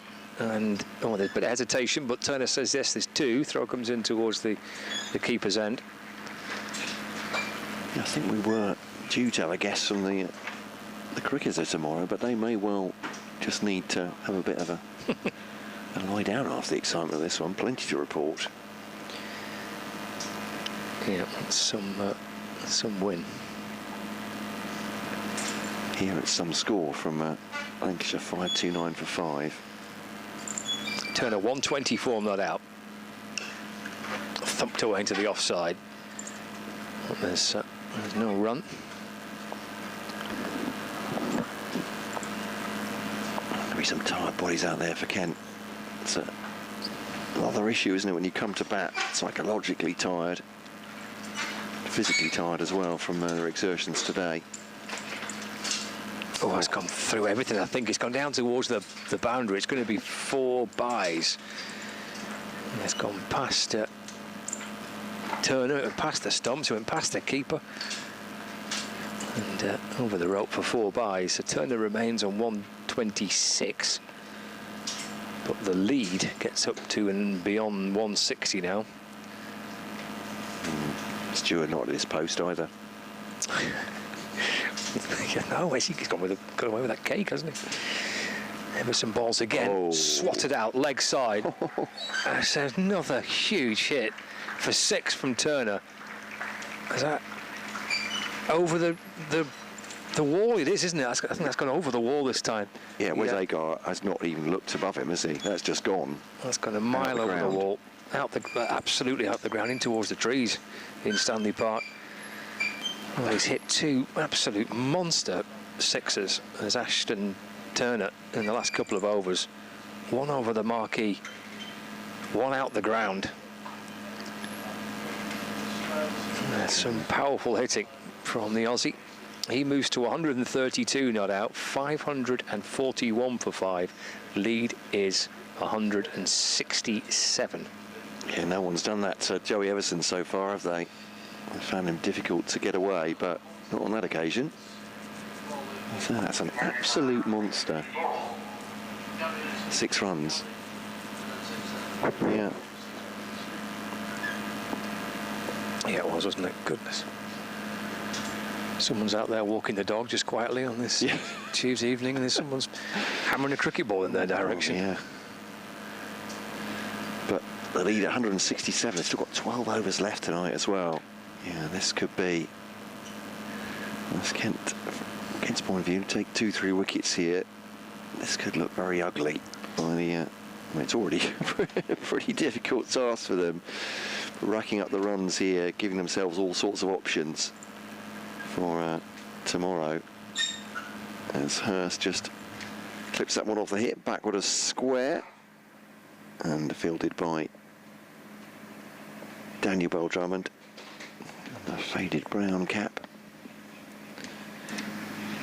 The Kent captain, I would say penny for his thoughts, but he's been skipper of this Kent side in 2 very difficult seasons in county championship cricket so far, and Jack Leaney's gone all on the Rhine there, hasn't he? He was hiding the ball behind his back as he delivered that one. It was. I mean, it went down the leg side, and he's trying the mystery spoon. He's got a smile on his face now. He's trying to enjoy himself. Why not? Bowling to Ashton Turner. Goes to the reverse there. He's going to pick out the fielder, Matt Parkinson. Fine square on the leg side. Or becomes the leg side, single taken. Or do they get back for 2? No, just the 1. He abandoned quickly the Ryan impression. Yeah. Didn't he? Oh no, I'm going back is he try again? He's going to try again. Yeah, try again. He's looking around for support from his teammates. Random seam position. Bowls now. And that was fairly flat, I'd have to say. I don't think that turned at all. And a single taken by Michael Jones. And Ashton Turner will again be on strike. Only 1 for 120 so far. 1 for 122 now, sorry. I'm looking at the wrong card. Bowls to Turner outside the off stump, cut away with force. Is that between the field as it is? So it's on the reach as well by Turner. He's hit that so hard. Just opening the face. No foot movement. Doesn't need it. To the boundary for 4. What's the highest score? For Lancashire against Kent. Well, I was thinking more on debut. Oh right, I do have both those. Sorry. That's all right. I want it now, as Queen once said. Here's Leaning, driven by Turner, and no, he's not going to get there. Joey Everson, that's 4 more off the bowling of Jack Leaning, and his joie de vivre during this over of impersonating something on the Rhine. May well have just left him in those 2 blows at the end of the over. That's severe indeed.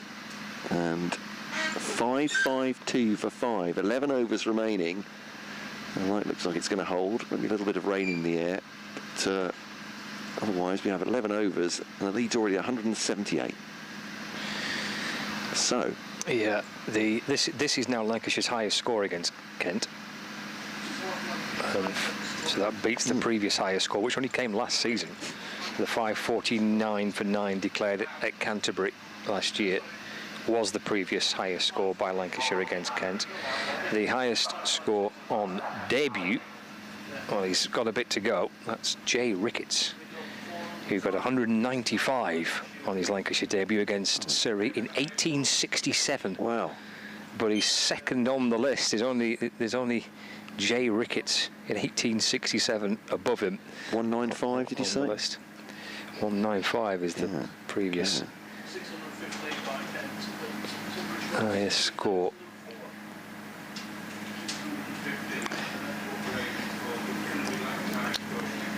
Cashy Valley replacing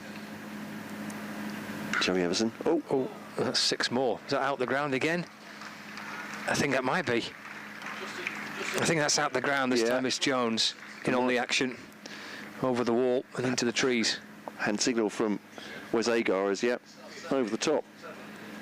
That's a big shot from Michael Jones. Oh yeah. A bit like Everson. Cashy Valley is, he's not got a wicket, but he's not been treated like that before. Leads 184. they'll be running out of balls of around 130 overs old, weren't they, at this point, you would have thought?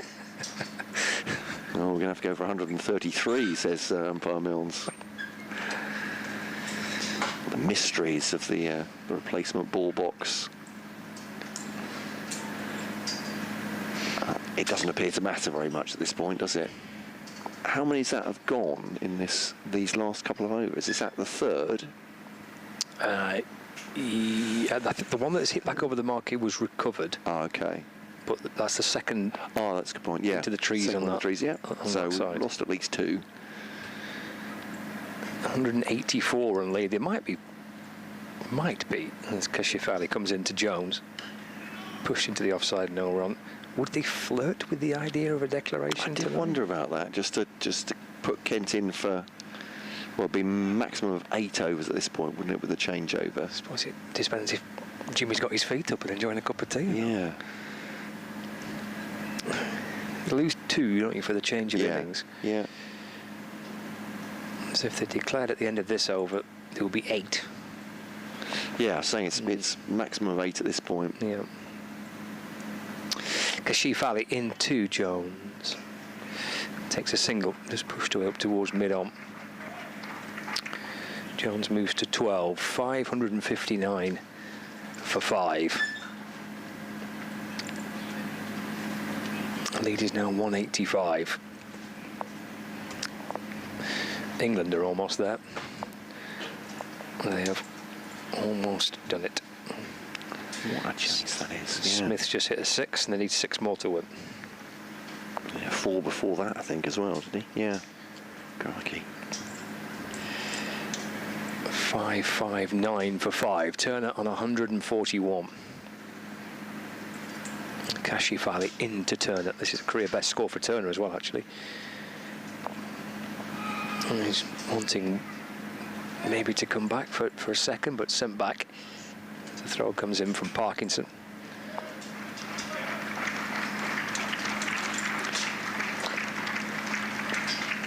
$560 for 5. Oh, 50 partnership. 50 partnership. Already. That's happened quickly, isn't it? It does, that's quickly. 12 of those to Jones. The rest have been knocked out the ground by... Yeah. Well, actually, to be fair, Jones has walloped one out the ground himself, hasn't he? There's Kashifali. In and balls. And shoveling it away towards the leg side. 4 more. Oh no, 6. Oh, he's gone for 6. I thought it was 1 bounce and 4, but it's gone over the rope for 6. The umpire signals. It's a 6 to Jones. He moves to 18. Lead moves to 192. Yeah, me too. I thought that was 4, but yeah, just over the rope. It would leave the ground, but 6 nonetheless. He's been muscled into the onside. They might have a go at declaring, maybe. They might. Just 10 overs still to go. Yeah. I thought around 200 might do it. England have won, by the way. They've won it with a 6 hit by Jamie Smith.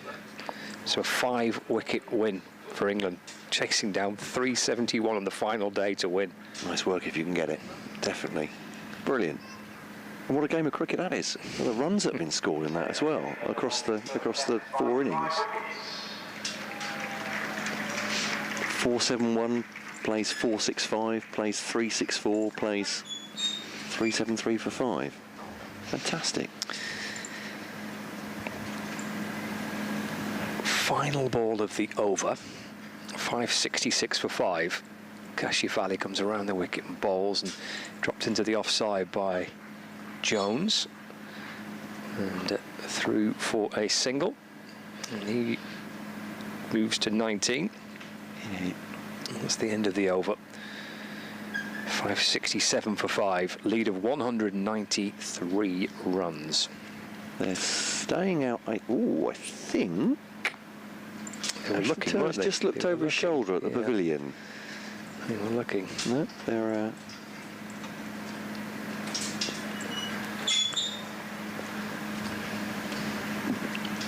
well, if the umpires have come together.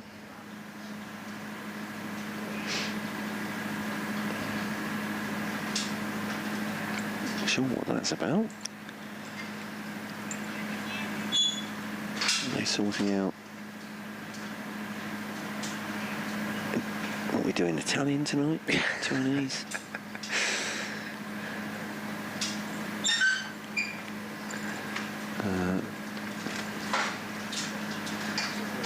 Haven't taken light or anything. No, still think too bright for that.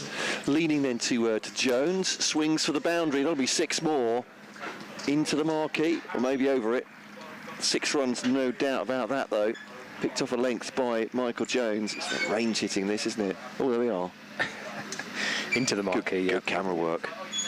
Into the marquee. It's come out with a round of beers. Yeah. Mind the volleyballs. 5.73 for 5. Jones on 25. The lead is 199 now. So, I mean, if they were to declare this evening again, it would be maximum of 7 overs to bowl at Kent. Jones just a push and run, quick run. Oh, shy at the stumps from Harry Finch. Will it be overthrows? It will. They come back for a second. And it's 200 in front. Yeah. Rothesay picks it up. 200 the lead. Well, as I said, Kent have had plenty of punishing days.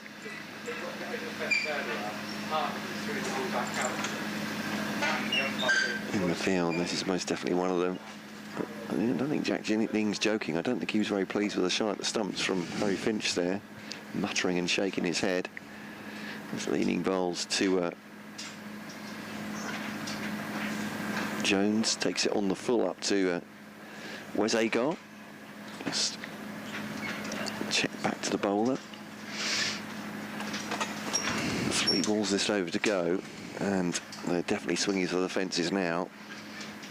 Where will Turner target? This one from Jack Leaning cuts it away for a single. They're going to run a second really hard and gets home. Yeah, Kashif Ali thrown towards the stumps. They appealed. Oh, there's an extra round of applause. I thought for a moment the wicket had fallen. Jack Leaning now.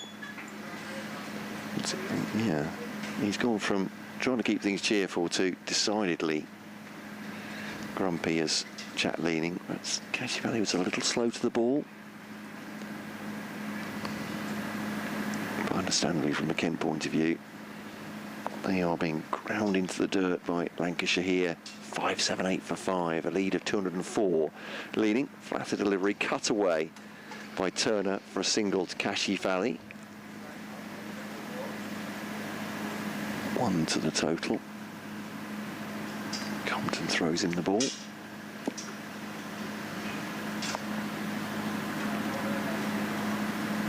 .12 off this over. And this one's down the ground. 1 bounce, is it? Yes, indeed.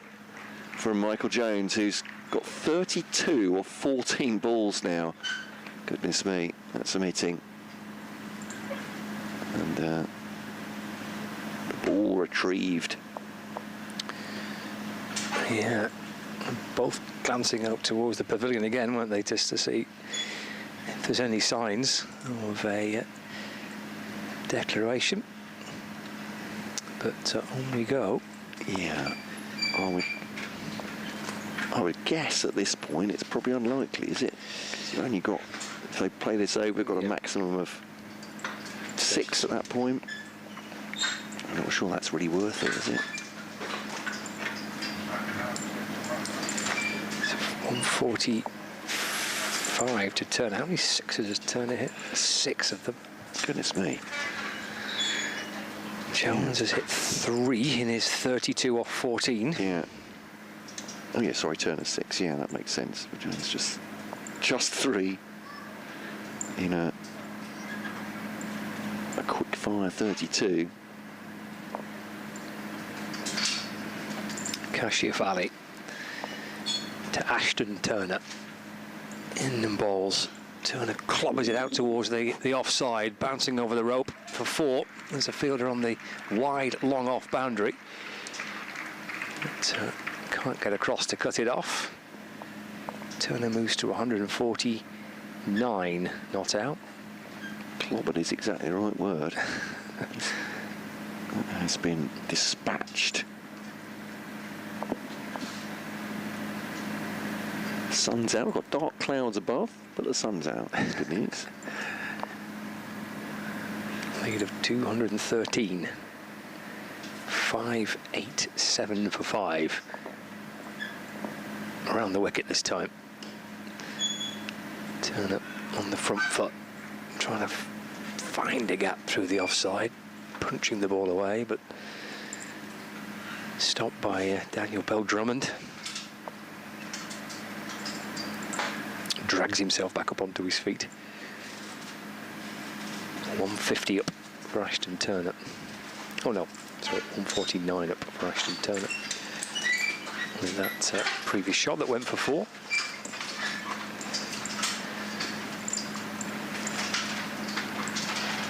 Kashifali balls to Turner.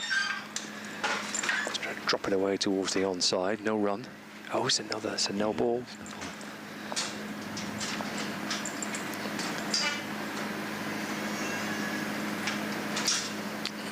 Yeah, that's his 7th of the innings. Kashifali. 5 for Wes Agar, 2 for Matt Parkinson, and 1 for Grant Stewart. 5.89 for 5. Kashifali in and balls to Turner, swatted leg side out towards deep mid wicket, bouncing over the rope. 4 more for Turner, who does get 2, and now with that 4 beyond 150. It's 153. Not out on his first class debut for Lancashire. From 145 deliveries, he has hit 11 4s and 6 6s. Some of them have left the ground. The lead is 219 runs at 593 for 5.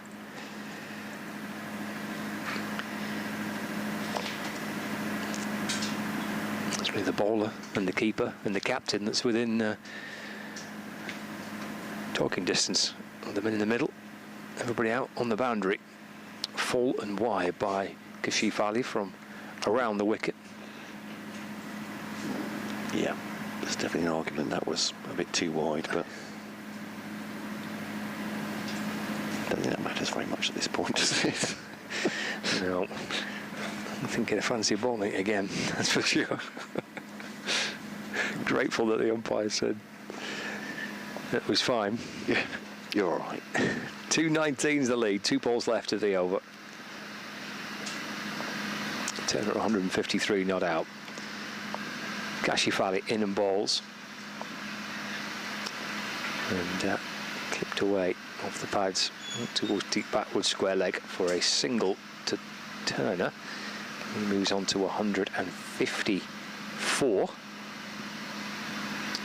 And the Lancashire's total now to 594 for 6. Lead 220.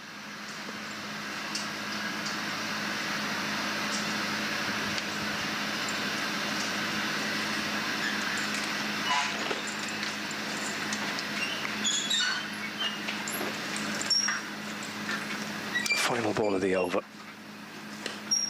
Full length, punched into the offside. Bell-Drummond picks up and fields, and they scamper a quick single. And that is the end of the over. 595 for 5. Lead of 221. Jones on 33. Turner on 154. And Matt Parkinson will take over from Jack Leaning, who from the body language from the last over has just about had enough of today. Yeah, thank you very much. Yep. And I thought for a moment Daniel Bell-Drummond handed a cap to the umpire, that it was his, but it's a rarity that Daniel Bell-Drummond turns his arm over. Matt Parkinson instead from this north end. Jack Leaning, yeah, his spell 1 for 61 off 7. punished by both batters. 146, one of 146 in total. And Parkinson come round the wicket now to Michael Jones. He's up very strongly indeed, and we're saved by one of the marquees posts. It's done us all sorts of solid protection from the wind. So on that one, just done well, hasn't it? Literally hit the post. It's 4 runs, sorry. I'm a bit obsessed by imminent danger to life and limb. Michael Jones did that for 4 is the more interesting thing to those listening and watching. He's on the 37 from 16, which is a good knock in any form of cricket. As Parkinson bowls to him. Goes into the onside. Single taken, 600 up now, crikey. I'm losing sight of all the other milestones, but yeah, 600 for 5, a lead of 226.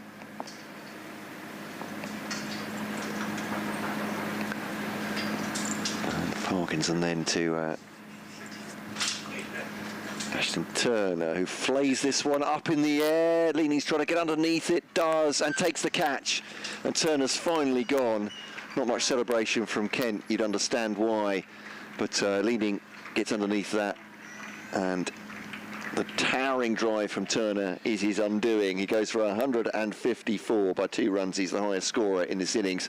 600 for 6. Fantastic from Ashton Turner. 147 balls. And finally goes. Matt Parkinson has a second wicket. There's a hug from Daniel Bell-Drummond for Matt Parkinson, but Ashton Turner gets a rousing round of applause. At tea, Ashton Turner was 43 not out, and he's gone from being 43 not out at tea to making 154 and helping Lancashire score so far 224 runs since the tea break. That was a career best score for Ashton Turner. Some absolutely brutal batting, and to a degree a sense of relief for Kent that it's come to an end. Oh, it's Chris Green in next. It is, yep. I mean, they bat a decent way down, don't they? Green comes out next. Because Balderson's no mug with the bat, is he? No. He's been batted at 7th this season as Balderson. I suppose with the night watchman, obviously, it's a slightly false position. That's true. But Green comes in at number 8. Jones has 38 off 17 already. Parkinson to bowl to Green. 7.5 overs left of the day. Ooh, gets a turn away from the right-hander. Playing a miss from Chris Green to start. Parkinson 2 for 162. He's gone for worse this season. He's brought up 200 in one of the games, but I'll be reminding of that after the day's play. And this one's thumped into the offside, and it's, unfortunately for him, Ben Compton tumbling, trying to get to that, and won't. It's hit very hard by Chris Green, as he has one look, a single ball, and a boundary in this one. 604 for 6. We're looking at those 2 matches in 2004 where we had 4 centurions. On to 4 then. Fantastic innings by Ashton Turner. Number 54 for him. Nudged into the offside. Parkinson threatens to field of his own bowling. It's Jack Leaning instead. And that will be the end of the 135th over with Lancashire 605. I think it's the end of it. No. I can't count to 6 then. No, I can count to 6. I think it is. We're just checking. I think the umpires are not It's all sure fingers either. on one hand and one more, isn't it? That's right, yeah. It is indeed. The highest total in matches between Lancashire and Kent is a score made by Kent, which was 615 at Tunbridge Wells in 2004. So that's well within range for Lancashire. That's the highest total in matches between Lancashire and Kent, scored by Kent at Tunbridge Wells, 615, which they made back in 2004. So 605 is Lancashire's score, with centuries for Wells, for Bohannon and for Turner. Still got 7 overs left, so and the light's fine, so Lancashire continuing to pile on the misery for Kent. Caerphilly to Chris Green is the next contest. Flashed away through the offside by Green. We'll move on to 6. 606 for 6. Lead of 232. I wonder if this is the only game still going. Now, there's one in Division 1 that's still going, but they've reached the close of play in the other games in Division 2.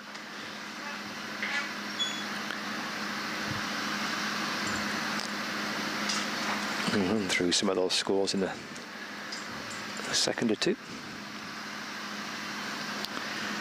Michael Jones, 38 not out. Here comes Caerphilly in balls to Jones down the leg side. So Middlesex closing day 3 in their second innings on 215 for 3. That's a lead over Northamptonshire by 193 runs. A strong position, Middlesex, got 7 wickets remaining. Lead by 193 going into tomorrow. Glamorgan still trail the Division 2 leaders Leicestershire heading into the 4th day. They're still 92 behind, 7 wickets remaining.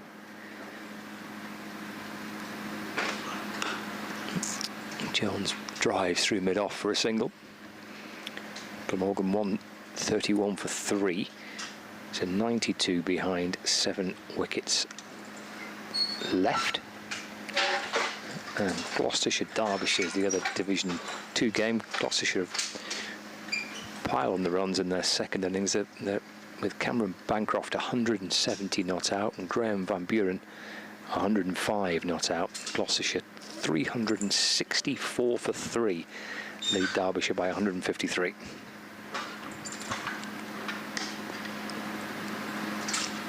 Bill Drummond fields at cover. And there's no run. So the Division 2 scores. Surrey have beaten Worcestershire in Division 1 already today by 9 wickets. Close of play in 3 of the other 4 games in the First Division.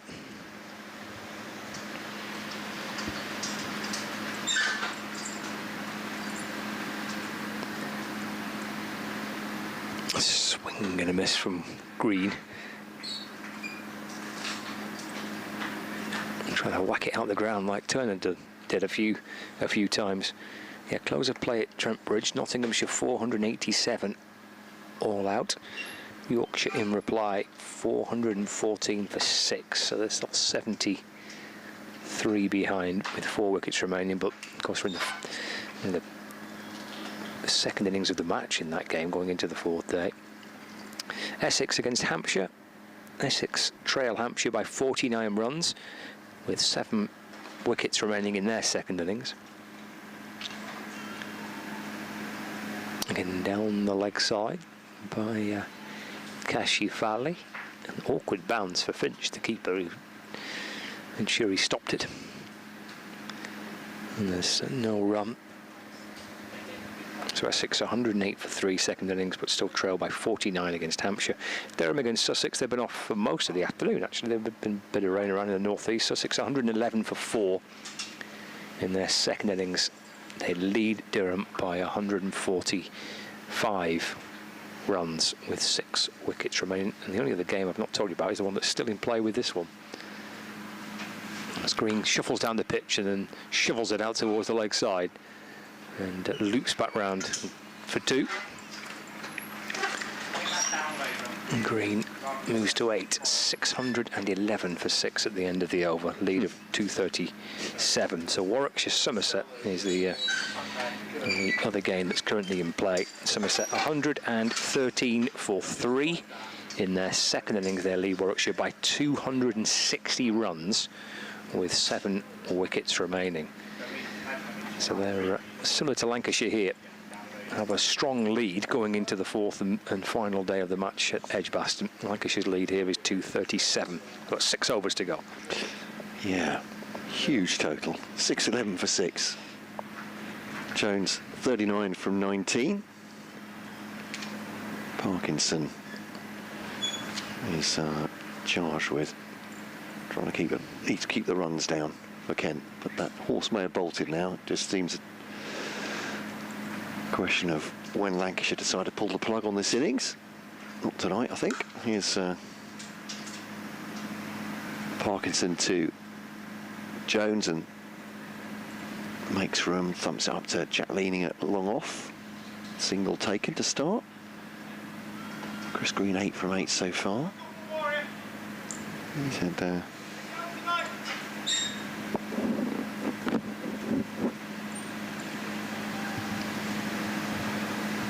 Parkinson bowls to Green. It's a bit of a mow into the offside, but fielded by Jack Leaning, as just said. A couple more here, 8 down tonight. Not sure that makes much difference, but 239 the lead at this point. Parkinson to Jones. Going at 2 ball here. And he carves that into the offside, fielded by Ken Compton, single taken. He threw it wide, didn't he, Parkinson? He could see Jones was shaping up, and he pushed it as wide as he could possibly legitimately do it. Yeah, might need some footwork from these two to catch up with the ball. He's stepped across his stumps as Green then goes to the reverse. It's almost gone to T20 mode here, isn't it? And along the ground to Wes Agar, square of the wicket on the offside. And another single off Parkinson. This is equalled the previous highest total in a match between these two sides. As Parkinson bowls 2. This is up in the air, way up in the air. Jack Leaning tries to get underneath it, does, and catches. Safe hands. Parkinson has his 3rd wicket, and it's Michael Jones who goes for 41 from 22 balls. Very speedy innings and exactly what was required for his team. 6:15 for 7 then, Lancashire lead of 241. It's a good catch, isn't it? Yeah. It's a good, he's made a difficult catch look really easy, because it's right at the back end of a horribly long day for Kent. There's a strong wind bustling around the ground. He's hit it an absolute mile in the air. He's pretty routine, made it look pretty routine. That's a good catch by Leaning, and he never for a second looked like dropping it. He's a safe pair of hands, and one of their key fielders in T20 as well for that very reason, so we'll field it long on and long off for those big drives that go high in the air. But yeah, I really admired just the calmness of getting yourself into position firstly, having the perspective to get yourself into position under a towering catch, and then, as you say, just made it look pretty straightforward. So George Balderson comes in, wicket falls. Parkinson has 371. Just a little tight-fisted punch there from Parkinson to himself, I think, as he took that 3rd wicket. A little bit of a reward for what's been pretty punishing against his old side. Into his 33rd over here and just 1 ball shy of that. 241 the lead. Is this enough already, maybe? They're not going to pull the plug tonight, surely.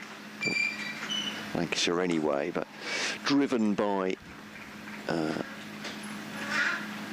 Balderson. Left-handed up towards Leaning. He'll take a single. End of the over. You were talking about the highest score in matches between these two sides, single innings, is that right? So was that That was by Kent. Yeah. And it was previously 615. That was at a game at Tunbridge Wells in 2004. Gotcha.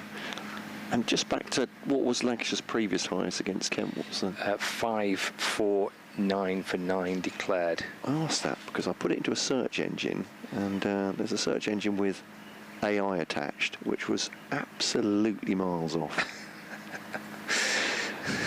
So I'll leave you to wonder which search engine that was. Yeah, that was Lancashire's highest score.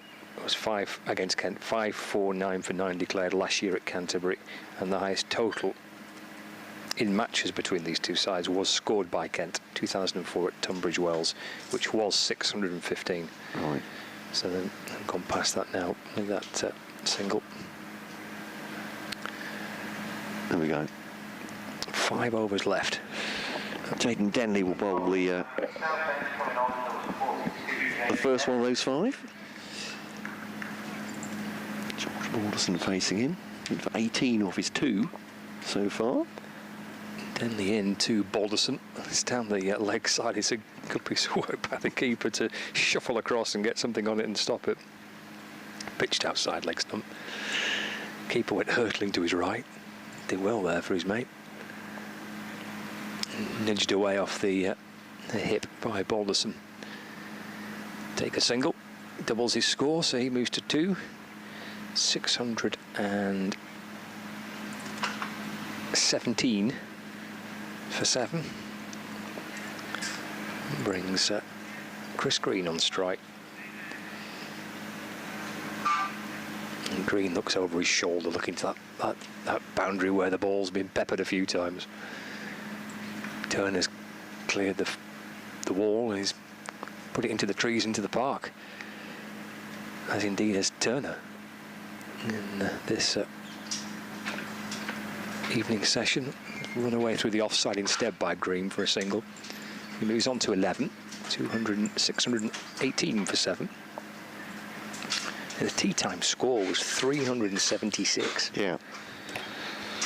And the lead was 2, so they've scored 242 runs. It's hammered away through mid-off by Balderson. He wanted 2, but he's denied the possibility of a second. Yeah, he'd scored 151 in the previous session, which was pretty good going, wasn't it? But this is just absolutely colossal.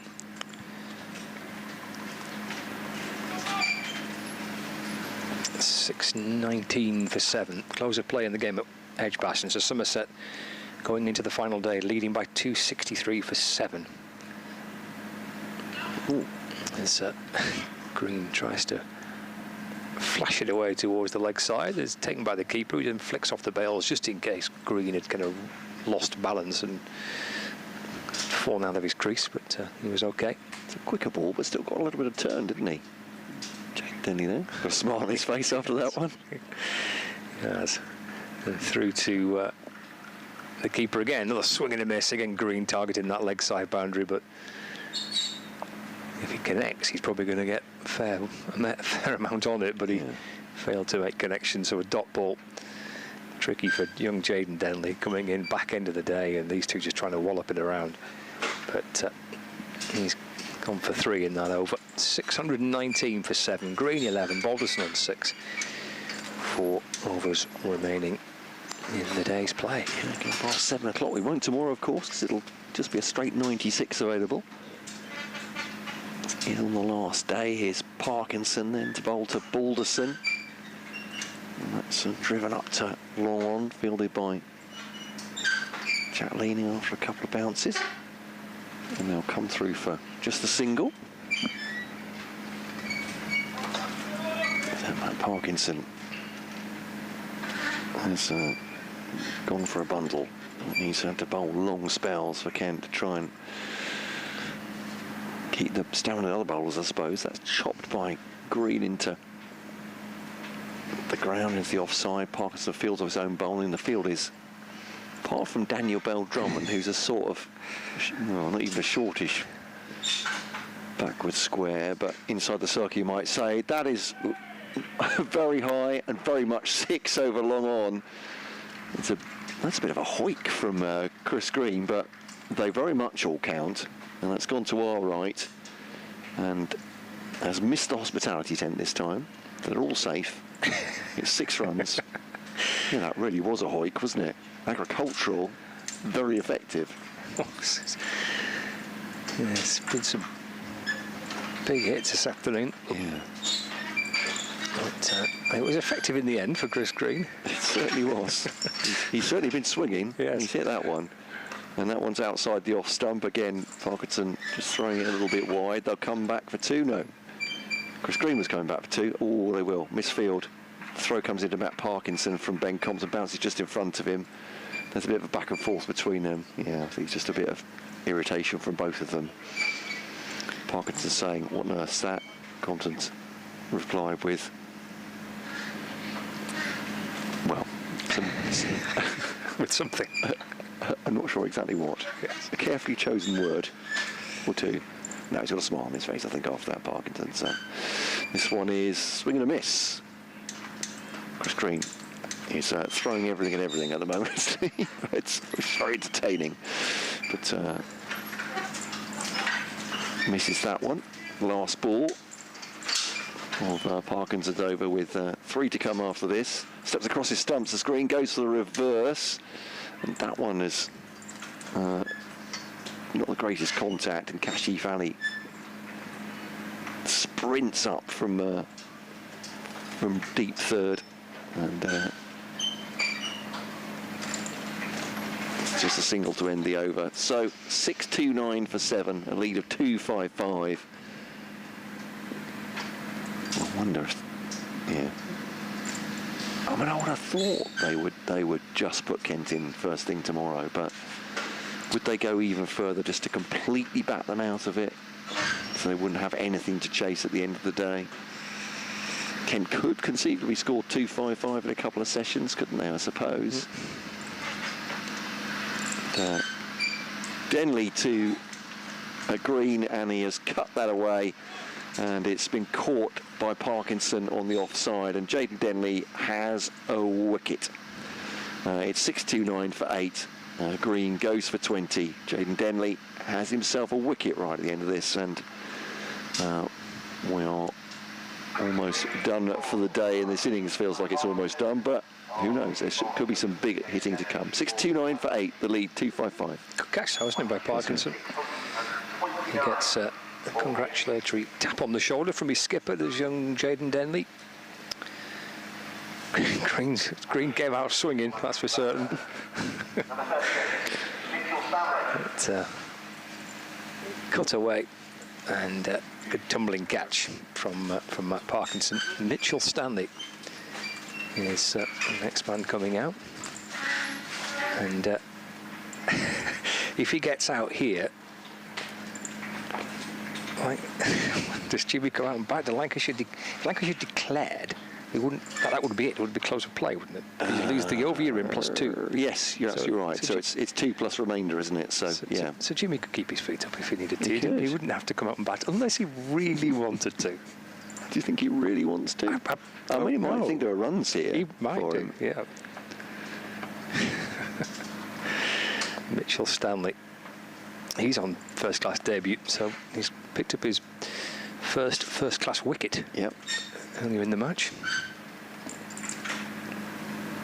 There's Denley into Stanley. That's off the back foot and play back towards young Denley. Again, if anyone's got the right to put his feet up, aye, yes. I can imagine Jimmy Anderson has earned that. Stanley works it away through the leg side, and he'll come back for his first runs, 2 of them in fact. Just tickled away through the leg side for a couple for Mitchell Stanley. So that's 631 for 8, and the lead is 257. Denley in to Stanley. That's in the air. It's down towards long off. He'll be caught here. He will. It's a catch, and on the long off boundary, Stanley departs for 2, and Lancashire lose their 9th wicket. We're going to find out now. And it looks like, well, Balderson's not moving, so the skipper's going to come out by the looks of things. And have a Joey bat. Everson, I think, with the catch. And actually was another decent one on the boundary. Gave him something to do. But that's 2 in the over for Jaden Denley. He's on a roll. It's a good catch as well, wasn't it? A tumbling catch by Joey Everson. Right, yeah. So Stanley's gone for 2, faced 2 balls, ran 2, heads back towards the dressing room. And here comes Lancashire's captain, James Anderson, heading out to bat with 2.2 overs left in the day and his side leading by 257. 6-3-1 for 9. If Denny takes a third here, his figures are going to look great, aren't they? He'll be asking for years to come. Why didn't he bowl more? Denley's your man to go to tonight, isn't he? 2 for 23. He's his career best. 2 and 2 for first class. I think so. Has he taken 2 before? They're getting around in tonight, then, won't he? Celebrates his career best. But won't have the strength to lift him. No, fair I thought enough. tonight. I'll have a lie down, I think.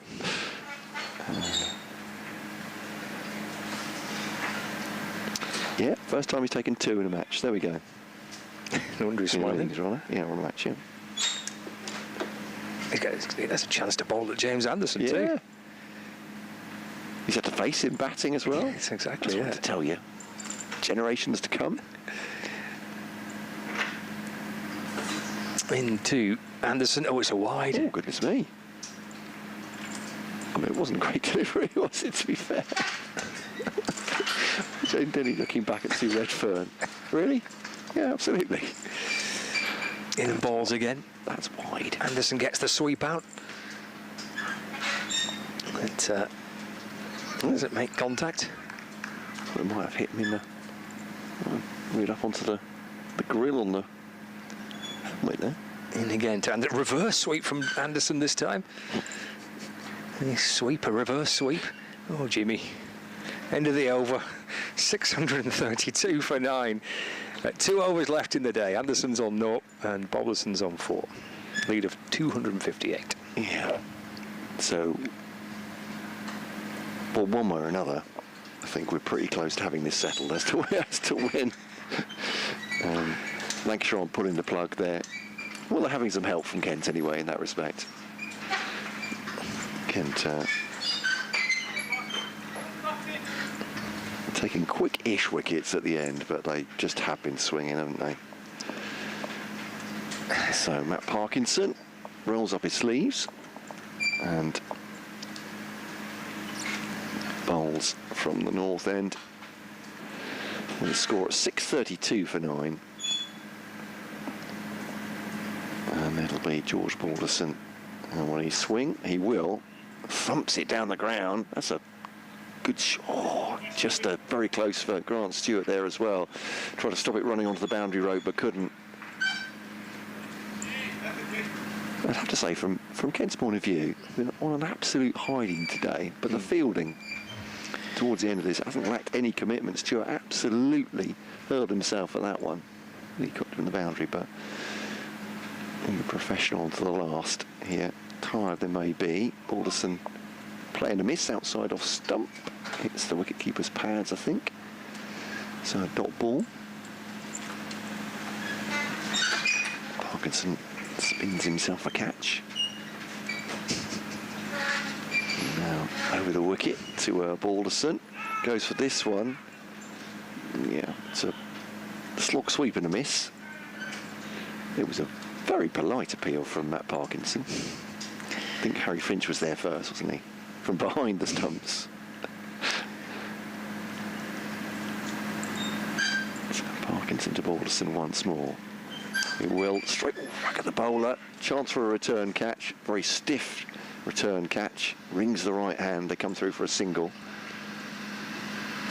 And 2 balls to come of the penultimate over. And of course, well, as you said, Scott, actually, if there's 1 wicket here, we'll be done for the day, won't we? But we will.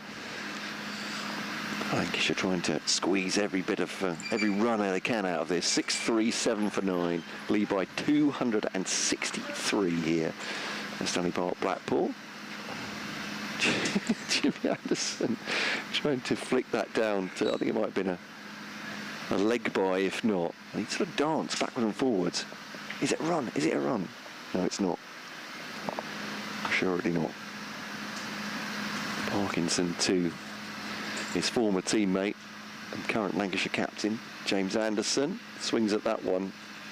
That's a bloop out to long on. Applause for Lancashire skipper getting off the mark. 6.38 for 9. Jaden Denley's saying, let me have another go at Jimmy. Let me at him. Let me at him.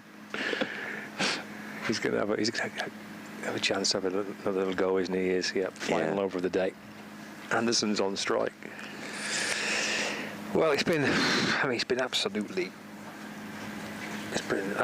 brutal since tea in particular, hasn't it? I mean, it's steadily got more and more aggressive as it's gone on. 100 in the first session, 150 in the second session. Here is Denley to Anderson. Was it 262 at this point? I think in the session. Yeah, lead was 2 at tea, wasn't it? Yeah. Oh, that went easier. Yeah. And comes Denley, balls to Anderson, trying to lay a bat and ball, helping around the corner. Ball just sneaks through to the keeper. Yeah, his tactic bowling down the leg side seems to be working, doesn't it? Oh. And again, lunging forward is Anderson. And there's no run. 3, I think, there might be 2. 2 left, I think, of the day. In reverse sweep from Jimmy. He's asking for the LBW, was Denley. He liked it, nobody else did. Yeah, I don't think that's anywhere near, is it? But there we go. 6, 3, 8 for 9. Denley in to Anderson, who he's down on one knee. He's lost the bat's gone out towards the leg side. Oh, Jimmy. Well, he swung the bat. He's not held on to it. No. One more ball left. He goes again. Oh. Gets it this time. Out towards that leg side boundary. It's just the one. It is just the one. That's the end of the day's play. Lancashire finish on 639 for 9. We've seen some outstanding batting today, and then we saw the final over of the day. Anderson's on 2, Balderson's on 9, and I think Jimmy's finding the funny side of it as well. So, lead of 265 at the end of the day. So that's 263 runs in that evening session by Lancashire. Yeah, it's been a long, hard day for Kent, but Lancashire, big lead. 265 the lead then to come back tomorrow morning. Scott's still slightly traumatised by the final over, but some amazing power hitting. Luke Wells going to 152, Josh Bohannon 124, Turner's run a ball 154. It's been, as you said, some colossal hitting here. Big damage on the Kent bowling figures, but massive total, 639 for 9. So I guess, Scott, tomorrow the first order of the day will be to tell the listeners if Lancashire have declared or not, whether they'll bat on in the final session with just 1 wicket remaining. I would imagine they might call it tonight. And on the evidence of that, I reckon Jimmy might have another go. See if he can add to his score. That was great fun, and yeah, an outstanding day of cricket for Lancashire. Lead of 263. That's where we stand heading into this final day tomorrow. Lancashire leading by 265. Sorry, it was 263 runs in the session, wasn't it? I hope you've enjoyed the coverage from Blackpool. We'll catch you tomorrow morning from just before 11 o'clock.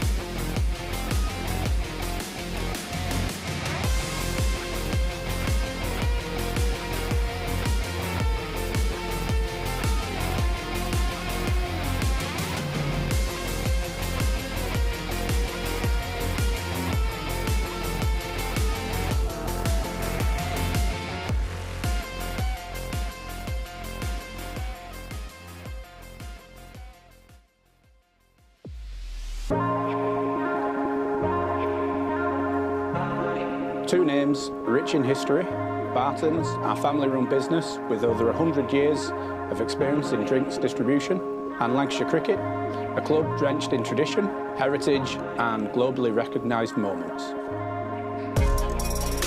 Since 1917, Barton's has been supplying the finest wines, soft drinks and premium beverages across the UK, partnering with world-class brands to bring unforgettable experiences to every occasion. Now, we're excited to announce we will be bringing that same passion to cricket fans at Emirates Old Trafford. As the official wine, spirits and soft drinks partner of Lancashire Cricket, we're elevating matchday experiences, hospitality and celebrations across the next 3 years. From the first ball to the final cheers, Barton's is here to make every moment one to savour. Keep an eye out for some familiar brands such as Guinness, Celavino, VK Hooch and Britvic. Barton's and Lancashire Cricket, a partnership built on passion, unforgettable moments and history.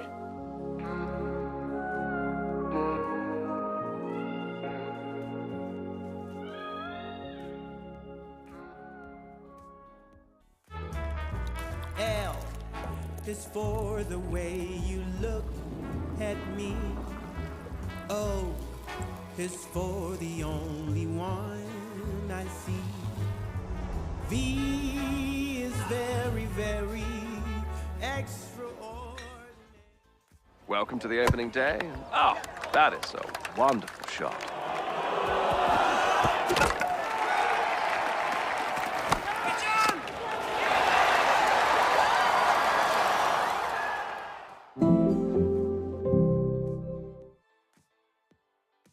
This is a call for hungry dreamers and hard-working self-believers. Success is down to more than just luck and talent. It's striving to be the best, breaking the boundaries and never giving up. Are you ready to become your best self? Are you ready to unlock your greatness? So what are you waiting for? This is Education Evolved. This is UA 92. When I was a kid, there was no professional women's cricket. I didn't even think that women could be professional sports people. Especially early on, it just didn't really seem like there was a career in it. To support myself around cricket, I had to work at the petrol garage. I was the only girl, so I stood out. I'd love for young girls to be able to dream about being an athlete and it to be achievable. Thanks to the Hilton funding my contract, it's allowed me to play the game that I love all day, every day. We're like an engine and we need to be fueled with the right gas. Without funding, we can't be visible. You can't be what you can't see. As a team, it feels like we're breaking boundaries.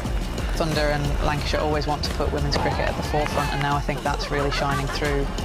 It's mad to think that without the Hilton funding, like, we wouldn't be playing cricket every day, training. Well, we could be, but we wouldn't have any money. Yeah, true.